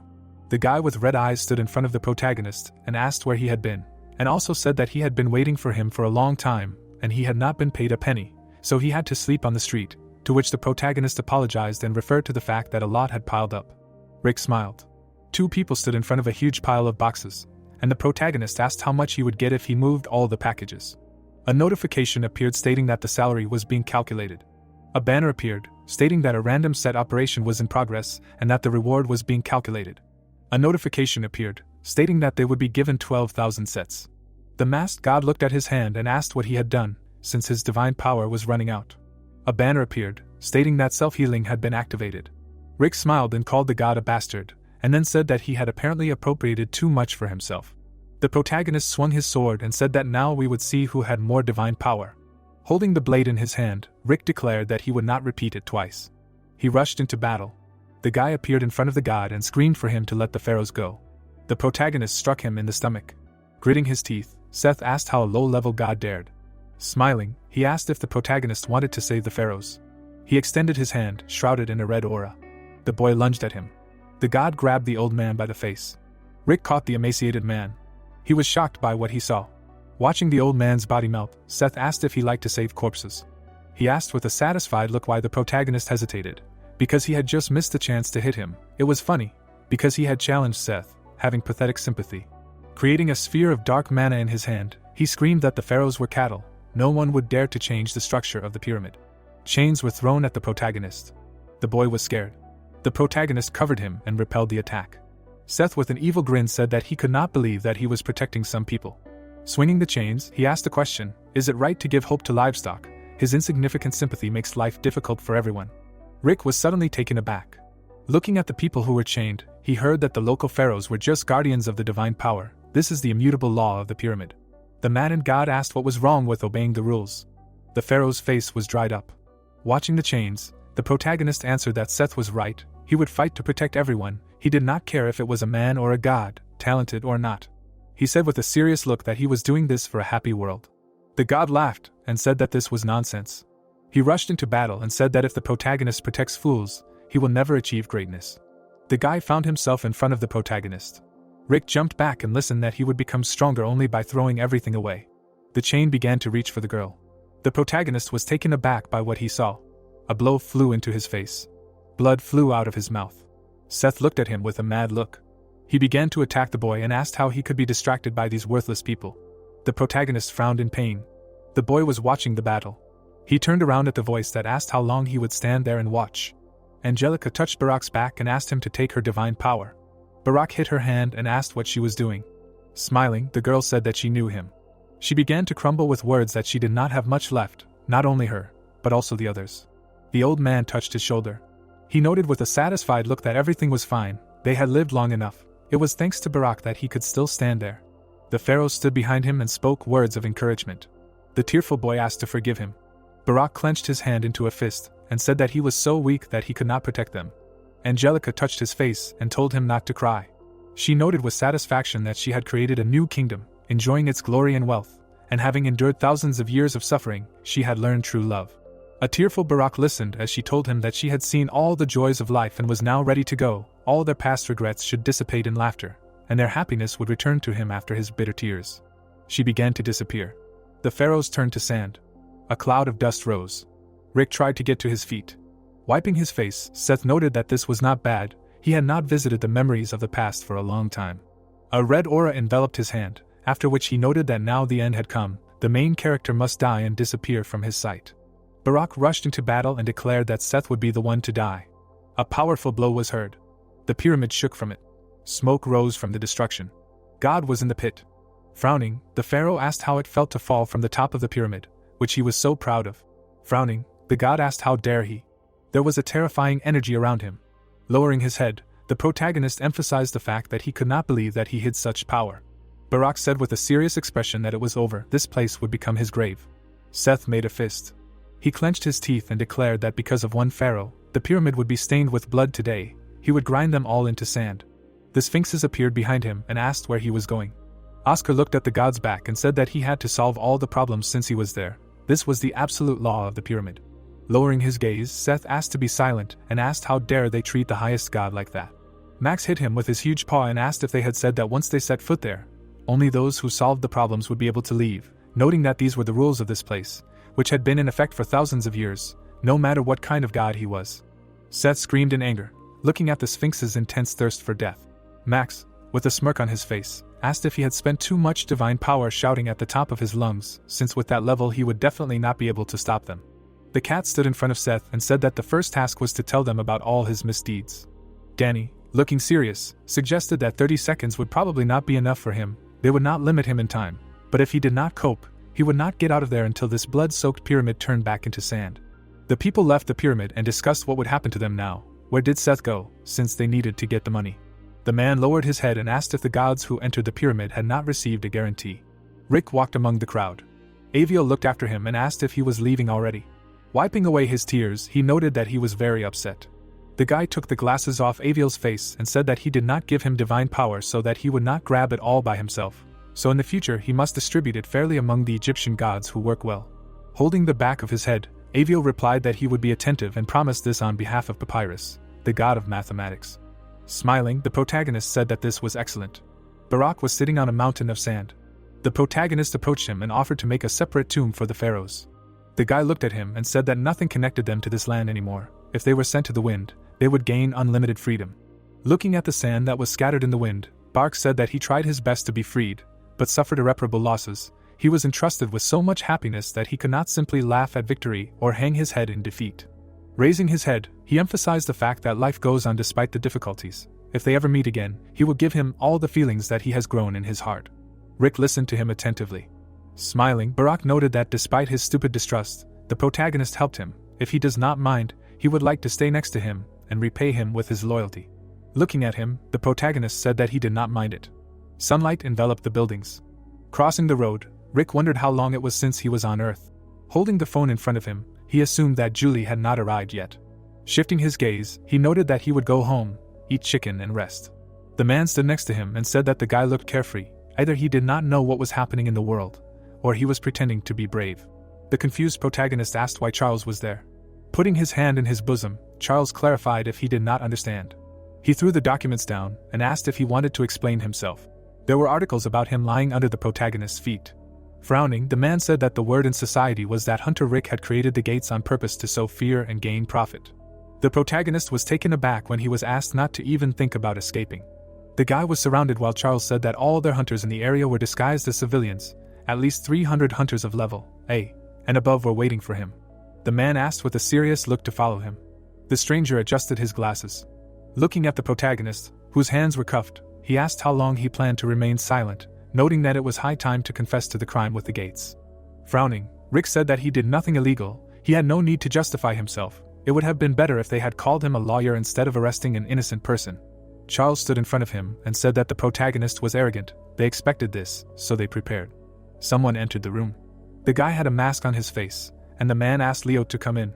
As he left the room, he said that, as promised, he would not be present at the interrogation. Leo silently looked at the protagonist. Rick smiled and greeted him. Leo, with a serious expression, said that he would immediately say that he was not interested in what the protagonist does. Blue energy enveloped his hand. Frowning, he asked where his sister Ellie was. The guy, with a satisfied expression, asked to ask Julie about her, and not him. An angry Leo noted that in this case he would rephrase the question. The protagonist was taken aback when he was asked where Julie was, because Leo had not been able to find her for a month and asked if she was in Korea, after which he thought that she said that she would bring the fifth priest, who entered the room, where there was a pool of blood on the floor, and apologized to the queen for disturbing them, adding that they had requested an audience again. The girl's corpse was lying on the floor. The girl stood silently. Dark energy began to emanate from Ellie. Smiling, she asked to convey that she agreed. Her hair was dyed. Ellie changed her appearance and suggested that it was time.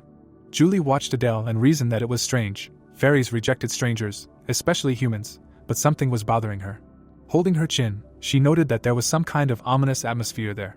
Looking at the high fence, she mentally wondered if she should just sneak in. The door opened, in front of which the guard said that they could not enter there without permission. The man turned around. Closing her eyes, the girl apologized for making them wait, noting that the fairy queen allowed them to enter. The fairy queen met them and asked why the strangers from the Iron World were looking for her. Julie, with a serious expression, asked to let her say directly that she was asking to borrow her power. Looking at the queen, she added that she understood that she was surprised, but they would be grateful if she went with them. Smiling, the elf said that she would like to hear the details. Narrowing her eyes, she thought that nothing would change anyway. Ellie imagined the corpse of the fairy queen and began to think that she had been killed by her hands. But this was only the beginning. For the sake of her father Chaos, she would find and kill all 12 priests they were looking for. She was looking forward to seeing the despair on her face. Looking at the queen from under her brows, Julie said that she knew that many gates were currently being created in all dimensions to prevent catastrophes, namely the opening of many gates. Adele stood behind her, and suddenly her stomach began to rumble. She cried out in embarrassment that she could do nothing, because she had not eaten anything at all. Smiling, the fairy queen said that it was impolite of her to treat guests like that, after which she suggested that they eat and move on to conversation. They stood in front of a huge table. Covering her mouth with her hand, Adele asked if this was heaven. Intrigued, Julie told her that even in the divine world there were stories about fairy food. Standing in front of the table, she thanked her for the warm hospitality, to which the queen replied that they, the fairies, were only too happy to treat dear guests. The girl looked at her and said that she did not know how to read the fairy prayer and would be grateful if she were taught. Closing her eyes, the girl replied that Julie was well versed in their culture. Despite the fact that she came from other lands, she would pray to the ancestors of the fairies. Sitting opposite, she began to say the prayer. The girl said with a serious expression that she was curious about what had happened to the queen. Ellie smiled and asked under her disguise what Julie was talking about. A blade appeared in front of her face. The table would have been overturned. A powerful blow was heard. The girl stood in front of the queen and said that the language of the fairies was a complex language in which social differences were expressed through different linguistic forms, and she used contradictions. Ellie held the blade and said that she had only changed her appearance in vain. A powerful pink mana began to emanate around her. Adele covered herself with her hands from the powerful gusts of energy. Clouds of dust rose. Ellie returned to her true form and said that she hoped that she could at least touch Julie a little. The girl stood in front of her. She asked with a serious expression what Ellie had planned. Closing her eyes, the chosen one of the goddess of death replied that she had not planned anything. She noted with a mad look that the queen of the fairies was one of the children who started it. She had already killed her. Gathering a clot of dark energy in her hand, she said that now that she knew that Julie was gathering the children of the beginning around Rick, she had nothing more to lose. She released pink streams of mana. Putting her hands in front of her, Adele clarified what was happening. The magical blow was moving towards Julie. Her eyes began to glow. She endowed her blade with an aura. The girl took a step forward. Particles of mana emanated from her hair. She found herself behind Ellie. Blood began to splatter from the chosen one of the goddess of death. Ellie had a smirk on her face. Turning around, she noted that she knew it would be difficult with her. She would have died long ago if not for this body. Smiling, she said that enough time had passed. Surprised, Julie asked again. The girls looked at each other, while the chosen one of the goddess of death said that they were unable to close the gate in Korea, after which she asked Julie why she thought she was keeping her there for so long. A dark portal opened in the sky. Agatha began to climb out of the portal. A pink beam hit the city. The old woman stood in the middle of a crater in the ground, while Ellie asked the girl how long she thought the protagonist would be able to resist the old woman from the underworld, who had fully regained her strength.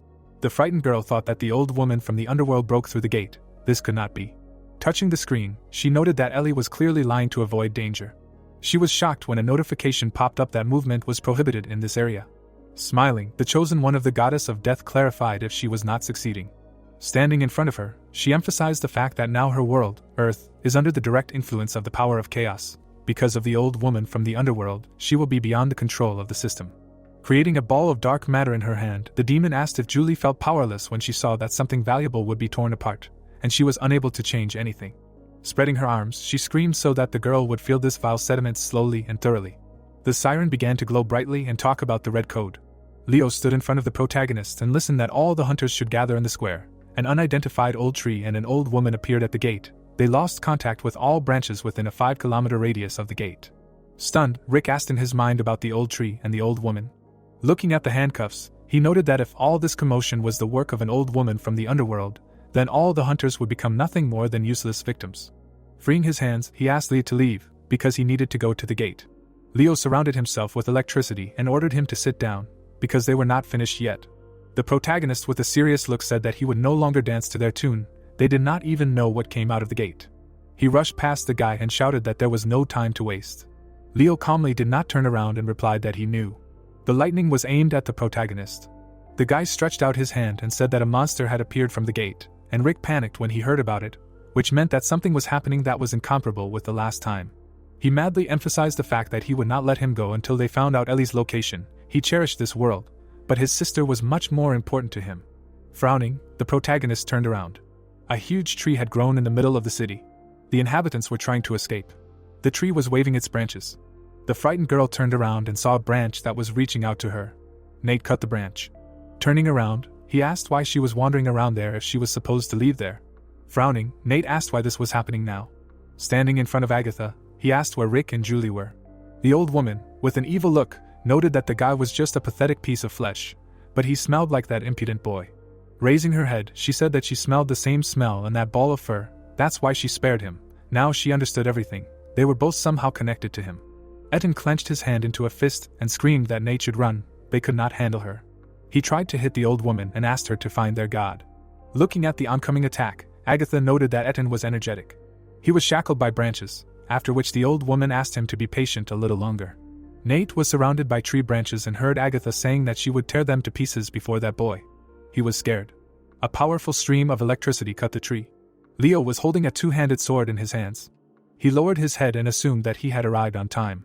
Looking at the guys, he noticed that they had excellent self-control. Rick arrived there. He said with a smile on his face that Nate and Etten were great. Now they could trust him with everything. The happy guy asked why the protagonist was with Leo. The protagonist answered with a satisfied look that it was a long story and they would discuss it later. Looking at the demon, he emphasized the fact that they first needed to deal with the old woman. The guys surrounded Agatha. The woman looked at them and said that they had met again. It was commendable that the protagonist came to her himself.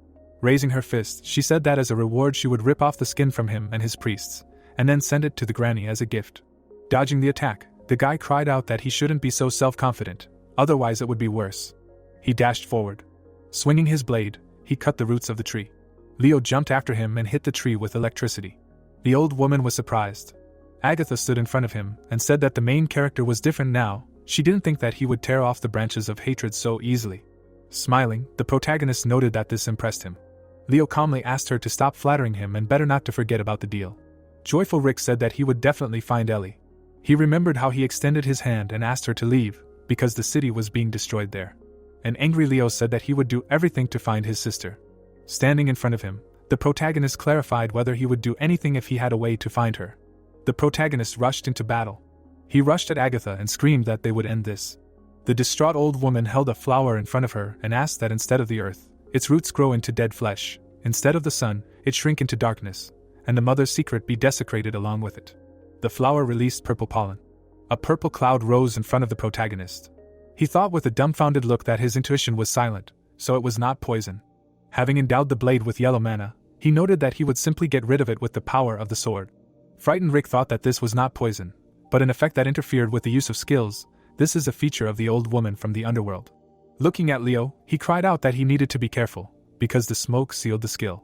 The guy looked at him and assumed that the protagonist did not notice that he was from another world.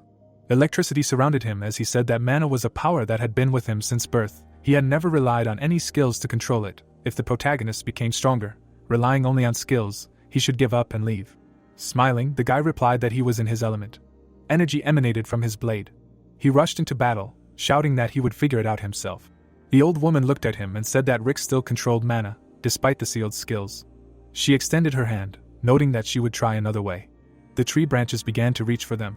Swinging his blade, the protagonist cried out that they would clear the way. A huge cloud of energy surrounded the area. Frowning, Leo thought that he had felt it before, but this mana was still frightening in its alienness and destructive power. He jumped off the ground and said that they would break through. The guy appeared in front of Agatha and emphasized the fact that now it emanated from the ally as a flame of vengeance devouring enemies. Leo released lightning at the demon. The dumbfounded old woman asked how he pierced the branches of her soul so easily, because he should not have used skills. Surrounded by blue mana, the protagonist cried out that it was too early to be surprised. The old woman opened her mouth in surprise and asked how a person could have such power. Closing his eyes, Rick thought about how he felt how thick mana swallowed the air and enveloped him. Holding the sword in his hand, he added that it did not leave him either during magic training or during sword training. He saw a bright light and noted that this mana was part of him. Looking down, the protagonist asked for forgiveness. He created a huge sphere and noted that he did not need the help of any skills to control himself. Using white ice and black flame, a huge vortex surrounded him. The boys tried to stay on their feet. Leo was shocked by what he saw.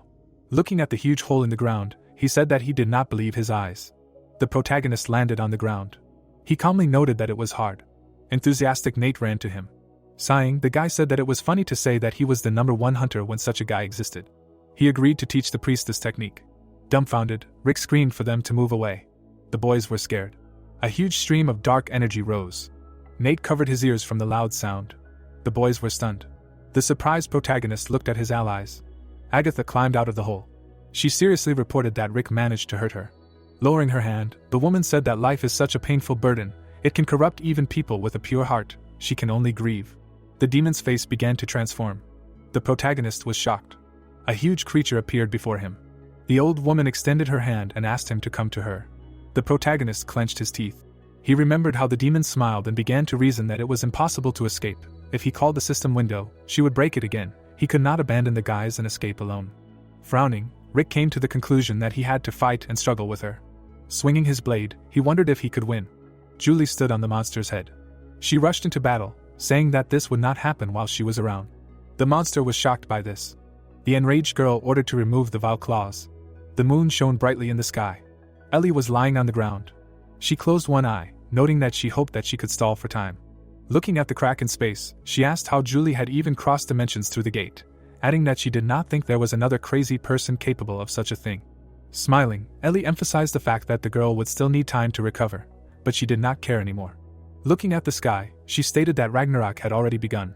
Surprised, Rick turned to Julie. The girl cut off the monster's fingers. Turning around, she addressed Adele. The actress was standing behind the protagonist. Looking at the red barrier, Adele said that she blocked the scream with magic. The priest showed 2 fingers with a satisfied look. Turning around, the girl told them that Ellie had taken all their time. Leo stepped forward and said that he knew she was with her. He asked with a serious expression where his sister was. The monster watched them and asked what they had done in front of her. She raised her hand. The old woman dealt a crushing blow to the ground. Julie held her attack. She looked at her comrade and said that they would talk later. She threw him a golden apple and asked him to replenish his energy with it, after which she told the guys to remember that the old woman had excellent regeneration. Rick would need a lot of firepower to damage her. Furious, Agatha called them vile children. She hit the ground and asked how they dared to act like that in front of her. Turning around, Julie screamed that if it came to a war of attrition, they would fail. She rushed into battle and asked the protagonist to think of something while she occupied her. Gritting his teeth, the guy thought that it wasn't that easy. He used the technique of white ice and black flame, and she didn't give a damn. Looking at the severed fingers, he wondered how the old woman was still alive after that. Holding his chin, the protagonist came to the conclusion that the old woman's body was not that strong, which meant that what was before was a defense mechanism. Taking a step forward, Rick added that since the old woman could not withstand Julie's sudden attack, it was not a passive ability, like patronage or intuition. He looked at the smiling Adele and asked to prepare the toughest and most powerful magic. Looking at Leo, he told her to help her. Turning his gaze to Nate and Etten, the protagonist ordered to help Julie, then they would be able to keep the old woman from using powerful techniques. The protagonist bit into the golden apple. They rushed into battle. Enraged Agatha screamed that they were disgusting fools. Adele landed on the roof. Leo looked at her and said that it was a huge flow of mana. Thrusting his sword into the roof of the building, he said that it was already difficult to direct mana without the monster below noticing. Closing her eyes, the priest began to cast a spell. She noted with an exhausted look that she knew that without preparation there would be problems with this magic. Watching the fight, Leo heard that the preparation was complete. He should send a signal below. The guy snapped his fingers, creating a small lightning. Electricity struck the branches of the tree. Julie was surprised. Looking at Nate and Etten, she asked them to move away. Adele created a powerful magical barrier above herself. She contentedly asked the monster to catch it. Stunned, Agatha asked what the hell was that. A destructive stream of flame hit the monster. The demon covered himself with his hands and began to scream in pain. A small head fell out of his mouth. The old woman asked with a displeased look if a person could have such power. She started rolling on the ground and saying that she could still regenerate since her body was fine. She needed to get out of there while there was a containment shell. Rick stepped on her. He asked with a satisfied look where she was going. Grinning, the protagonist clarified if this was her real body. Having pierced Agatha, he emphasized the fact that now it was all over. She looked at him and said that even if she died today, she would take him with her. A bright glow began to emanate from the old woman. She began to explode. A bright light enveloped the protagonist's face. An explosion was heard. Rick was sitting on the ground in clouds of dust. He clenched his teeth. The protagonist was suddenly taken aback. A bloody girl stood in front of him. Julie, with a devastated look, said that it was good that he was safe. She began to fall. The protagonist reached for his wounded friend. Taking her head, the guy asked her not to be silent.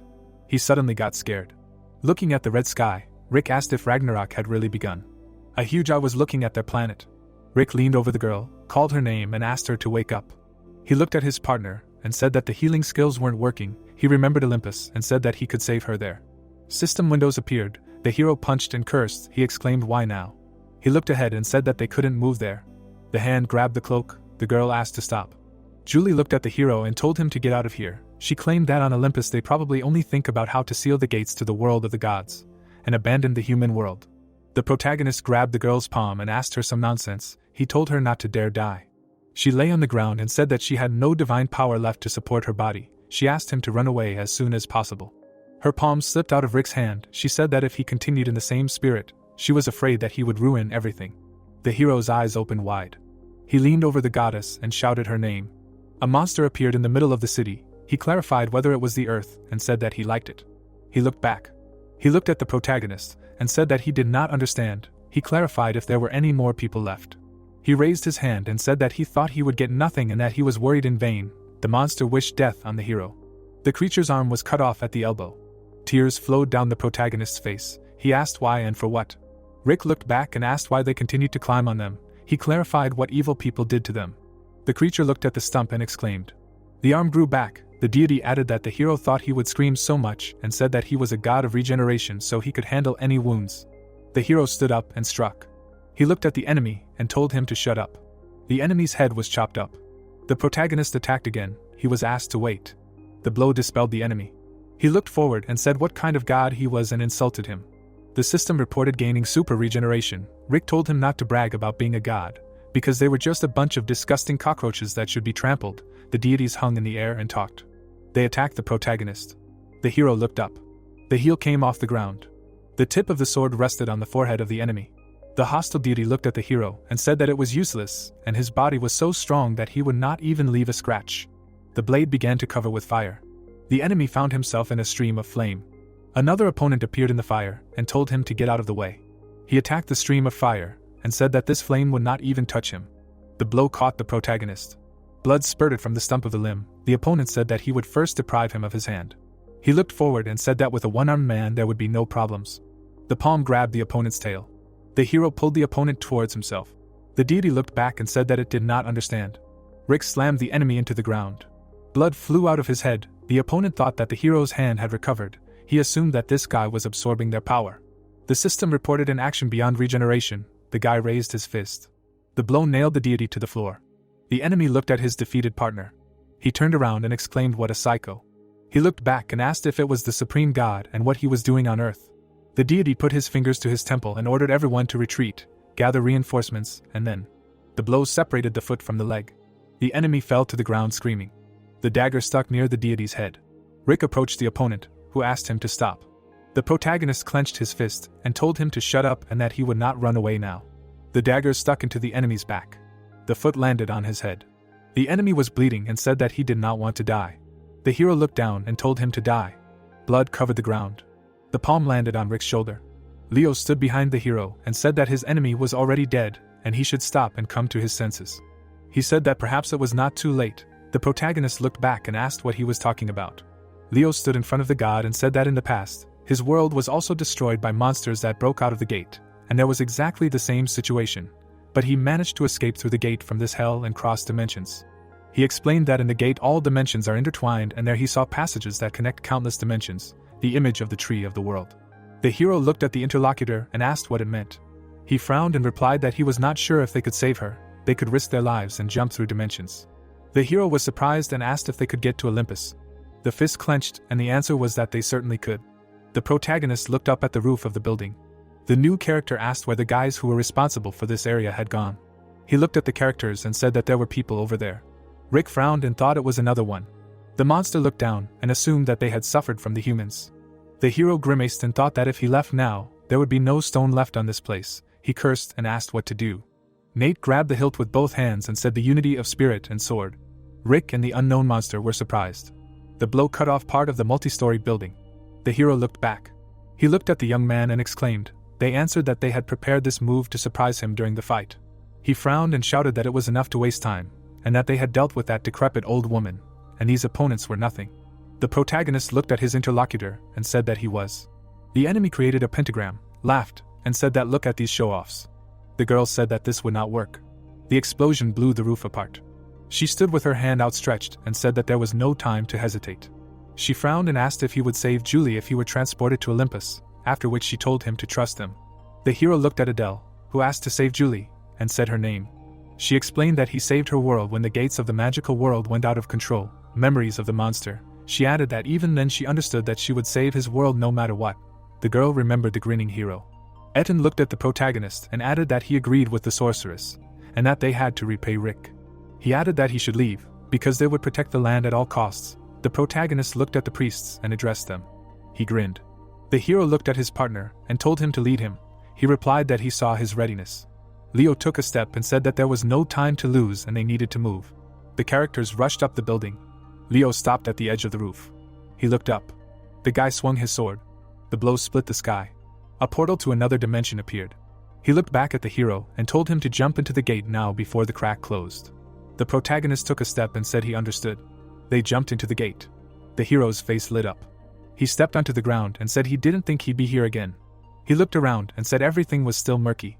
The stranger appeared behind the characters. He looked at them and said wow and asked where the people were from. He smirked and said he shouldn't have come here, but by luck. The hero cut off the monster's head. He glanced at its corpse and said he didn't have time to chat. Dark sky. The protagonist stopped in front of the rift and said it was here. He looked at the gate and said the Olympus energy was felt here the strongest. He looked around the rift and thought about Julie waiting for him, and he would definitely save her. The characters went into the rift. The protagonist frowned and called Asmodeus. His palm clenched the sword. The hero struck. Tentacles appeared behind Rick. He dodged the tentacles' attack. The guy bared his teeth, cursed, and said that he didn't have time. He shouted for him to get lost and hit. The eye in the sky looked at the boy, laughed, and said that it was funny. It said that he had grown up. A portal appeared above the hero. The creature offered to be sincere. Rick looked up and called the enemy stubborn. He swung his sword and said that he would not allow this to happen again. The hero's blow was stopped by an attack. The stranger said that it should be considered an honor, since not everyone is given the opportunity to cross swords with him. He blocked the protagonist's sword with his blade. The guy bared his teeth and told him to shut up. He struck. Rick held the sword and said that he should not get near him. With a cry of "Get lost," he attacked. Asmodeus grinned and said that it was not bad, that this was the true fusion of spirit and sword. He frowned and said, "What then? How so? What?" Asmodeus counterattacked the enemy. The hero blocked the blows and thought that he was getting faster with each blow, and if he could not catch up, he would die immediately. Lightning enveloped the cloak. Leo raised his sword to attack. The demon looked to the side and said what a noisy sudden attack it was. The enemy blocked both attacks of the characters. He said that it was useless. The guy froze in front of the blocked sword. Many blades appeared in the area. The demon said that there was no place that his sword could not reach. He used the sword of heavenly flow. The weapon hung in the air. Leo looked back. The blades pierced the guy. Blood splashed. The guy groaned. He fell at the feet of the fighters. The hero looked at his partner and called him. The enemy frowned and asked if he was distracted. He attacked the protagonist and said that he seemed too thirsty for death. The shockwave raised dust. An impenetrable cloud. Asmodeus looked at his opponent and grinned. Rick stood with his sword at the ready. The demon asked if he blocked the blow, and where did he get such courage? The hero looked at the opponent and told him to leave if he valued his life. The opponent smiled and replied that he was afraid, after which he added that how could he retreat, because he had not faced such opponents in a long time. He pointed the sword at the protagonist and told him to listen before they began to fight. He called himself Asmodeus. He bowed his head and said that he was a guardian of the demon world, appointed by Chaos, and he was once known as the God of Swords. The hero raised his eyebrows and asked again. Asmodeus looked up and said that it was true and that it was in the old days when he was a god. Rick remembered the status selection menu and thought that this was why the title of God of Swords was vacant. The protagonist frowned and asked why he was on the side of Chaos, since he had such enormous power. Asmodeus looked at the guy and replied that he had expressed himself incorrectly, and that he was here precisely because of his power. He closed his eyes and said that he had strived for this power all his life. He said that, however, the supreme gods feared the strong warrior, seeing him as a potential overthrower of power. Asmodeus walked a bloody path. He explained that they did everything to crush him and protect their position, a monster against the sky. He said that in the end, he could not preserve himself and turned into a shapeless, ugly monster. He looked at the hero and said that if it were not for the help of Chaos, he would have continued to live as a miserable monster. He added that here are the gods, who can also be vile and selfish. The protagonist frowned. He said that life is an endless struggle and every moment requires confirmation of strength, and only traces covered in the blood of enemies show him the way. The image of bloody traces led to corpses. He added that he is on the side of Chaos for the sake of such a sincere peace. Asmodeus extended his hand and said that they were chatting for some reason. He created many swords and pointed them at the opponent, and said that it was time to begin. The hero jumped up and looked up. The blow created a dust curtain. The blades rushed towards the protagonist. He tried to block the blows. Blood flowed from the wound and Rick thought that he could not block everything at once, and that he needed to protect vulnerable spots. The hero repelled the attacks. He looked ahead and thought that the attack had stopped. The thought that it was high time for a counterattack did not have time to take shape, as he tensed up. New blades appeared in the sky. Asmodeus looked at the enemy and said how pleased he was that he managed to block his attack. He asked if this was all and added that he expected more. Lightning flashed. The demon world's protector looked at the lightning. Leo stood up with a groan. The hero looked back and called him. He mentioned his wounds. The guy was breathing heavily and replied that he could handle it, and there was no need to worry. He caught up with the hero and said that it was dangerous to continue in their condition, and asked if they would definitely be able to win. The hero frowned and said that even in perfect shape there was no guarantee of victory, and they were already pretty exhausted from the previous battle, and added that to be honest, the chances were slim. Leo bowed his head and said that in that case, let him listen to his proposal. He said that Rick should take his power. The characters stood shoulder to shoulder. The hero asked again. The guy looked at his partner and replied that this was his secret method, and so he would be able to restore both wounds and mana, and in general, the method only works if the subject owns the lightning mana and is fully compatible with it, but the hero is not like that. He clenched his fist and added that if everything worked out, he would not only recover but also gain new strength. Leo said that this would happen in case of success, and otherwise he would die. The hero glanced at his partner. He created a ball of lightning on his palm and asked if the hero would take the risk. Rick bowed his head and said that he had been determined since he entered the gate, and if he could get rid of it and save Julie, he would risk his life over and over again. He looked ahead. Leo said that he thought so and aimed the ball. He said that the method was called the Mind Core, and he had one chance. The lightning was aimed at the hero. The guy looked at his partner and told him to come back alive. The core absorbed the protagonist. Asmodeus smirked and said that it was an interesting magic. He said that he did not know what the characters were talking about there, but it was time to end. Leo turned around. He said that he expected a lot from the guy in the lion armor and hoped that his patience was worth it, his hand holding a sword. The young man pointed the sword towards his opponent and told him to wait, and that soon his impatient face would turn into a sour expression, and in the meantime he would frolic with him. Asmodeus threw the sword over his shoulder and insulted the opponent. He offered to begin. The hero stood among the stars. He looked at the luminaries and asked where he was. Someone answered that it was a kaleidoscope. The protagonist looked back. He looked at the creature and asked who he was. The creature answered that it was part of Pandora. It was hanging against the background of the stars. The hero asked again. Pandora said that time was running out and it would get to the point. It said that if he continued in the same spirit, he would die. The protagonist looked up and asked again. He looked at the creature and asked how it got there. It answered that unfortunately it did not have time to explain. Part of Pandora hung in the air and said that there was no need to worry, since he was important to him, and she would help him. The protagonist asked again. The characters were opposite each other. She said that not only was his body having a hard time adapting to mana, but he was also resisting, and in other words, he was on the verge of failure. She added that he had no experience of such a sudden addiction to mana, much less the skills to control it, and of course we were talking about this life. The hero looked at her and asked what she meant. Her foot was on a puzzle. She replied that she would now use her power and build an imaginary world with memories from a past life. The puzzles were spinning around. Part of Pandora said that during this process, his current memories would mix with the memories of his other self. She looked at the hero. The creature hung above the protagonist and added that the time would come when he would wake up from sleep, even if he did not want to wake up, and if he succeeded, he would definitely find her. Day, the wind blew away the leaves. The hero was lying on the ground and asked where he was. He looked up. Julie leaned over him and asked how long he was going to sleep. He sat up and said her name. She replied that she was not his mother to wake him up. She looked at the hero and asked if he was crying. Tears were flowing from the guy's eyes. She asked if everything was okay and if he had a nightmare. Rick looked down and clarified that he was crying too.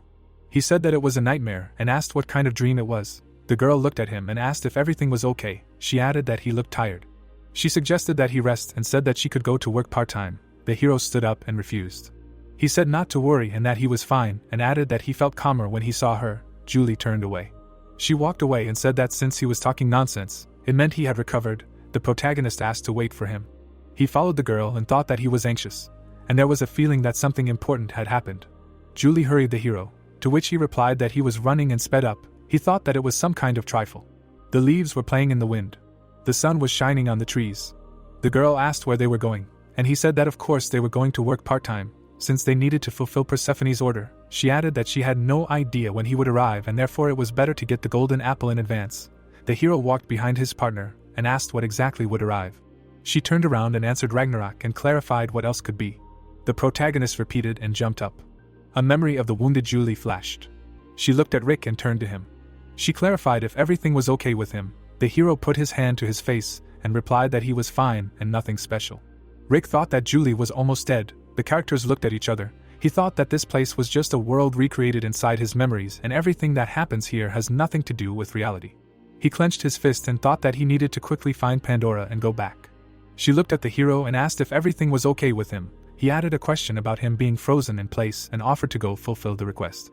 Rick pursed his lips and thought that he could take a short break here, at least until he found Pandora, after which he responded positively to the offer.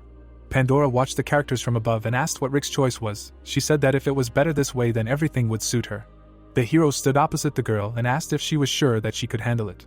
He said that humans are powerless in the face of natural disasters, but Ragnarok is the end of everything. Julie looked at the hero and asked why he suddenly said that. She stood there silently. The girl squeezed her hand and replied that she was not as strong as he thought. She explained that there were times when her resolve weakened at the thought of possible failure. She was afraid to even take a step forward, and she still could not get used to the fact that someone died, so she hesitated again and again. She bowed her head and added that although she was afraid to move forward, she was even more afraid of giving up, so she decided to become a coward who threw away her emotions. She declared herself a weak person. She looked into space and said that in those moments when she began to wonder if this was in vain, she felt the need for something to support the only thread of hope left in her. Julie looked up at Rick and said that's why she was looking at him. He asked again. She explained that he always says that if you don't try, nothing will change. The hero looked at his interlocutor and asked if he said something like that. She smiled and replied that she couldn't say for sure. She added that the main thing is that he constantly moves forward, no matter how unfavorable the situation was. Memories flash. She added that no matter how difficult the path was, no matter how many failures he suffered, in memories the protagonist overcomes. She said that when she sees him like this, a feeling arises in her soul that she is not alone. In her thoughts, Rigoi stood in front of the girl. She added that even at that second, when his head begins to bow down, he will try to snatch another step, the bloody protagonist. Julie said that before her eyes there was someone who was doing everything possible to move forward. Her eyes were wide open. Rick looked at his partner when she finished that this appearance was the main consolation and hope for everyone in such a difficult time. She put her hand to her chest and said that it was he who motivated her not to give up. The sky cracked. The hero asked what he was doing here. He turned to the girl standing in front of him and apologized. He asked to go with her to a part-time job next time. He said that there was one person he had to save. Julie smiled. He looked at her and said that they would definitely see each other again. The memory burst. The hero was standing on the puzzles. He turned around and asked to ask Pandora one question. He asked if what he saw was one of the episodes of his previous life. She hung in the void and answered positively. She said that it was at least hundreds of lives ago. He remembered his partner's face and said that at that time Julie was more eloquent in expressing her feelings than now. Veins bulged on the hero's face. He said that seeing the smile on her lips, he wondered how many times she had to fall into despair to become the emotionless person she is today. Pandora hung in the air and asked him not to be too angry about this. She said that this was a test of his resolve which he passed brilliantly, and therefore it was time to show him the truth. The system reported the activation of the memory of the beginning. The hero hung next to Pandora. He asked what this place was. She answered that this was his first memory. She was talking about the time when he was not yet born on Earth. The deity was crying. She was talking about her children of the beginning. She said that she tried to protect at least them. But now even this is beyond her power. The protagonist looked at her and asked what it was. Pandora replied that it was Gaia, the goddess of the beginning and the mother of all things. The goddess cried and said that the dark shadow would soon reach even these lands of the beginning, that this fateful day was about to come. Little Julie jumped up and asked what the shadow was and why she was so sad about it. Gaia closed her eyes and answered that the shadow was chaos, the father of everything, the starting point of this world and all others. The children looked at their mother and exclaimed. Little Nate suggested joining forces with the other gods and defeating him. The goddess folded her arms and answered that the gods were part of chaos, and that just as her hand could not pierce her own heart, so they, no matter what they did, could not hide from the gaze of chaos. Tears streamed down her cheeks. She apologized to the children and said that she did not see a future in which she managed to defeat chaos. The boy placed his palm on his chest and said that in that case he would defeat chaos. The hero looked at himself and thought that it was he. Rick looked at his mother and asked that since they were not gods, they would be able to defeat him. The goddess closed her eyes and replied that his words made her feel both joy and sadness. She touched the protagonist and said that this hope that suddenly appeared like lightning could dissipate in an instant. There was uncertainty in the air like a sea shrouded in night mist. She added that the path he had voiced was full of the unknown and even she could not see anything beyond this veil. She could only say that he would have to endure great pain that would be more painful than death itself. Her palm lay on his cheek. She asked if he was going to go along this path anyway. The boy answered in the affirmative. The area was filled with derogatory exclamations. The hero remained silent. Julie blocked the protagonist and told them to stop and that their words were too harsh. She added that it was not the time to argue among themselves. The girl looked back. Rick replied that everything was fine and the others were right, that he really was the slowest and the weakest, and that he couldn't even master a single skill that she had tried to teach him the first time. He clenched his hand into a fist and said that despite this, he had never given up and he wasn't going to give up this time either. Julie looked at the boy as he said that who knows, maybe they really could defeat chaos. He looked back at her and said that if they didn't try, nothing would change. A star appeared in her palm. Gaia said that since there was nothing inside him, he was a kind of nothing, which was the same as infinity, and that great possibilities were hidden within him. The goddess smiled and thanked her child. She spread her arms and said that they would all be born in different worlds, separated by space to avoid the shadow, and she would use all her powers to create a system for them. She declared that she would become part of this system and would forever remain with them. Against the backdrop of the stars, she spoke the words. That since his vessel was empty, no one knew of its true depth. She wished for the child with infinite possibilities to go forward for his great cause, to destroy it, to preserve all the beauty in the world. The mother system reported the awakening of true power, the power of emptiness of the talent of deep antiquity. The hero closed his eyes. The system reported that he could now accept any type of power. Rick opened his eyes. Pools of blood spilled across the floor. Chuck stared at his opponent and said that he was a hopeless idiot. He could not believe that he was trying to distract his attention with his simple swordsmanship. Then he smiled and added that his blade had become dull and useless because he was too focused on protecting the baggage that was behind you. At this moment, a butcher's knife would be a much more effective weapon against me. Henry lowered his head and asked him to shut up. Then he raised his head and noticed that he was constantly chattering. He was beginning to think that he was a god of gossip, not swords. Chuck summoned the phantom blades and said that his mouth was the only thing that still worked, that it was good enough for a little entertainment. The swords pointed towards Henry, and Chuck added that it was time for him to die. He wouldn't even waste his memory resources to remember him. Henry stared intently, and wondered if the main character had finished there yet.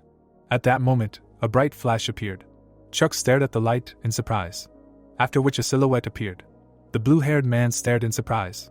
Rick closed it, and noted that the process was a little delayed. After which Henry fell to his knee and noted that he never thought that the day would come when he would be glad to see his face. Rick grinned and noted that now it was his turn. Let him rest and regain his strength. He must stay alive to see Ellie again. Henry looked ahead and said that he was talking about obvious things. Chuck's gaze tightened and he noticed that he was curious about what he was doing there, but it seemed that the only thing he did was absorb a new element of mana, which was a bit disappointing. At that moment, Rick made a quick dash. Then he swung his sword sharply. There was a powerful explosion. Chuck was able to block our hero's blow. Then he grabbed the sword with both hands and noticed that it had clearly changed.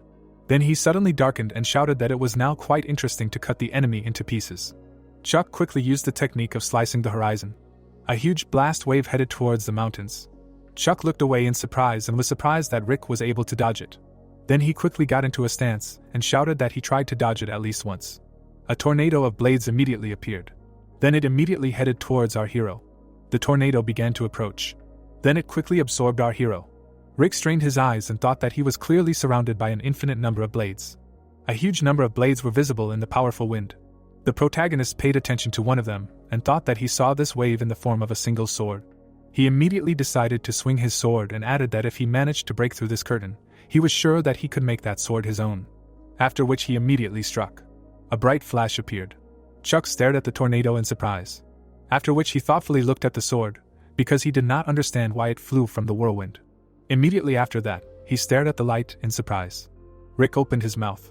At the same moment, Chuck stared at him and shouted that he had absorbed the energy of all his swords. The red-haired man looked up in surprise. However, he immediately smiled and noted that he had been a frog in a vat of milk all this time. After which he spread his arms and acknowledged the victory of our hero. A huge stream of wind absorbed the enemy. Mountains appeared on the horizon. Rick stood over his defeated opponent. Chuck lowered his head and noted that only when the sword he dedicated his entire life to was broken, did he realize how proud he was. It was upsetting, but also angry. Then he closed his eyes and added that however, death is a duel, losers collapse along with their stupidity. It was an honor for him to fight an opponent like Rick. Immediately after these words, he disappeared. Curls of light rushed into the sky, and notifications reported that Rick had awakened a new power. He had absorbed the power of the ancient god of swords and was reborn as a true god of swords. Energy enveloped our hero and the notification reported that he, as a god of swords, was elevated to the supreme deity. Henry approached our hero and said that now he really became a real monster. Rick quickly ran up to him and shouted that he had received very serious injuries, so he should try not to move unnecessarily. The blue-haired man turned to the portal and noted not to worry, he would somehow cope with this. Let him not pay attention to him and quickly move on, he would recover a little and also go after him. Rick opened his mouth and said not to overexert himself and wait for his body to fully recover. After all, he remembered the terms of the contract concluded between them. He could summon him at any time with this. A picture of how they agreed on the priest's contract immediately appeared in Henry's head. Rick clenched his fist and noted that then he would go. Then he strained his gaze and said goodbye to the blue-haired man.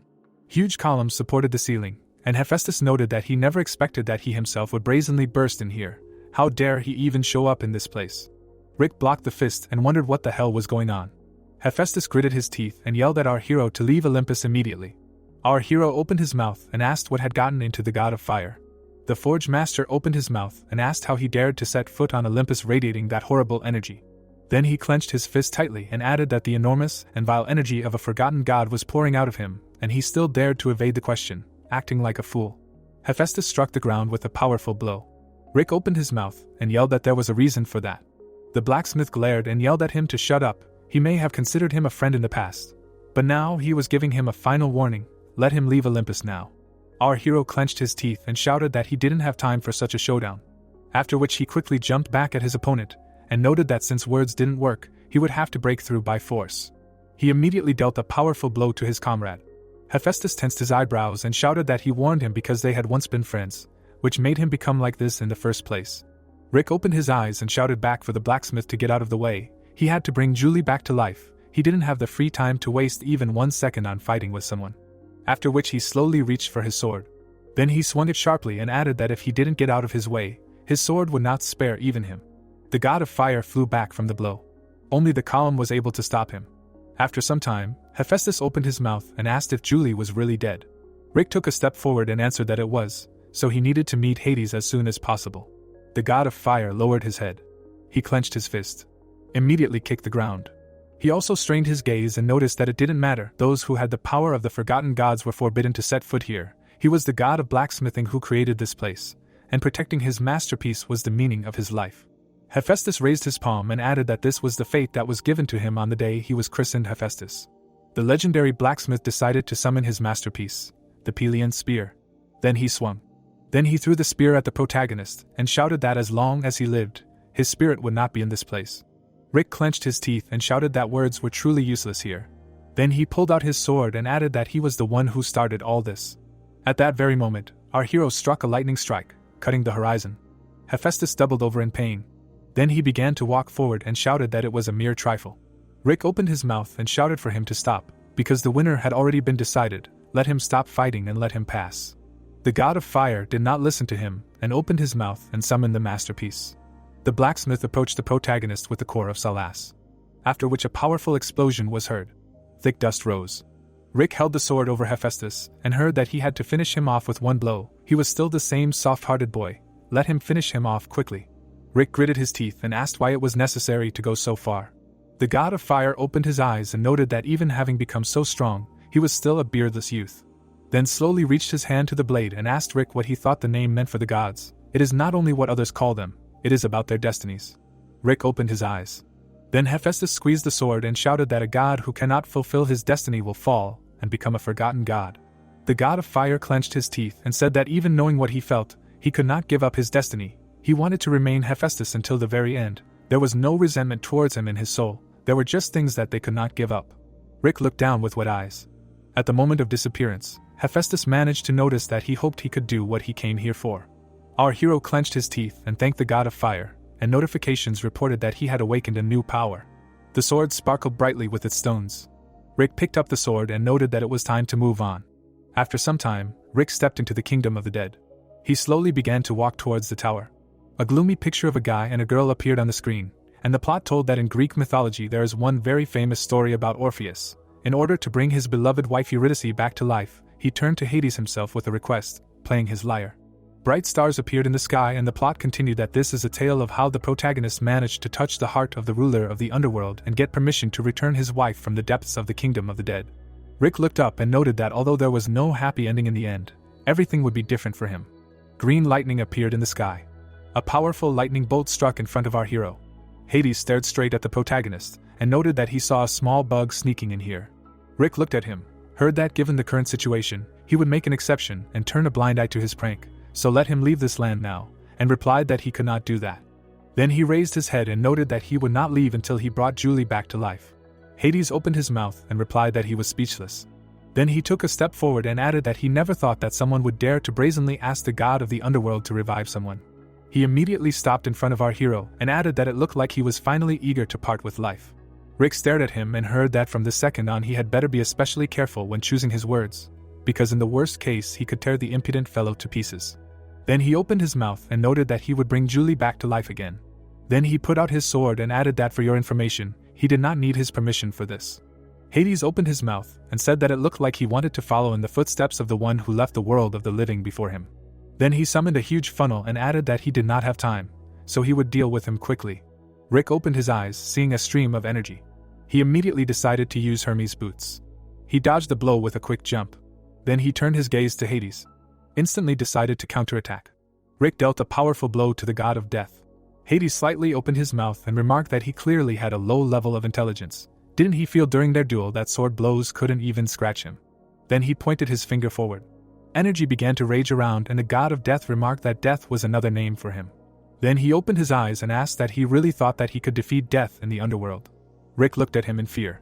Then a powerful explosion was heard. A small cloud of dust rose. Rick quickly jumped to the side.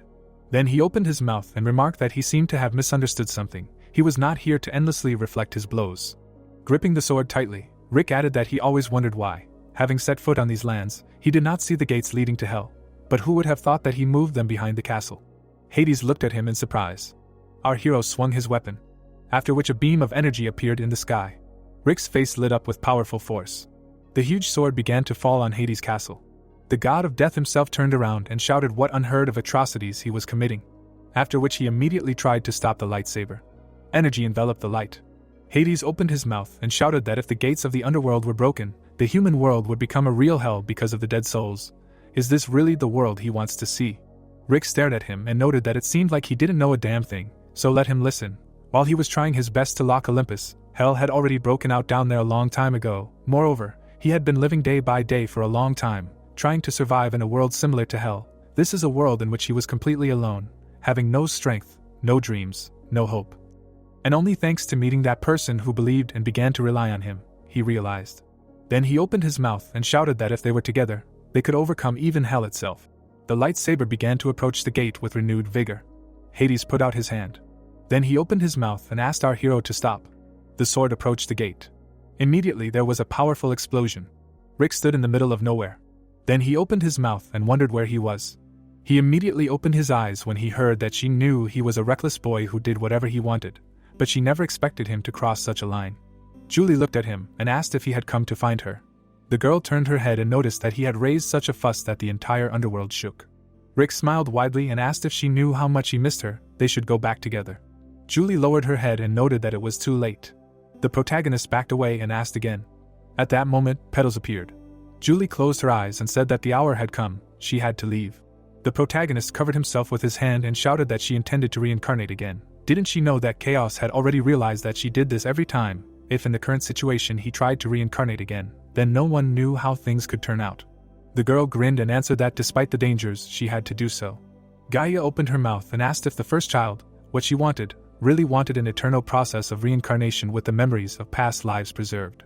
Then she looked at little Julie and added that maybe she would think it over again. She really understood what it meant. Eternity would be filled with loneliness and suffering that she could not even imagine. It was a chain that could not be broken. She would be a flower that would never fade, even if the fading lasted for eternity. It was truly the worst curse she could cast, but despite her words, he still wanted it. After that, Gaia shed a tear. Julie opened her mouth and replied that he wanted to help that child not go astray. In our time, the girl turned to our hero and noted that she would find him in the next life too. Rick extended his hand. Then he grabbed it. Our hero opened his mouth and screamed why she had to be the one sacrificing herself. Let her refuse this role that she did not like. Julie immediately asked him to let her go. Then she burst into tears and screamed that she had endured everything so steadfastly. If it were so easy to put an end to everything, she would have already done it. She had tried everything, but the curse could not be lifted. It was impossible. Our hero hugged her tightly and promised that he would help her. Then he pressed her to himself and added that he knew how to deal with it, so they needed to go back. Julie lowered her head and noticed that she had no more strength. Standing in the middle of the void, the girl added that she did not want to die every time and did not want to see how people around her said goodbye to life. At that moment, Samshin appeared. She immediately looked at our heroes and noted that this was a hilarious sight. The heroes jumped away from each other and heard that it seemed that she had destroyed such a wonderful atmosphere with her appearance. Samshin smiled and asked why they were so embarrassed. After all, we are talking about a natural manifestation of feelings. Then she opened her eyes and added she had just heard something very important, which meant she had decided to give up reincarnation. Samshin looked at the heroes carefully and asked that she knew that reincarnation did not turn back time. Then she imagined the cosmos and said that if she were to give an example, it was the same as closing the book she had been working on and starting to write a new one. It was about the cycle of life and death. Reincarnation was a strong current that helped create their world. It was something that could not flow against the current, that should not flow against the current. And it was precisely because Gaia knew about this that she had chosen this method, and her words about giving up reincarnation. The old woman put her hand out and added that it was equivalent to giving up being reborn again. Samshin lowered her head and asked to answer if she, Samshin, who controlled the process of reincarnation.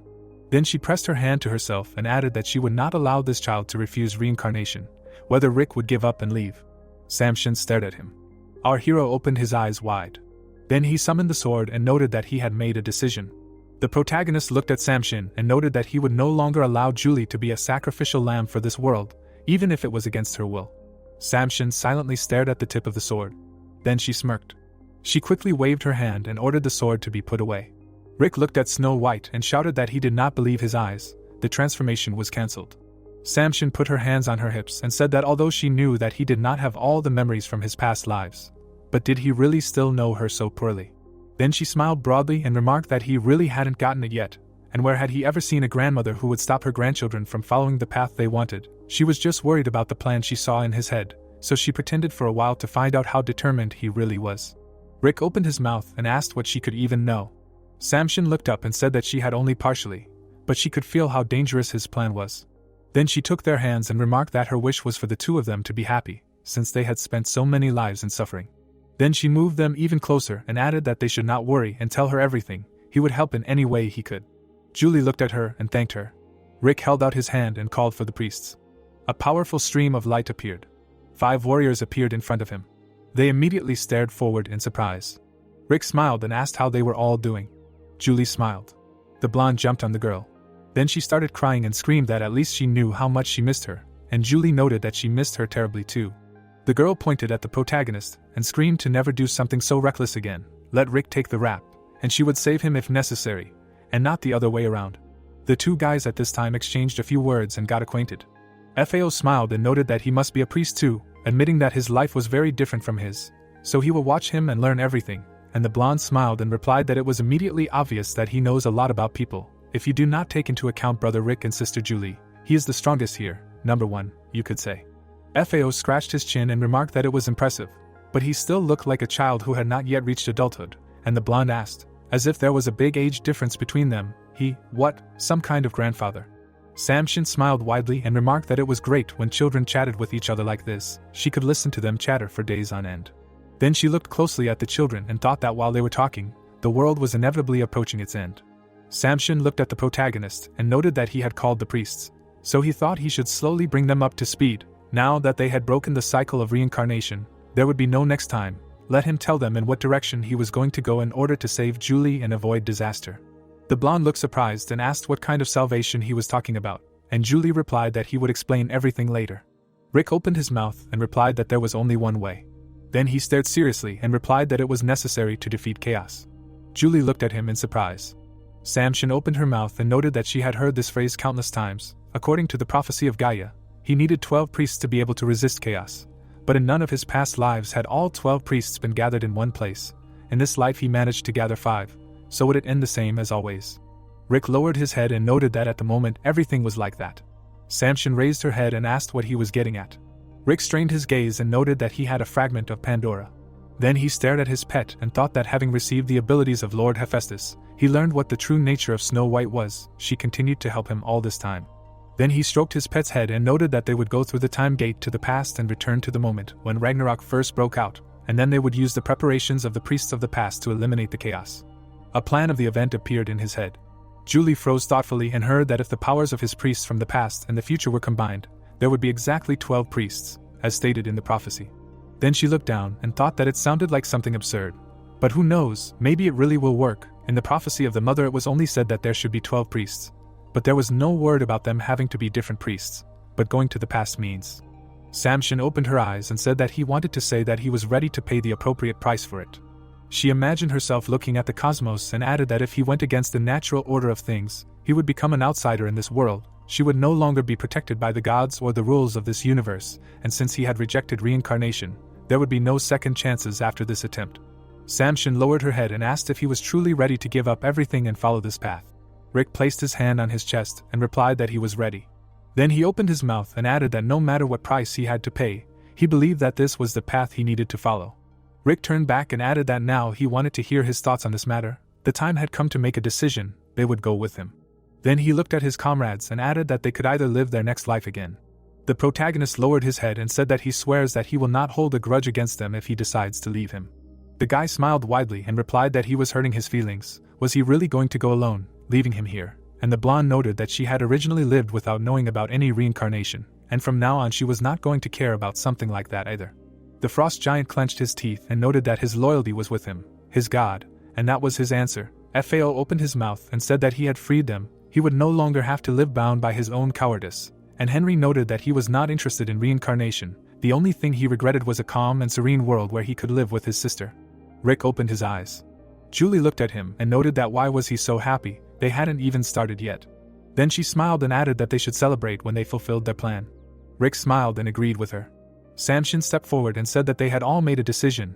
It was unusual for her to say goodbye to anyone, but the desire to grab his hand and try to stop him, it was his greed, she thought. Rick and the blonde looked at her. After which everyone stared at her and heard that, however, since she was a grandmother who loved her grandchildren, and who was also the goddess of reincarnation, he blessed the path they had decided to take, even if this was their last meeting. Then she cried and noted that they needed to move forward. She prayed that they would not stray from the path and could live a full life. Rick stepped forward. He immediately smiled and noted that it was time to move to the Temple of Zeus. A bright rock appeared here. An explosion occurred in the middle of the palace. The warrior arrived to Zeus and shouted that the god of the sword had invaded even this cradle of the king. The blonde and the swordsman created an explosion, and the warrior noted that his priests were destroying everything in the temple. Fao and Henry were destroying the columns at this time, and the warrior added that at this rate of advance they were not able to stop them with the forces they had at the moment. A wall collapsed behind the speaker. Rick entered through the hole and noted that this was the corner they had huddled in to hide from his gaze. He liked to sit in a safe place like a coward when the whole world was collapsing. Zeus opened his mouth. The warrior pulled out his sword and shouted that Rick had gone crazy. Then he got hit on the head after telling them to stop this. The king of the gods would judge him for his actions. The frost giant opened his mouth and shouted that he should be the one to bow his head here. Rick stared at the supreme god and said that he wanted to hear Pandora's prophecy from Prometheus, and for this he plunged him into eternal torment. But does he know that prophecies are always ambiguous, and most people do not go that far because of things that are unclear to them? Rick remembered looking at the weak body and added that he clearly had some specific goal. Then he stared at the dead soldiers and added that this is why he barricaded himself in the temple as soon as Ragnarok began, and he only defended his throne, even when Olympus was under attack. Zeus darkened when he heard that Pandora's door was here, and he wanted to know a way to open it. After which he began to get up from his throne. Immediately flew towards our hero. Zeus looked at the protagonist in horror and noted that he should die here. After which he aimed his fist at Rick's face. However, the god's hand did not have time to touch the protagonist. Julie turned her gaze and noted that she couldn't let this happen. Zeus opened his mouth and shouted that she was a little bitch. How dare she cut off his hand? The blonde appeared from above and shouted that he dared to call his sister a bitch. Fao strained his gaze. Then he charged straight at Zeus's face. The blonde strained her gaze and shouted for him to get more and fry until golden brown. A moment later, Zeus was covered in scorching flames. At this time, the swordsman approached him. Then they struck at the same time. Immediately, a powerful explosion was heard. Rick took a step forward and thought that it was not for nothing that he found this whole situation strange. Then he looked up and added that there was a reason why he refused to dodge and took all the frontal attacks. The fact that he did this even though he could have dodged the fight says one thing. He immediately stared at Pandora's gate and said that there was something behind him that he had to hide and protect. Our hero opened his eyes and said that he still couldn't believe that he had hidden something like that. What had he even thought about? Zeus lay unconscious on the floor. The protagonist's pet had turned back. After which the moon lit up on his forehead. The doors began to move. Pandora flew out of the gate and noted that it had been a very long wait. Then she headed towards the protagonist and added that he had finally come to her, the child who would save the world. Pandora lowered her head and noted that he had seen her in his spiritual world, but in reality her appearance was not much different from what he had seen then. To be honest, it was quite difficult to maintain your original form over many eras. Rick opened his mouth and asked why she was helping him, what her purpose was. Pandora began to cast a spell and replied not to worry, she had the same goals as him, so she could entrust her power to his hands. Rick stared at the stone and heard that it was her soul, as well as the essence that contained the power of Kronos. This power that can overcome even time, only someone like Rick can properly use. The blue-haired looked into the portal and asked that they would begin to fight chaos as soon as he gained this power. However, at that moment, Zeus appeared, who heard that they had finally reached the moment of the final battle. Then he abruptly ran towards Pandora. The supreme god grabbed her. Then he smiled widely and shouted that he had been waiting for this moment all this time. Rick instantly summoned his sword. Zeus's leg quickly swung to strike. From this blow, Rick flew into the wall. Zeus squeezed Pandora. Then he screamed with a crazy look that she really thought she could hide forever. He had been waiting for this moment since the day she stole Kronos' power. Let him go. Rick slowly stood up and told him not to do anything stupid. Doesn't he understand? Pandora is the key to defeating chaos. If he cares about the world at all, he should help them.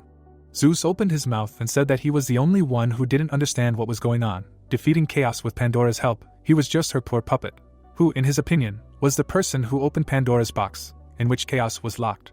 Rick opened his mouth and asked again. Then he opened his eyes when he heard that he would tell him the truth. It was Pandora. She was the person who started the end of the world. She was the one who freed Chaos from prison. Zeus held out his severed hand and added that it was necessary to stop with this empty chatter. At that moment, lightning struck the mountain and Zeus ordered a strap to come down. Rick covered himself with his hand. Zeus squeezed the weapon in his hands and said that he had kept it sealed until now, since such a huge force could easily destroy Olympus, but now it did not matter. Then he put out his hand with the weapon. A moment later, he began to attack. At this time, Pandora, squeezed in his hand, tries to stop the god with words. Rick's entire squad tensed up. Rick opened his eyes. Then a powerful lightning strike was heard. Olympus was completely covered in lightning. Zeus was left alone in the middle of the funnel. Then he looked at Pandora and noted that she used the power of time. What a senseless act of rebellion. Then he opened his mouth and added that in any case, when she disappears, this power will evaporate along with her. The main character found himself in the middle of a children's playground. He immediately grabbed his head and thought that what he felt before he was hit by Zeus's attack must have been Pandora's power. She saved them. But he didn't think that the words Zeus said were a lie. Memories of Zeus's words about Pandora instantly appeared in his head, and Rick added what kind of strange feeling it was that overcame him when he saw a strap. The protagonist jerked when he heard shouts behind him, asking why he was hanging around here. A crowd of hooligans were beating up a guy and shouting at him to stop covering himself with his hands if he didn't want to get beaten up even more. Rick stared at him in surprise and realized what kind of kid he was.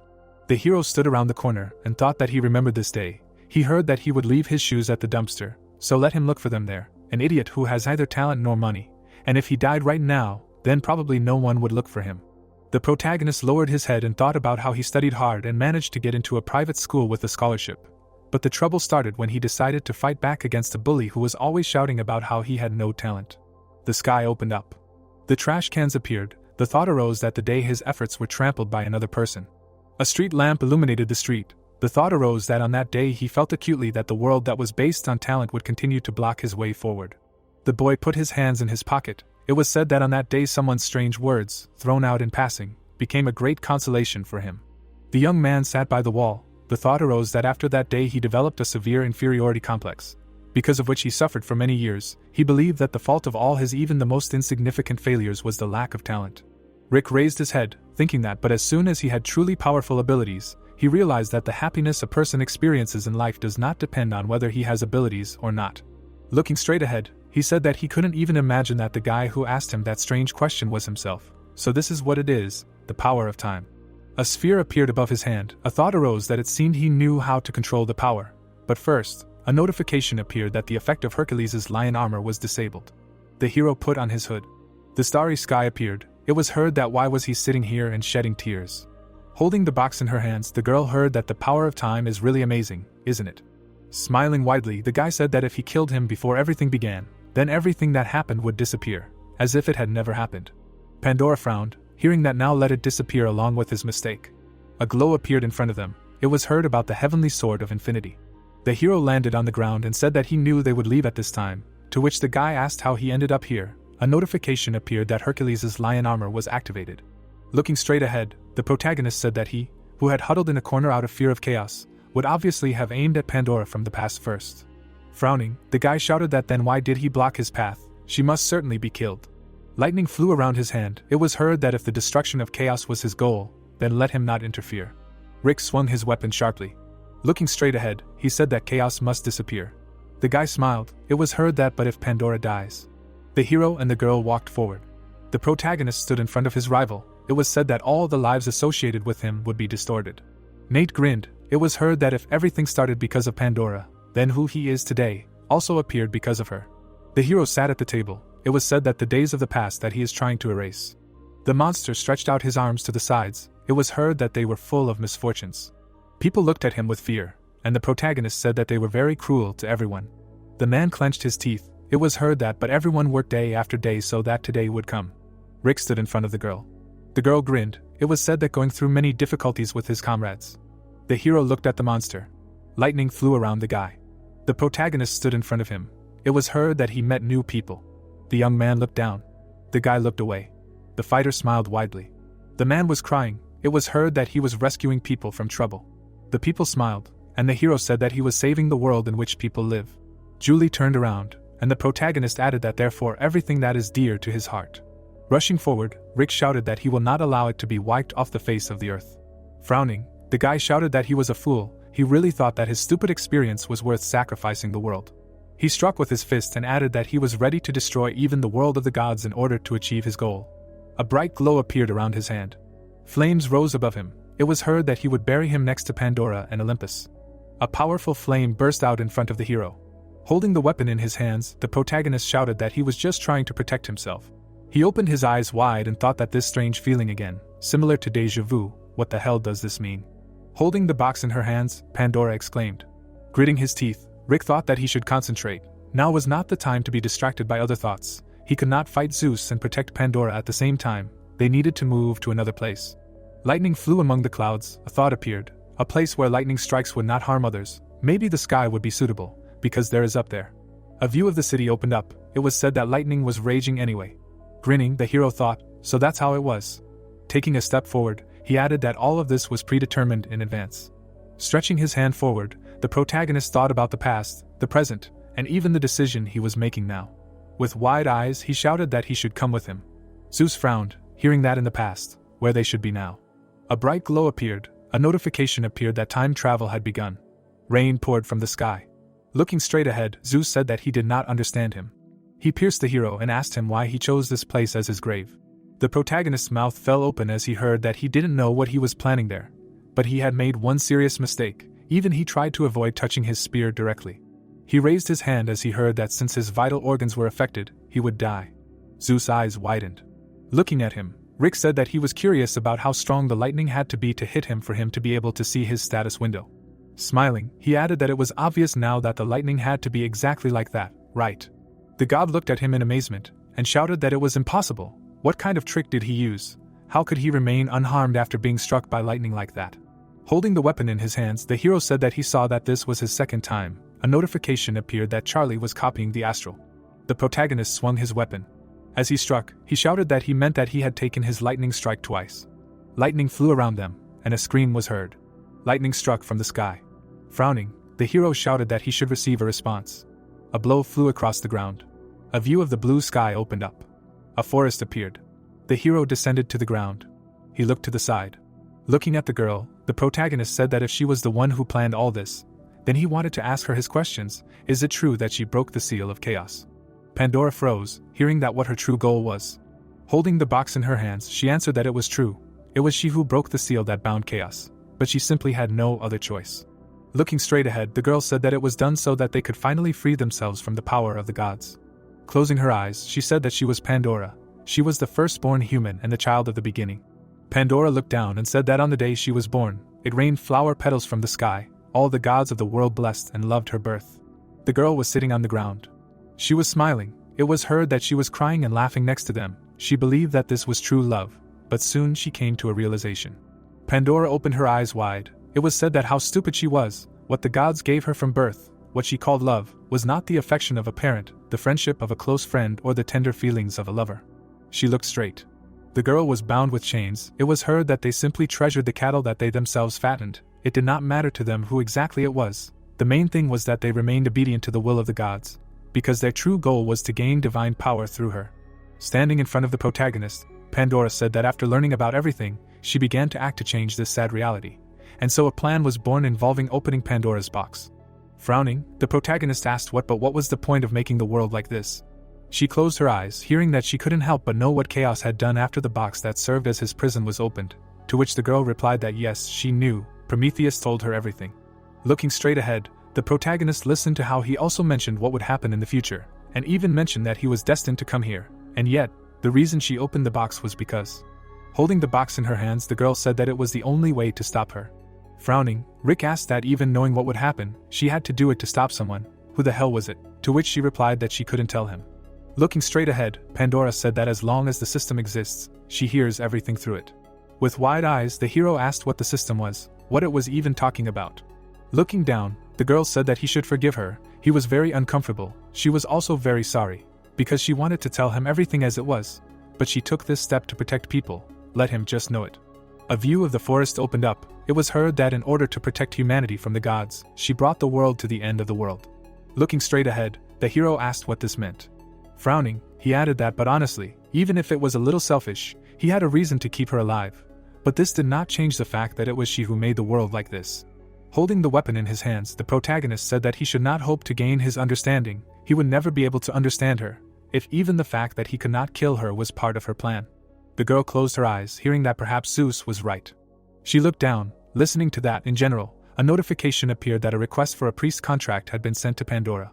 Frowning, the hero said that he should let go of all his plans, beliefs, and even fate here and now. Pandora's eyes widened when she heard that he should leave it to him. That was the only choice she could make. Lowering her head, she replied that she heard him, or rather, she would do as he said. Nodding her head, the girl said that she hoped he would put an end to all this. Notifications appeared that a priest's contract had been concluded. Full control over the power of Kronos had passed into his hands. Preparations for time travel with the simultaneous summoning of priests. Turning around, the protagonist replied that he should entrust this matter to him. A message appeared that immediately after the start of Ragnarok, he would go to the world of fairies. Pandora raised her eyebrows when she heard that, and if possible, he should not do this again at their next meeting, to which she asked what exactly. Looking away, Rick said that she shouldn't talk to him so respectfully. It was never his hobby to order old people to address him formally. He said goodbye and disappeared. A view of a destroyed building opened up. Lying on the ground, the girl said that the restoration was too slow. The building began to collapse. It was heard that everything was instantly crumbling, as if the construction work was done carelessly. Looking straight ahead, the girl said that she still could not restore her strength. Stones fell near her, and she added that no, she was being disingenuous. What the hell restoration? She could not even lift a finger. Looking at the sky, Ellie said that this was her limit. But even if not completely, she managed to take revenge on the damned gods who silently watched the destruction of their world. Debris fell down. It was heard that it was so. Lying on the ground, the girl thought that this was enough, yes. Looking straight ahead, she added that, but why did she feel so pathetic? Suddenly, a man appeared in front of her. With wide eyes, the guy asked that she was safe. Ellie looked at him in amazement and asked how he got here. Standing still, the man asked again, what a stupid question.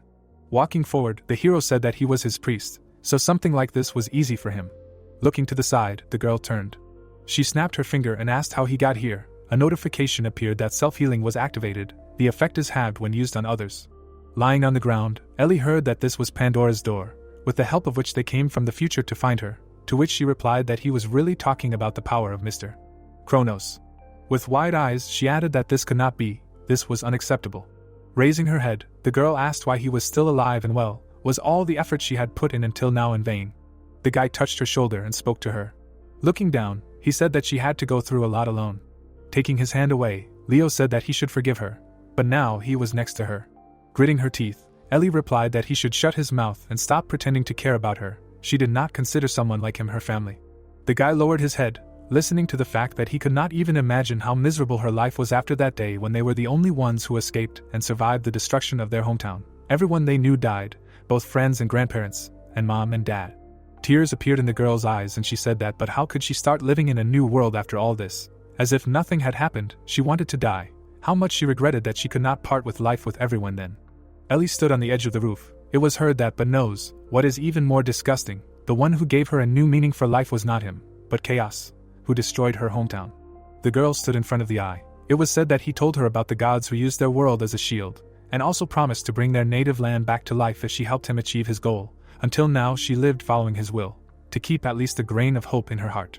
Tears flowed from her eyes. It was heard that in order to take revenge, to return to her original world, she united with the enemy. Leo lowered his head, hearing that, but to which he replied that when he first came to this unfamiliar world. Sitting behind the girl, he added that he only thought about how to protect her. He considered it his main responsibility, so he was like a man possessed, trying his best to do it. Looking down, the young man said that he would live as if nothing had happened, but it was not so at all. He was also sad. He was suffering, torn apart by pain and fear. Ellie looked at him in surprise, hearing that he was looking for a safe place, laying the foundation for a new world, trying to protect her, but in fact he was acting indifferently towards her. The girl walked towards the exit. It was heard that on the day she left, a wave of unbearable sadness swept over him due to the loss of the only remaining member of his family. At that time he did not yet know that this was the same sadness that she had been experiencing for a long time. Putting his hand on his knee, Leo said that he wanted to fix everything right away, so even without knowing what exactly he did wrong, he continued to just wander around looking for her. As soon as he heard that someone turned into a monster, he immediately, dropping everything, rushed there. People walked forward, He heard that, and soon he saw that even those with whom he was not related by blood could become close people to him, like family. Looking at him, Ellie listened to him say that now he knows what his fault is. Family is not only responsibility and obligations, but also the opportunity to truly rely on each other, although he says this very late, but let him forgive him. The girl began to cry, and then answered that why did he come only now? It is too late. Her hands are completely smeared with blood, so there is no way back for her. Taking a step forward, the hero said that if he wants to fix everything, then there is one last chance. The view of the city opened up. It was heard that there was someone who knew where chaos was, and someone who had the ability to open gates at his own discretion that allowed him to cross dimensions. Stretching his hand forward, the protagonist said that they were going to catch chaos, and in this matter he desperately needed her help. The girl looked at him in surprise, hearing that together they would defeat chaos and restore order. Looking down, Ellie replied that she could not be forgiven for what she had done, but, sitting on the ground, she added that if she could do something, even if her hands were covered in blood up to her elbows. Taking the hero's hand, the girl said that she was ready, they would go and catch chaos. The view of the red sky opened up. Looking at the rift, the hero said that so this is where chaos is. Standing next to him, Julie said that she felt where they were, although in her memories this place looked different, but in front of them the earth began, they were born here. Frowning, the protagonist said that then they should be somewhere over there. Eyes appeared in the sky. It was heard that Chaos and Gaia. Looking at the goddess, Chaos asked what she thought, that everything would end if he was sealed. Raising her hand, Gaia replied that she should disappear. She could not allow everything to end like this. Dark particles flew around her hands. It was heard that she knew better than anyone that everything has its time. She frowned, hearing that she should give up and go with him. The blade flew to the side. Particles flew above the goddess. Her hair fluttered in the wind. Holding her in her arms, Julie turned. Looking straight ahead, Chaos said that the child began. Black rays rushed towards the girl. It was heard that she should not dare to interfere with him. Red particles appeared, and someone said that it was enough. Suddenly, the hero waved his weapon. The protagonist frowned when he heard what it meant. Looking at him, Chaos said that he had resorted to a trick involving the power of time. The girl looked away when she heard the sound. Looking at the goddess, Julie asked if she was okay. Gaia looked down and said that she had stood up to Chaos for her sake, and that he should leave quickly, otherwise he would swallow everyone up without leaving a trace. Rick's eyes widened and he shouted that he should take the goddess and leave the battlefield. Suddenly he jumped up. The hero abruptly used the heavenly sword of infinity. Chaos looked at him and said, "How stupid!" The protagonist gritted his teeth as he heard that they should know that even the paltry forces they were using. Monsters appeared in the air, and it was heard that they originally belonged to him. Looking down, the monster said that he should surrender. Lowering his head, the creature said that he should lay down his arms. Frowning, the monster said that he should accept defeat. Looking straight ahead, the demon said that he should become one of them. Suddenly they rushed towards the hero. Gritting his teeth, the protagonist shouted that even alone they were quite a grueling opponent. Holding the weapon in his hands, he added that the unity of the sword and the body. People began to fight the monsters. Turning around, Nate shouted that he should leave these bastards to them, they would buy time. Rick frowned and replied that no, it was too much for them, so they would join forces. A stone emerged from the ground, and a voice said, "Let him come quickly." Standing next to the hero, Ellie asked that priests were needed to be used in such situations. Smirking, she added that they were improved versions of the originals, so they had enough power to buy time. And what was he even worried about when Chaos's former henchman was here? Let him come quickly, he had to catch Chaos so they could live. The hero looked at her in surprise. He tightly clutched the weapon in his hands. Taking a step forward, the protagonist said, "Okay, he's counting on them." Sitting on a column, Rick heard, "Let him come and give him a good beating." He clenched his teeth tightly. The hero held the weapon in his hands. A notification appeared that all the attributes he had acquired were being combined. The protagonist flew towards Chaos. The beams rushed towards the monster. He opened his eyes wide. A glow flashed in the sky. Putting his hand to his face, the guy asked what was going on. When did Brother Rick manage to learn such an art? To which the girl replied that what a huge force, he caused him damage. Opening her eyes wide, Julie said no. Chaos opened his eyes wide. It was heard what was there. Looking straight ahead, the monster said that all this was useless. It was time for them to realize that any method of fighting him was useless. The hero suddenly looked surprised. Looking to the side, he shouted that it was dangerous here. Let everyone dodge. His gaze froze in place. A blow flew across the ground. A red beam rushed to the sky. People exclaimed in fear. The girls fell to the ground. Lying on the ground, the man screamed that it was a curse. Julie was hugging her mother. She clenched her teeth tightly. The girl was sitting on the ground. Gaia's eyes widened, and it was heard that finally. Looking straight ahead, the monster said that so, let her come with him. The goddess was swallowed by the darkness, and she screamed that he should stop. With her eyes widened, she screamed. Raising her head up, the girl said that this could not be. Leaning on the ground with her hands, she added that it meant that if the 12 priests did not gather together, it was impossible to fight chaos. As expected, hoping for a lucky break was stupid. Lowering her head, Julie said that now everything was over. The hero was sitting on a column. Smiling, he said that he thanked her for working so hard all this time. Charlie looked surprised, hearing that thanks to him, he was able to go so far. Standing up, the protagonist said that from now on, he should leave everything else to him. The man bounced off the debris. Julie turned around as he landed on the ground. She asked him what he was planning, his eyes wide. Rick frowned and said he was going to where chaos was. Looking at the creature, he added that he would absorb chaos with his talent. That was the only way left now. Julie looked at him and asked him what he was talking about. The hero smirked and said that he should take care of the boys.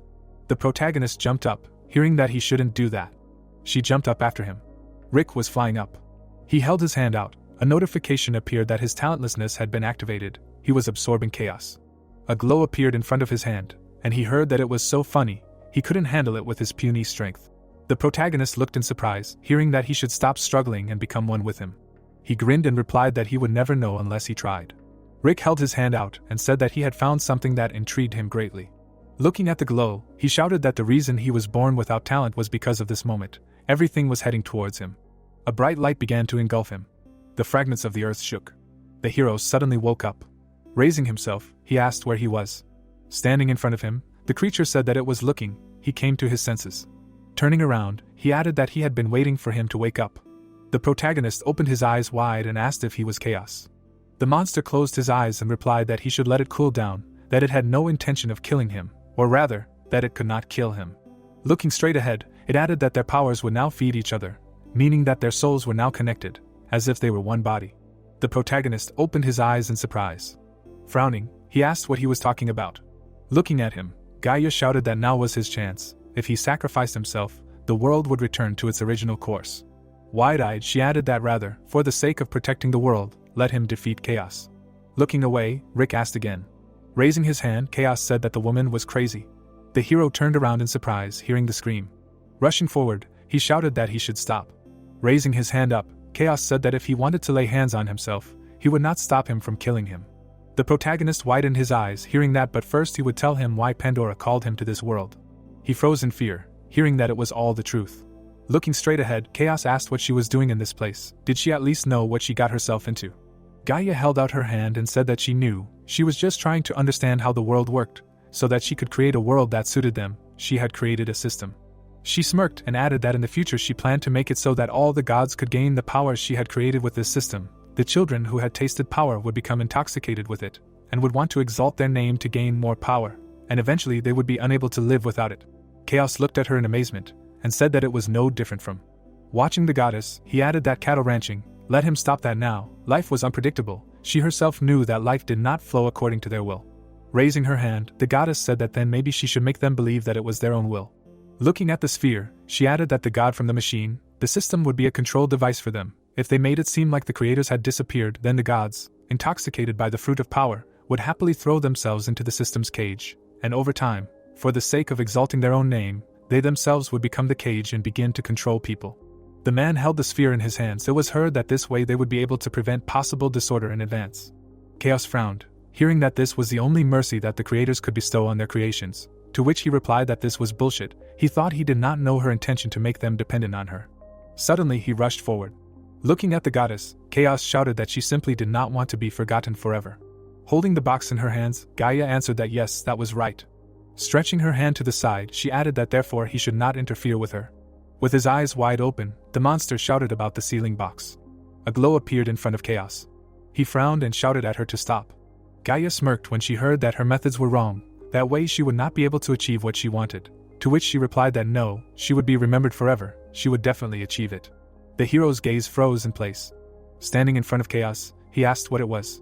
Looking straight ahead, the monster said that it was the truth that Gaia was hiding. Standing behind him, the protagonist heard that after that he himself knew perfectly well what had happened. In the end they had failed.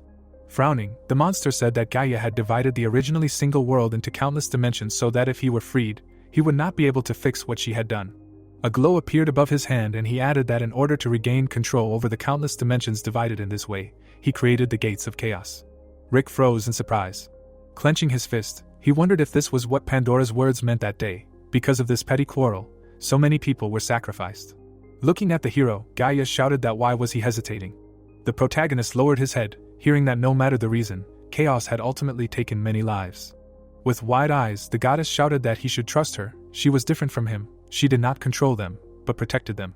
Rick closed his eyes, hearing that they could continue to trust her with this matter. Thanks to his noble sacrifice, everything would fall into place. Such was his destiny.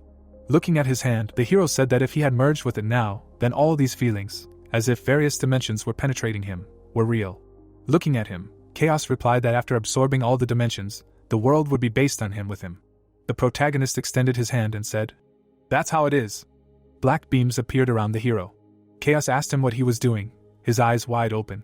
Rick looked down and said that he would fix this world so that the authors who called themselves gods could no longer interfere with human affairs. Gaia looked at him in fear and shouted that he should stop and not do that. Her gaze froze in place and she added that human life was transmitted under careful control. He knew nothing, civilization and development. All this became possible because people were under the fence of a god. The hero grinned and said that they no longer needed a fence. He closed his eyes and said that he thought they were now quite capable of handling everything without it. He believed in human capabilities. Interference appeared around them. The protagonist was completely engulfed in a glow. The protagonist opened his eyes wide. He looked down. Rick closed his eyes. The hero was surrounded by flying debris. Julie was standing behind the hero. The hero grinned and said something. Looking at the girl, he said to kill her. Tears appeared in Julie's eyes. She was sitting on a bench. Wiping her tears with her hand, the girl said that she was having that dream again. Charlie looked at her and exclaimed, to which Julie replied that she should forgive him, that she was the reason she woke up. Leaning against the bench, the girl turned around. Looking at her, she asked that she had that strange dream again. Yes, she left her because she looked tired, and she should have woken her up right away, to which Julie replied that no, she was completely fine now.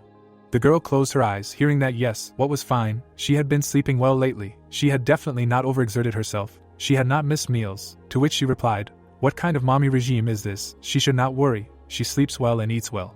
The sky opened up, it was heard that more importantly, what is that wonderful smell? She has coffee there. She changed the topic again. Holding the glass in her hands, Julie thought that, to be honest, she was curious to know the reason why she was seeing the same dream. Looking straight ahead, she added that why she felt like she missed the boy from her dreams, even though she didn't know who he was. From the loudspeaker, they were reporting that the gate near Yodo Park was currently confirmed. The girl turned around, hearing that the civilians in the area needed to evacuate immediately. All hunters in the area needed to go to the scene immediately. Frowning, she turned to Julie, to which she replied that they were coming. Putting his hands in his pockets, the boy said that they came quickly. Julie smirked and asked what about the others, to which Leo replied that there were 2 more on the way. If you don't count them, that's it. Nate, holding the gun in his hands, yelled at her for looking at him. She said that she would study hard and really keep her word, to which the girl replied that he should shut his mouth. The guy smiled and said that he should look at her. She was so funny, to which the girl asked why he was teasing a kid who worked hard. She looked really cute, and Ellie said that he was really dead now. She kicked the guy, hearing that what would she do to him? If he had talent, then he should continue living like before, to which she yelled that that was enough already. And the girl said that she knew that this was how it would end. It was said that, oddly enough, they had found common ground from their very first meeting. The creature took a step forward, hearing that this was already school violence. He also found school violence for her. Let her try going to school every day, to which he replied that they should stop. The thought arose that they naturally became colleagues and began to spend time together. Looking down, he asked if they were too relaxed right before the portal. When would they become at least a little more organized? The thought arose that even when this was the most ordinary scene of interaction between them, he experienced a strong sense of déjà vu. The guy smiled, hearing that he should let go. He needed to be beaten well so that they could stand in their place. What a crazy woman. The teachers should also see her true face, to which he said that as soon as they met each other, they immediately began to fight, and the girl asked that he was already here. It was said that she was waiting for the appearance of someone who was not there. Julie closed her eyes and said that today her head was too full of unnecessary thoughts. Standing in front of the portal, she thought that now they should focus on the gate first, and then said that they would go inside. A view of the purple sky opened up. Gray smoke flew in the air. The monster's eyes lit up and he said to kill. His eyes widened. Walking forward, Julie said that they were acting according to the plan. A blow flew at the monster. Stretching her hands forward, the girl shouted to let him get it. The creature screamed in pain. Julie ran quickly along it. Looking to the side, she said that she found it. Suddenly, the girl jumped up. Swinging her weapon, she said about the core of the gate.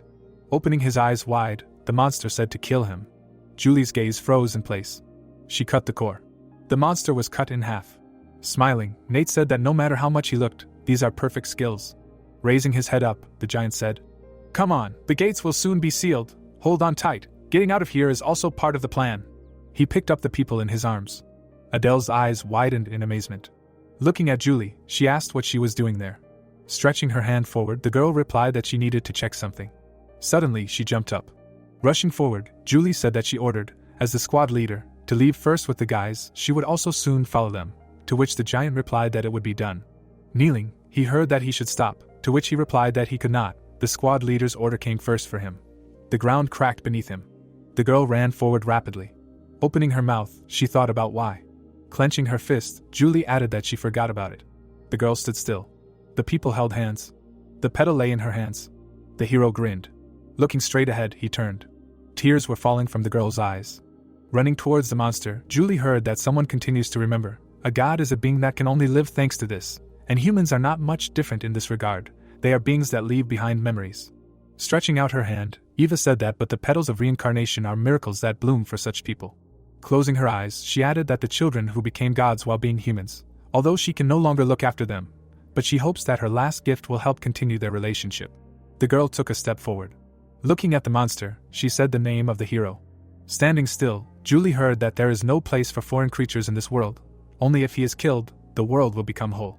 Looking straight ahead, the girl asked what was the matter, so he gave him a hint in a dream. The monster widened his eyes, hearing that how could she refuse him. Extending her hand forward, Julie asked that it was very hard for her. Yes, let him forgive her, now she will not leave him alone. Touching the monster, she added that therefore he also should not dare to leave, leaving her alone. A glow appeared near the hand. A bright light engulfed them. The hero's hand reached out to the girl. Julie suddenly hugged the protagonist. His eyes widened, hearing that she missed him. Looking at the girl, Rick heard that welcome back. Hugging the girl, he said that yes, he was back.